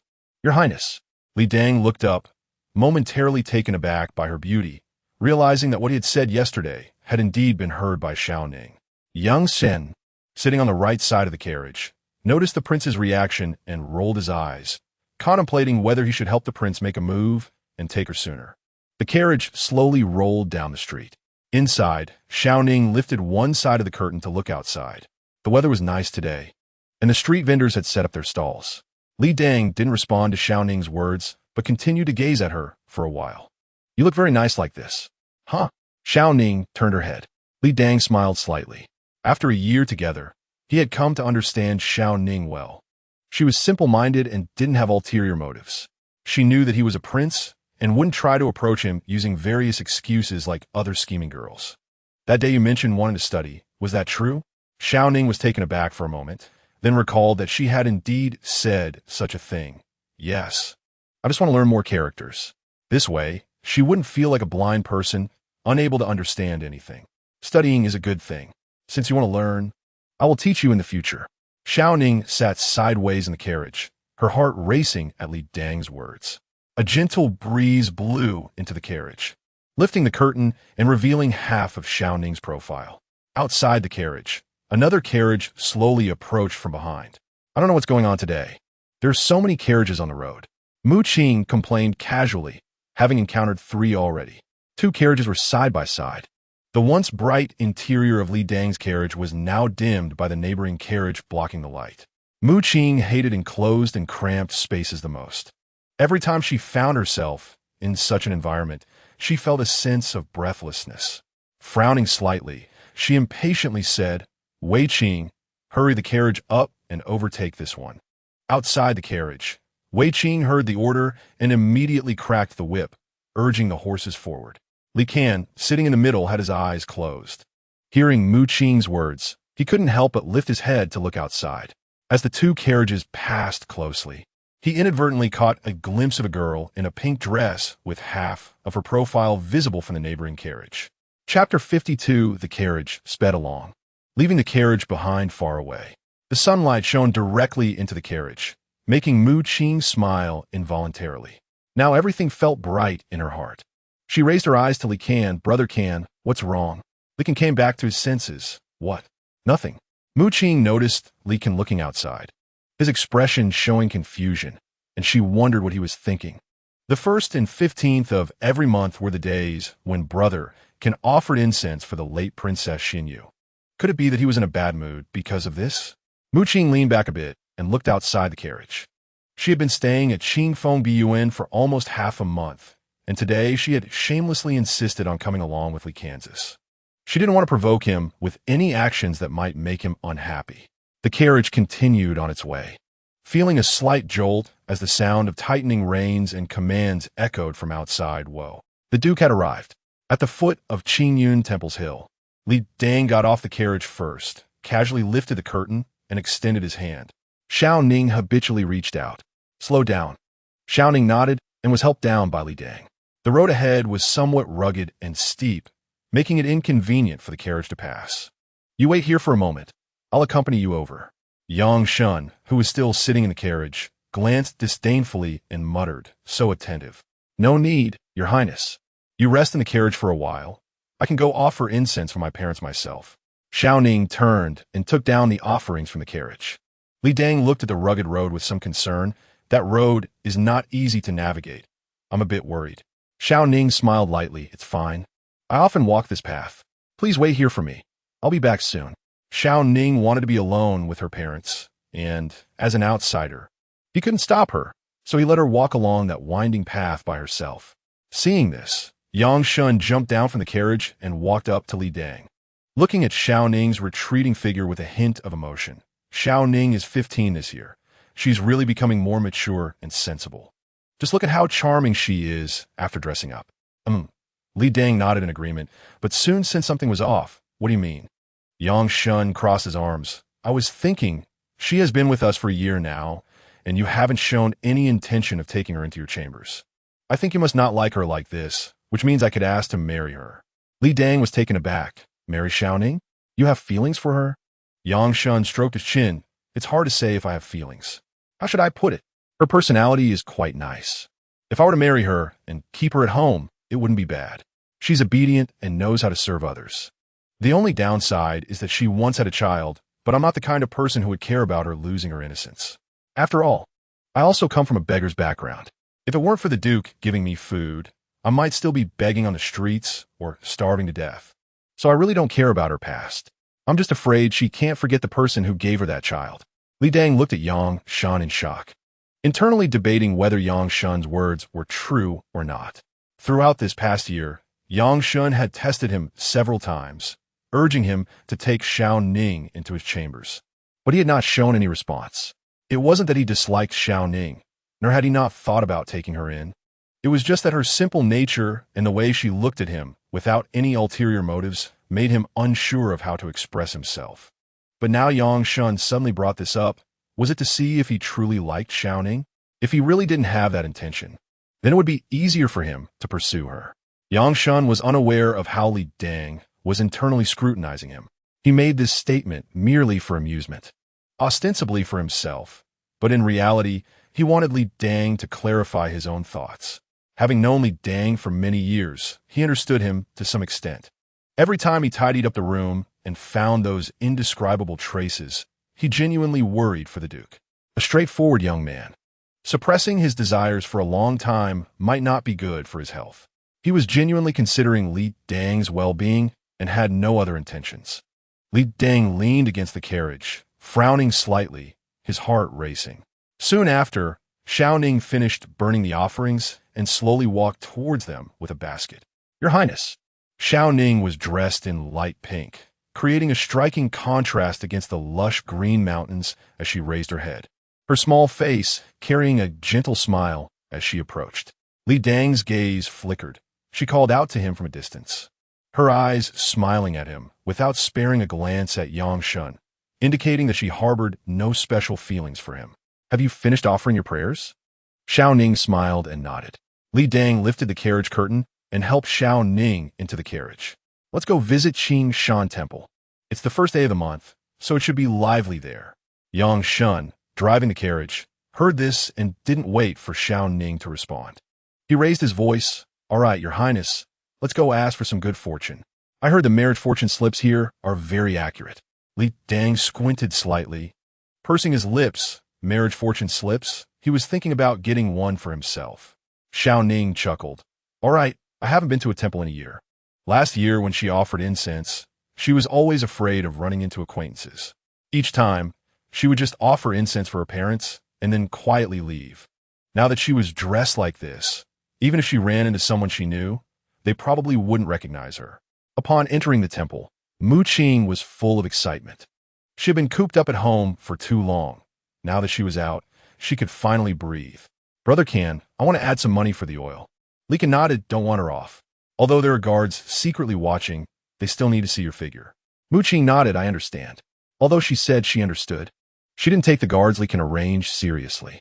After all, she was the daughter of a general and had learned martial arts since childhood. Li Can didn't notice the thoughts on Mu Qing's face, but still instructed Wei Qing to follow her before turning to head to the peach blossom forest on the back mountain. Shao Ning and the others parked the carriage at the foot of the mountain. Li Dang, dressed in soft armor and a black cloak, immediately attracted a lot of attention as soon as he got off the carriage. He then reached out to help Shao Ning down. A martial general dressed so impressively, accompanied by a delicate young girl, was bound to provoke a lot of wild imaginations. Slow down. As Shao Ning got off the carriage, her foot got caught, and she stumbled directly into Li Dang's arms. Luckily, Li Dang was quick to catch her. Shao Ning awkwardly smiled. I'm causing trouble again. Upon entering Qing Shan Temple, Shao Ning first went to the main hall. With someone as handsome and imposing as Li Dang by her side, most people dared not approach. After lighting a stick of incense, Shao Ning shook the fortune stick container, and a stick marked with the number 66 fell out. Picking it up, Shao Ning lifted her skirt and walked out of the main hall. Li Dang noticed Shao Ning holding the fortune stick. You drew a fortune. Shao Ning nodded. Your Highness. You should draw one too. Li Dang didn't believe in these superstitions, but thinking of what Yang Shun had just said about the marriage fortune slip, he unconsciously walked back into the main hall. He then took a stick and walked out. Approaching the fortune teller's stall, Shao Ning handed her stick to the stall owner. What did the young ladies seek? Good fortune. The stall owner compared the stick and said, the 66 stick is a superior fortune. This stick indicates that the young lady's fate was difficult in childhood, but she will meet a benefactor upon reaching adulthood, marking a change in her destiny. The young lady's fortune and destiny will arise from her marriage. This stick serves as a reminder that the young lady's fortune will be strong starting this year, and good marriage prospects will come. She just needs to wait patiently for the good fortune to arrive, which is also the beginning of her fortune. The stall owner said a lot, but Shao Ning didn't quite understand. What good fortune for marriage? She spent all her days at home and didn't even know a matchmaker. Nor did her parents help her arrange anything. Who would introduce her to a marriage? But she knew she had drawn a good fortune stick. So she thanked the stall owner repeatedly and stood up to give her spot to Li Dang. Young master. Before ascending the mountain, Li Dang specifically reminded Shao Ning not to reveal his identity. Li Dang felt a bit embarrassed. Seeking a fortune was something women did, and here he was, a grown man, asking for a fortune and coming to interpret it. He cleared his throat lightly and handed the fortune slip to the stall owner. What does this young master seek? My young master seeks a romantic relationship. Yang Shun, who unexpectedly appeared, was panting. He had just settled the carriage and climbed up, looking around but not seeing the prince and Shao Ning, which had him circling in place until he finally spotted them at the fortune-telling stall. Yang Shen suddenly spoke, perfectly solving Li Dang's urgent dilemma. Although he furrowed his brow on the surface, he secretly breathed a sigh of relief. The stall owner, receiving the order, began to search for the fortune slip. This slip was number 35, indicating a good fortune. The setting sun and the lone wild goose fly together. The autumn waters and the vast sky merge into one color. The setting sun and the lone wild goose both symbolize loneliness and desolation. Although the young master has a fate for romance, there are some obstacles. If the young master is more proactive, there might be some changes. If he desires something lasting, he must endure some entanglements. Yang Shun was deeply shocked. What kind of nonsensical fortune was this? Obstacles, entanglements. Couldn't they say something nice like that romance was coming, and that he and the nearby Shao Ning were a pair from the heavens and earth? Bah, you pretentious fortune teller. He reached out to take the fortune text, and to him, the talk of good or bad fortunes, obstacles or not, was irrelevant. The only flaw was not being proactive. If one was proactive, how could there be no good romance? Thank you, stall owner. Here is the fortune fee. What a shabby stall. Li Dang didn't take the stall owner's words to heart. He just casually drew a slip. Moreover, as a grown man, he shouldn't be doing what women do. Hey, what's wrong with you? You bumped into me and still won't admit it. A commotion arose behind him. Shao Ning looked up and was momentarily stunned when she saw someone arguing. She exclaimed, Miss Mu. Li Dang was taken aback, following Shao Ning's gaze to see Mu Qing. It was unclear how the argument escalated, but the man who had bumped into Mu Qing suddenly reached out. Seeing this, Mu Qing immediately became defensive, but fortunately, she knew martial arts. After 2 exchanges, Mu Qing realized that not only was the opponent strong, but also quite powerful. Although she practiced martial arts as a woman, her techniques were somewhat showy compared to the robust man before her. In a moment of carelessness, she was pushed back. Instinctively retreating, she felt her footing slip just as a familiar figure appeared behind her, Li Dang. Li Dang Fronat. He had no close relationship with Mu Qing. He only knew her because she liked someone and often followed Duan Feiyang to the Wangfu. Are you okay? He helped Mu Qing up and was about to look at the person who had hurt her when suddenly his close guard Zhao Wu appeared and had already subdued the man. Zhao Wu, deal with him. How dare he bully this young lady? Seeing Zhao Wu appear, Mu Qing instantly perked up. After all, she was the daughter of a general. How could she let a petty thief bully her? Miss, leave this person to me. There are too many people here. You should go see the young master. After giving instructions, Zhao Wu didn't even glance at Li Dang and took the man away. Once the person left, Mu Qing finally remembered that Li Dang had just saved her. Li Dang, what are you doing here? Mu Qing turned and walked towards Li Dang. Seeing her approach, Shao Ning instinctively lowered her head and hid behind Li Dang. Even though Li Dang was broad-minded, he noticed Shao Ning's awkwardness and her earlier outburst of Miss Mu, along with her current disguise, indicating that Shao Ning knew her. Hey, who is this person? As Mu Qing got closer and saw a young girl behind Li Dang, she couldn't help but be curious. She knew that Li Dang was traveling, but she hadn't heard that he had married. Shao Ning turned her face, and Mu Qing couldn't see clearly, but just by looking at her outfit and delicate profile, it was evident that the girl was quite beautiful. She's my wife. We just finished offering incense. It's quite crowded here. Are you alone? Do you need me to send someone to take you back? Mu Qing waved her hands repeatedly. She wasn't very familiar with Li Dang, and since he was the son of the prince's consort, she had an inherent dislike for him. However, since he just helped her, a few polite words were warranted. No, I came with someone else. Since you plan to leave, I won't delay you. I'll head back now. Thank you so much earlier. Li Dang nodded slightly, and Mu Qing smiled, nodded, and then turned to leave, glancing at Shao Ning one last time. Throughout, Shao Ning had not dared to look at Mu Qing. Li Dang took Shao Ning's arm and whispered in her ear, "Let's go." Shao Ning nodded, and after they walked for a while, she finally raised her head. Miss Mu had always been by the young master's side. She had seen her many times. Although she had changed and dressed as a girl, she still felt nervous, fearing that the other party would recognize her. She truly did not want to return there. Li Can stood in the peach blossom forest, and upon seeing this, Mu Qing immediately followed. Brother Can, guess what I just saw? Something just happened. After Mu Qing finished offering incense, the concealed guards informed Li Can of what had just transpired with Mu Qing. Trouble could arise in the blink of an eye. Mu Qing felt a bit embarrassed. She had thought that since she practiced martial arts, she wouldn't need the help of guards, yet within moments, she was entangled. That's not important. The important thing is, guess who I saw? Li Can squinted slightly, looking at Mu Qing, who unconsciously radiated pressure. All right, I know I was willful. I'm sorry, I won't do it again next time. After receiving her assurance, Li Can finally withdrew his gaze. It should be noted that Mu Qing could stay with him for over 20 days, all out of respect for Duan Feiyang. If Duan Feiyang hadn't come to ask him to take in Mu Qing, he would have long since let General Mu take his beloved daughter back. I just saw Li Dang. He asked back. Not only has he grown taller and bigger, but he also has a wife now. That girl was dressed in light pink, looking so obediently nestled in Li Dang's arms, delicate and lovely. Li Can had no interest in whether Li Dang returned or not, nor did he care if he got married. Until one day, the idle empress transformed into the busy emperor. The empress turned dark. Suyue, I want to go out of the palace. It's too stuffy in here. How can that be? As the example for all women in the world, how can the emperor act willfully? Suyu, impregnant. Congratulations, your majesty. Suyu, I want something sour. Send for the imperial kitchen. Suyu, my water broke. Call the physician. Suyue, transformed into a man. Suyu listened to the emperor's screams in the delivery room that sounded like a pig being slaughtered and silently sighed. Being a man is truly good. Chapter 53 on the returning carriage. Mu Qing was all smiles.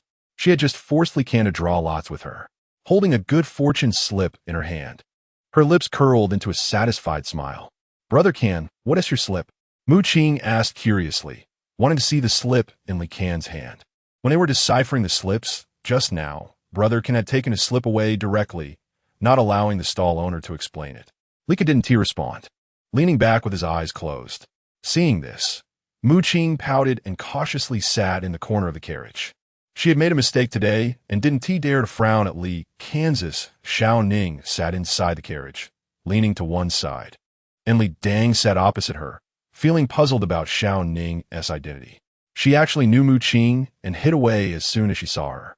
What was she doing? Was she afraid of being recognized by Mu Qing? Back at the Duke's residence, Shao Ning was in a bad mood, hiding in her room. She didn't know if it was because she had sneaked out, but she felt inexplicably guilty when seeing anyone related to Qing Feng courtyard. If one day she was discovered by the heir, what would she do? Would he order someone to catch her and take her back for a beating? There was a knock on the door, startling Shao Ning. She looked towards the door in surprise. "Who is it?" "Sister Ning, it's me, Xinger." Shao Ning adjusted her clothes and immediately got up to open the door. "Xinger, why did you come over so late? Is it because the Duke has something to instruct?"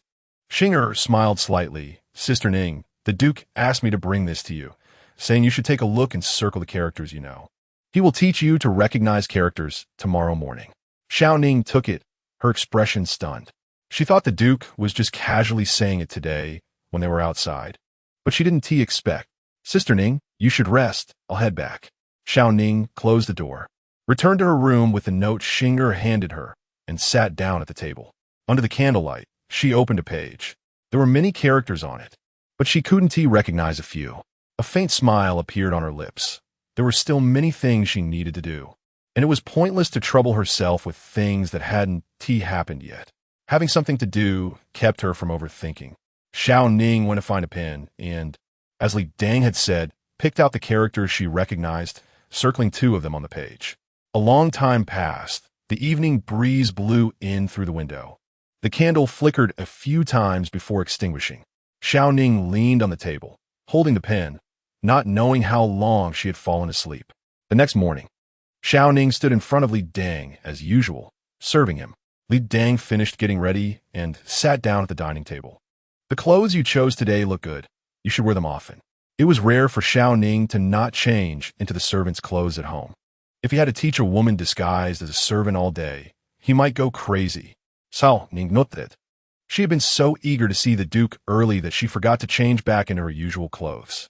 "Have you done the things I asked you to do yesterday?" Li Dang picked up his chopsticks, preparing to eat. Shao Ning understood and immediately replied, "Yes. The note the Duke gave me yesterday has been sorted, and I've circled all the characters I know." She casually took out the note. Li Dang was taken aback, reached out to take it, and looked at the characters Shao Ning had marked. Counting them, there were fewer than 20. Very diligent. This note contained his 1,000-character essay. There weren't many characters, and if Shao Ning could memorize them all and recite them, it would be considered progress. Shao Ning felt a bit embarrassed at the compliment. "All right, after I finish eating, we'll start the first lesson." Shao Ning sat at Li Dang's desk like a child just starting to learn. Li Dang stood in front of the desk and said, "This note contains the 1,000-character essay. As the name suggests, it consists of 1,000 Chinese characters. I'll read a line, and you repeat it after me, paying attention to remember each character. You can also compare it with the characters in your note. Once you read through the 1,000-character essay, I'll teach you how to write. Shao Ning.It. Heaven and earth, dark and yellow. The universe vast and boundless. The sun and moon wax and wane. The stars align and disperse. Cold comes and heat goes, autumn harvests and winter stores." Li Dang's pronunciation was clear and his speed moderate. Shao Ning listened carefully while memorizing. "How much have you remembered? Let us read it together." Before Li Dang could speak, Shao Ning had already recited the entire 1,000-character essay perfectly. Li Dang was stunned. Shao Ning was shocked. She thought she had read it wrong. "Huh." Li Dang walked over to Shao Ning, excitement in his eyes. "Well done, Shao Ning. I didn't expect you to have this ability." He had only read it once, and she had remembered it all. Shao Ning.It. Wasn't this what the Duke had just instructed her to do? If it weren't for personally teaching her, Li Dang wouldn't have known that Shao Ning had such a strong absorption ability like a sponge. For the content of the book, as long as he read it to her once, she would remember most of it. Short passages were even easier. She would remember them all effortlessly. "All right, I'll now teach you to practice writing." Initially, he thought teaching Shao Ning would be like enlightening a child. But now Li Dang felt confident that he could teach her to become proficient in a month. However, no, it should be like this. Lift your hand up. Also, this yellow part is not the character but, rather, the vertical stroke should stand out, and the character S roof should be larger to encompass the character below. Wait, this should be written downwards, not sideways. Shao Ning held the pen like a child, and her handwriting was not only very childish, but also often missed a dot or a stroke. An hour passed, and Shao Ning finally managed to write 3 complete sentences. When Li Dang saw this, he rubbed his forehead. It seemed that Shao Ning's talent lay only in her extraordinary memory. She would need to take her time with practicing writing. "All right, we'll stop here for today. You don't need to come serve me regularly. Just focus on practicing your writing in your room. Once you've got the strokes right, show them to me. Shao Ning nodded, feeling quite scared inside. Having known Li Dang for so long, it was the first time she had seen him this flustered. I'll take my leave now. Li Dang nudda. And the moment Shao Ning left, he slumped into his chair like a deflated eggplant. Yang Shun walked in from outside and bumped into Shao Ning. Shao Ning, where are you going? Shao Ning looked up and saw Yang Shun, slightly nodding before running off with a pile of rice paper. Yang Shun was taken aback. What was wrong with this girl? She seemed flustered. Turning around, he directly entered the room. Duke, what happened to Shao Ning? Why did she run off? Yang Shun looked up and saw Li Dang leaning back in his chair, looking very tired. Yang Shun stepped forward and cautiously called out, Duke, what is the matter? Li Dang raised his head. A letter has arrived from the Wang residence, asking you to return. It says that someone from Lord Chen's side wants to see you. Li Dang sat up, understanding. Half a month passed, and Shao Ning had already recognized many characters. What she had thought was difficult and incomprehensible turned out to be simple after being pointed out by others. Holding a pen, she heavily traced the last stroke on the rice paper, looking at her completed calligraphy with satisfaction. She gently blew on the ink to dry it. After organizing all the calligraphy, she took it to the front yard. Cousin, shall we fly kites? Look at how nice the weather is outside. As soon as she stepped into the front yard, Shao Ning heard a woman's voice from inside. Half a month ago, after the Duke returned to the residence, he suddenly brought back a young and beautiful woman, said to be his cousin named Chun Yuanrong. This girl was 15 years old, the same age as her. Beautiful in appearance, dressed in fine silk and satin, showcasing her wealthy background. Li Dang frowned. All right, stop making a fuss. I still have official matters to attend to. I don't have time to accompany you to fly kites. Otherwise, wait for Yang Shun to return and let him take you.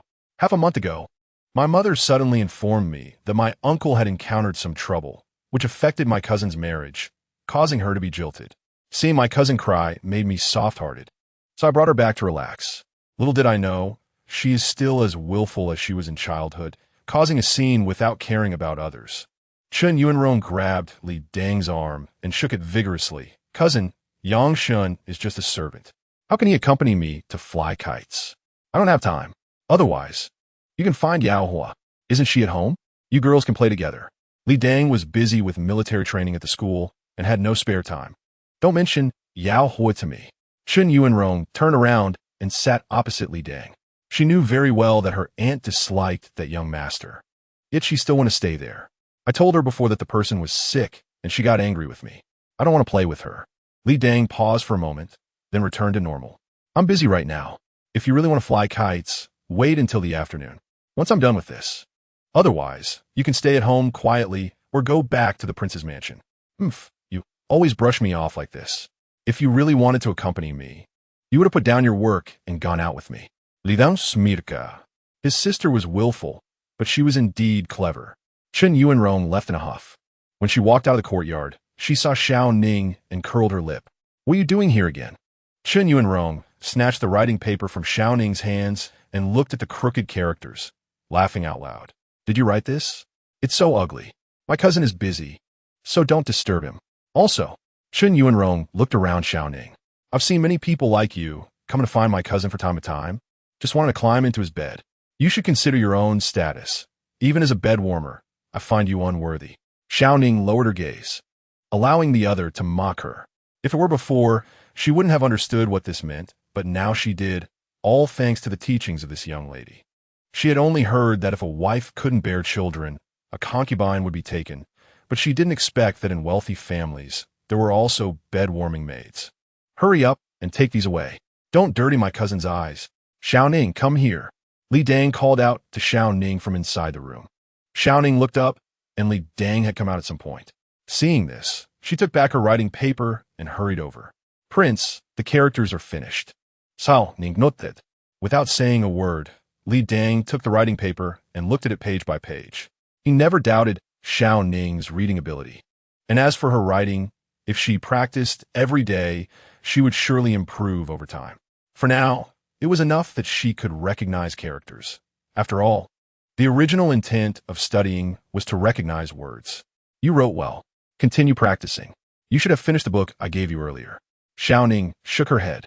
Not quite yet. I'll go back and look at it. All right, I'm going out this afternoon. If you finish the book, there are more on my desk. You can take them yourself. Shao Ning nodded. From a distance, Qin Yuanrong watched her cousin treat a servant better than he treated her, feeling frustrated.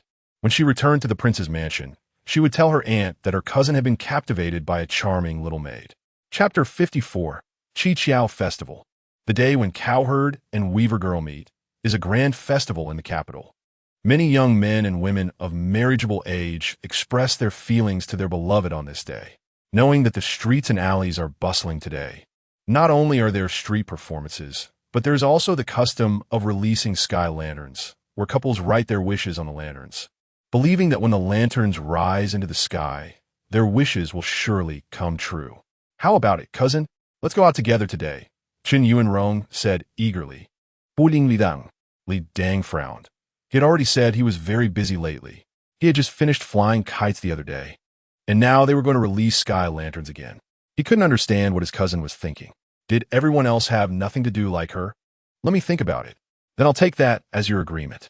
I'll go prepare my clothes, and we'll go out together in the evening. Shao Ning stood properly beside Li Dang. She also wanted to go out and see during the Qiqiao festival. Every year, she would release a sky lantern and wish to buy a house one day. Unconsciously, a longing expression appeared in her eyes. You want to go too? Li Dang suddenly spoke. Shao Ning was taken aback, huh? What did the prince say? It's nothing. Didn't I tell you that you don't have to come and serve? Just focus on studying in the room.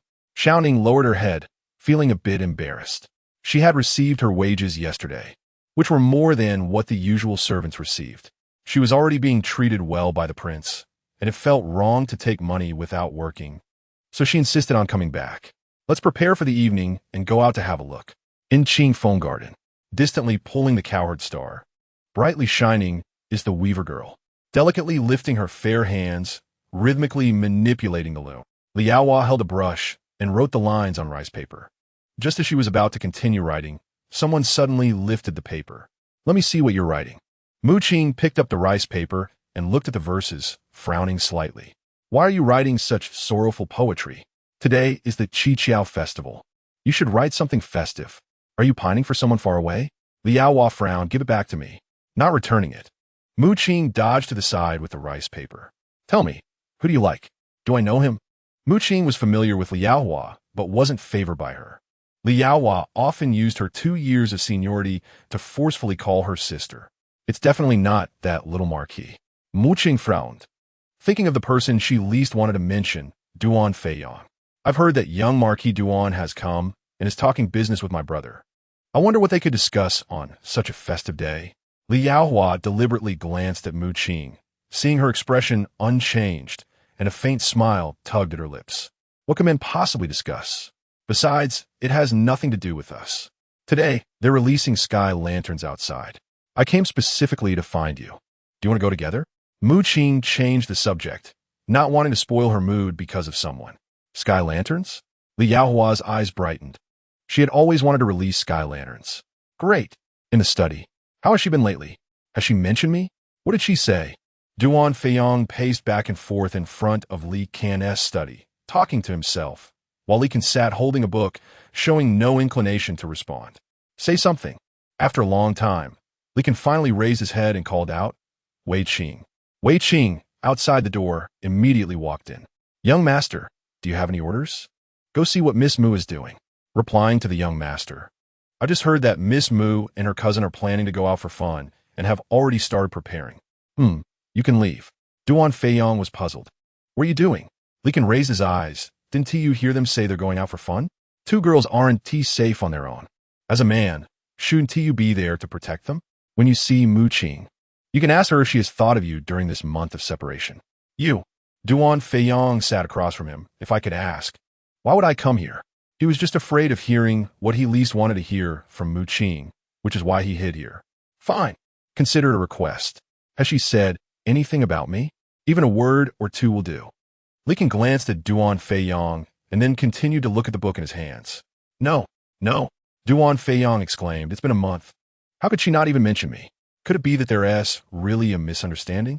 No, I can't just sit here and wait. Let us go out and release sky lanterns.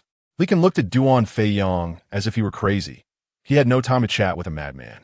Chun Yuanrong snorted coldly. Cousin, what are you doing bringing her along? You promised to accompany me, and now you've brought a little girl along. Even riding in the same carriage with them without any decorum. Shao Ning sat at the back of the carriage, behaving very properly, yet her decorum made her stand out. There are many people, it's lively, Li Dang said softly. Chun Yuanrong looked disdainfully. What lively people? It's just to please the beauty. Look at Shao Ning. I can guarantee that my cousin hasn't made any progress. She had seen this kind of thing many times. If her cousin had succeeded, that girl would not be able to maintain this reserved demeanor. Turning her head away from the two, she lifted the carriage curtain to look at the bustling street scene. This year, there had been significant changes at home. After facing a lot of setbacks, she learned to restrain herself at the right time. Coming here still relied on her aunt to find her a good marriage. At first, she thought marrying her cousin would be fine, although she didn't like him. There was that bond, and he would still treat her well, ensuring her a smooth life. But her aunt never mentioned that possibility, clearly treating her with affection as a niece, while the idea of being a daughter-in-law never entered her mind. Moreover, she had been rejected in a marriage proposal. She knew very well what kind of person she was, having lived a pampered life since childhood. Suddenly one day that life changed and no longer belonged to her. How could that be good?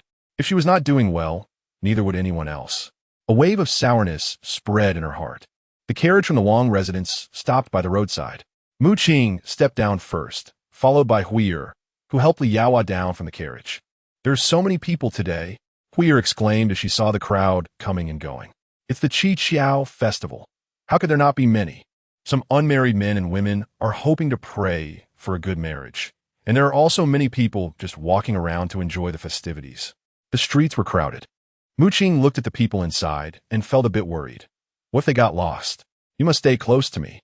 If we get separated, just wait at the bridge. No, too many people there. If we really get separated, Heir, you take the young lady back home immediately. Did you hear? Yes. Li Yaohua looked at Mu Qing. And you? Same for me. If we get separated, don't look for me on the street, and don't go to dark places. Although there are guards following us in the shadows, for safety's sake, it's best to agree in advance. Li Yaohua nodded. With so many people, the chances of getting lost were high, but the chances of finding someone were small. Let us go. We'll take a look around first, then release the sky lanterns. The three plunged into the crowd. In another carriage behind them, two elegantly dressed young men stepped out. They've left. Let us follow them. Liken frowned slightly. With so many people crowded together, just thinking about it feels uncomfortable. You go ahead. I'll wait here. That's not how it works. Since you're here, why not take a look around? Are you afraid of being recognized? Don't worry. I've arranged everything. Wu Heir understood and handed over the mask he had prepared in advance. Here you go, young master. One for each of us. Liken looked at the mask Duan Feiyong handed over and asked, What is this? It's a cowherd's mask. Put it on, and today you will be the cowherd. Maybe you'll even meet the weaver girl. You all wait here, we'll go. Liken fiddled with the mask in his hand. The design was quite unappealing, yet he inexplicably put it on his face. Shao Ning and the others got off the carriage. The streets were already crowded. The night of the Qiqiao festival was always so lively. There's so many people. Just go ahead and enjoy whatever you want. I've arranged for people to protect you and guide you back if we get separated. Chun Yuanrong smiled beautifully. Cousin, you're amazing. I thought you would say something like, it's too crowded, we can't wander around. Since it's a festival, we should enjoy ourselves to the fullest. It only happens once a year. I won't restrict you. Li Dang's gaze fell on Shao Ning, and their eyes met for a moment. Chun Yuanrong noticed this and pouted. Spotting a performance with juggling and fire-breathing not far away, Chun Yuanrong exclaimed excitedly, Cousin, look, they're breathing fire. Let's go see. She pulled Li Dang forward. Shao Ning silently followed behind. Fire-breathing, plate spinning, and all sorts of skills were on display. Chun Yuanrong was naturally extroverted and found everything fascinating. In contrast, Shao Ning also enjoyed these things and wanted to express her excitement like Chun Yuanrong. But since she wasn't alone, she could only stand back and watch silently, her face occasionally showing signs of excitement. Cousin, this is for you. What is it? It's a mask. Boss, give me a fairy mask. The mask vendor took down the mask from the top. The fairy masks are selling fast today. This is the last one. 21. Chen Yuanrong took it and said, "Cousin, pay for it." She then put the mask on her face, but, oh no, this mask is a bit small. The fairy mask was made to resemble an oval face with delicate features to showcase the beauty of a fairy. But Chen Yuanrong, despite her petite size, could not hide her prominent cheeks, making the mask look quite unflattering. The vendor saw this and wanted to laugh, but could only hold it in. Chen Yuanrong took off the mask and tossed it aside. Seeing that none of the other masks were better, she gave up and turned to go elsewhere. Li Dang picked up the mask and handed it to Shao Ning. "You try it on." Shao Ning was dressed as a woman in white clothing. Her long hair cascading down her back, especially under the moonlight, making her look like a fairy. Shao Ning took the mask and put on her face. The contours fit perfectly.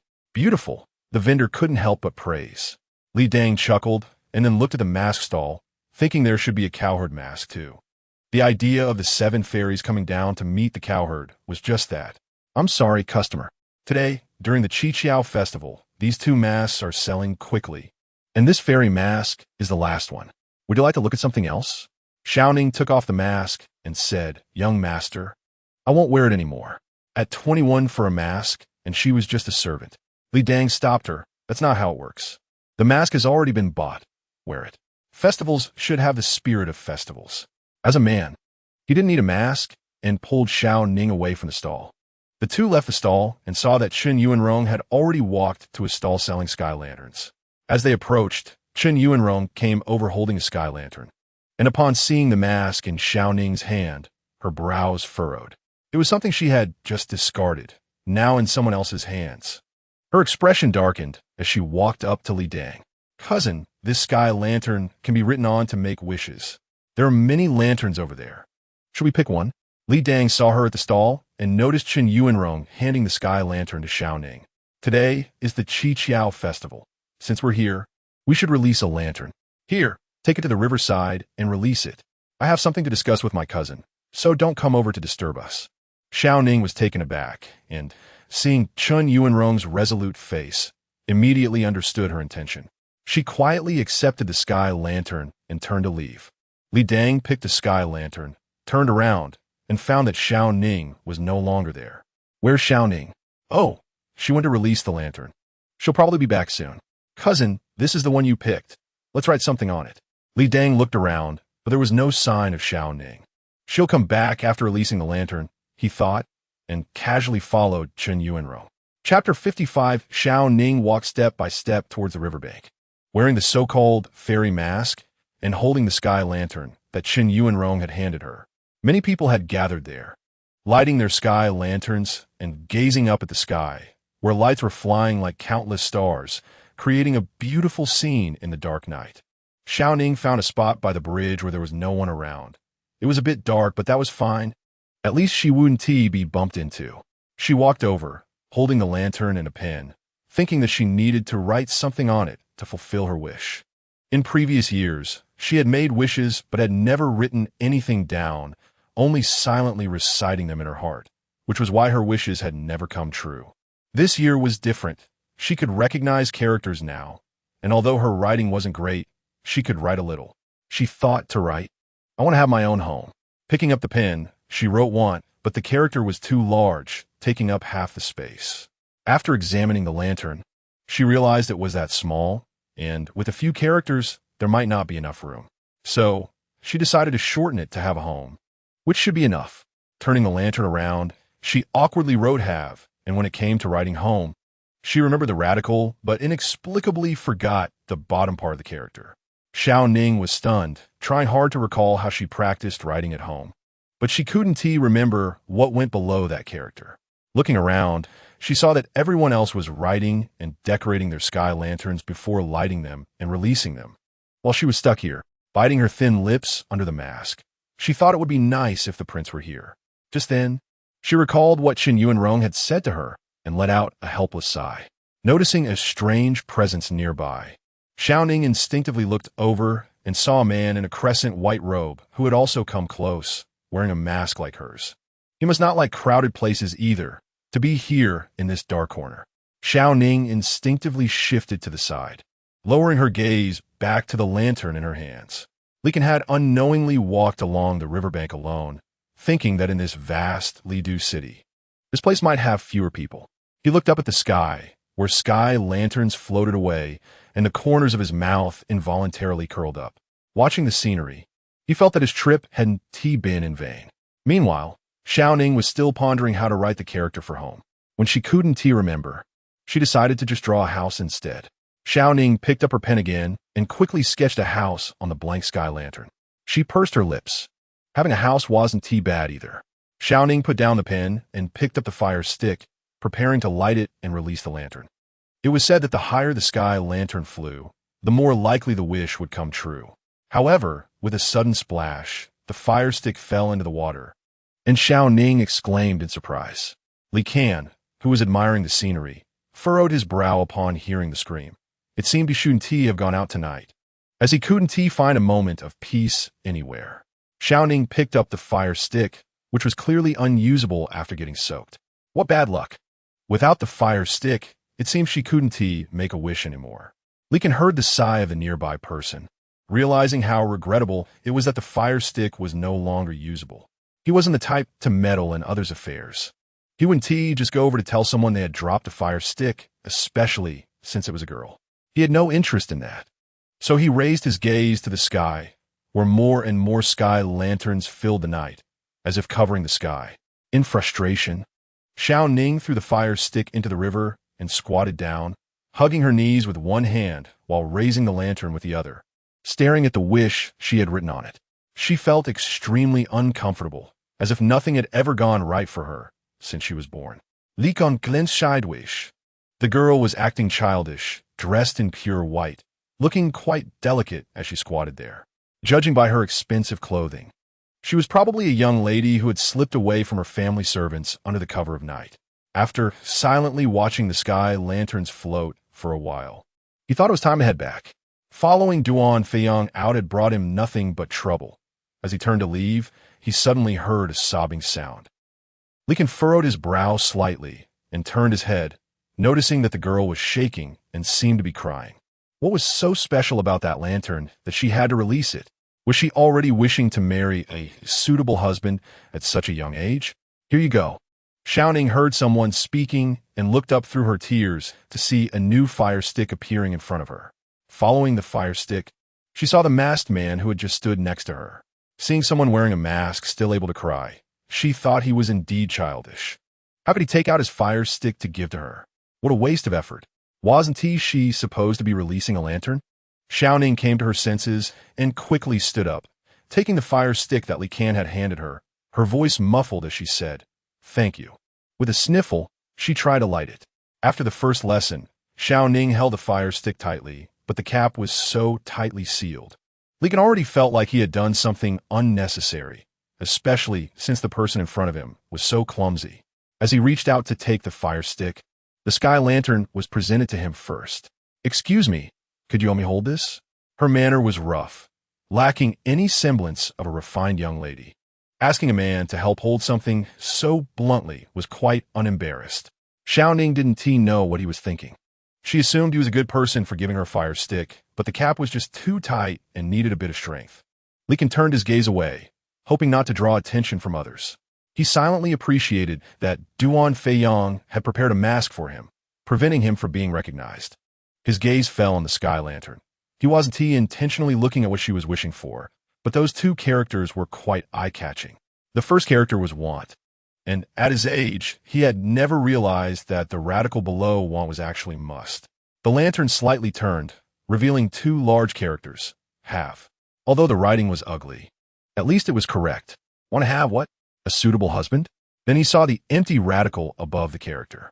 There should be another character below, along with the inexplicably drawn house beside it. Li Kan glanced at the girl, who was struggling with a fire stick. What was she trying to express? Did she want to have a home? The writing looked childish, indicating she didn't practice writing often.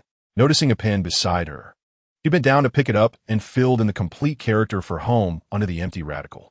Shao Ning finally managed to get the cap off the fire stick and blew on it hard, igniting the flame.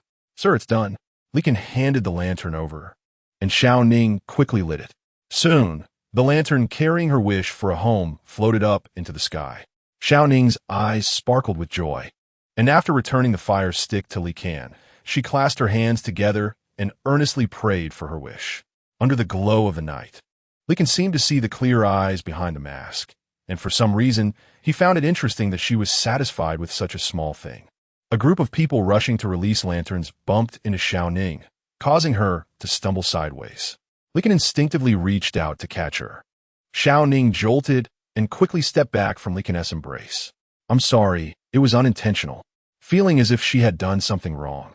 She hurriedly thanked Li Can before rushing away. Left by the river, Li Can looked at his empty hands, wondering where he had smelled that girl-esque scent before. Chapter 56. Shao Ning returned, and Li Dang immediately walked over. "Where have you been? Why did you take so long?" Shao Ning lifted the mask off her face and said, "I'm sorry, Your Highness. I just went to release the Kongming lanterns. The fire starter fell into the water, which delayed me a bit." Li Dang looked up at the riverbank where people were releasing Kongming lanterns and frowned slightly. "Next time, don't wander off. Shao Ning.It. Let us go. I heard there will be fireworks soon." Li Dang suddenly grabbed Shao Ning's hand and led her over. Li Can took off his mask and saw from a distance that Duan Feiyong was holding Mu Qing's hand, looking very pleased.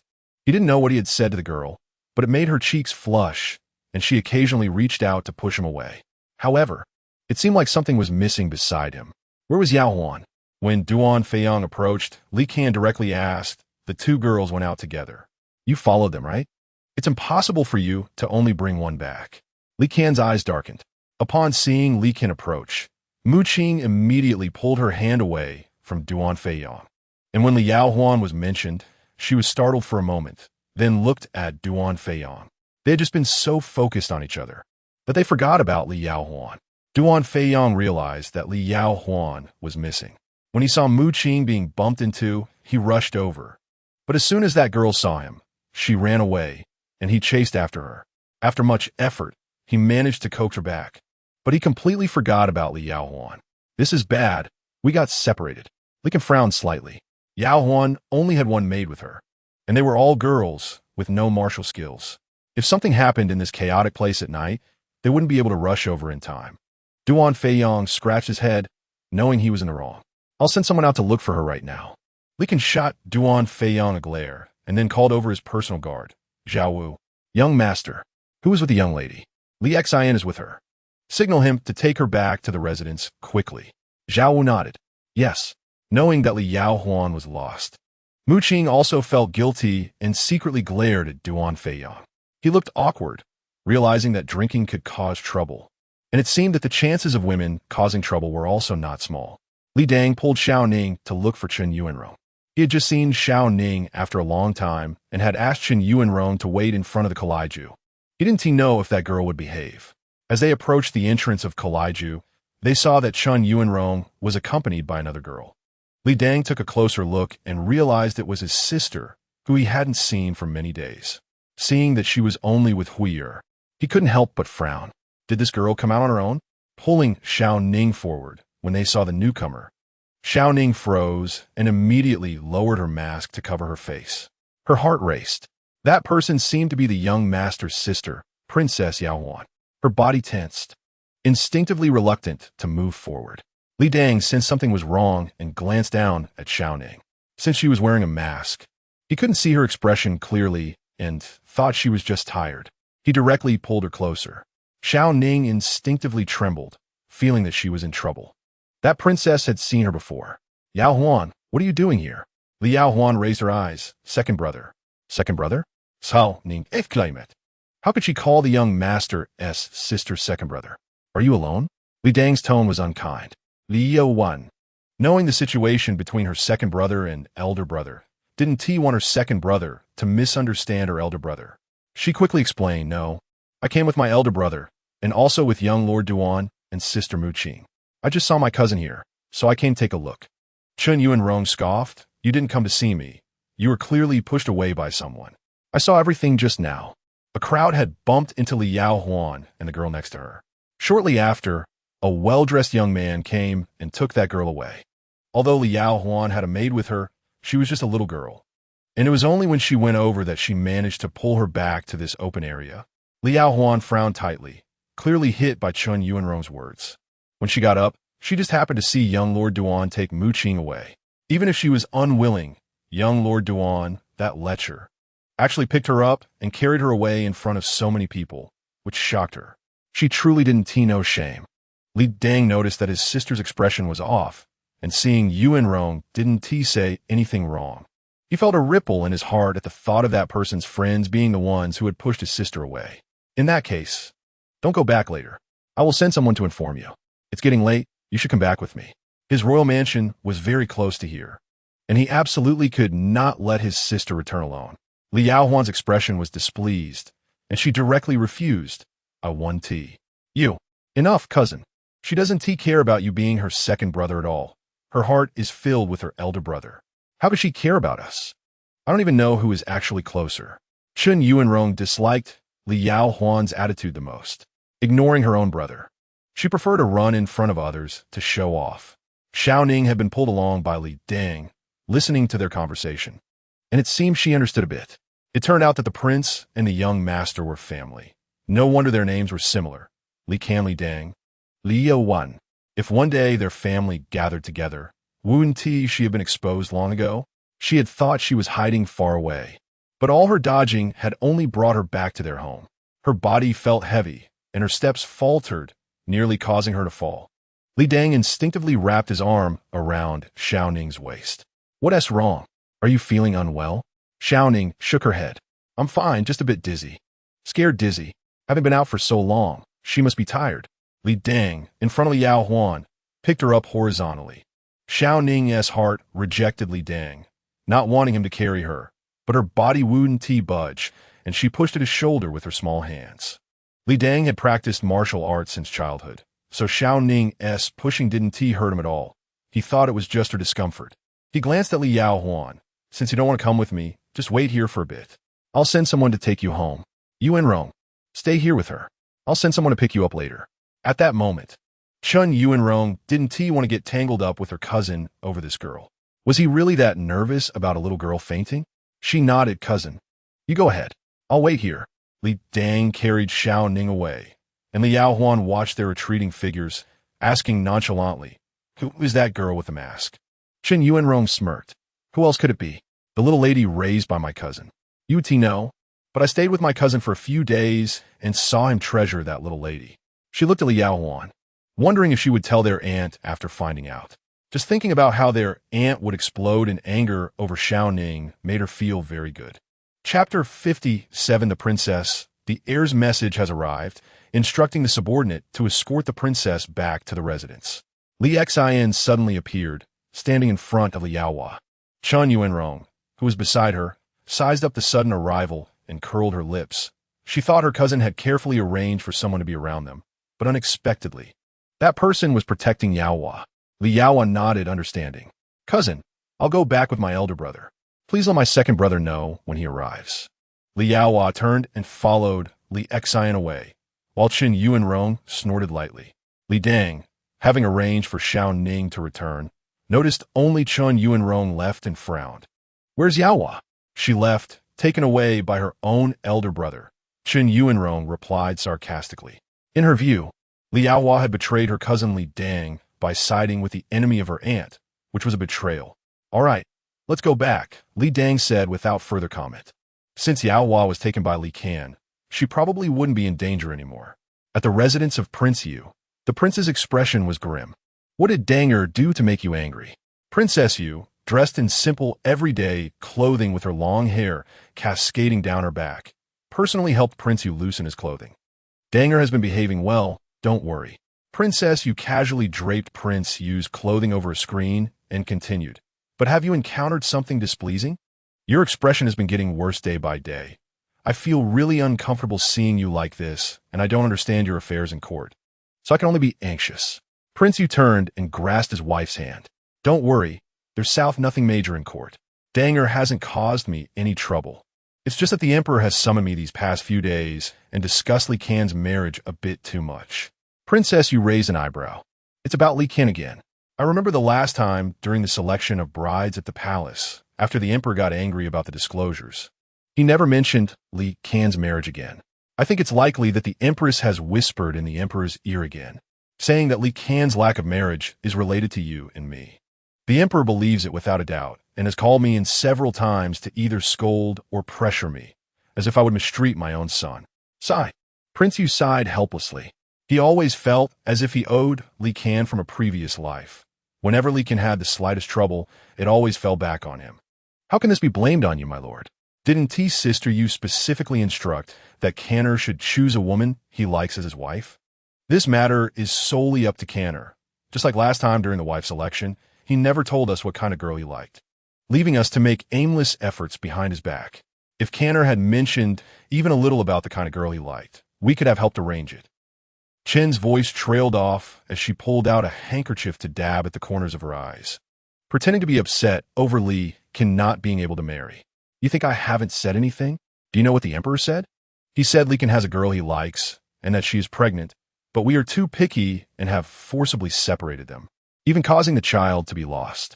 The emperor ordered me to complete Li Can's marriage before this year is over, or else my title as Prince Yu may need to change hands. Princess Yu Chen's eyes widened, shocked about the emperor knowing about Li Can's child.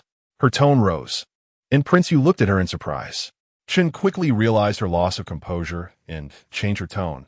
What I mean is, Canner had a previous relationship with that girl, and I specifically instructed the servants not to let this information spread, fearing it would affect Canner when he marries.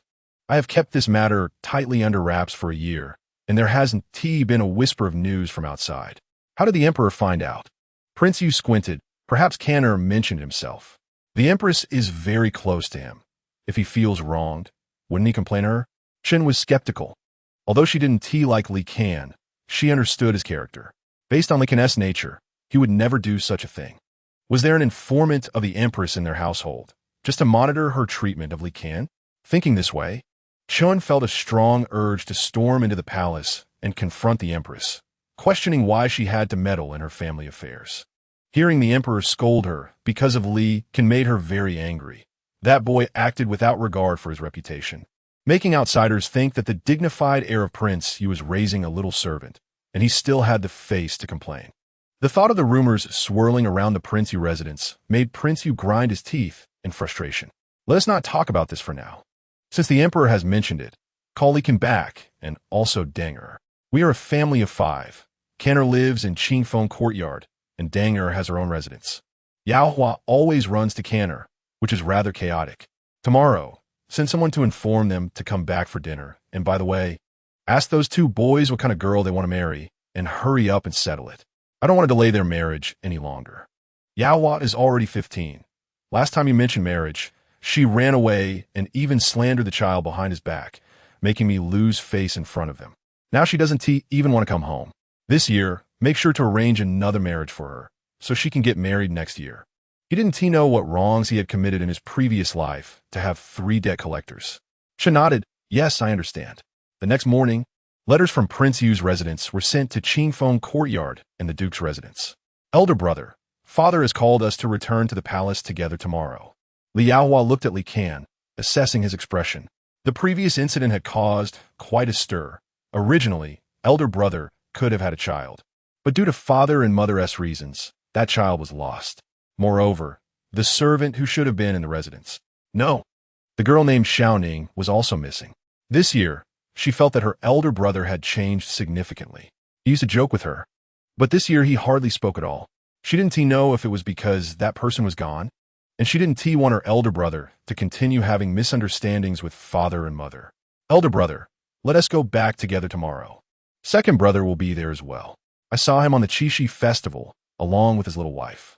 Who would have thought that second brother secretly brought his little wife into the residence? No wonder he didn't stay long at the palace after returning to the Duke's residence. I saw that little wife. She looks quite good. I wonder what expression father and mother will have when they see her. Would they be shocked? Li Yaohua spoke while laughing. Li Can sat in the study, showing no reaction, as if Li Yaohua was talking about something trivial. Li Yaohua noticed and pursed her lips, realizing that elder brother probably didn't want to go back. Elder brother, when does young Lord Duan plan to leave? He has been here for so long, it's like he's living in his own home. And Sister Mu Qing. How could she allow young Lord Duan to act recklessly? Don't forget, she is General Mu's daughter. If it gets out that they are behaving intimately in your residence without care, how will that be good? After returning that day, Mu Qing had changed completely.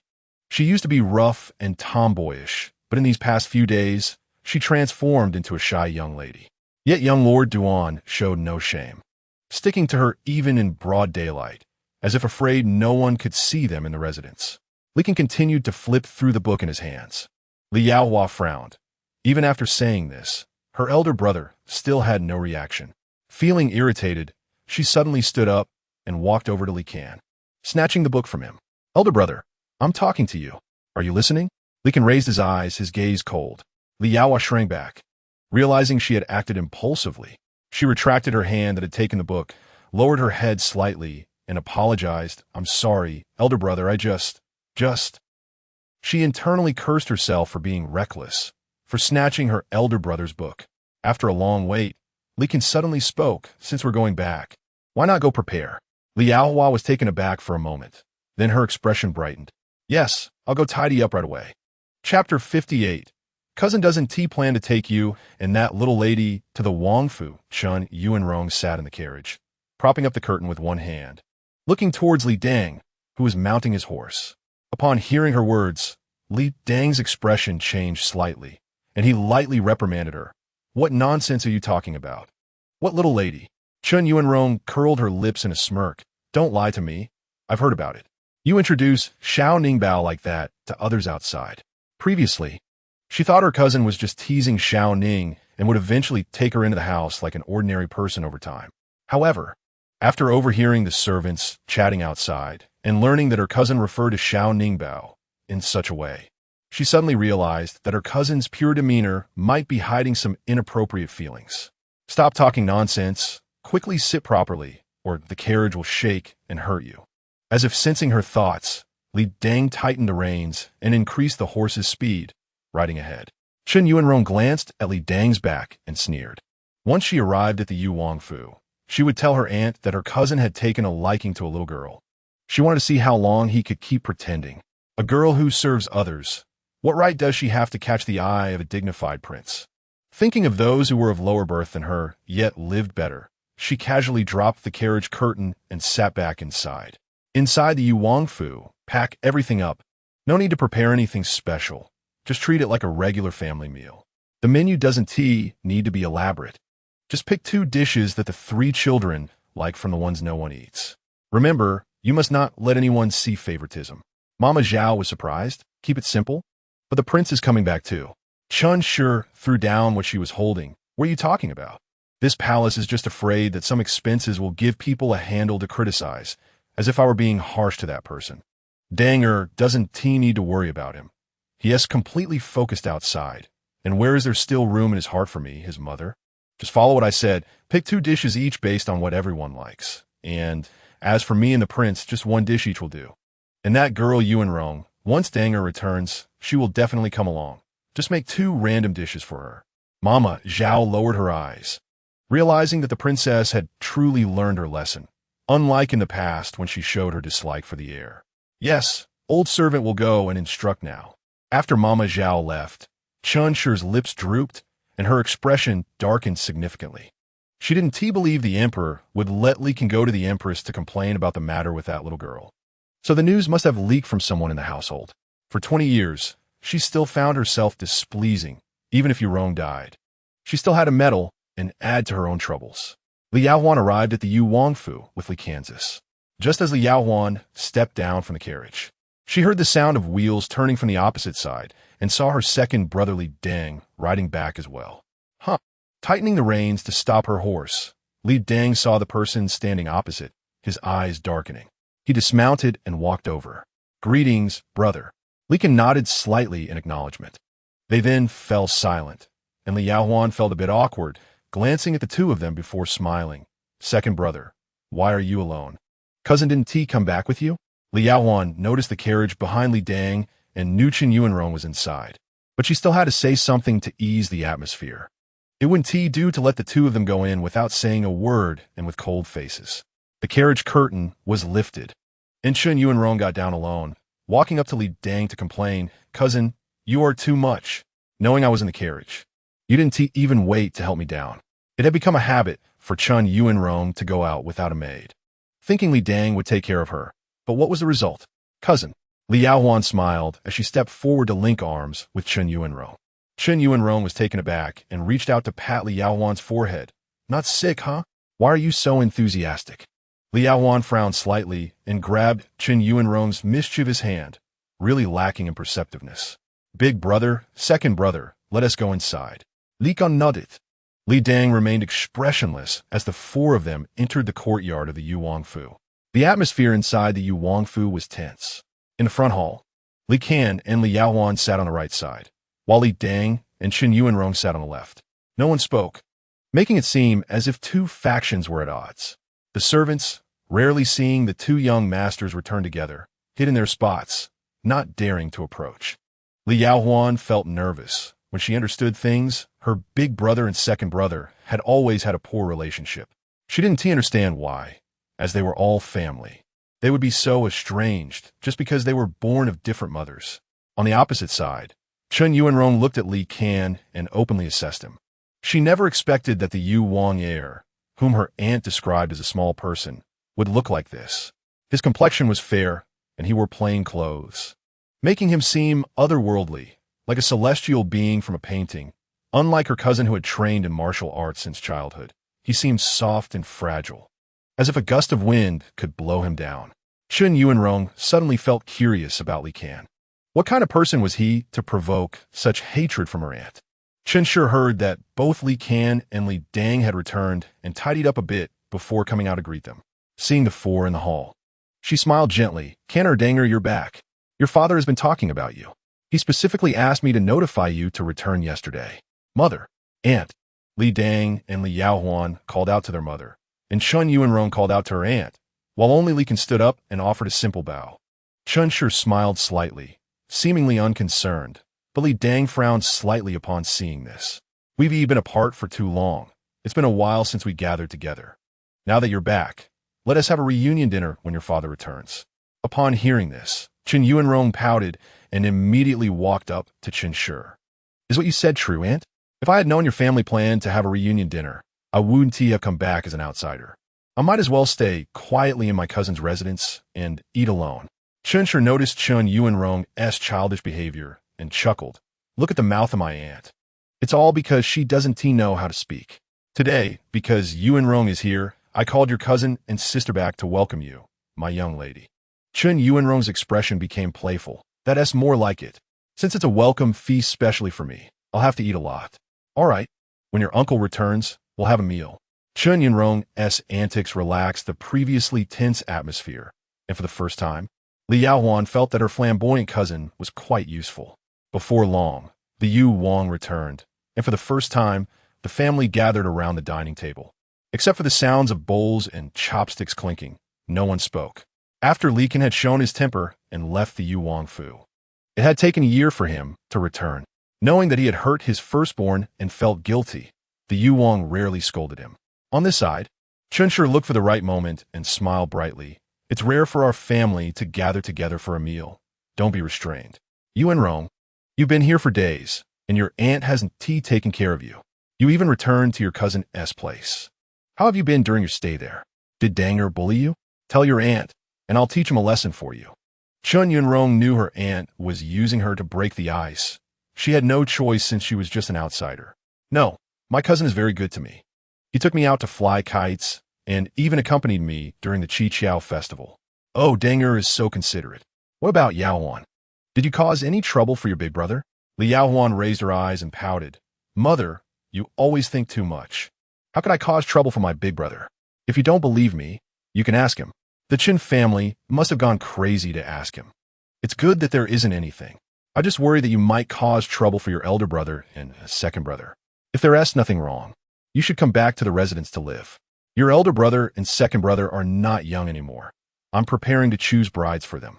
If they have someone in mind, don't let it be disrupted by any issues from you." Choosing brides? Li Yaohua and Chen Yuanrong showed surprise. Li Kan remained expressionless. While Li Dang furrowed his brows slightly. What is mother saying? Why is she bringing this up again? When a man reaches adulthood, he should marry. When a woman grows up, she should marry too. Once you all get married, I can arrange things for Yaohua and Yuanrong.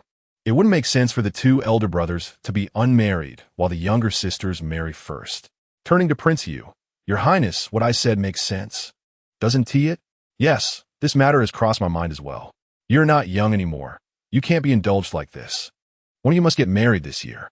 Canner, as the eldest son, you should quickly choose a girl you like. The marriage should be settled by the end of this year. Otherwise, I won't mind choosing one for you myself. Liken raised his eyes, filled with coldness, clearly displeased with what Prince Yu just said. Seeing this, the Chen family immediately spoke up. This is not just our intention, but also the emperor's. Whenever your father goes to court, the emperor always inquires. Canner, you are not young anymore. It is indeed time for you to marry. Otherwise, how can we face your late mother? I have my own measures for this matter. Then we will wait for your news. If you haven't chosen someone you like within a month, we will ask the emperor to personally arrange a marriage for you. Danger, you are not young either. You should choose a girl you like. You are not satisfied with the girls we showed you before, so this time we won't force you. You can choose for yourself, and if you can't find anyone, we will also ask the emperor to arrange a marriage for you. Mother, no need to call me. This is something I have discussed with your father. Liaohua shrank her neck. She didn't want to draw attention to herself. She could guarantee that once her elder brother and second brother finished speaking, they would turn to her. Chen Yuanrong's lips curved downwards. Her marriage was entrusted to her aunt, and her cousins in Yaohua could refuse anyone they didn't like. What about her? She glanced at Li Can sitting across from her. Li Dang was her aunt's biological child.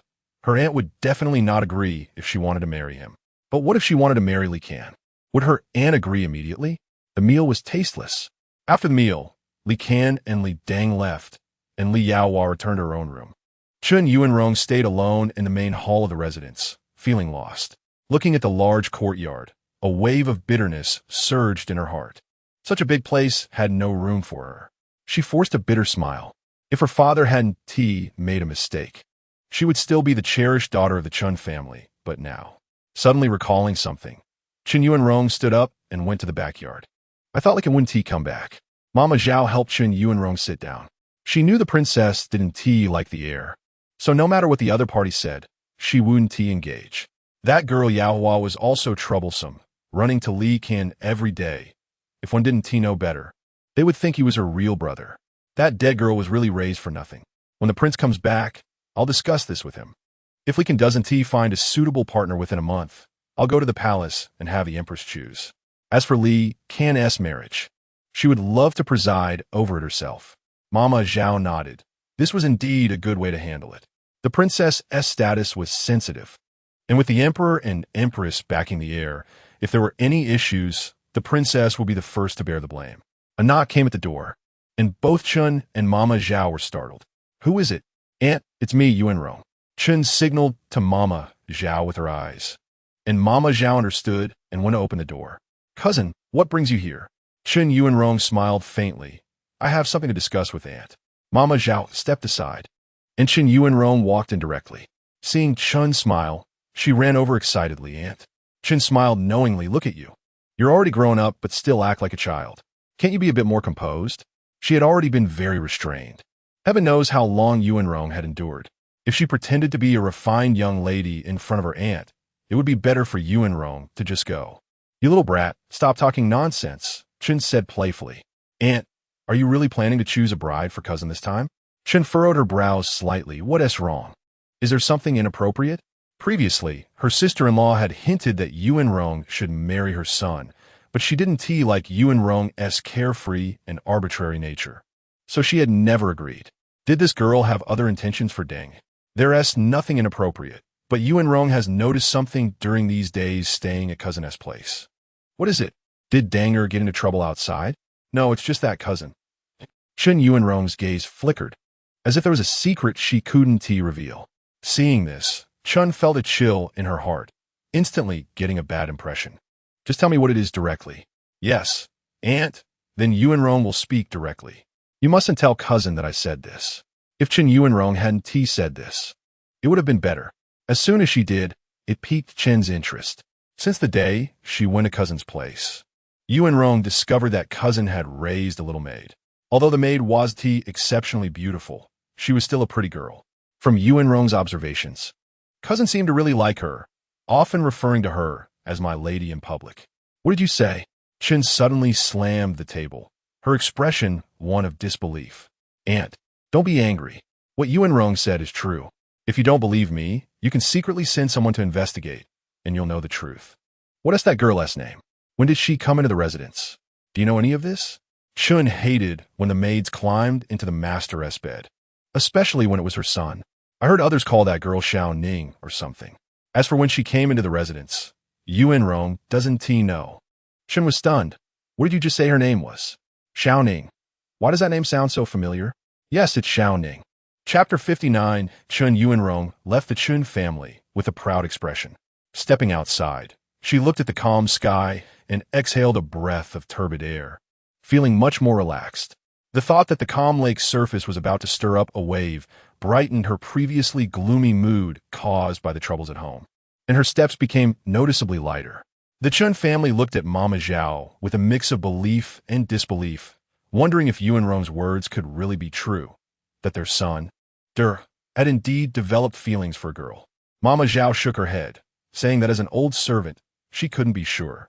The prince was already 18 and an adult. It was normal for him to have 1 or 2 maidservants or concubines around him. They couldn't just assume that stay.Ever was hiding a beloved girl in the manor based on a few words from their cousin. After all, he was a prince, and matters of marriage weren't something he could just decide at will. Their prince was one who followed the rules. He understood that. However, Yuan didn't seem like she was lying. What kind of maid could stay.Ever refer to as a lady? Perhaps it was just the whims of youth. She could tolerate everything else, but stay.Ever's marriage couldn't be taken lightly. No, you need to send someone to investigate and see what kind of girl is hiding in stay.Ever's manor. If she is just a maidservant, then so be it. But if it's some unwise vixen trying to take advantage of stay.Ever, then don't blame me for being ruthless. Mama Zhao nodded. The Chun family muttered, shouting, "Why does that name sound so familiar? It's like I've heard it somewhere before." She pondered, unable to recall where she had heard it. Shouting, Mama Zhao repeated to herself, and in a daze, she recalled someone. The Chun family also looked surprised, and the two spoke in unison, the young servant next to Li Kansas. If it were just her suspicion, that would be one thing. As Mama Zhao had said, hearing this made the Chun family feel a chill at her heart, a sense of being plotted against. That young servant was next to Li Kan and had been dealt with because she was pregnant. Now, a year later, someone just like her appeared next to her. It was hard not to suspect that Li Kan was taking revenge by deliberately bringing Shao Ning close to her. "Where's Big Brother? Go ask when he will come back." Li Yaohuan paced nervously in the room, having an ominous premonition that her mother would meddle in her marriage. She recalled her mother saying that her elder and second brothers would have to choose their favored person within a month to settle the marriage. What about her? Had her mother already made plans, leaving her with no room to maneuver? The servant went to Luoyang, but the young master isn't there. Not there? Then where did he go? Li Yaohuan's eyes lit up. The late princess's former residence. Of course, Big Brother must be there. Li Kan stood at the entrance of the late princess's former residence, pushed open the door, and found the room shrouded in darkness. He had lived here as a child and was very familiar with every corner. Stepping over the threshold into the room, he walked to the table and lit the lamp, slowly illuminating the space. He approached the spirit tablet of Princess Yu, reached out to touch it, and found no dust on his fingers. He then took out 3 incense sticks and lit them. Standing in the center of the room, he looked at the furnishings. Although the place had lost its former glory since the owner was gone, it still bore the lingering presence of the princess. He glanced around, noting that there was no dust at all, indicating that the servants taking care of the place were diligent and had not been negligent. A slight smile appeared on his lips as he turned to leave. "Call not?" A familiar gentle voice called out from beside him. Li Kan stopped, turning to look around. If he hadn't heard it, he would have thought it was his mother's voice.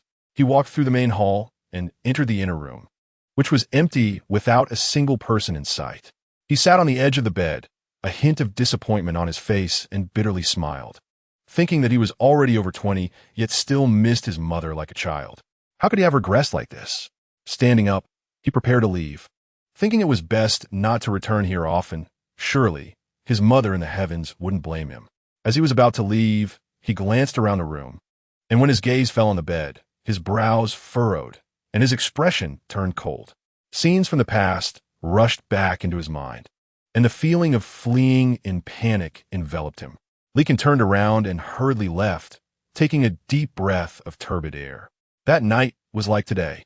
The room was dimly lit, yet he could still remember how he had treated Shao Ning brutally and rudely under that faint light, seeing her lying there like a broken doll.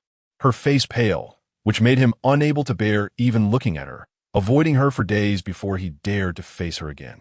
The guilt he felt upon seeing Shao Ning, the confusion upon learning of her pregnancy, the remorse he felt after witnessing her miscarriage, all these memories surged like a tide. Li Yaohuan rushed in with heir and saw Lekin leaning against the door, his face pale. "Big brother, what is wrong? Are you feeling unwell?" Lekin regained his senses, lifted his head, and his eyes were bloodshot. Li Yaohuan was alarmed. "Big brother, I'm fine. It's getting late. We should head back." Lekin interrupted her, wanting to be alone and not to talk to anyone. "I understand. I'll help you." Lita changed his clothes, contemplating his mother's orders. Was she serious, or was she just saying it for that person to hear? That person was already 23, several years older than him, and had never married. He wondered if there was something wrong with him.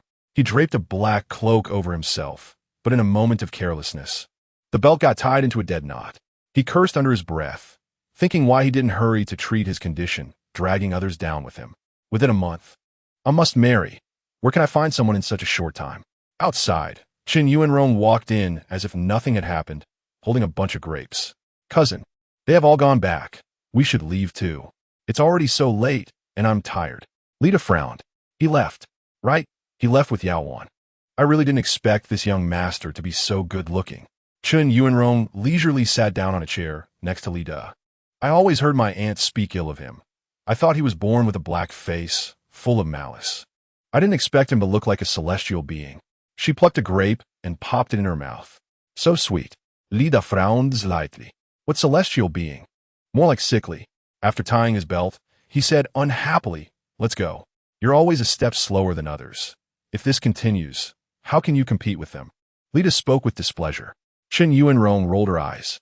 "To be fair, cousin, you are indeed a fine young man, cheerful and optimistic, without a hint of the prince's arrogance.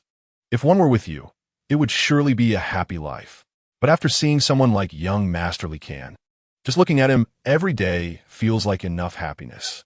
Not to mention his otherworldly appearance and status as a young master, the future Prince Yu. Just thinking about being with someone like him feels like winning the lottery." Chapter 60. As dawn broke, a figure appeared in Qingfeng courtyard. The person quietly ran from the front hall, looking around to confirm that no one was present before stealthily opening the door to the backyard. Outside the door stood a man dressed like a woodcutter, peeking around to check the streets on both sides, then leaning against the back door. The person inside whispered to the man outside, then took out a piece of letter paper and a silver ingot from his waist. After receiving the silver, the man stuffed it into his waistband and nodded vigorously. He then picked up the firewood he had chopped and left, pretending to be nonchalant. The person inside cautiously observed the surroundings, confirming once again that no one was around before quietly retreating. The person vanished. Yes, the servant had discovered the news that the one named Shao Ning, no, the little girl, had disappeared from Qingfeng courtyard after staying there for less than half a month. Counting the days, she had been missing for a whole year now. Mama Zhao was also shocked upon hearing this. If that little girl beside the heir really disappeared, could the one beside the prince be her? Moreover, after the girl went missing, Lekin did not search for her. It was strange. The girl had been living in the mansion, attended by a wet nurse, and suddenly vanished without a trace, causing no ripples in the backyard. Although the servants understood, they dared not spread rumors. Occasionally, some gossipy ones speculated whether the girl had offended the heir and been. Mama Zhao made a gesture of slitting her throat. The wet nurse beside the heir had lived in the mansion for a lifetime. If she knew the girl had betrayed her master and climbed into bed with someone, and with the former princess gone, she might execute her. Even if the heir knew, he would not do anything about it. Qin Shi was half convinced. Had anything been discovered on the side of Daira? Yes, they had investigated, and it was basically the same as what the cousins said. A message was sent by someone they dispatched. A year ago, they rescued a woman who then stayed in the mansion, named Shao Ningbao. Just these few simple words made Chun Shi's heart race, and she became increasingly certain that it was that scoundrel Li Can who had deliberately set a trap for her to fall into. Mama Zhao, prepare the carriage. We are going to Doer's mansion right now. If it is indeed that lowly maid beside Li Can, we will kill her and throw her into Qing Feng courtyard. How dare she harm my son? Truly audacious. Mama Zhao frowned. My lady, do not act impulsively. We are only speculating for now. If the girl beside the prince is truly her, we must not alarm the snake. From what I gather from the cousin's words, the prince seems to like her very much. If we dispose of her directly, it will surely make the prince resent you. Let's first investigate to see if it is her. If it really is, we will return and plan thoroughly. Even after living a lifetime, the lady could not suppress her impulsiveness. If she went today, things would only worsen. The heir would be innocent, and the prince would not look kindly upon her. Chen Shi pondered for a moment and then said, "All right, we will do as you say." Shao Ning sat at a table with a book, flipping through a page, her mind in a daze. Since learning that the prince and the heir were related, she had never felt at ease. She had thought she found a place to stay in peace, but now she felt restless. After more than a year without worrying about being dismissed and losing her livelihood, her heart had grown fragile. If she left here, where would she go? Suddenly, a commotion sounded outside. Shao Ning came to her senses, got up, and walked to the door, cracking it open slightly. Yang Shun moved stealthily, beckoning a little servant from across the way. From a distance, she could see the servant's bulging belly, and, judging by his figure, it was probably hiding something. Shao Ning knew Yang Shun did not like her, and she had no interest in what he did. However, Yang Shun had a special status, and the prince seemed to value him. Even the prince's token for entering and leaving the mansion was in his hands. Shao Ning was taken aback. The prince's token was proof of the prince's authority. She closed the door and leaned against it. If she could borrow that token, it might help her resolve some issues, and she would return it after using it. For a moment, her dazed eyes suddenly brightened. She knew what she should do. Outside, Yang Shun sneezed and rubbed his nose, taking a deep breath. Brother Yang must have caught a cold. No, it's probably just that I didn't sleep well. Is everything ready?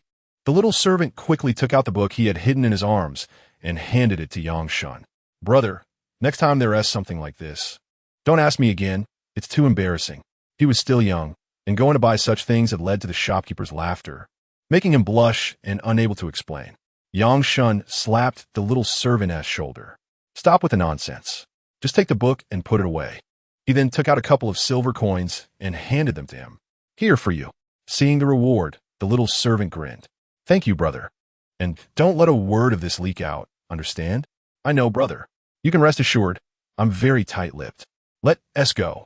The little servant left, and Yang Shun took out the book in his arms again, flipping it open to the page with drawings. A hint of mockery flashed in his eyes. If this didn't work out, he wouldn't care about the prince's matters anymore.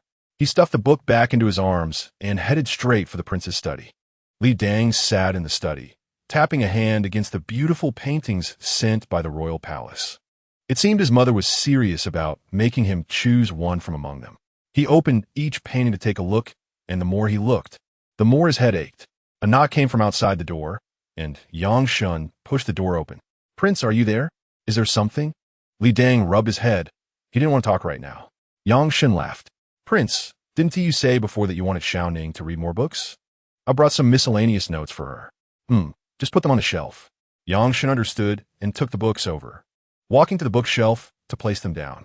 He sneakily glanced at Li Dang, seeing him still with his head down, and casually stuffed the two books he had hidden in his chest into the pile of books. Prince, do you have something on your mind? You don't look too well. Li Dang waved his hand. It's nothing. You can go. Yang Shun glanced at the beautiful paintings in front of Li Dang.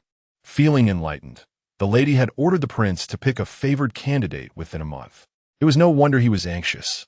Quietly leaving the door, Yang Shun turned and headed to Shao Ning's courtyard.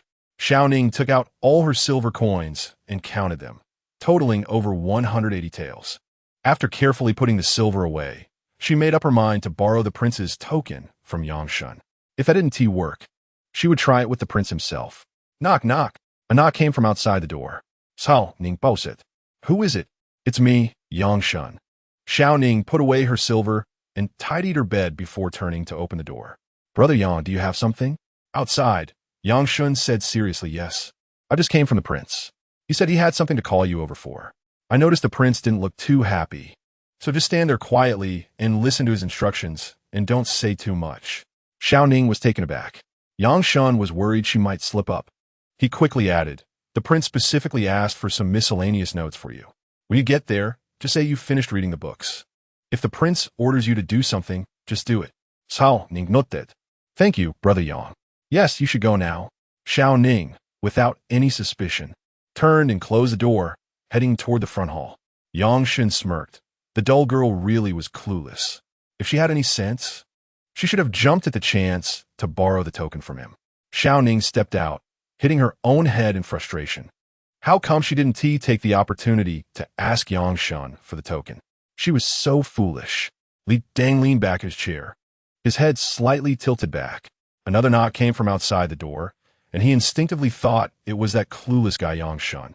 Unable to contain his anger, Li Dang shouted, Get lost, I don't want to see anyone. Outside, Shao Ning was startled. He had never heard Li Dang lose his temper before. Remembering Yang Shen's instructions. Shao Ning knocked on the door again. Your Highness, it's me, Shao Ning. After a long silence inside, 2 words finally came. Come in. Shao Ning pushed the door open and entered. Your Highness, I've finished reading the book. He quietly observed Li Dang's expression. Li Dang looked grim. Certainly not as usual. The books are on the shelf. You can take them yourself. Shao Ning lowered his eyes and walked to the shelf, finding a stack of books titled Notes on Eastern Travels and Others. He picked them up and walked back to Li Dang. Your Highness, do you have any other instructions? Li Dang raised his eyes, and Shao Ning's timid little face, with evasive eyes and a slight frown, made it clear she was afraid of him. She wanted to say something, but in the end, the words disappeared on her lips, and she thought better of it. It's nothing. You can leave. Shao Ning.It, holding the books, and turned to leave. Outside, Yang Shun saw that Shao Ning had taken out all the books he had sent in, realizing that his plan had only succeeded halfway. He just needed to pick a good time to deliver the nourishing soup to the prince, and he didn't believe Shao Ning could escape. Back in the room, Shao Ning placed the books on the table, sat down beside it, and poured herself a cup of tea. Just thinking that the prince was a relative of the heir made her heart tremble. She casually picked up a book on the table, Notes on Eastern Travels. The prince wants to marry a girl from the Su family. I'm a delicate flower. She flipped through a few pages of each book, and when she reached the 3rd one, she found it had no writing, no title. Picking it up, she opened a page, and the word Spring Painting Album caught her eye. She then flipped the book open from the middle to see what was inside, planning to take a good look at it later. Immediately, an image of a man with an open robe appeared, and Shao Ning froze, her eyes wide open. She quickly closed the album, trying to process what she had just seen, her mind flashing back to the day she bathed the heir, Lee, Kansas. Shao Ning lightly bit her lip, thinking she must have been seeing things. She carefully opened the book again, and the page she had flipped earlier revealed a scene of an open window, through which a bed with a person lying on it could be seen. She didn't know who had painted this, but the meticulous detail was striking. As she recognized the familiar scene, her heart skipped a beat. Suddenly, a scream echoed from the room. Chapter 61. What was that sound just now? Chen Yuanrong impatiently asked, replying to the young lady. It seems to be coming from Miss Xiao's room, was the answer. Chen Yuanrong snorted coldly, feeling increasingly unrestrained, knowing that her cousin was interested in her. She wanted to see how long she could be so pleased with herself. Shao Ning wrapped herself tightly in the quilt, her face burning hot. The scenes from the book kept replaying in her mind, along with what that person had done to her a year ago. Suddenly, she threw off the quilt, sat up, and began to hit her head hard with her hands. How could she be so foolish, so stupid? Why did she think that only after marriage could a man and a woman have children? Why did she stupidly run to Li Kan and ask him how the child in her belly got there? What would he have thought at that time? Shao Ning lay back down, covering her head with the quilt, her feet awkwardly kicking, wishing she could find a crack in the ground to hide in. Ah! Sharp screams came from under the quilt. Outside the door, Shinger heard the noise and knocked on the door. Sister Ning, what's wrong? Are you feeling unwell? She had just been in the courtyard next door when she heard Shao Ning scream and rushed over. After a year of getting along, she knew Shao Ning's temperament well. She felt that if it weren't for some trouble, she wouldn't be so emotional. I'm fine, I just saw a mouse, came Shao Ning's muffled voice from inside. Shinger frowned slightly. Since the other party said she was fine, she should indeed be fine. Hearing footsteps leaving outside the door, Shao Ning blocked her mouth with a quilt, continuously cursing in her heart. Damn that young Master Li Can, bullying her for knowing nothing. Even if he said he would be responsible for her. He hadn't done anything. Marrying her, taking her in, he hadn't done any of it. Even finding someone to explain things to her would have been fine. In Qingfeng courtyard, Li Can inexplicably sneezed twice in a row. Standing next to him were Zhao Wu and Li Xian. Li Xian was counting in his heart, and, upon hearing Li Can sneeze for the second time, couldn't help but blurt out, thinking about it, cursing young master, someone is cursing you behind your back. Li Can raised his eyes, and Li Xian immediately fell silent. Zhao Wu shot Li Xian a glance. The young master couldn't catch a cold. The next morning, Li Dang was in his courtyard, wielding a long sword, quickly soaking his clothes through. Yang Shun held a bowl and stood to the side. Your Highness, you should take a break. Li Dang sheathed his sword, walked to the chair, took the white towel Yang Shun handed him, wiped the sweat from his face, and casually picked up the teacup on the table, only to find it empty. Frowning slightly, he said, pour tea. Yang Shun understood. Your Highness, you should try this. Yang Shun placed the bowl down and opened the lid. This was sent by the kitchen. The weather has been hot lately, and they said it would help cool you down. Although it was sent in a bowl, it's actually cold. Afraid Li Dang wouldn't drink it, Yang Shun added. Li Dang picked up the bowl, sniffed it under his nose to confirm there was no unpleasant smell, and drank it directly.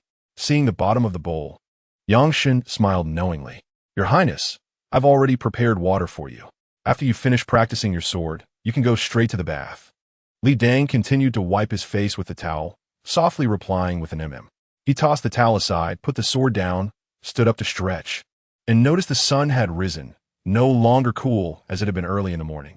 He decided not to practice anymore. Seeing Li Dang walk toward the bath, Yang Shun called over a servant to tidy up and instructed another to go. The servant nodded, quickly tidying up the area before turning to rush to the back courtyard. Shao Ning, dressed in a pink vest, sat by the window, looking at the notes in her hand while practicing her calligraphy on rice paper. She recognized many characters, but when it came to writing, she struggled. How do you write Qin Beast? Why is it so ugly? If it weren't for not knowing how to write the character for Can, she would have sent those two characters to him. Likon, Beast, Beast, Beast. She filled a piece of rice paper with the words Beast. Miss Shao. A servant shouted from outside the window. Shao Ning looked up, saw someone outside, and immediately stood up. What is it? Do you need something from me? Miss Shao. The prince is in the front courtyard, and there is no one to attend to him. Shao Ning was taken aback. What did you say? The prince is in the front courtyard, without anyone to serve him. Shao Ning understood and hurried over. She had been so preoccupied with her own matters these past few days that she hadn't thought about the prince at all. Li Dang entered the bath, immersing himself in the warm water, which made him feel uncomfortable all over. After a quick rinse to wash off the sweat, he hurried out, took a clean inner garment, put on, and rubbed his neck, feeling sweat pouring out for some reason. He felt hot all over, especially in his chest, which felt both hot and stuffy, as if he was about to suffocate. After leaving the bath, he headed straight back to his courtyard. Upon entering, he saw the tea and water on the table and lifted a cup to drink. He thought that drinking some water would alleviate his body's heat, but the heat only continued to rise. Shao Ning rushed to the front courtyard and went directly to the study. Upon arriving, she found the study empty and felt puzzled. Hadn't that servant just said the prince was in the front courtyard? A loud crash came from the side, and upon hearing it, Shao Ning followed the sound. Inside the room, Li Dang was leaning against the chair, tearing at his clothes.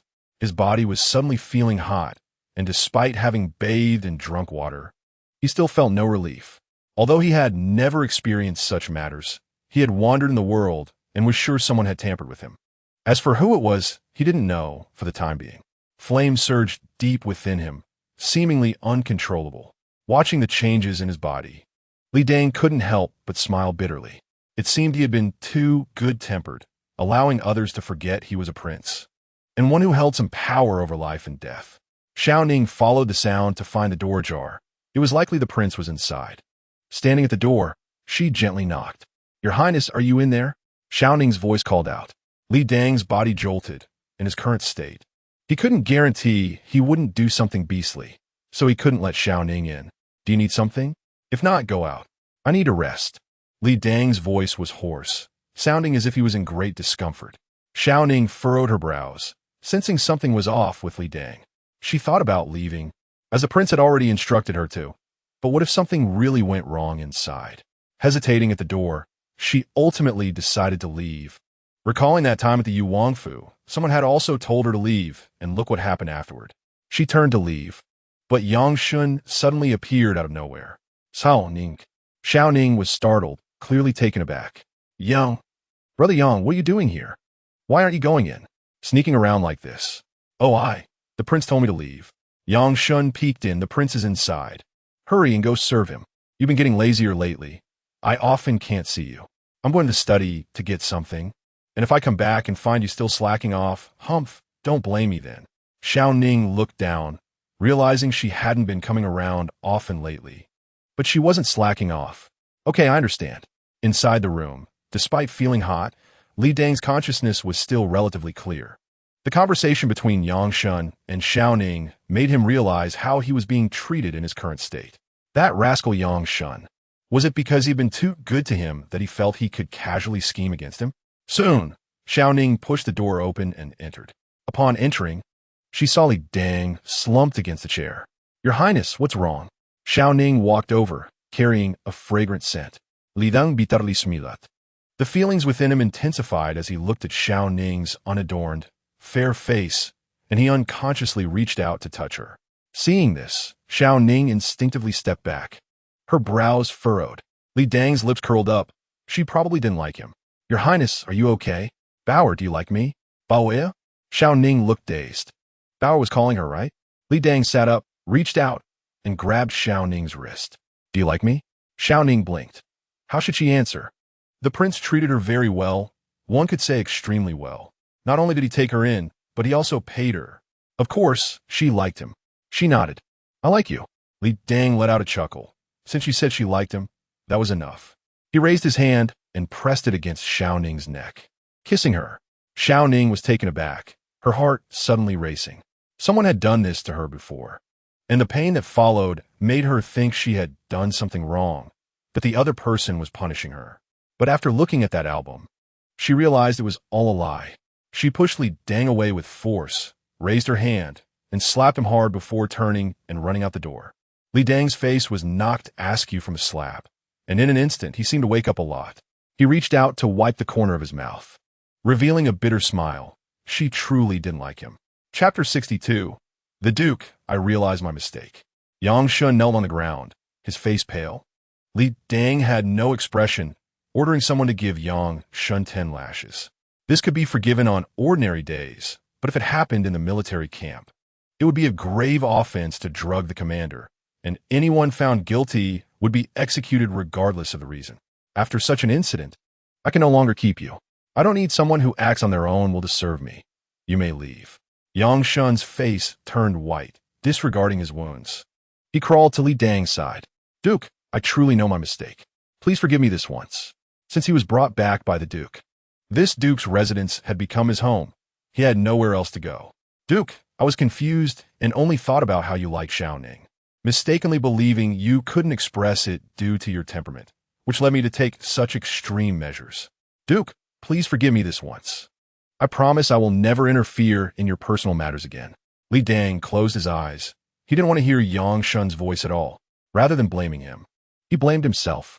If he truly had no selfish thoughts in his heart, he wouldn't have taken the initiative to kiss her under the influence of the drug. A test led to a slap, which also awakened his sordid thoughts. "You may leave." "Duke." Li Dang waved his hand, and Yang Shun dared not pursue the matter further, silently retreating. Yesterday, Shao Ning returned and had been hiding in her room, sitting on the edge of the bed, half covered by the quilt. One hand rested on her chest while the other touched her lips, her thoughts in disarray. If she continued to stay here, would the Duke treat her the same way he treated the heir? It wasn't until she heard a knock on the door that Shao Ning snapped back to reality. She got up and opened the door. Xingye, Ning's sister, just now. Xing'er looked nervous and whispered a few words to Shao Ning. Shao Ning nodded, turned, closed the door, and walked out. Shao Ning hurriedly followed Xing'er out of the Duke's residence, wondering who was looking for her. She hadn't contacted any acquaintances here. If someone were looking for her, it would have to be at Qingfeng Courtyard. Why would they come here? The more she thought about it, the more uneasy she felt. And she had to step forward to ask, Xing'er, you said someone is looking for me. What do they look like? Is it a man or a woman? The person outside is a woman.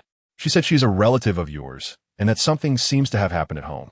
She looked very anxious and specifically emphasized that I should hurry to let you meet her. A woman. Shao Ning's first reaction was her only relative, her aunt. But she had been away from home for many years, and her aunt had never sought her out unless.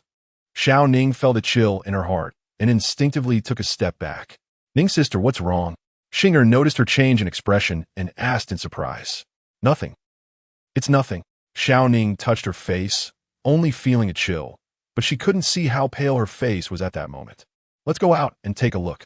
Li Dang had been wandering in front of Shao Ning's room, wondering how to explain yesterday's impulsive action to her. Should he tell her it was Yang Shun's fault, that he had brought him nourishing food, which caused yesterday's situation? Or should he confess that he had feelings for her, which made him borrow the drug's influence to kiss her? He wanted to tell her sincerely that he didn't mind if she had been married or had children with someone else. He was willing to accept her past. Striking his hand against the corridor pillar, he felt that this was merely an excuse for his vile behavior, unsure how to face the person inside the room. His appearance would surely frighten her. Two young maids approached, carrying trays as they walked through the corridor. They saw Li Dang and bowed. Li Dang's face slightly flushed, pretending he was just passing by. The two maids were unaware of what was happening and left after bowing. Li Dang felt embarrassed, rather than being seen here. It would be better to go in and clarify things. Gathering a bit of courage, he stepped forward, knocked on the door. But there was no response for a long time. Li Dang's heart sank. Was she still angry? He casually waved his hand, and the door opened a crack. Stunned, Li Dang called out in a somewhat hesitant tone, Bao, are you there? The door opened wider, and Li Dang took a deep breath and stepped inside. The room was empty. Li Dang was taken aback. She had gone out. He looked around the room and saw sheets of writing paper covered in characters on the table. He picked one up at random, and the two characters Qin Beast shocked him. This referred to him. In her heart, he had already become a beast. Li Dang's figure swayed, feeling a wave of helplessness. How would he face her after leaving such an impression in her heart? Shao Ning walked out of the Duke's residence and found no one outside. She looked at Xing'er in surprise. Is someone really looking for me? Xing'er nodded. Yes, I personally received them. If you don't believe me, you can ask them. Xing'er turned and called to the guards. Yes, Miss Shao, someone indeed came to look for you. But they were just here, and in such a short while, they have already disappeared. Shao Ning frowned deeply. Who was looking for her? Across from the royal residence, in a regular carriage, Chen Shi lifted a corner of the curtain, watching the people at the Duke's gate. Shao Ning was dressed in a light blue outfit, looking simple yet elegant, her willow-like waist appearing full of spirit. She no longer resembled the submissive servant she had been beside, Li Kansas princess. It really is her. Mama Zhao also recognized her face. Chen Shi abruptly threw the curtain aside, her expression cold. Someone who has been played out by Li Kin doesn't deserve to show off in front of my son. Go and bring her to me. Your Highness. Mama Zhao was startled. Let's go back and talk about it. We absolutely cannot let the princess do this right now. Chen Shi lowered her eyes, already formulating a plan in her heart. She had achieved what she wanted in life. Even the people she hated had turned into a pile of bones. She could say she had no further desires, but for Danger, she would not compromise. Whether it was the position of the prince or his future wife, it had to be the best. A rotten fish or shrimp dares to obstruct her son's future. Li Kin purposely arranged for the woman he had used to be by Danger's side. How could she refuse such good intentions?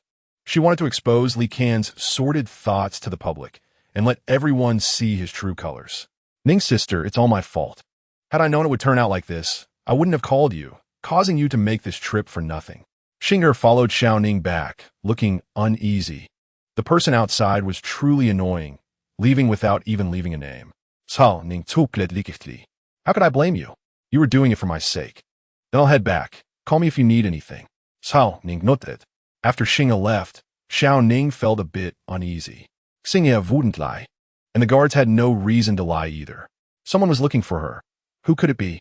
How did they know she was at the Duke's residence? And even her name. Ever since she arrived, she had been called Shao Ningbao, not just Shao Ning, indicating that they were not from Qingfeng Courtyard. The only person she could think of was that long-lost relative. Shao Ning returned to her courtyard with a grim expression. With something on her mind, she didn't even notice the door had been opened a crack. She pushed the door and walked in, her head faintly aching. She had been thinking too much these past few days and felt a bit tired. After taking a few steps, she climbed onto the bed, kicked off her shoes, rolled over, and pulled the quilt over herself halfway. Closing her eyes, she prepared to rest, but sensed something was off in the air and slowly opened her eyes. Li Dang was standing by the window, holding the writing paper Shao Ning had used. Shao Ning.It. Li Dang stood dumbfounded by the window, organizing his explanation for why he was here in his mind. You. The two characters' beasts were written incorrectly. Ah! A sharp scream echoed from the room, and Li Dang quickly exited the room, instantly drawing the attention of a few servants outside. Li Dang furrowed his brow and ordered everyone to leave. The servants immediately dispersed upon seeing this. Li Dang turned a glance at the doorroom, feeling a premonition that this matter would be hard to explain. After Chun returned to the residence, she sent all the servants in the room away. Mama Zhao stepped forward to comfort her, saying, "Princess, this matter must not be known to the prince." Chun frowned and replied, "Why not? Li Can committed such a despicable act.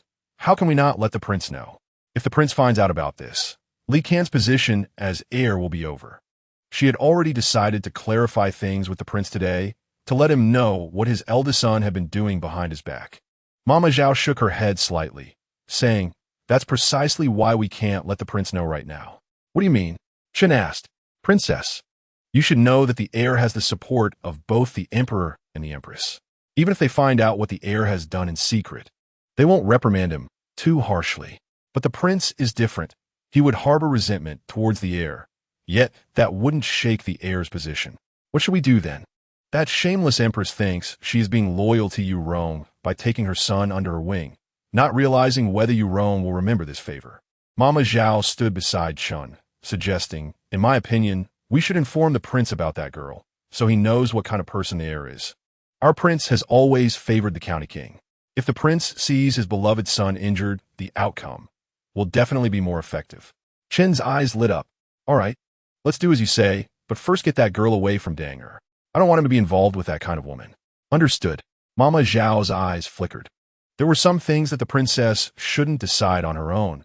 Her straightforward temperament meant she acted on impulse without considering the consequences. If this matter offended the empress, while the prince might always be accommodating to the princess, it didn't mean he would always protect her. If one day the princess caused a great disaster, she feared she wouldn't live to see her retirement. Moreover, the heir was not easy to deal with. How could he be easily brought down by a woman?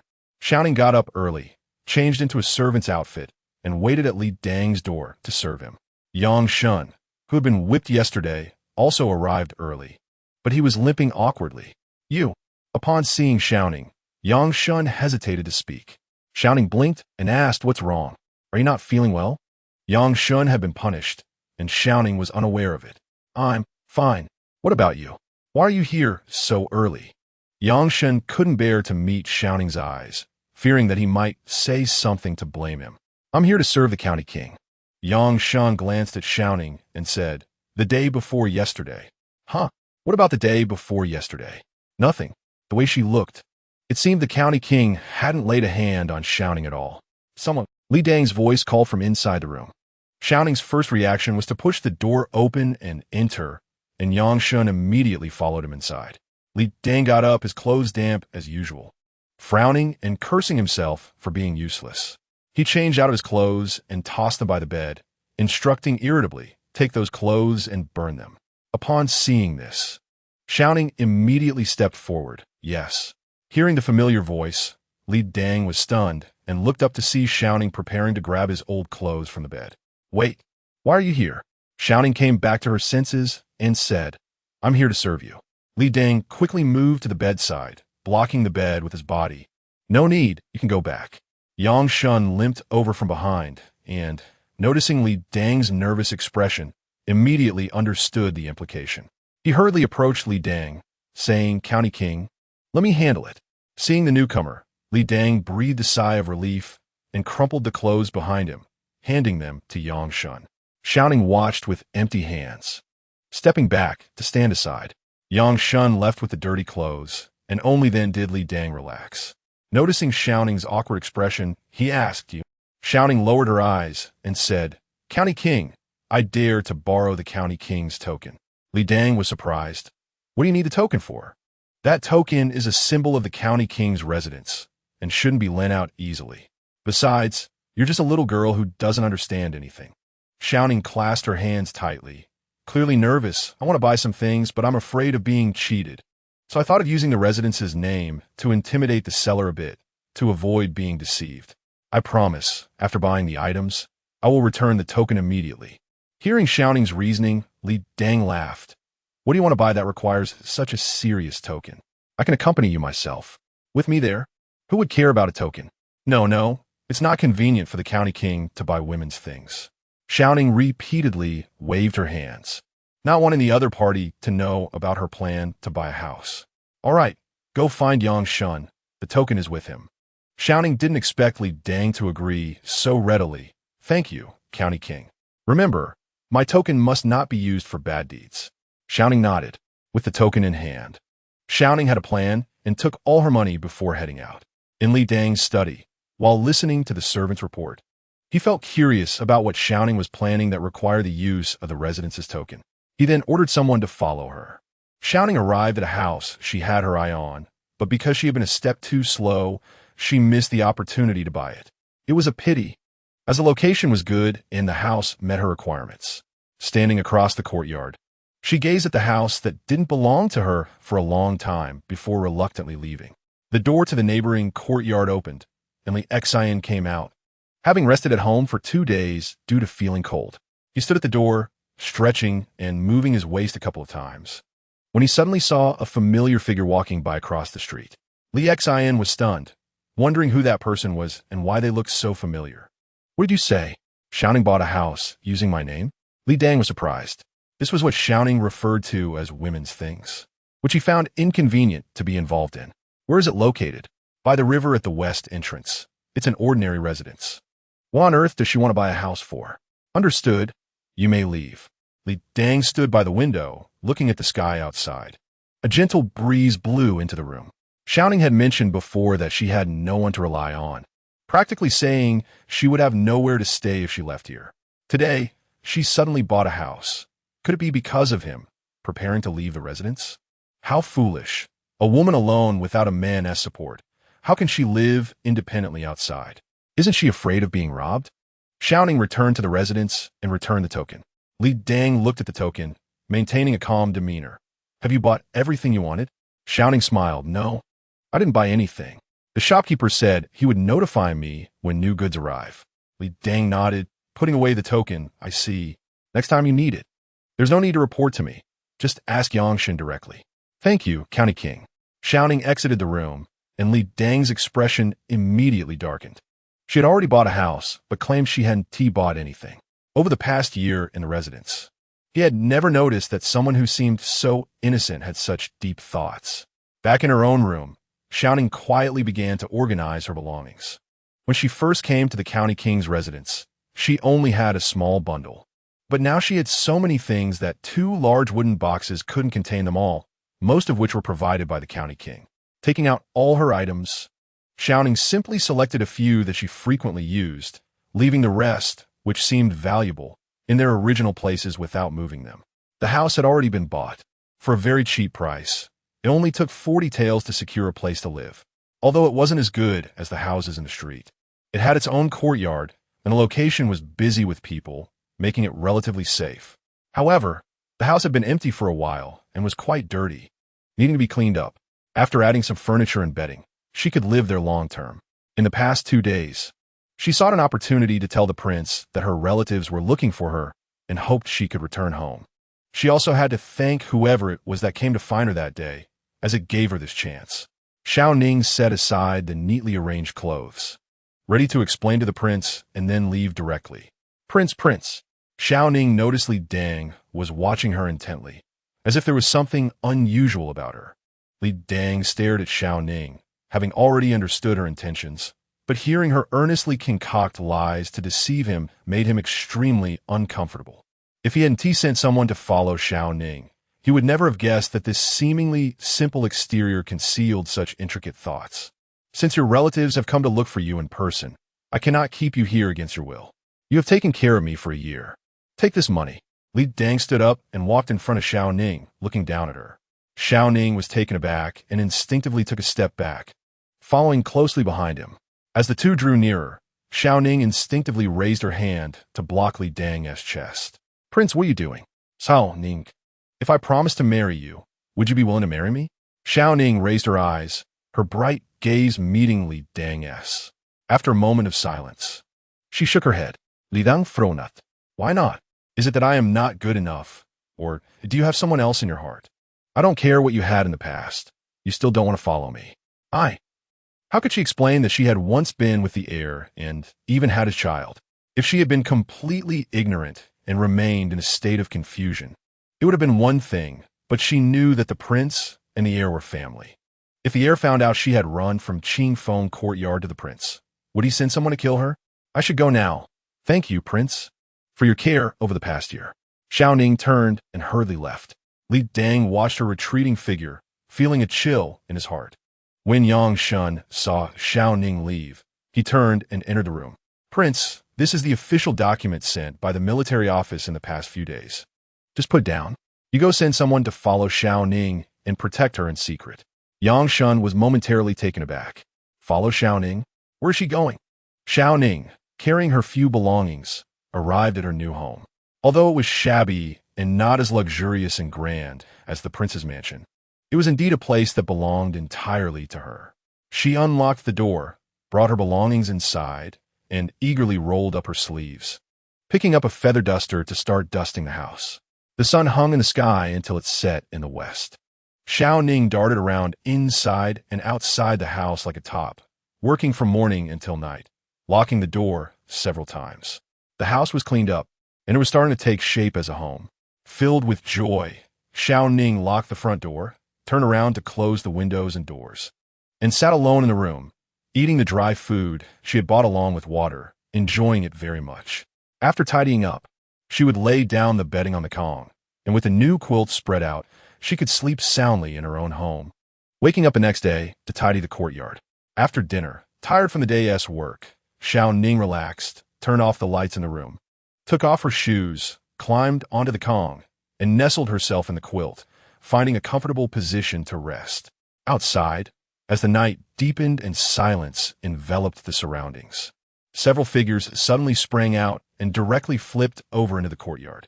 Yang Shun had sent 2 guards to stand outside the courtyard, and upon seeing someone intruding, they rushed out immediately.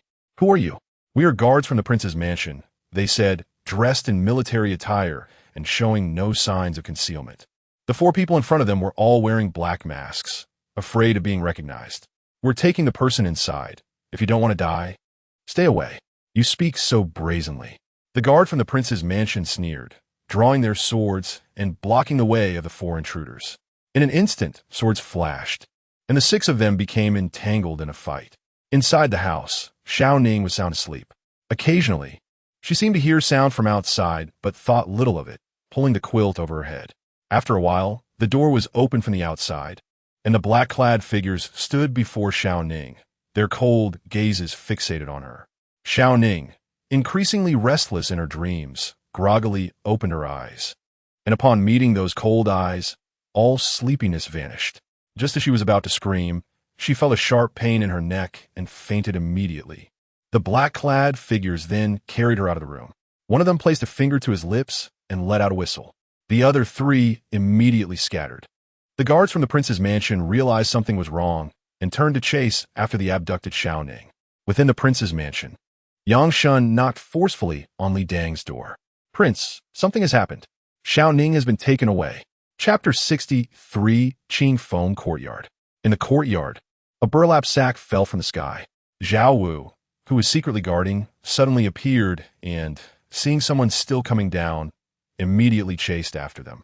At the same time, Li Xian, who was on duty with him, rushed over upon hearing the commotion. Seeing Zhao Wu chasing after someone, he went to investigate the discarded sack.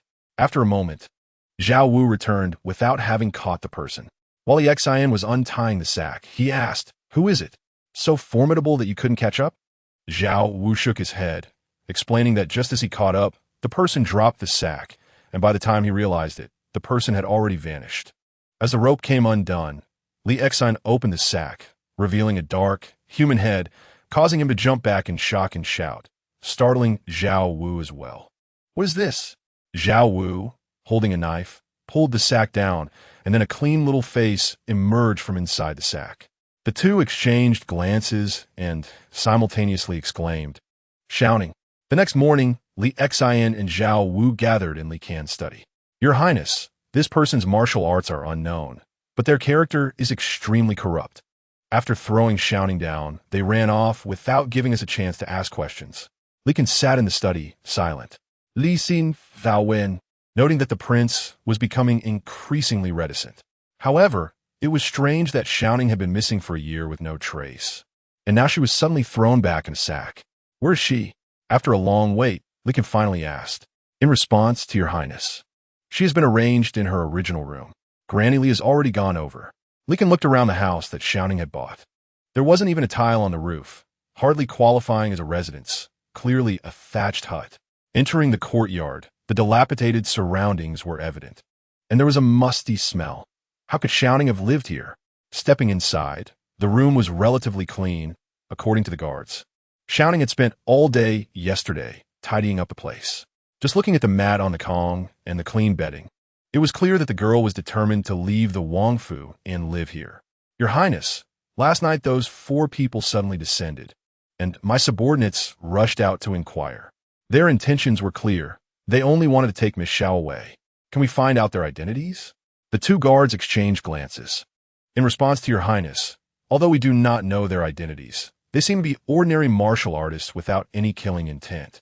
During the confrontation, they never used heavy hands, but their underhanded tactics were plentiful. If it weren't for the drugs that restricted her movements, Miss Shao would definitely not have been taken away. Take more people to investigate their identities and ensure that we find her," commanded the prince. In the Yuangfu, Mama Zhao hurried into the backyard and immediately heard the prince's hearty voice. "Is what the prince said true? You must not deceive me. Have I ever deceived you? What I promised, I will certainly do. Later, have someone go to her and ask him to bring Yuan Rong back to take a look. If Yuan Rong agrees, let us marry her off first, and that will resolve the matter for your elder brother." Shen nodded. "Thank you, your Highness." After the prince left, Mama Zhao stepped forward. "Your Highness, the matter has been settled." She leaned in and whispered a few words to Chun, whose eyes brightened with each word. "You really are something." Managing to send her back, Mama Zhao nodded. "I didn't think of anything else at first. I just wanted to deal with that girl. But then I thought, if the prince knew, he would surely be sad. After all, she is the one he has his eyes on. So, I thought, why not return her to the heir? Then the princess can find an excuse to have the prince and the heir come back together. If the prince happens to see the heir with that girl, he will first blame the heir. Good, that idea is excellent. If De-Er finds out that the girl is next to Li Can, he might think that Li Can intentionally sent her to De-Er to entice him. At that time, De-Er will definitely harbor resentment towards Li Kansas. If De-Er stands on her side against Li Can, he might fear that Li Can will continue to be formidable. Mama Zhao smiled slightly. I was thinking the same. Shao Ning opened her eyes, rubbed her neck, and felt a pain as if her neck were broken.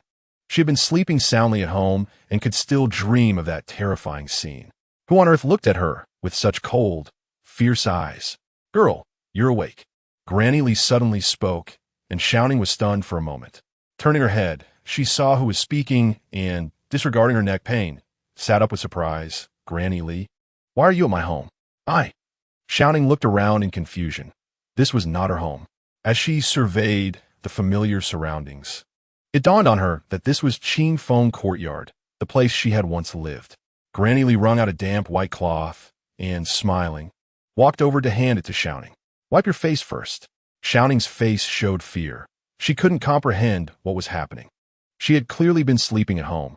How could she have ended up back here? Was she dreaming? She pinched her cheek hard. The pain was real. She really was back. "Granny Li, how'd I end up here?" Granny Li chuckled lightly.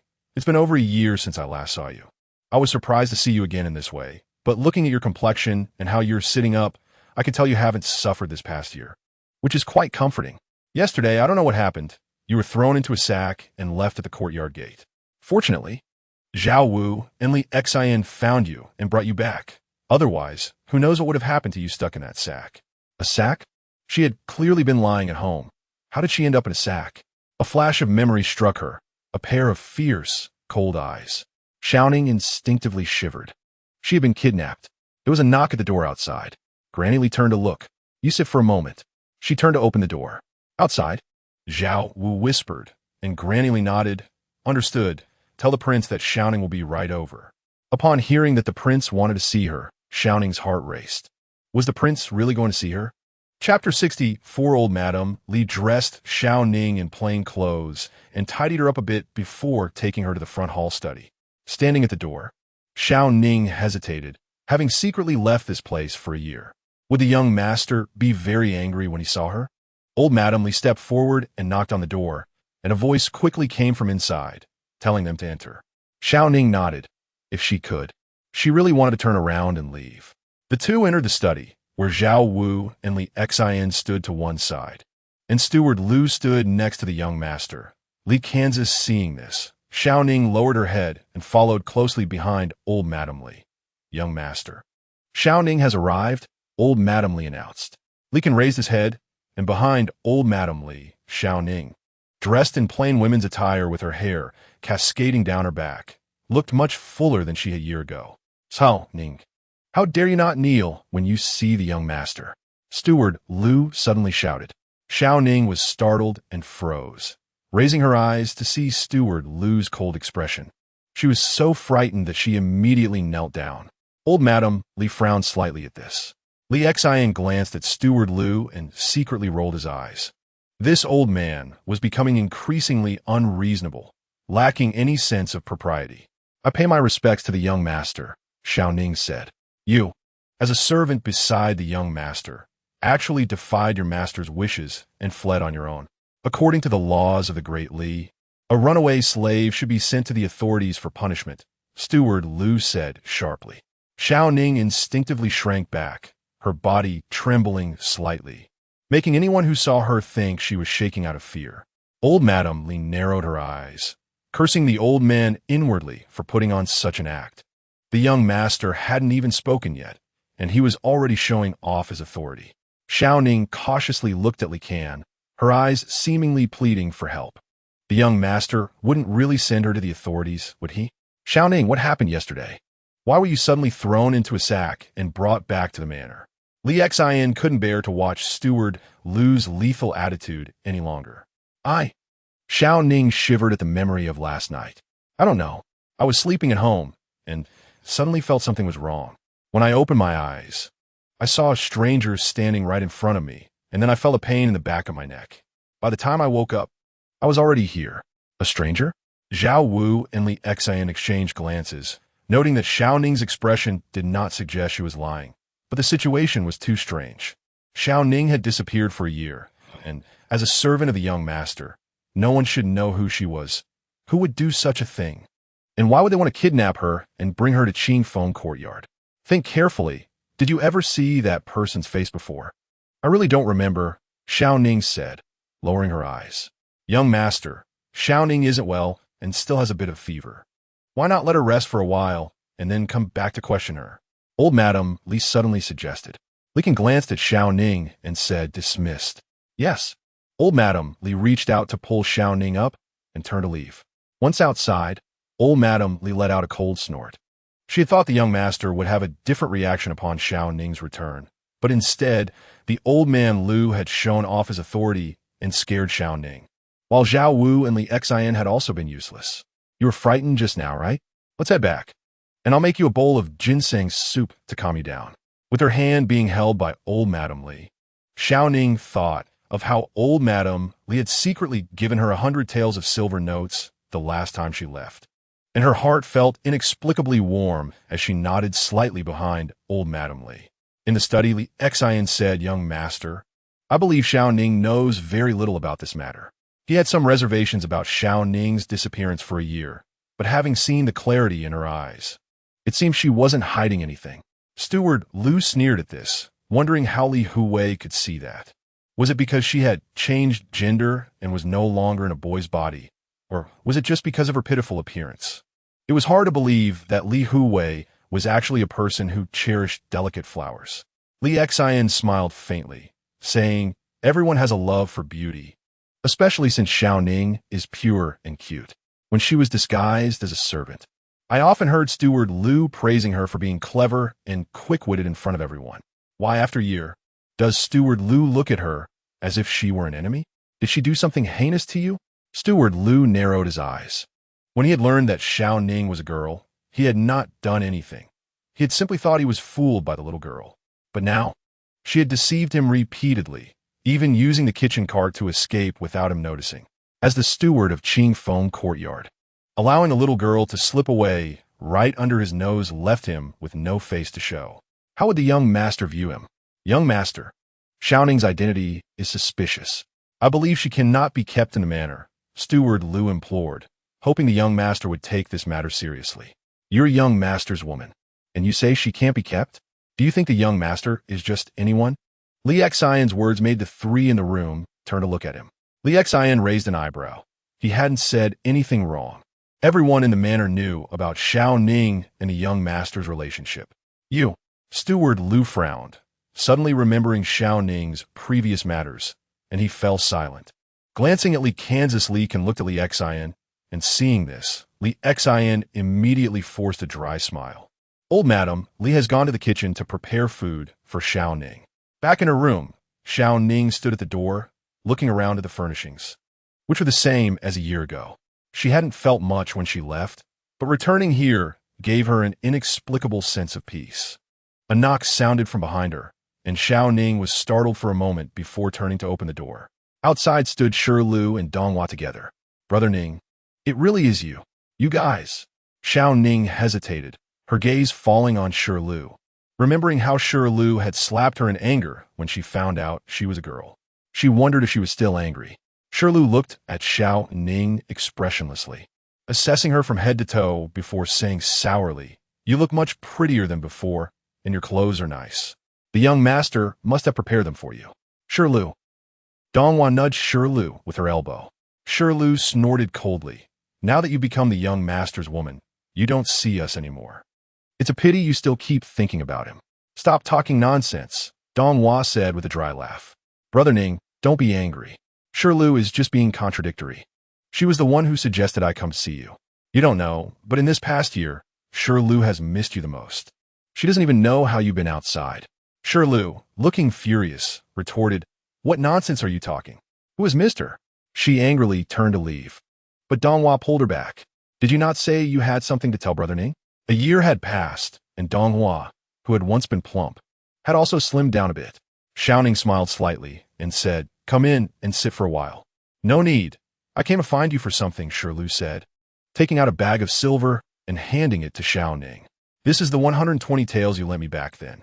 I'm returning it to you in full now." Shi Lu handed the silver to Shao Ning, saying, "Count it. From now on, we owe each other nothing." Without turning back, she left. Donghua frowned, seeing Shao Ning's awkward expression. "Brother Ning, don't mind her. She has her reasons for acting like this. At first, none of us saw it coming that she would fall for you in disguise as a boy, especially to the point of wanting to be with you for life. If it weren't for everything that happened later, she might have long considered you someone to rely on in her next life." Donghua brazenly exposed Shirlio's little thoughts. "I'll go talk to her later. She should come back to see you when she has time." After Donghua left, Shao Ning stood there, stunned. Shi Lu had feelings for her. Shao Ning's sudden return stirred up a wave in the manor, but no one dared to discuss it openly. In the back kitchen, Guokai heard Shao Ning return, feeling a faint excitement in his heart. After he sent her away years ago, he had clearly instructed her to go to the thatched cottage and then come find him. However, when he arrived at the cottage, it was completely empty, with no trace of Shao Ning having been there, leaving him deeply worried. Guokai, you will be making the fish later, Guo Desheng shouted. He saw Guokai sitting by the water basin with no reaction, just throwing a vegetable leaf over. Guokai came to his senses. Uncle. Guo Desheng glared at Guokai. You will be making the fish later. If you do any unnecessary tasks, just get out of here. Others might not know, but he was very clear that the one named Shao Ning was the one Guokai let go. If it weren't for his slight connection with Manager Liu, Guokai would have dealt with him a long time ago. What a reckless thing, daring to have thoughts about the son of the world. Guokai restrained himself. I understand, uncle. Guokai stood up and turned to prepare the fish, not daring to think about anything else. Since Shao Ning had returned safely, it proved she had been doing well outside. When I returned, I initially wanted to see you, but you just disappeared. Li Xian followed Shao Ning and walked slowly outside the courtyard, his tone teasing. He never expected that the person he wanted to recognize as a younger brother would one day appear before him as a girl. Just thinking about how he thought he was teasing her made him feel frustrated. A person who roamed the world was actually turned around by a teenage girl. Even more unexpectedly, this girl had followed the son of the world and had such a fate. Shao Ning lowered her eyes and did not explain, fearing this place. She secretly escaped and eventually entered the prince's mansion. I'm sorry, I deceived you. Oh, there's no need for so many apologies. That was your freedom. Not being able to tell you were a girl was just my own blindness. However, I'm really curious about where you went after leaving here for a year. Your parents have long passed away. Where did you find a home? Did you perhaps get married? Li Xin spekut vandomi, thinking of the house she bought. Shao Ning smiled knowingly. No, I bought a house outside by myself and just moved in not long ago. Just thinking about her house, which she hadn't even finished tidying up before being brought here, and the door was left unlocked. She didn't know what would happen to it now, or if it would be robbed. Li Xian was surprised. You bought a house? Remembering the time they went to buy a house together and ended up empty-handed, Li Xian couldn't help but smile. If we had bought that house back then, we might still be neighbors. A lot had changed in a year. After that house was bought by someone else, it remained unoccupied until now, which he found strange. That go. When can I leave here? I really don't know the person who kidnapped me that day. Shao Ning hesitated several times before asking what was on her mind. Li Xian raised his eyes and said seriously, for now, you can't leave. Since that person could capture you, it shows they have looked into your background. I suspect that person is likely after the son of the world. Until I figure this out, it's safer for you to stay here. Afraid Shao Ning wouldn't believe him, Li Xian reached out and rested his hand on her shoulder, saying earnestly, Shao Ning, you should listen to me on this. The son of the world has a special identity, and many people want to assassinate him. I think that person kidnapped you because they know you're the only woman in the son's residence, and they want to use you to attack him. Hearing the only woman in the son's residence made Shao Ning blush, and she said in a pouting tone, Who was the son's woman? Li Xian laughed. That's settled then. You can stay here peacefully, and once this matter is resolved, I'll send you back. But my house door is still unlocked, and I have things that I haven't packed. If I leave later, what will happen to my things?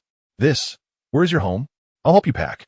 After chatting with Shao Ning a bit, Li Xian became even more convinced that the person who kidnapped her had nothing to do with her and was definitely someone with a grudge against the son of the world. Feeling relieved, he planned to go check on her home the next day as per Shao Ning's instructions. Lady Li, what is this for? Lady Li brought in a maid with clothes and jewelry in hand. With a smile, Lady Li said, These are prepared for you. You returned in a hurry and didn't have any clothes to change into, so I had someone make a few pieces for you. Shao Ning was taken aback, looking at the brightly colored clothes in the maid's hands. In a few days, the young Lord Duan is hosting a banquet, and the son of the world is invited. Since there are no women in our residence, it just so happens that you returned, so you can accompany the son of the world to go out and relax. Shao Ning was somewhat reluctant to go. She had once accompanied the prince to attend a banquet with his colleagues, and those strangers she had never even met discussed her behind her back. Seeing Shao Ning's unwillingness, Lady Li sighed softly. Just consider doing me a favor. The princess hoped I could take good care of the son of the world when she was alive. But now he is so grown up and still hasn't married or had children. I truly feel guilty for the princess's kindness. Lady Li, I agree. But can I not wear these clothes? Just a servant's clothes will do. As the son of the world's servant, no one should discuss her. That won't do. When you were young, dressing as a servant didn't raise any suspicions, but now you've grown up with your curves and figure, there's no resemblance to a boy at all. Listen to me, you should wear this dress. Lady Li casually picked out the brightest red dress from among the clothes. Shao Ning instinctively looked at her chest, which indeed had grown much more than a year ago, but her backside was still the same, not curvy at all. Li Dang had been searching for Shao Ning for 3 days without success, feeling furious at himself for having naively agreed to let her leave. Your Highness, today the servants reported that someone went to the courtyard that Shao Ning bought. Li Dang was stunned. Who is it? It's not those men in black. Yang Shun shook his head. It was a martial artist who entered Shao Ning's courtyard, looked around, and took something before leaving. The guards worried he was a thief and went to confront him, but who knew he was very skilled, and after a fight, our guards lost, only able to watch him leave with Shao Ning's belongings. What is strange is that he locked the door as if it were his own house. And after everything was settled, he left. Li Dang furrowed his brows, like it was his own house. Could it be someone who knows Shao Ning? His heart thumped. A year ago, Shao Ning suddenly appeared, a young girl who collapsed on the street due to a miscarriage. There must be some story behind that. Look into that person's identity. If it turns out that he is indeed the one who took Shao Ning, could he be the one who made her pregnant? Li Xian sneezed. While holding the bundle, he prepared for Shao Ning as he walked into the front hall. Li Xin, Zhao Wu called out. Li Can looked up at the sound and saw Li Xian holding a bundle, heading towards the back courtyard. I said, girl, these are your clothes. I'm a big man and can't pick out clothes from a woman's things, so I brought them for you. Also this. Li Xian pulled out a bag of money from his pocket. This is your silver. By the way, your courtyard is tidy. Shao Ning held the bundle and the silver, her face full of smiles. Thank you, brotherly. No need to thank me. We are like family. By the way, when I went to your house, I noticed there were people guarding nearby. Do you know who they are? Shao Ning was stunned. Someone is guarding? Could it be those men in black from that night? Li Xian shook his head. No, they seem to be guards from some residence. Shao Ning's eyes flickered as she glanced at the guard. Could it be someone arranged by the prince? In the past, whenever she went out, there would always be guards secretly protecting her. Li Xian kept his gaze fixed on Shao Ning's face, observing her expression, and he roughly figured out that she should recognize that person. For a moment, he was uncertain about what kind of person Shao Ning really was and whether he should investigate her identity and background. Chapter 65, The Young Master. The carriage has been prepared for you. Granny Li is currently in charge of all matters in the Qingfeng courtyard, including networking and the banquet arrangements at the Duan residence. All managed by her. Li Can changed into a dark robe, and Wei Qing, carrying gifts for the young Marquis Duan, was just about to head out when Granny Li pulled him back. Kid, no matter what happens later, just pretend you didn't see anything and continue driving the carriage. Wei Qing looked confused, not understanding what Granny Li was referring to. Li Can led Wei Qing out the door, and Wei Qing quickly placed the gifts in the carriage. As he lifted the curtain, he saw Shao Ning sitting inside, dressed in a bright red outfit, looking surprised and instantly understanding Granny Li's earlier words. Shao Ning blinked and promptly nodded at Wei Qing. Wei Qing, with a flickering gaze, placed the gifts neatly, then pretended to know nothing as he stepped out of the carriage, took the footstool, and placed it beside the carriage. Li Can stepped onto the footstool and entered the carriage. Wei Qing, understanding the situation, positioned the footstool properly, turned, and climbed onto the carriage, cracking the whip as the carriage slowly began to move. A few days ago, Granny Li had informed her about the banquet at the young Marquis Duan's residence. So Shao Ning was arranged by Granny Li to change into a bright red dress early that morning. After carefully doing her hair and makeup, she waited in her room. When Li Can entered the carriage and saw the person inside, he frowned. What are you doing here? Shao Ning instinctively moved aside to give Li Can room. Granny Li said that the young Marquis Duan is hosting a banquet today and asked me to accompany you. Shao Ning had returned for 3 days, and apart from seeing her that day, this was the second time for Li Kansas. What was she doing at the banquet at the Duan residence? Shao Ning lowered her eyes. In the past, she could be unreserved, but ever since studying with the prince and reading that illustrated book, she learned some secrets. Now, seeing Li Qian made her feel awkward. She secretly glanced at him, and some images in her mind became clearer. Shao Ning turned her body to face the other side, unable to hide the blush on her face. Li Qian inadvertently glanced at Shao Ning's back. Perhaps it was due to her outfit today, but compared to before, her figure seemed to have developed some curves, making him look twice. Shao Ning sat in front, slightly tilting her cheek, and casually tucked a strand of hair behind her ear. Li Qian was momentarily stunned, as if a woman with powdered makeup had just passed before his eyes.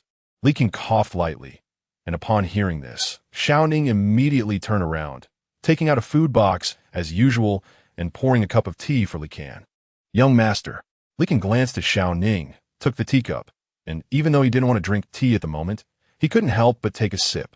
Shao Ning tidied everything up, thinking to herself, is the young master not feeling well? She had long known that he was weak compared to the prince, who practiced martial arts year-round. Once they arrived at the banquet, she needed to pay extra attention. Granny Li must have sent her for this reason. After getting off the carriage, Shao Ning stepped down first. By the time Li Qian emerged, she had already extended her hand to help him. Li Qian's eyes flickered. He didn't let Shao Ning assist him. Upon getting off the carriage, he noticed Wei Qing standing at a distance, adhering to the rules. Li Qian shot Wei Qing a serious glance and then walked into the residence. Wei Qing lowered his head. He couldn't be blamed, as he was only following Granny Li's instructions. Shao Ning followed Li Qian into the young Marquis Duan's residence. It was her second time entering. The residence was still the same, but it felt livelier. Look, it's the young prince. Who is that girl beside him? Which family is she from? I've never seen her before. I don't know. As soon as Li Qian entered, he attracted the attention of many noble ladies. Last time, the young prince hosted a selection banquet for the young prince's marriage, but no one succeeded. All the noble ladies had been eagerly waiting to see which girl could catch the young prince's eye. Now that he appeared with the girl, it inevitably sparked curiosity. Shao Ning followed closely behind Li Qian, clearly noticing the gazes directed at them. In the past, she would have been timid, keeping her head down and trying to remain unnoticed like an ostrich. But after spending time with Li Dang and attending more banquets, she naturally felt that such occasions were merely lively and not a big deal. After all, she didn't know anyone, and any embarrassment would reflect on the young master, not on her. With every gesture, she was naturally unpretentious. Li Qian sensed something unusual and turned to look at Shao Ning, who was dressed in bright red, making her stand out under the night lights. Meeting Li Qian's gaze, Shao Ning smiled slightly and did not shy away. Li Qian felt a sudden tightness in his breath and instinctively shot a glare at Shao Ning before quickly turning away. Their every move appeared as an intimate interaction to outsiders. Among the guests, Chen Yuanrong received a message from the Chun family, asking her to attend the banquet, and also to take the opportunity to see the person she was considering. Sitting in this residence, she didn't recognize anyone, being the daughter of an official with no one to introduce her. She sat alone, observing the grandeur of the estate, which was as magnificent as the young prince's residence. The only difference was the host. She had heard that the owner, Lord Duan, was quite the libertine, with countless women in his harem, and the young Marquis was even more of a playboy.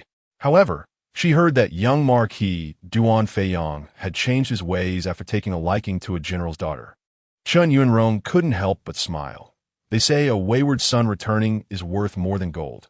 That general's daughter is indeed lucky. Listening to the discussions around her, Chen Yuanrong had to lift her head to look. The young prince, isn't he Yao Hua's good older brother? When she spotted Li Qian among the crowd, Chen Yuanrong was momentarily taken aback. This man had a natural noble aura that made people unwilling to look away. With a slight smile curling her lips, she thought, such a person was beyond her reach in this lifetime. Are you Miss Chen? Chen Yuanrong snapped back to reality as a seemingly elegant and refined young man stood before her, polite and courteous. Deputy General Zhang. Miss Chen. Chen Yuanrong stood up and bowed slightly to him, and he returned the gesture. She noticed the girl had been looking in another direction, but she seemed to recognize someone. Chen Yuanrong put aside her previous arrogance and smiled in response. My brother is coming. Hearing someone call out, she raised her eyes to look. Brother? Yes. The young prince is my uncle's eldest son. Isn't that my brother? Upon hearing this, young Master Zhang nodded slightly. Chen Yuanrong looked again in the direction of Li Can and saw him chatting with others, followed by a servant and a girl in red. She hadn't seen anyone with him during her previous visit to the young prince's residence. Shao Ning followed closely beside Li Can, not glancing sideways. She knew Duan Feiyong was rushing over and felt a pang of regret seeing Li Can, thinking he had arrived too late. Did you know I just saw several beautiful young ladies having a good chat? You're so late that by now, everyone has dispersed. Li Can listened to Duan Feiyong's nonsense, frowning slightly and clearing his throat. Seeing this, Shao Ning immediately took out a handkerchief and handed it over. Duan Feiyong was taken aback, his gaze landing on Shao Ning's face. He thought that Li Can had finally come to his senses and found such a beautiful girl. Feeling her gaze on him, Shao Ning smiled and bowed slightly to Duan Feiyong. I have met the young Marquis. You are Shao Ning. Duan Feiyong carefully examined Shao Ning for a moment, confirming that she was indeed the Shao Ning who had disappeared for a year. He placed one hand on her shoulder in surprise. When did this happen? How come I didn't know at all? Knowing the differences between genders, Shao Ning carefully avoided Duan Feiyong's touch. Instinctively leaning closer to Li Can's, Duan Feiyong noticed this and smiled teasingly. Clearing his throat, there are many guests today, so I won't specifically greet you two. Find a place to sit, and later, I'll chat with you both separately.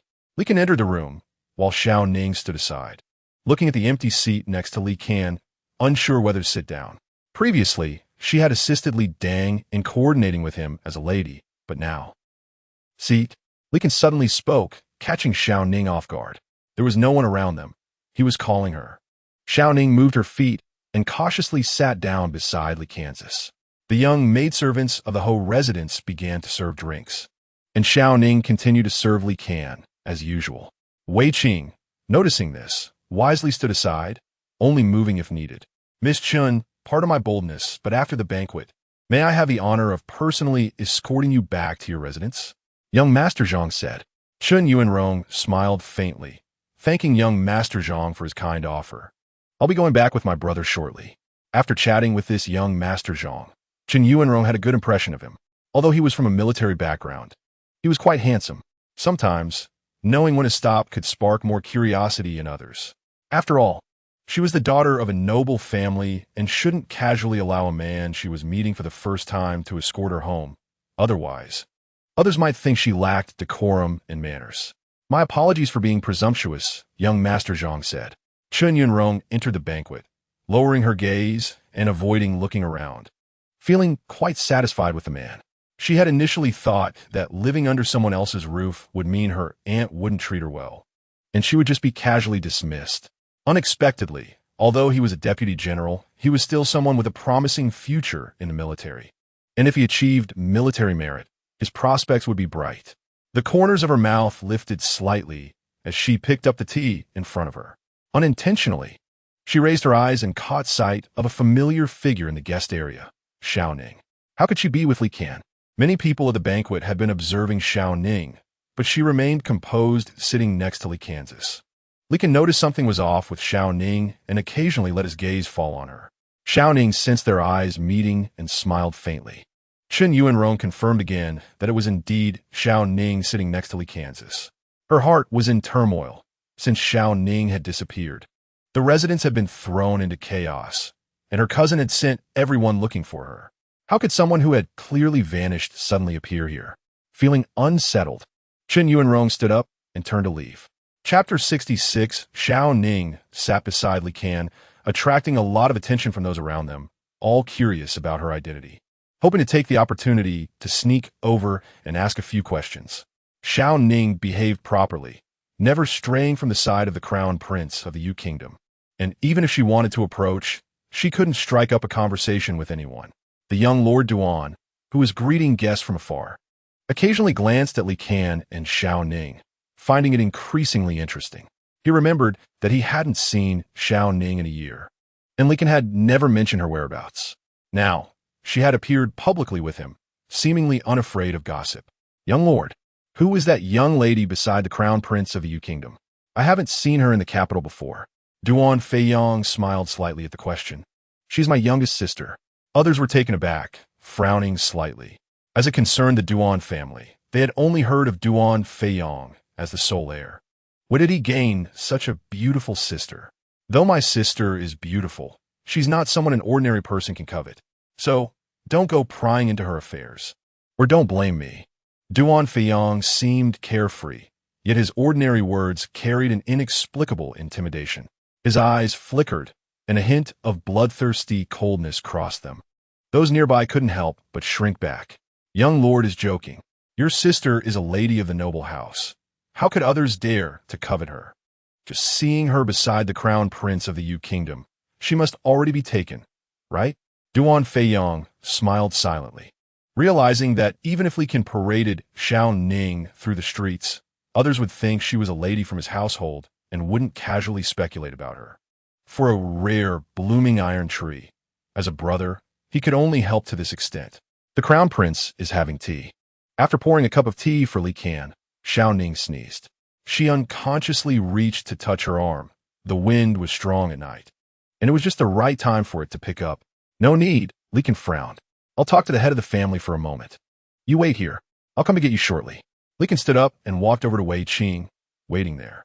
Wei Qing nodded, while Shao Ning sat alone in her seat. Just as Li Qian walked away, 3 young ladies approached Shao Ning.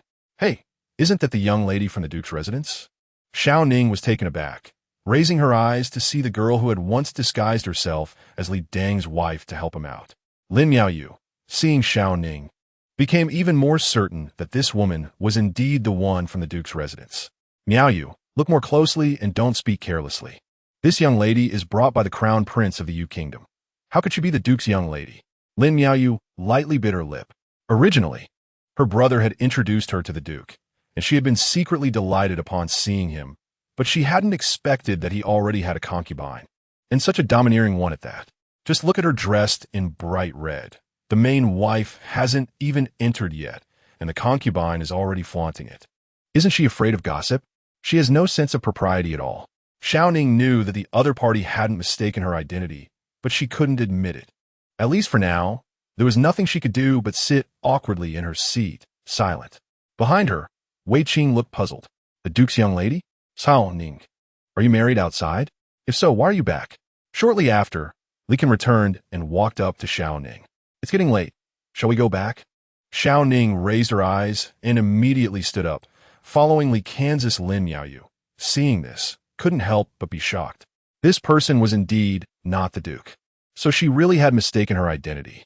Crown Prince, are we going back to the residence? Just as Shao Ning spoke, Lin Miaoyu's heart trembled, and, disregarding the people beside her, she immediately walked up to Shao Ning and blocked her path. Please wait, madam. Shao Ning was stopped, and Li Qian, who was walking ahead, also paused. Miaoyu, what are you doing? The other 2 young ladies who had come with Lin Miaoyu looked alarmed. Who was the crown prince of the Yu kingdom to dare to block someone he brought along? No, she is a concubine of Duke Li. I've seen her before. I just didn't know how this young lady came to be here. I didn't see the Duke along the way. Lin Miaoyu spoke clearly, and everyone present was shocked. Shao Ning's face turned awkward. Was this girl out her mind? What did it matter to her whether she came with the Duke or not? As a woman, how could she be so concerned about someone else's affairs? Li Qian, not understanding the situation, asked directly, Who are you? Lin Miaoyu was speechless. I am. Do you know her? Shao Ning shook her head. Li Qian reached out and took Shao Ning's hand, directly bypassing Lin Miaoyu. As they left, he casually added, Don't talk to strangers in the future. I don't like it. Li Qian instinctively regarded Lin Miaoyu as one of those women who intentionally approached him. Understood. Shao Ning lowered her eyes and followed Li Qian out. Look at you. You've offended someone. Behind her, Lin Miaoyu seemed to be struck, standing stiffly in place. She really hadn't been mistaken. That woman was indeed a concubine from the Duke Li's household. Chun Yuanrong hurried back to the residence, heading straight for the main courtyard as soon as she entered. Duke Li held a long sword in his right hand and a wine jug in his left, swinging them around in the courtyard. Yang Shun, seeing this, didn't know how to comfort him. Cousin, Chun Yuanrong suddenly appeared, running over, but Yang Shun immediately stopped her. Miss, the Duke is training. It's best not to go over, so you don't hurt yourself. Chun Yuanrong looked at Duke Li practicing martial arts in the courtyard and shouted loudly, "Cousin, I saw Shao Ning." Yang Shan was taken aback. "Miss, what are you talking about?" "Cousin, it's true. I really saw Shao Ning." The wine bottle in Duke Li's hand fell to the ground, shattering into pieces, and he immediately sheathed his sword, rushing to Chun Yuanrong's side, grabbing her shoulder with one hand. "What did you say? You saw her? Where is she? You're hurting me. Let go. Where is she?" Chun Yuanrong broke free from Duke Li's grasp. "You'd better not interfere in her affairs. She's doing much better than you think. You don't know. I attended a banquet at the Lord's residence today and saw how beautiful she looked, like a delicate bird, following your half-brother. She might already be his." Duke Li's body stiffened. "Shao Ning is with Li Can? Where is she now? Where else could she be?" "Of course. She is at the Lord's residence. After seeing her, I rushed back to tell you. If it weren't for Aunt truly finding her a good match, she would have blown this up and wouldn't have kindly come back to tell you." Duke Li put down his sword and immediately turned to leave. Yang Shan furrowed his brows deeply. "Is what the miss said true? Is Shao Ning really with the Crown Prince? Crown Prince, are we going back now?" "Li Konskeish Vushkom." "What? Do you want to stay here?" "No, I didn't mean that. They just arrived not long ago. Is it too soon to leave? Wouldn't that be inappropriate?" Li Kan leaned down to look at Shao Ning. She unconsciously took a step back, and Li Kan turned and got into the carriage. Shao Ning pouted and finally lifted her skirt and followed him.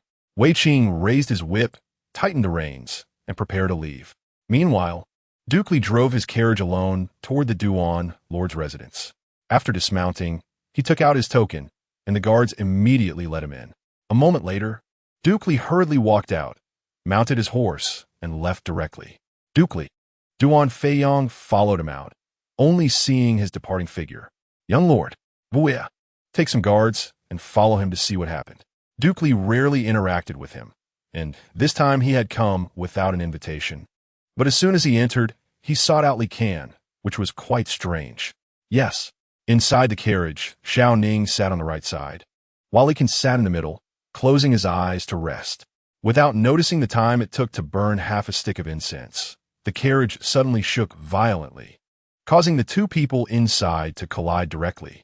Shao Ning was pinned under Li Can, struggling to breathe. It had happened too suddenly. Her back seemed to have hit something, sending sharp pains through her body.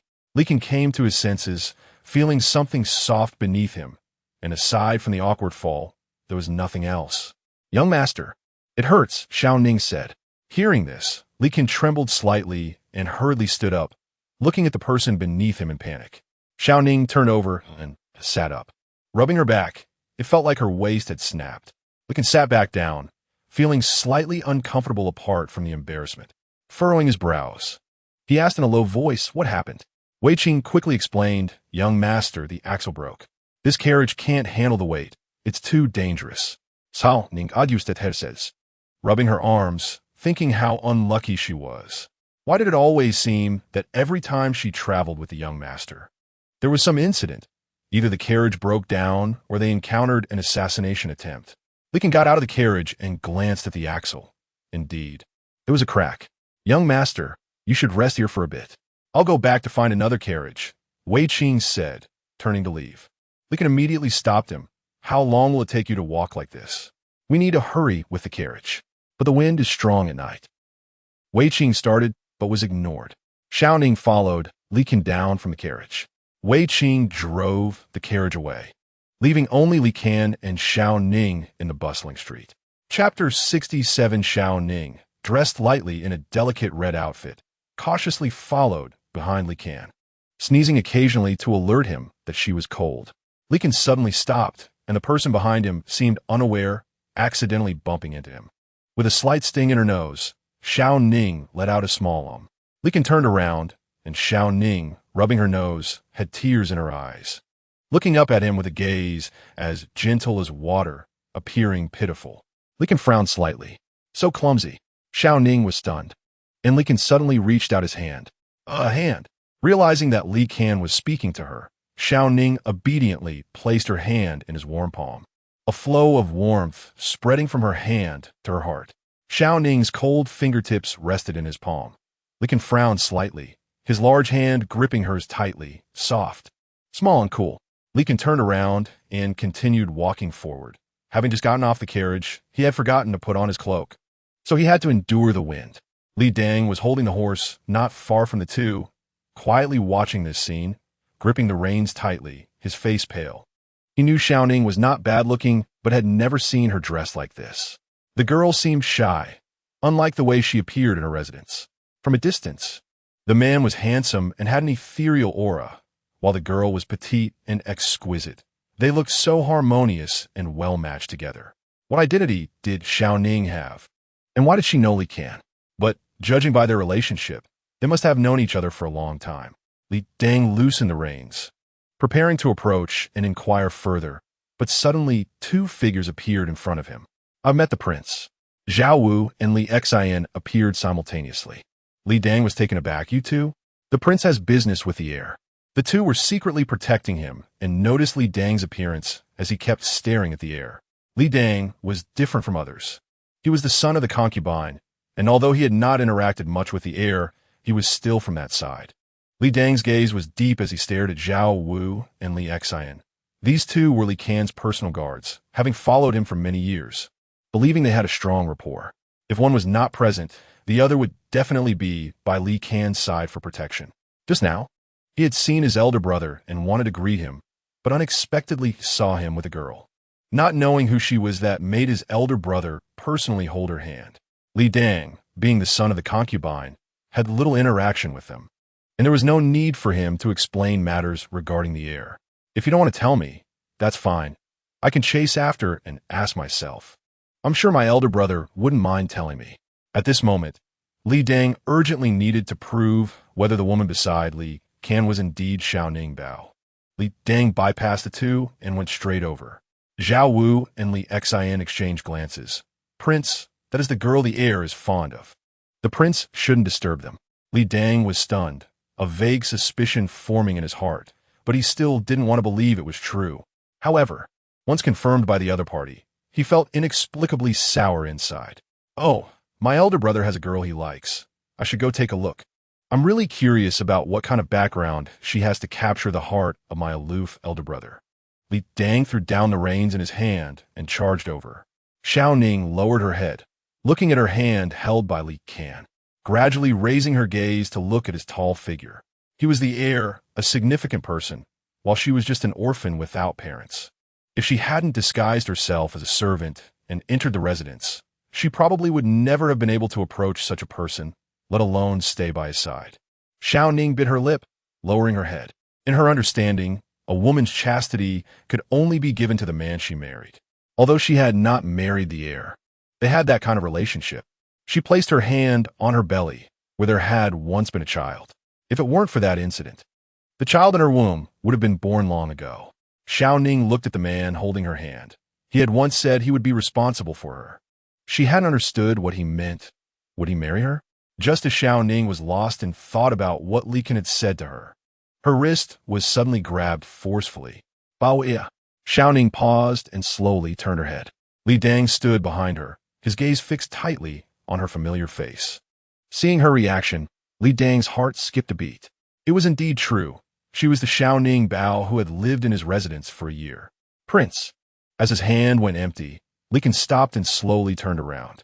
Li Dang held on to Shao Ning's wrist, staring intently at her. "Bauer, it really is you." He stepped forward and embraced her tightly, as if he had found a long-lost treasure, in a place where Shao Ning couldn't see. Li Dang raised his eyes to look at Li Kan, his gaze revealing a strong possessiveness. Defiantly staring at Li Kan, Li Kan narrowed his eyes at the sight. Shao Ning was breathless from the tight grip and pushed against him with all her strength. "Prince, what are you doing here?" Li Dang revealed a bright smile, his eyes clear, completely the opposite of Li Kan's. "I learned that you were missing and have been looking for you. How did you end up here? What happened? Why did you go missing?"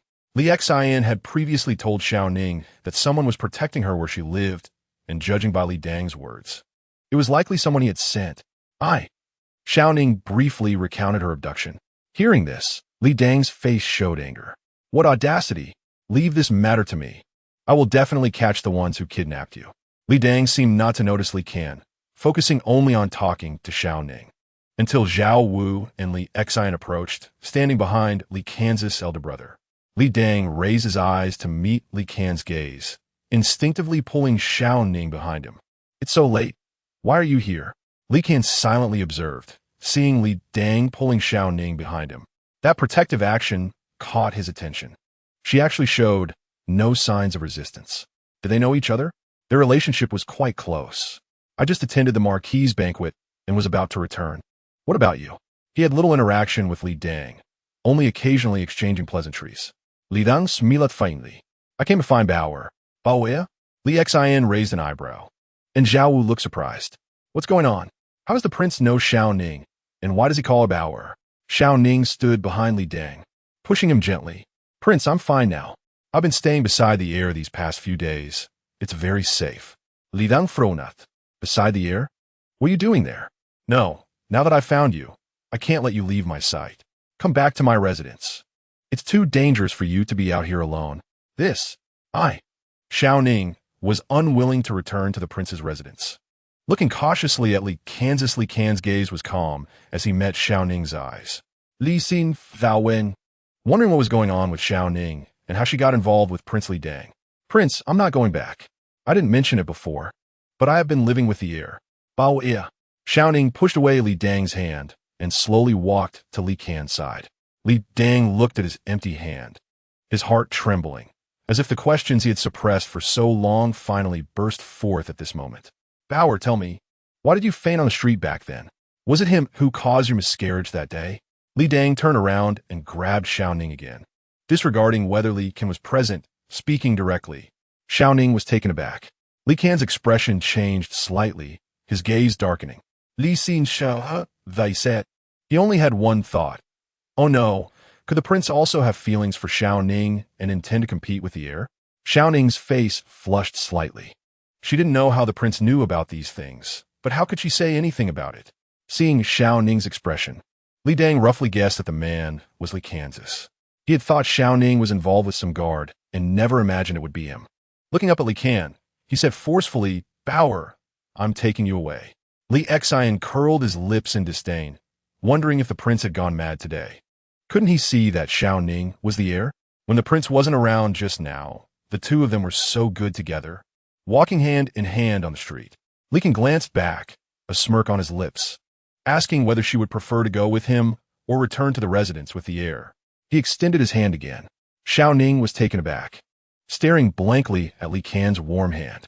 Li Dang tightened his grip on Shao Ning's arm with a bit of force. Shao Ning raised her eyes and said to the prince, "I won't go back with you. Thank you for taking care of me this past year."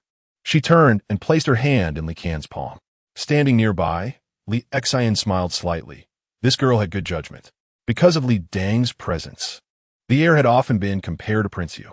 The heir was frail and couldn't inherit Prince Yu's legacy or lead troops in a battle, whereas Li Dang was a natural martial talent and bore a striking resemblance to Prince Yu, which inevitably earned him special attention from Prince Yu. Chapter 68. How did you meet the Marquis? When Mama Li learned about Shao Ning's situation outside, she was puzzled. How did this girl come to know Marquis Li Dang?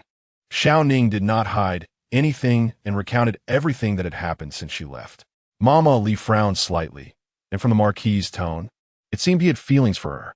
Shao Ning was taken aback, and without speaking, she pondered. Did the Marquis like her?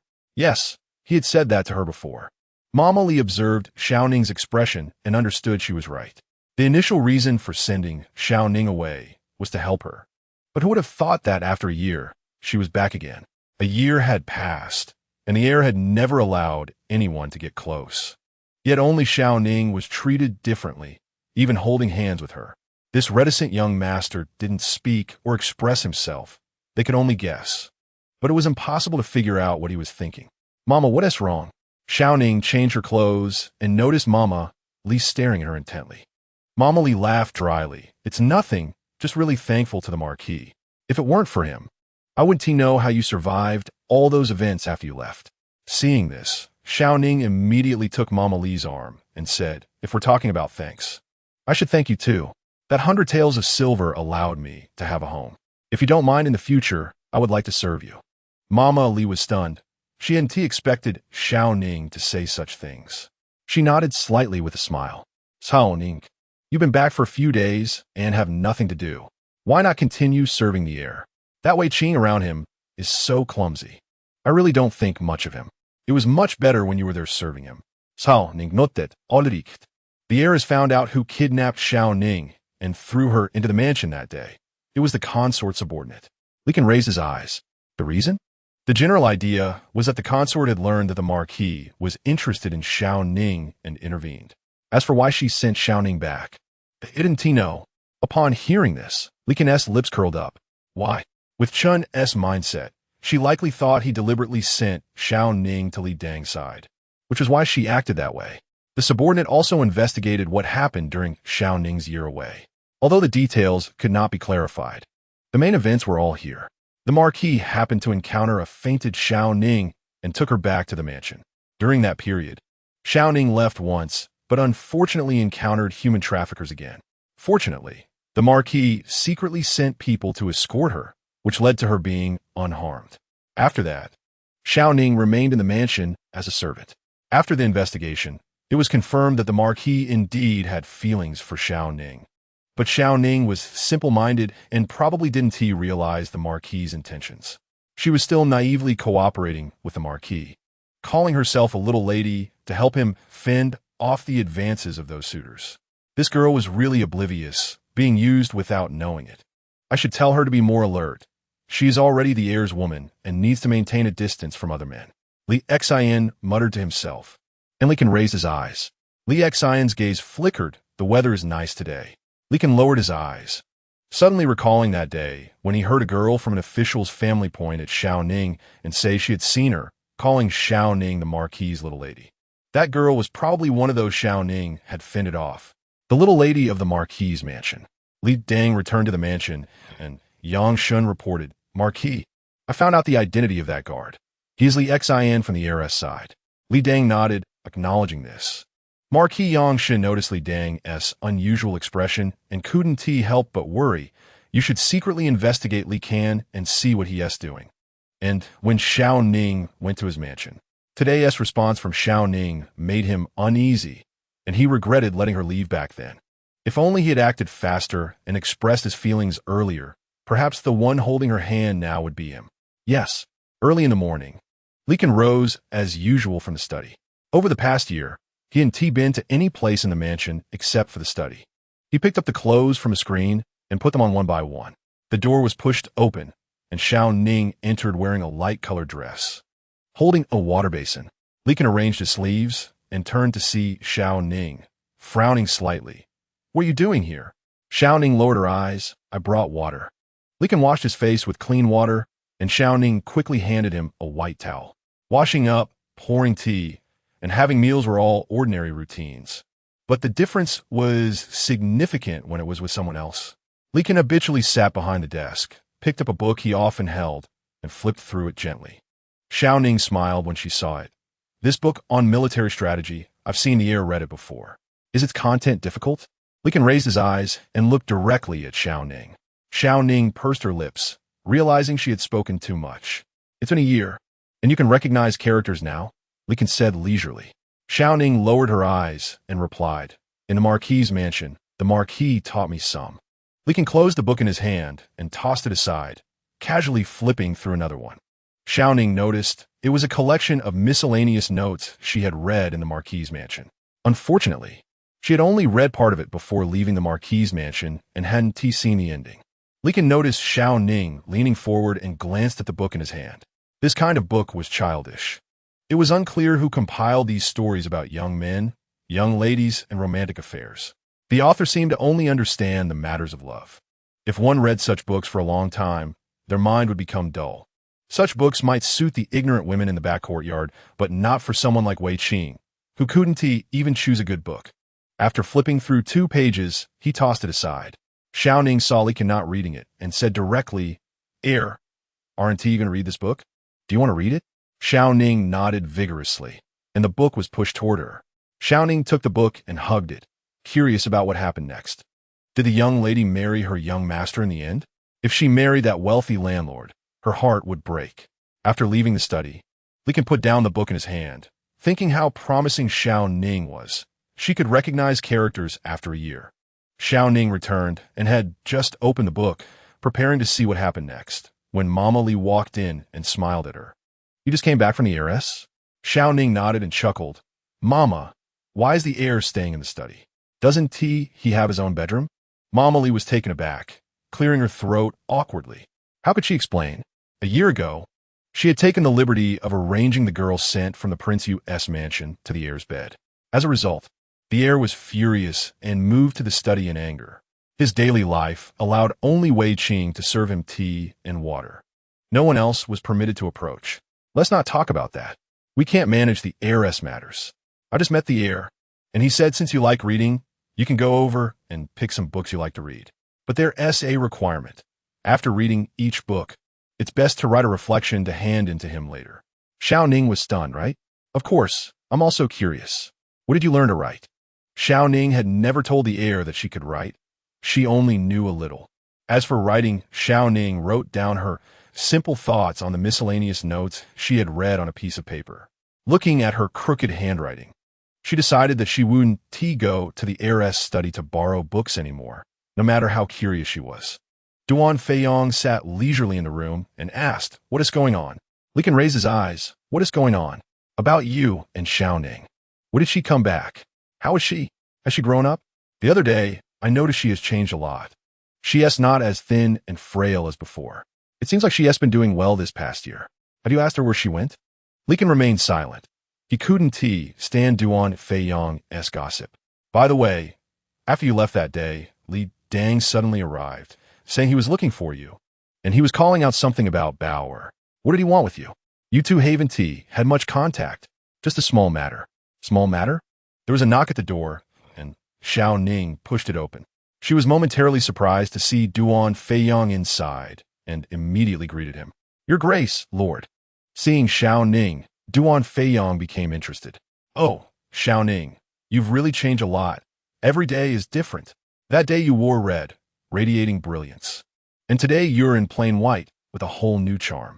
Shao Ning nodded and walked over to Li Kansas. "Your Grace, this is finished. And there's more writing." Shao Ning handed over the book and the writing exercises. Li Kan looked at it and said directly, "If there are any other books you like, you can choose a few more." Shao Ning was taken aback. "No, that's not necessary. I don't know many characters. I can't read much. It's not a bother." Li Kan sneered, having learned from Granny Li that Shao Ning had indeed learned quite a bit over the past year. She read quickly, and while she occasionally didn't recognize some complex characters, she understood most of them. "What are you talking about? What books to read?" "Shao Ning likes reading. Tell your brother. He has many storybooks that girls your age love. I'll have someone send you some." "Brother?" Shao Ning was surprised. Duan Feiyong was unconcerned. He didn't believe Li Kan would set aside the maid who had been with him. Without a doubt, Shao Ning was Li Kan's first woman and might also be his last. Giving Li Kan a favor by elevating Shao Ning's status wasn't a big deal. Li Kan truly didn't mind. He just thought differently from Duan Feiyong.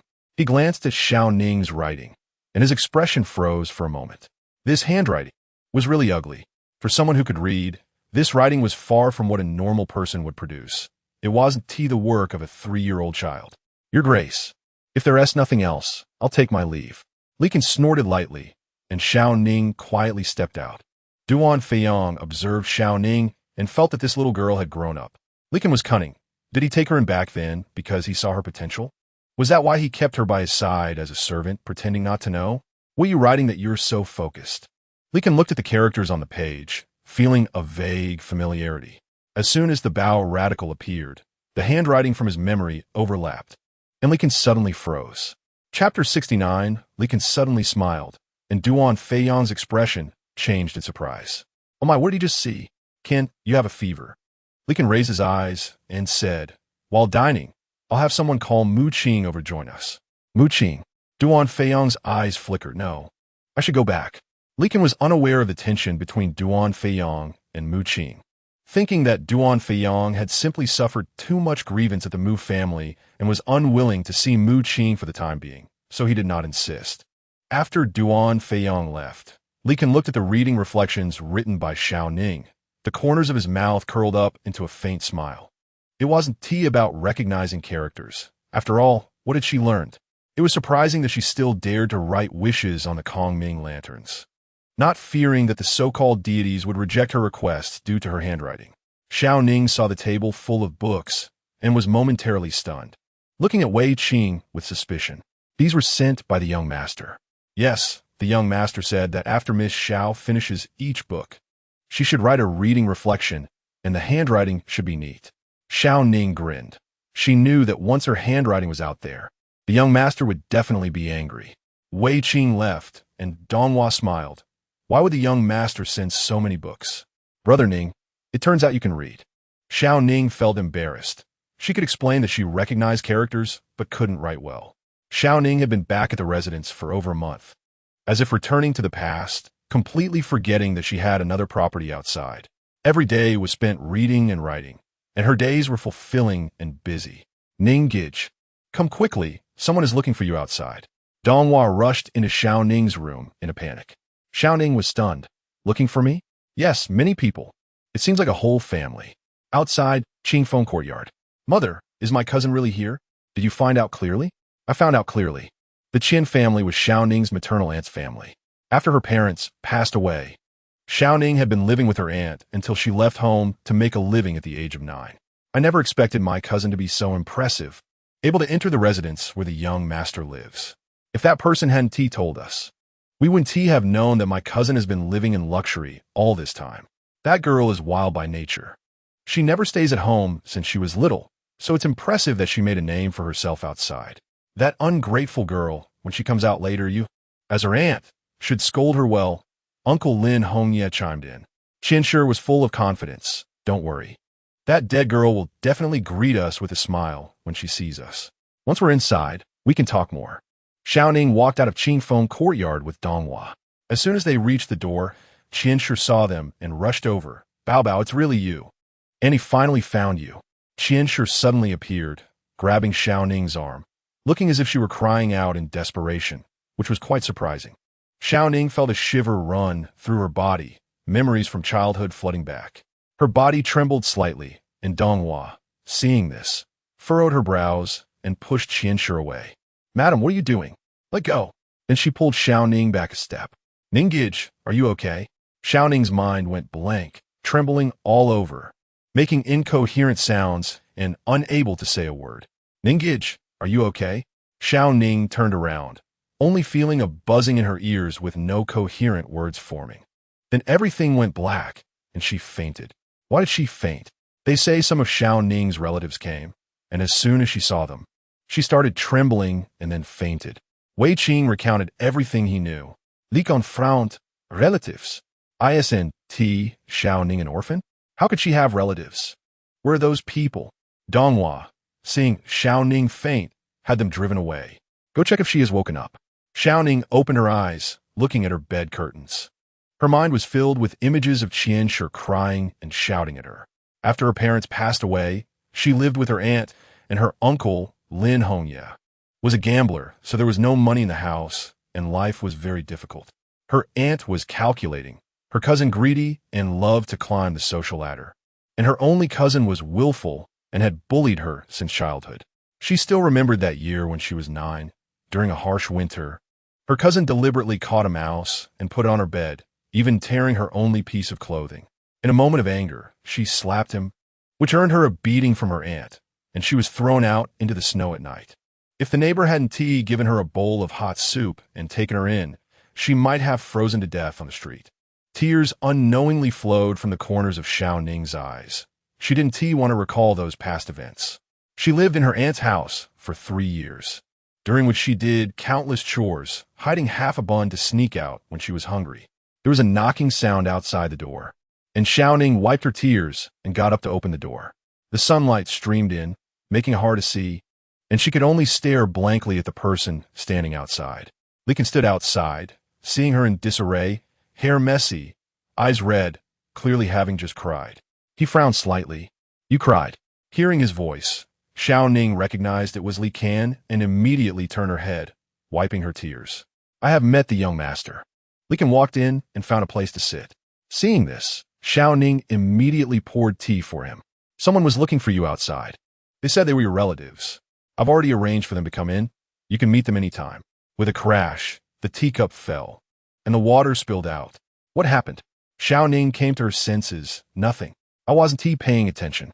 Looking at the water stains on the table, she instinctively wiped them with her sleeve, and her hand accidentally brushed against the broken teacup, causing her finger to bleed. Li Ken saw this and stood up, grabbing Shao Ning's hand. "What were you just thinking about?" Shao Ning's face showed panic, her eyes red, as if she could no longer control her tears, which flowed down uncontrollably. Li Ken was stunned. "Does it hurt?" Shao Ning shook her head, sobbing. Li Ken frowned. "Speak. What's the use of just crying?" Shao Ning looked at Li Ken, her shoulders shaking. "I'm scared, young master. I'm so scared." After saying this, it seemed she forgot his identity and directly threw herself into Li Ken's arms. Li Mama came in from outside and saw this scene. The young master and Shao Ning hugging each other. Her old face flushed, and she silently retreated. Shao Ning cried and fell asleep in Li Ken's arms, not knowing what had frightened her so much. Even in her dreams, she remained restless, calling out that she was afraid, tightly gripping the hem of Li Ken's clothes, unwilling to let him go. "Young master, let Li Xian come in." Wei Qing went out, and Li Xian entered. "Young master, go investigate Shao Ning's background, her relatives, what they do, in detail, and preferably word for word. The sooner, the better." Li Xian, hearing this, glanced at Shao Ning on the bed. "Yes. In 3 days." Li Xian thoroughly investigated everything about Shao Ning, uncovering her childhood experiences. The usually playful Li Xian felt a surge of anger for the first time, thinking about killing someone. "I've never seen such a shameless family. Young master, no wonder Shao Ning never dressed as a girl in front of others. As a child, she was already struggling to make a living, running errands, and there wasn't a single task she hadn't done." Li Ken looked at the detailed information Li Xian handed over. The name Shao Ningbao entered his eyes. "This is her real name." "Yes." Her father's surname is Shao. He was a teacher, and her mother's surname is Qian, with the single character Ning, hence the name Shao Ningbao, signifying their precious child. Li Ken recalled how Li Dang called her Shao Ningbao. Did she tell him her real name? Orphaned at a young age, she began to fend for herself after living with the Lin family for 3 years, and thereafter always presented herself as a boy. No wonder her personality is so innocent, and she is ignorant about matters between men and women, growing up without guidance or elder supervision. It is a miracle that she has survived without being corrupted by the outside world. The Lin family. Where are these people? The heir asked. "Where's this family?" "They're staying in Nin. Send someone to bring them here. I want to meet them." Li Xian was surprised. The heir really wanted to see them. "But what about Shao Ning? I have my own arrangements. Just bring them here.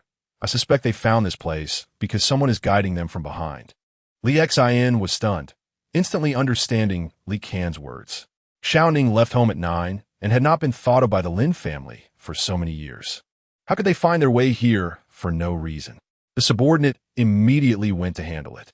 Li Dang had been investigating Shao Ning's situation, and upon learning that Shao Ning had previously had a miscarriage caused by his own father and mother, his heart felt as if it had fallen into an ice cellar. In the Yuangfu, Li Dang knelt before Lady Chen. "Mother, I want to get married." Lady Chen was taken aback and looked at Li Dang in surprise. "You want to get married? Good. Which girl do you have your eye on? Tell your mother, and I will propose for you." Li Dang spoke up frankly. "It's not a girl from any family. She is just a commoner." Upon hearing this, Lady Chen's heart sank, and she instinctively looked at Mama Zhao. Her name is Shao Ningbao. She is the maid beside your elder brother Li Kansas." With a crash, Lady Chen accidentally dropped the teacup in her hand. Mama Zhao immediately came to clean up. "You are outrageous. How dare you think about your elder brother's maid? Don't you have any manners?" Lady Chen's heart raced. Did this brat know what he was saying? That beastly Can threw Shao Ning beside her son, and indeed let his scheme succeed. "No. Do you know who Shao Ning is? She is the heir's woman and once carried the heir's child. Even if she is pure, given her background, you're not worthy of making her a concubine. Do you know what kind of family she comes from?" Li Dang was stunned. "Mother, if you want to marry her, it's over my dead body." A cold glint flashed across Lady Chen's face. "Li Ken, this life, I want to let you go." The Lin family members were brought into Qingfeng courtyard, arranged in a small independent courtyard not far from where the servants lived, in a somewhat secluded location. Compared to the houses outside the Lin family, this place was relatively good. After the Lin family settled down, Qianshi began to inquire about everything related to Shao Ning through the servants. Upon learning that Shao Ning was a maid in the mansion and had become the heir's woman, Qianshi's eyes sparkled as she looked at her daughter Lin. Mother, what do you mean? Silly girl. Look at how that wild girl, Shao Ning, has caught the heir's eye. Why don't you think about yourself? If you could also follow the heir, wouldn't our family have a place to go? Then your brother would have someone to support him too. Lin was taken aback. Do you mean for me to meet the heir? Lin resembled Qianshi with a delicate appearance. If she kept silent and just sat there, she looked acceptable, but once she spoke, her frivolous nature was fully revealed. You should go find Shao Ning first. Then like this. After hearing this, the corners of Lin's mouth curled up. Relying on herself, rather than others to approach Shao Ning was indeed a good plan. Chapter 70. Shao Ning learned that her aunt's family was in the residence, and she hid in her room every day, afraid to encounter them. Ning.It, this isn't a solution. Staying cooped up in the room all day will make you sick. Donghua came to Shao Ning's room every day to talk to her.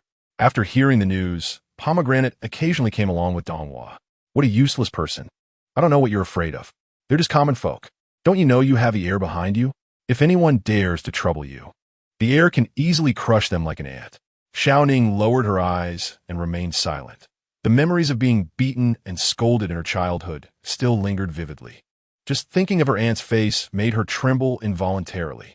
A knock sounded at the door, and Donghua immediately went out to open it. Who are you? Outside? Lin smiled lightly upon seeing the visitor. Is my sister Bauer here? Inside, Shao Ning was stunned, and Pomegranate quickly supported her, saying, Don't be afraid. Donghua, let her in. Pomegranate stood beside Shao Ning, wanting to see what kind of person could scare Shao Ning so much that she couldn't even sleep well. Lin entered and saw the furnishings in the room. Her expression immediately changed. This dead girl. How could she have such a good place to live while arranging for us to stay in such a shabby house? Fortunately, there were people in the room, so she couldn't lose her temper. Lin smiled faintly. Bauer, I can see you now. Just as Lin was about to walk over to Shao Ning, Pomegranate immediately blocked her. Miss, could you please step back a bit? The young lady hasn't been feeling well lately. We wouldn't want to pass on any illness to you. Lin sized up Pomegranate, noting her bright pomegranate red dress, and couldn't quite determine her status. Ning girl, isn't Shao Ning a maid in this residence? How could you be called girl? Cousin is ill. How is she now? Is her health better? Shao Ning raised her eyes. Much better. Thank you for your concern, cousin.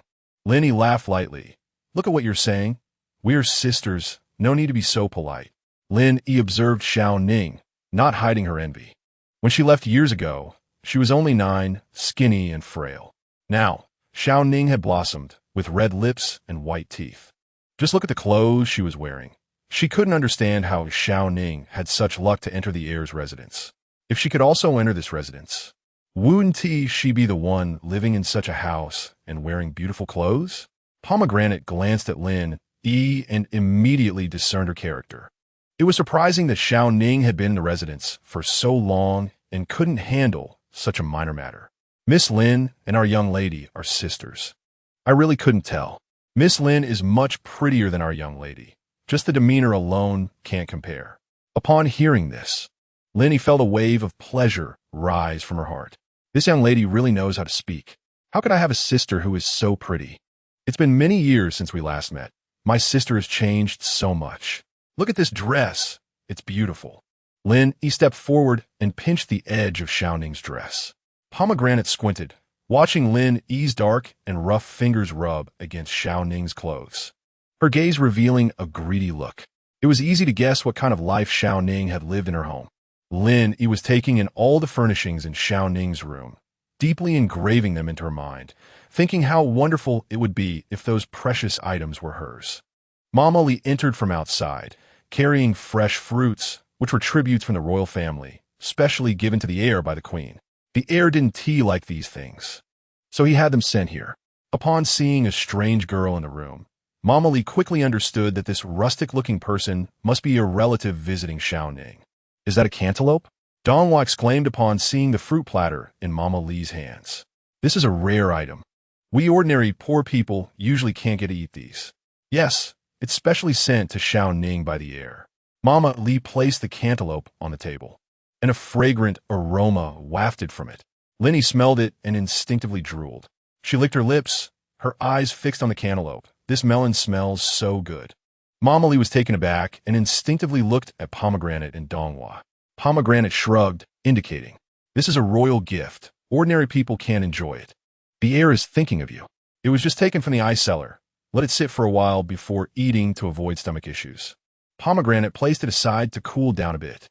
She picked up the cantaloupe and took it in front of Lin-Yi, leaving behind the lingering fragrance.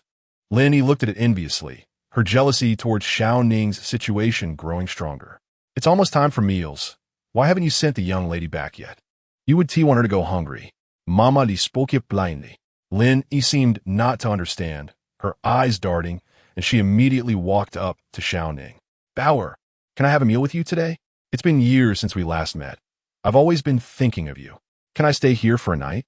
Shao Ning shivered. Her cousin always greeted her with a smiling face when she wanted something, but afterward, she would be the one to complain to their aunt. "Of course not. You don't know, but Shao Ning has to serve the heir, so it would be difficult for you to catch up." Mama Li, accustomed to the hidden intrigues of the residents, paid no mind to Lin-Yi, a girl who hadn't teen-matured yet. Her calm tone was enough to make Lin-Yi tremble.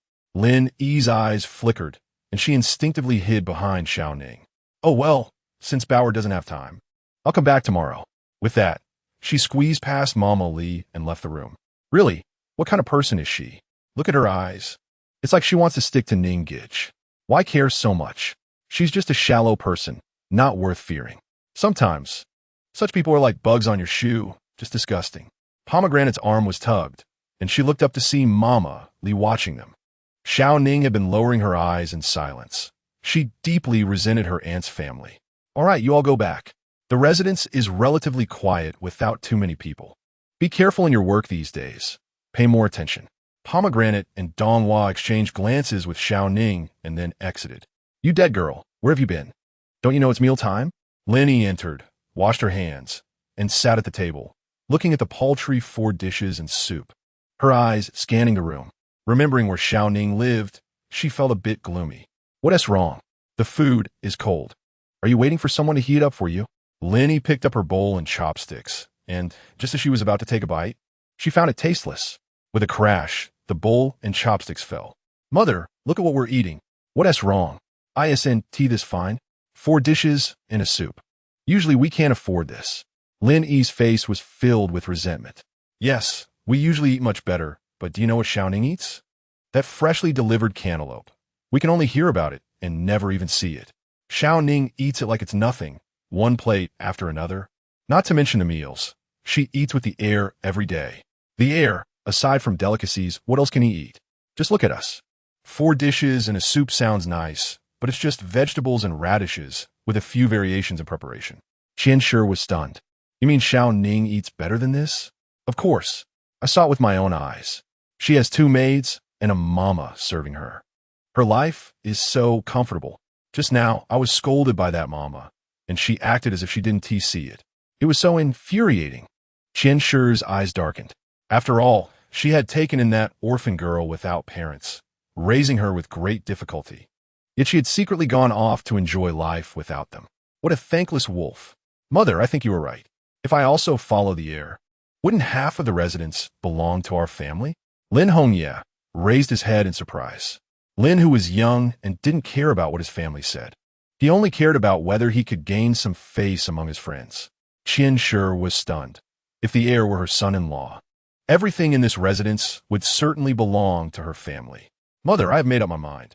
I want to meet the heir and interact with him. If the heir likes me, I might become the master of this residence. I've decided, Mother, support you. Having our own daughter enter the residence is far better than that dead girl, Shao Ning, gaining power. I've already thought it through. I will go prepare, and you just wait to enjoy the blessings." Lin-Yi stood up, full of confidence, turned around, and entered her room, taking out her favorite clothes from her bundle and happily dressing up. "Mama, this outfit." Li Mama dressed Shao Ning in a plain white outfit and simply combed her hair. Looking at the well-dressed Shao Ning in the mirror, Li Mama smiled faintly. Sometimes, fate is strange. Who would have thought that a girl without status or background would accidentally catch the heir's eye? If the princess knew of the last words she left behind that helped the heir, she would probably feel comforted. Mama. All right, later when you have a meal with the heir, you must dress up beautifully. Shao Ning was surprised, having a meal with the heir. Li Mama was unwilling to explain and took the neatly dressed Shao Ning directly out the door. Lin-Yi walked out of her room in her favorite clothes. Qianshi saw her and asked, "Are you going out? Aren't you eating?" "No, I'm going to find Bauer. I will eat over there later." "You all eat? Don't wait for me." After saying that, Lin-Yi walked out. She knew Shao Ning was going back to serve the heir, and if she hurried over, she would just happen to meet her. Later, she would ask Shao Ning to take her along. Based on Shao Ning's character, she didn't believe she would refuse. As soon as Lin-Yi arrived at Shao Ning's courtyard, she saw the old woman who had spoken about her earlier, leading Shao Ning out. It was obvious Shao Ning was going to meet the heir. Adjusting her dress, Ling-Ni shouted, "Ugh." Shao Ning stopped, seeing Lin-Yi walking towards her. "Bauer, where are you going? Didn't we agree that I would come over to keep you company tonight?" Shao Ning frowned slightly. She didn't like her cousin at all. This young lady, Shao Ning has matters to attend to. If you want to accompany her, please wait a moment. She will come back to greet you later," Li Mama said, pulling Shao Ning along to continue walking. Lin-Yi bit her lip, glaring at Li Mama, then chased after them. "Bauer, where are you going? Let me go with you. I have nothing to do. Waiting here alone is so boring." How about it? Having been bullied by her cousin since childhood, whenever she did anything that displeased her, her aunt would surely give her a harsh lesson. Whenever she saw her cousin's face, she trembled from the bottom of her heart. "But, no, I'm going to see the heir. I can't take you with me without permission. I'm afraid the heir will blame me. It's better to wait, as Mama said. I'll be back soon." Shao Ning turned her head and stopped looking at Lin-Yi, afraid that if she continued to look, she would be unable to help but agree to her words. Li Mama smirked slightly. She had heard some things about Shao Ning. What kind of relatives were they? In the end, they were all insignificant people. Seeing Shao Ning leave, Lin-Yi was furious, stomping her feet. Why should she wait? What was she? She looked at Shao Ning's retreating figure with resentment. If they wouldn't let her go, she would insist on going. In the front hall, the usual dishes had an extra few that Li Can rarely saw. He frowned slightly. "What is this?" Wei Qing stepped forward. "It's from the kitchen. Remove it. From now on, do not serve extra dishes without my permission." Wei Qing nodded and was about to reach out to take it away when a knock came from outside the door. Li Mama stood at the entrance. "Young master, Shao Ning has come to dine with you." Li Can paused, his brow furrowing slightly. "Dine with him?" Li Mama gave Shao Ning a glance, and Shao Ning entered the room in an orderly manner. Upon seeing the other person, it was clear they were not their usual selves, having been carefully dressed up by someone. It was obvious who had taken the trouble. His eyes revealed displeasure. Mama. The old servant knew she had overstepped. She was old and in poor health, not knowing when she would meet the previous master. "Vi kan säga deeply, you understand." Li Mama smiled tightly, signaling Shao Ning to hurry over.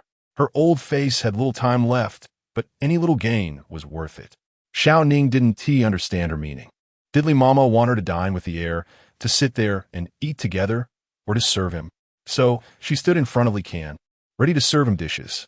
Wei Qing, having received the heir's orders, casually picked up a few dishes that the heir disliked and was about to take them away when Li Mama said flatly, "Those are what Shao Ning likes to eat." I overstepped and ordered them. Li Mama sincerely lowered her head, but to Wei Qing, it seemed deliberate. A year ago, Li Mama had relied on her seniority, serving beside the previous princess, knowing the heir would not punish her, which was why she acted that way, causing the heir to spend a year in the study. After a year, she had no memory of it.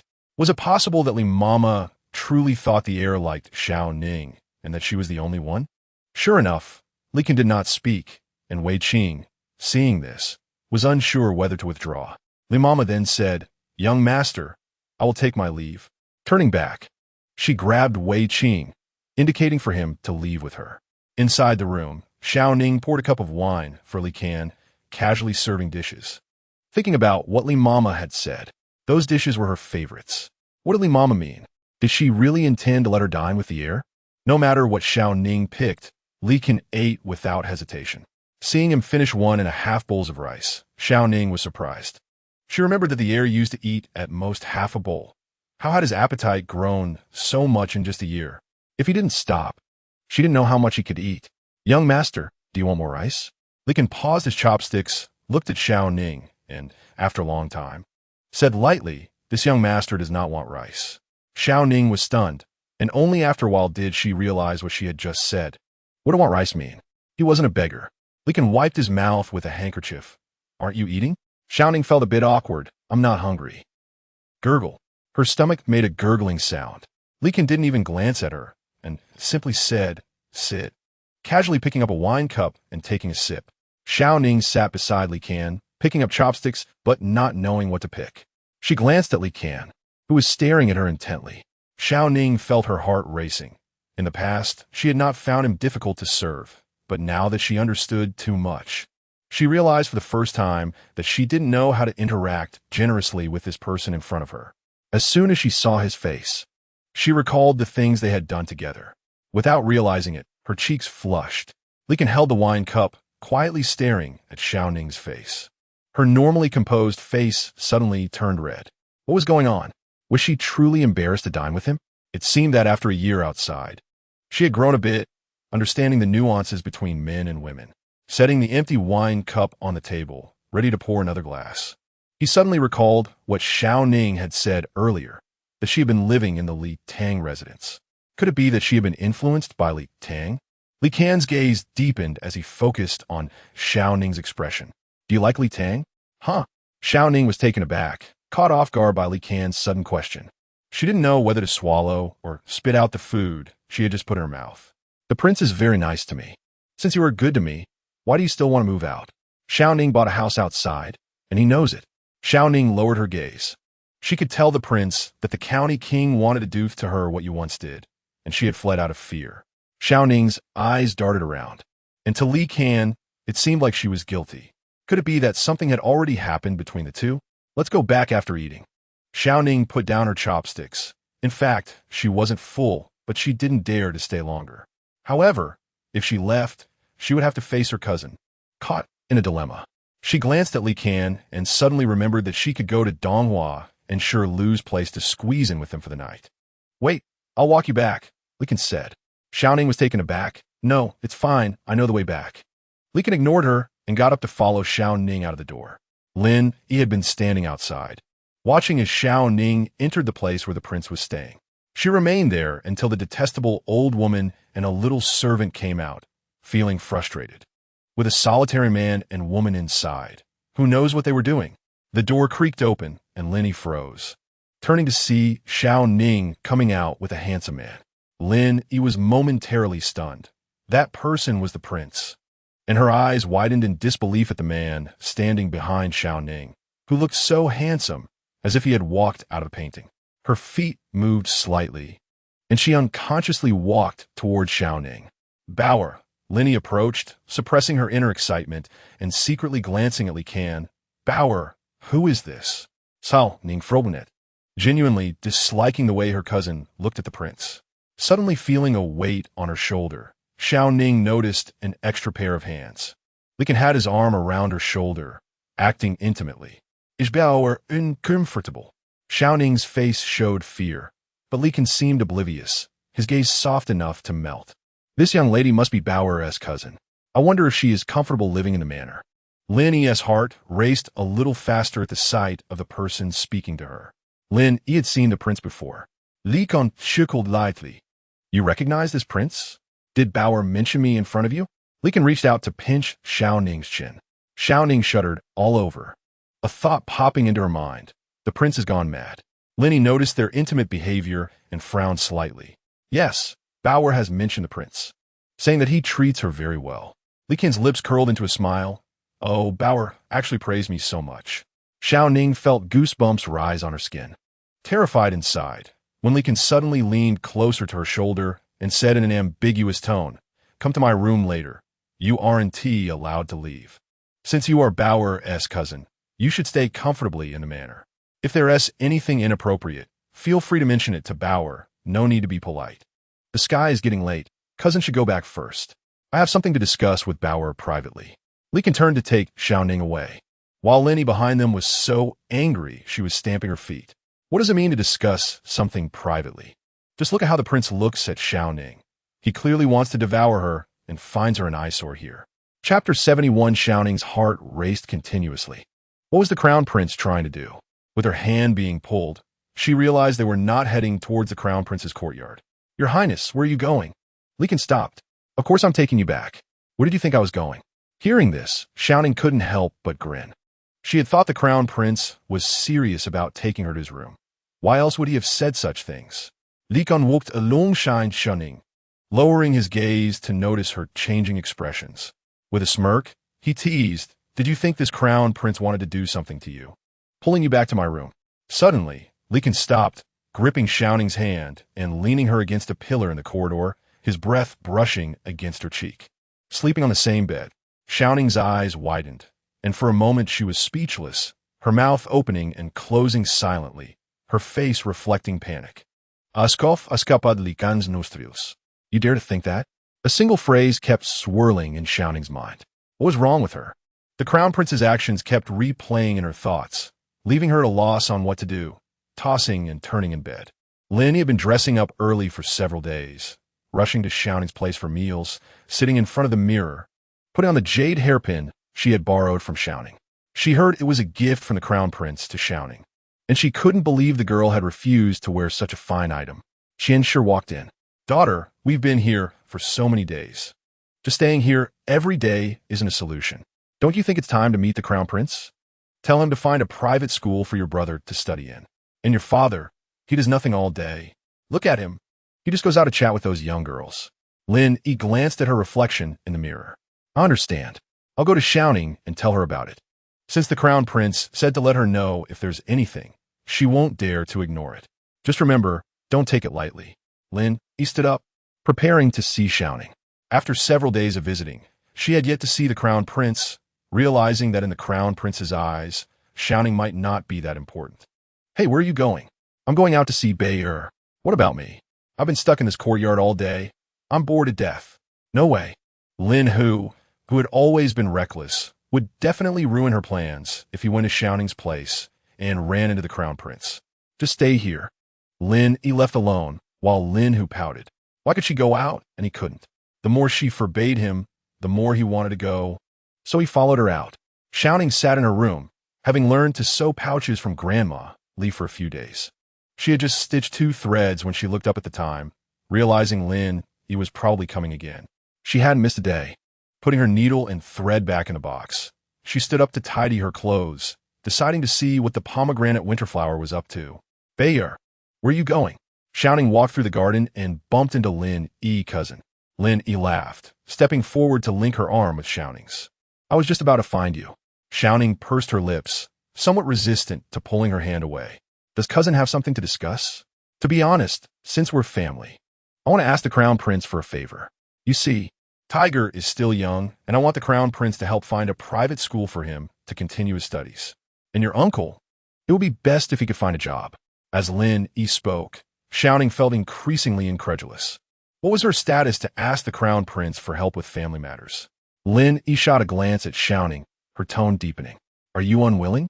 You heard what the crown prince said that day. He said to let you know if there was anything, and it's not like you're being asked to do it. Just tell him, and don't forget. Cousin, the crown prince is very busy and won't have time to help with this matter. If you want to find a private school for your brother, it's better for your uncle to find it himself. And this is not your home. You can't come and go as you please. I'm just a servant here, insignificant. If you're just here to visit me, you've stayed long enough. It's time to go back. Shao Ning lowered her gaze, refusing to look at Lin-Yi. You, Lin-Yi coldly scolded. She had been watching Shao Ning in this mansion for several days, noticing that aside from some changes in appearance, her temperament was nearly the same as before. She simply forgot that they had come because of Shao Ning. If it weren't for someone telling them that Shao Ning had received great fortune and was enjoying a comfortable life in the crown prince's residence, they might have almost forgotten she existed.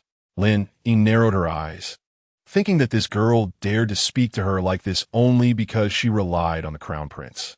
Cousin, you're mistaken. We are here to see you. And just because the crown prince treats you like family, you think you are favored by him, and that you might become the lady of this mansion. So you think we can benefit from you. Shao Ning frowned.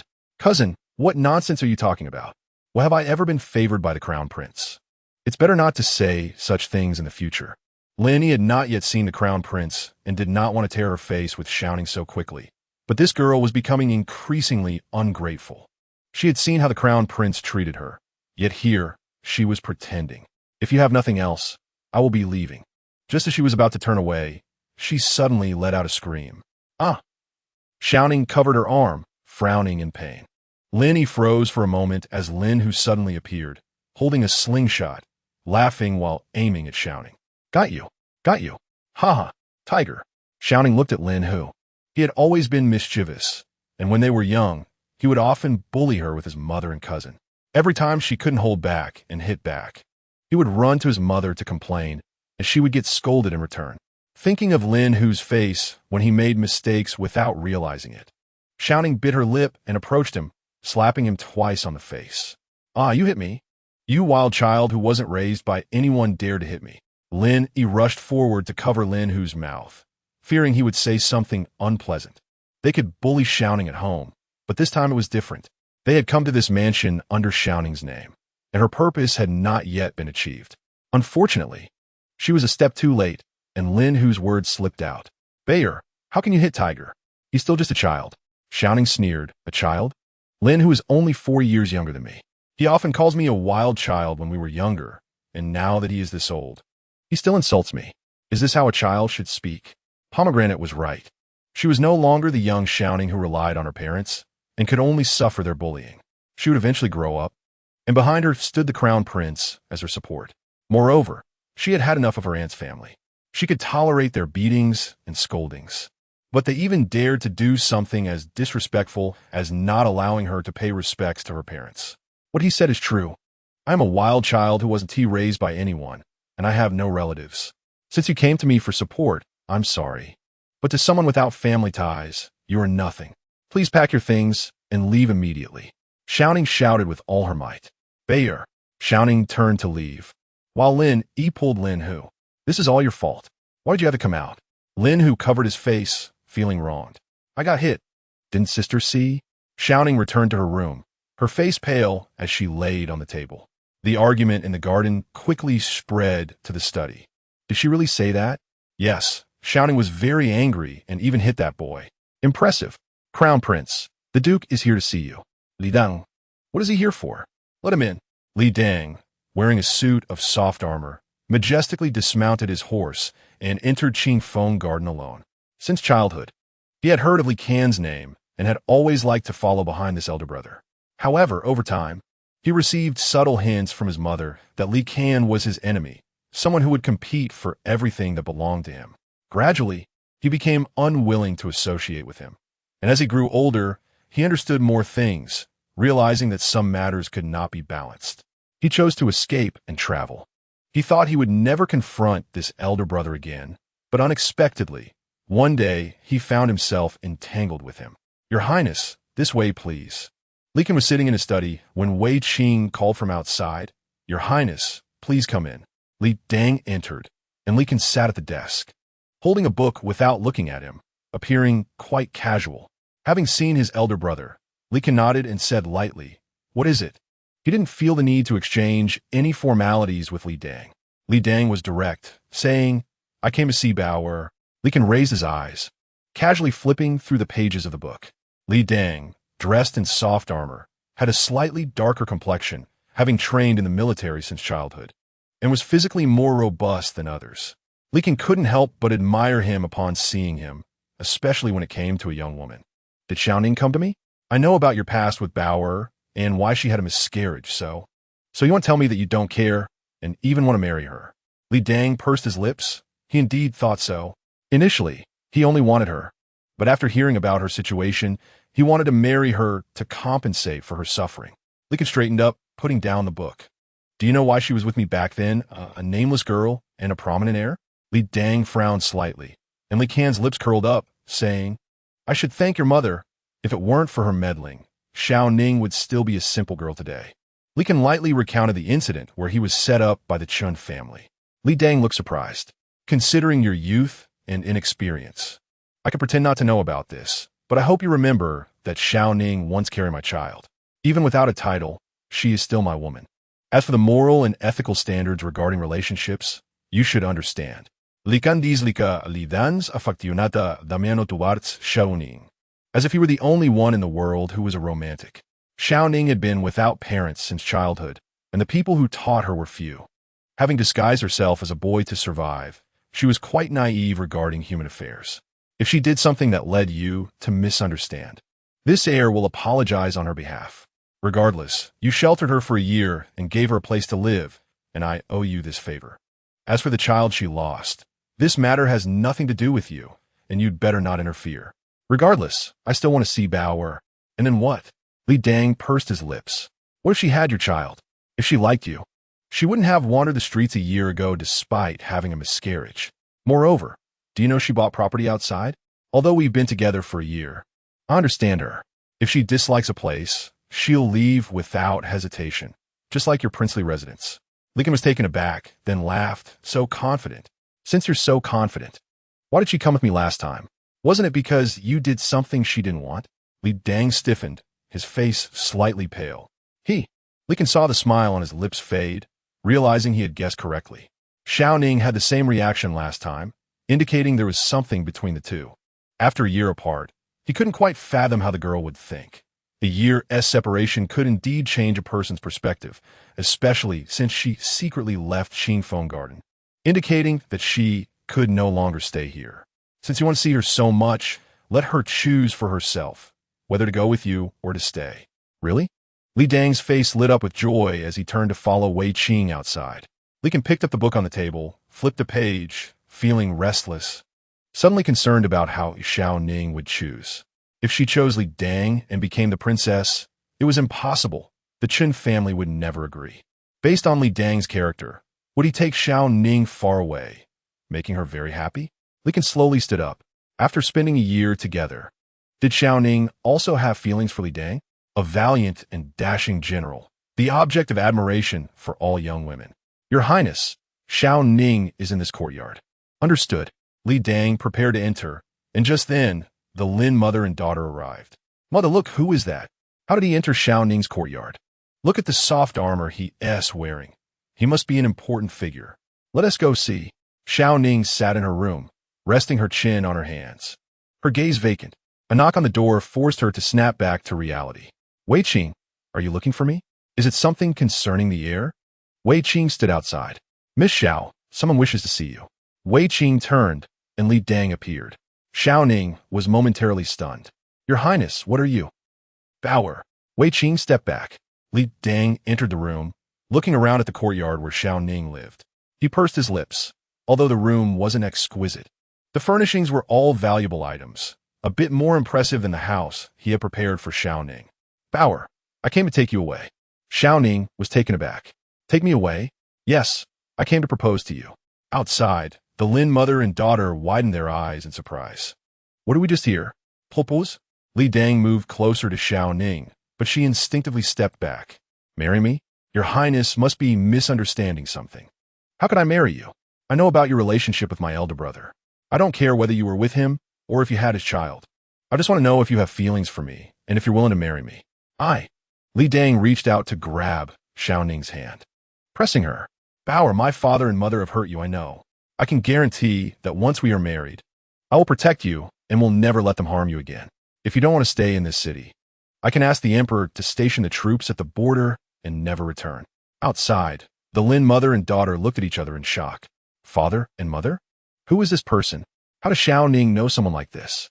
In the adjacent room, Li Kan sat against the wall, listening to Li Dang's heartfelt confession, and scoffed. Always stationed at the border, what a thought. If he remembered correctly, Shao Ning had always yearned for a home, just like what was written on that sky lantern. A stable home was what Shao Ning sought. Shao Ning was so startled by Li Dang's actions that she couldn't speak.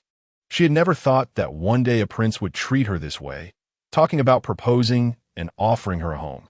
If she agreed to marry the prince, what would happen to the heir? After a long silence in the adjacent room, Li Kan furrowed his brows. What are these two doing in that soundproof room? Shao Ning is naive. What if she succumbs to Li Dang's sweet words and agrees to him? I can't accept. After a long time, Shao Ning finally spoke. Why? You don't like me? No, that's not it. Then why? You like Li Kansas. Li Kan sat back in his place, quietly listening to Li Dang's inquiry to Shao Ning. What could she say? Like or dislike? Reflecting on the past, it seemed they hadn't had much deep interaction, with only a few forced encounters. Even that intimate moment was out of necessity, lacking any emotional foundation for Shao Ning to express anything. Shao Ning, are you afraid? Afraid that I would treat you like that day? I didn't mean to. You know, it was Yang Shun who gave me something to drink.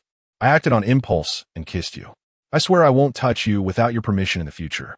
Li Kan frowned and kissed her. What does it mean? What stage have the two reached? The prince misunderstood. I wasn't angry. I know you didn't mean to. Then why? Do you really like Li Kan? Shao Ning lowered her eyes. I didn't understand before, but ever since I saw the 2 art books you gave me and learned about matters between men and women, my body has already been given to the heir. How can I give it to someone else? A woman's body can only be seen by her husband. This is what she often hears. Li Dang was puzzled. What art books?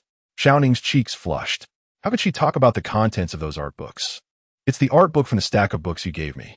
Next door, Li Kan pressed his lips together. Shao Ning's answer didn't satisfy him.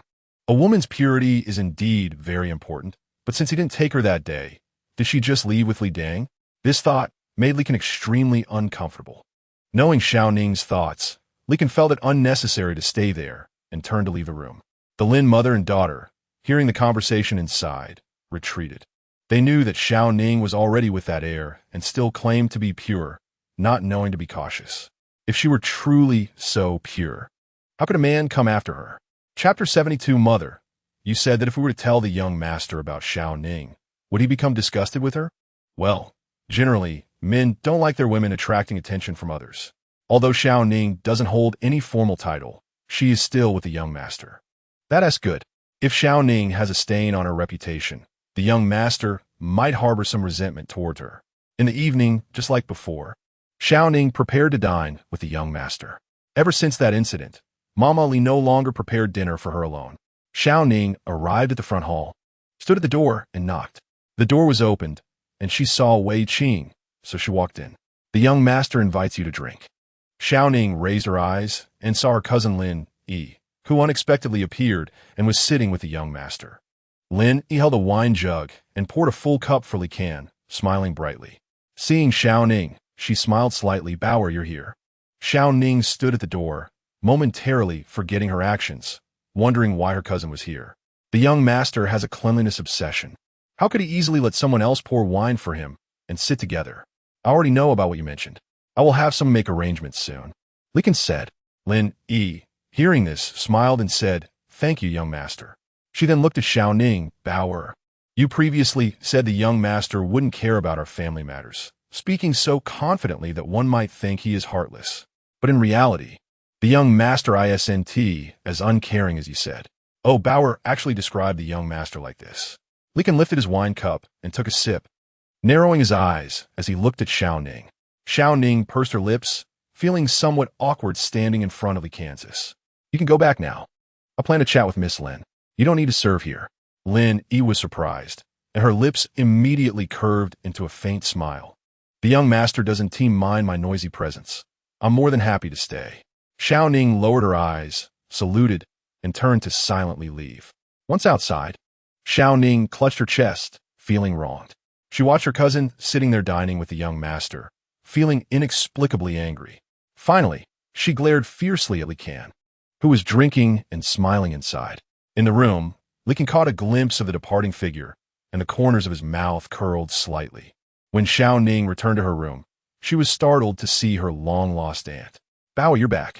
Seeing the other person looking at her with kind eyes made her scalp tingle, and she secretly felt anxious. Why was Aunt here? I've been waiting for you. I've been in the residence for so long without seeing you. Let me see. After so many years, Bauer really looks more and more like your elder sister. Qianshi's hands were dry and thin. Touching her face felt like a thorny branch. Shao Ning instinctively took a step back. Thank you for your concern, Aunt. It's getting late. You should go back and rest. I'm afraid the young master will come by later, and it won't be good if you bump into him.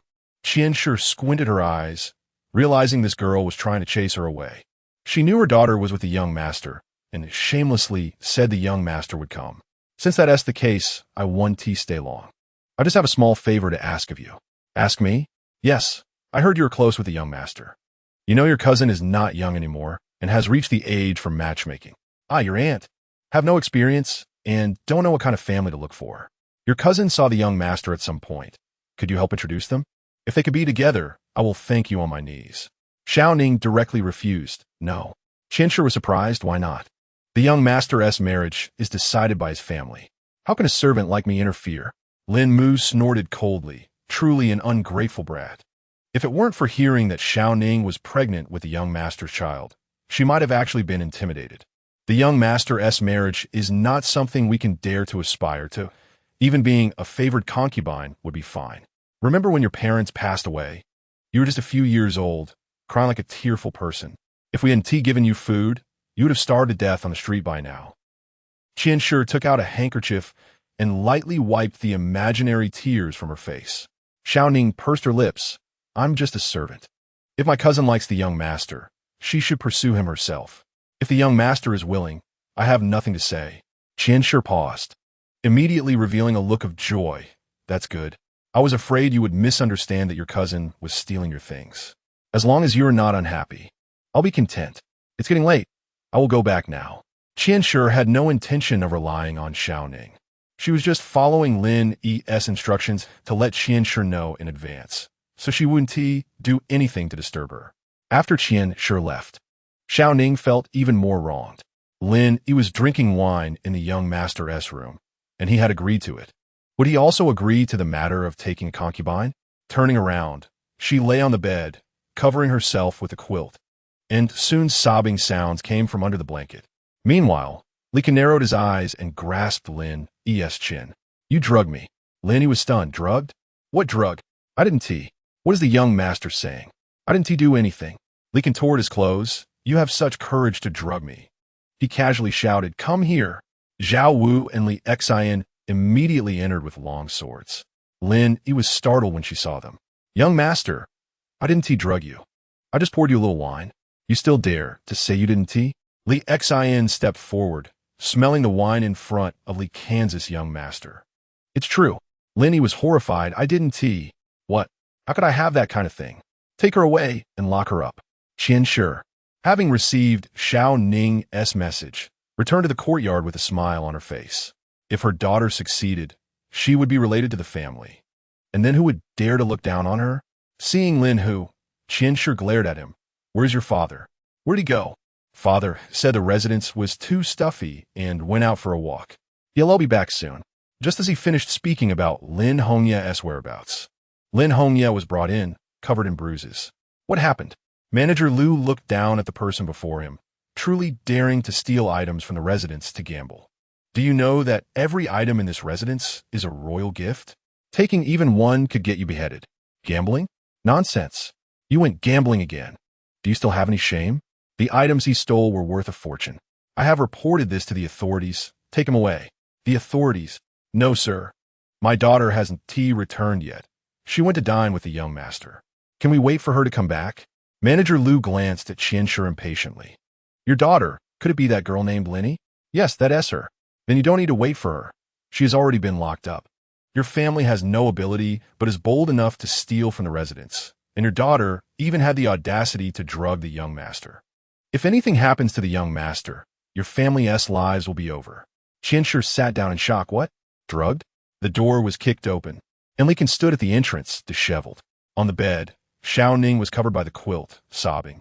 Lin casually closed the door, walked to the bed, and yanked the quilt off. Shao Ning's hair was messy, her nose slightly red, and her small face was wet with tears. Seeing Lin appear, Shao Ning was startled and stopped crying, sitting up abruptly, her voice buzzing. You. Why are you here? Lin tugged at his collar, seemingly not noticing Shao Ning's appearance, looking very uncomfortable. Your relatives drugged me. Do you know about this? Huh? Regarding this young lord's matter. When did it become your place as a servant to decide? To find a noble concubine for this young lord. You have such great ability. Even if this young lord were to take a concubine, she would have to be a lady of the third rank or above. A country bumpkin girl does not deserve to be by this young lord's side. Li Qian's clothes were half torn off. Young lord, what's wrong? Shao Ning was about to get up when Li Qian pressed her back down. Your cousin dared to drug this young lord. Was it not your suggestion behind the scenes? Drug? How could my cousin dare to do that? Li Qian's body was heating up, and Shao Ning couldn't help but recall what happened that day at the Prince of Yu's residence. She reached out to touch his forehead, which was burning hot. Young lord, let the physician take a look. We don't even know if this medicine is poisonous. Call the physician for what? Do you want the whole residence to know that this young lord is being targeted by your country cousin? Do you think this young lord wants to lose face? No, it's not like that. Li Qian pressed Shao Ning onto the bed and noticed the tear marks on her face. Why are you crying? This young lord wronged you?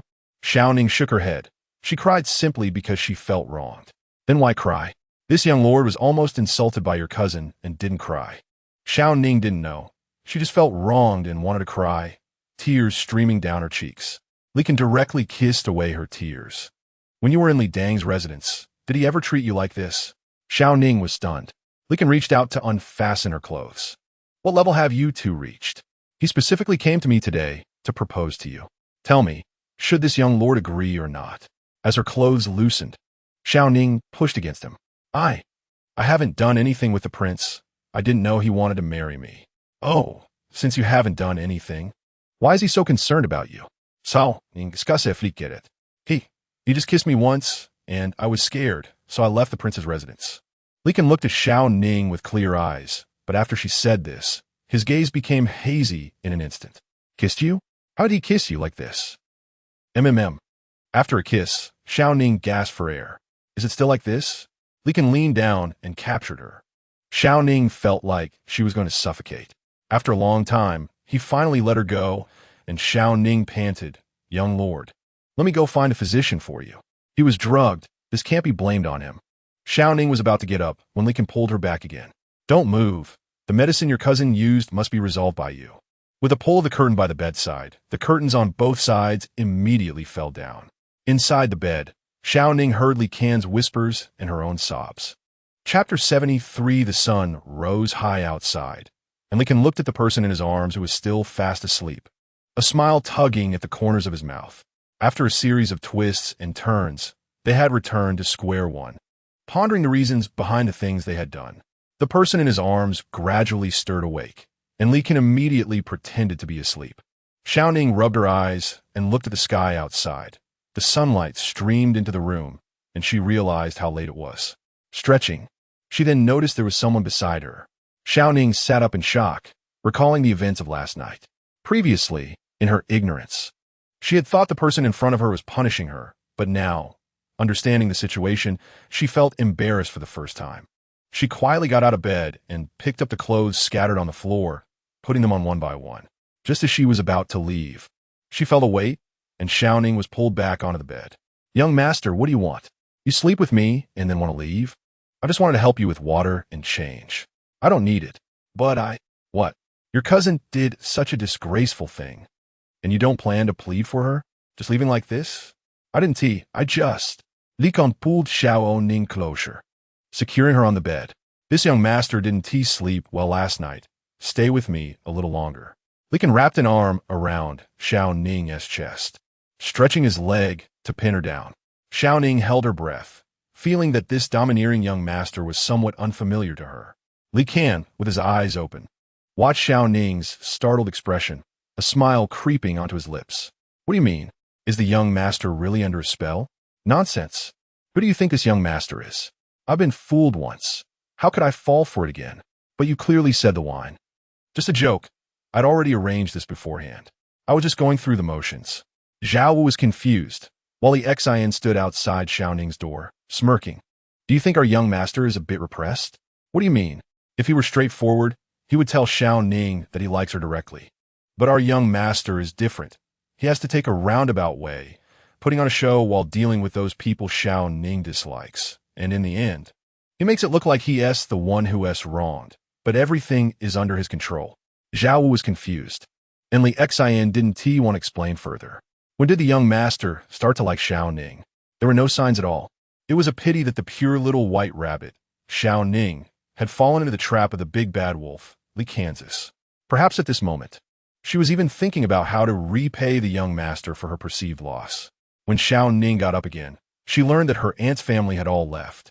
Feeling surprised since her cousin had still been dining with the young master yesterday. Last night, Steward Lu single-handedly dealt with the Lin family. Shao Ning loved money not only because her parents had died young, but also because she wanted to distance herself from that family of vampires. Lin's father gambled and often beat her, while Lin's mother treated her cruelly, and the Lin siblings bullied her regularly. In Li Kan's eyes, that family was a waste of food, especially since they were Shao Ning's nightmare. Ever since he learned about Shao Ning's past, he had already planned to deal with that family. Mama Li walked in with a smile. Shao Ning, Mama Li. It had been a few days since Shao Ning had seen her, and she didn't know what Mama Li had been up to lately. Mean, what is it, Mama? From now on, these two will specifically serve you. Just tell them what you need. Shao Ning looked at the two, who seemed young, with downcast eyes and very obedient. From now on, call her Miss Ning. We have met Miss Ning. We brought you a few sets of new clothes. The young master said he wants to take you out. Out? Li Kan was already waiting outside. As Shao Ning approached, the events of last night were still fresh in her mind, and she noticed he seemed a bit uncomfortable. Li Kan appeared unaffected, his expression cool, his demeanor natural, dressed in casual clothes, sitting in the carriage. Young master, get in. The carriage moved slowly and stopped only at the foot of Qin Shan Temple. Li Kan got out and reached out to pull Shao Ning up. Following Li Kan, Shao Ning went directly to the back mountain. Shao Ning knew this was where the late princess was honored, but why did the young master bring her here? In the peach blossom forest, a small thatched cottage was guarded by a group of soldiers. Inside the cottage, Empress Wen lit a stick of incense in front of the tablet of Princess Yu. You're wrong. Mikener has finally found a girl he likes.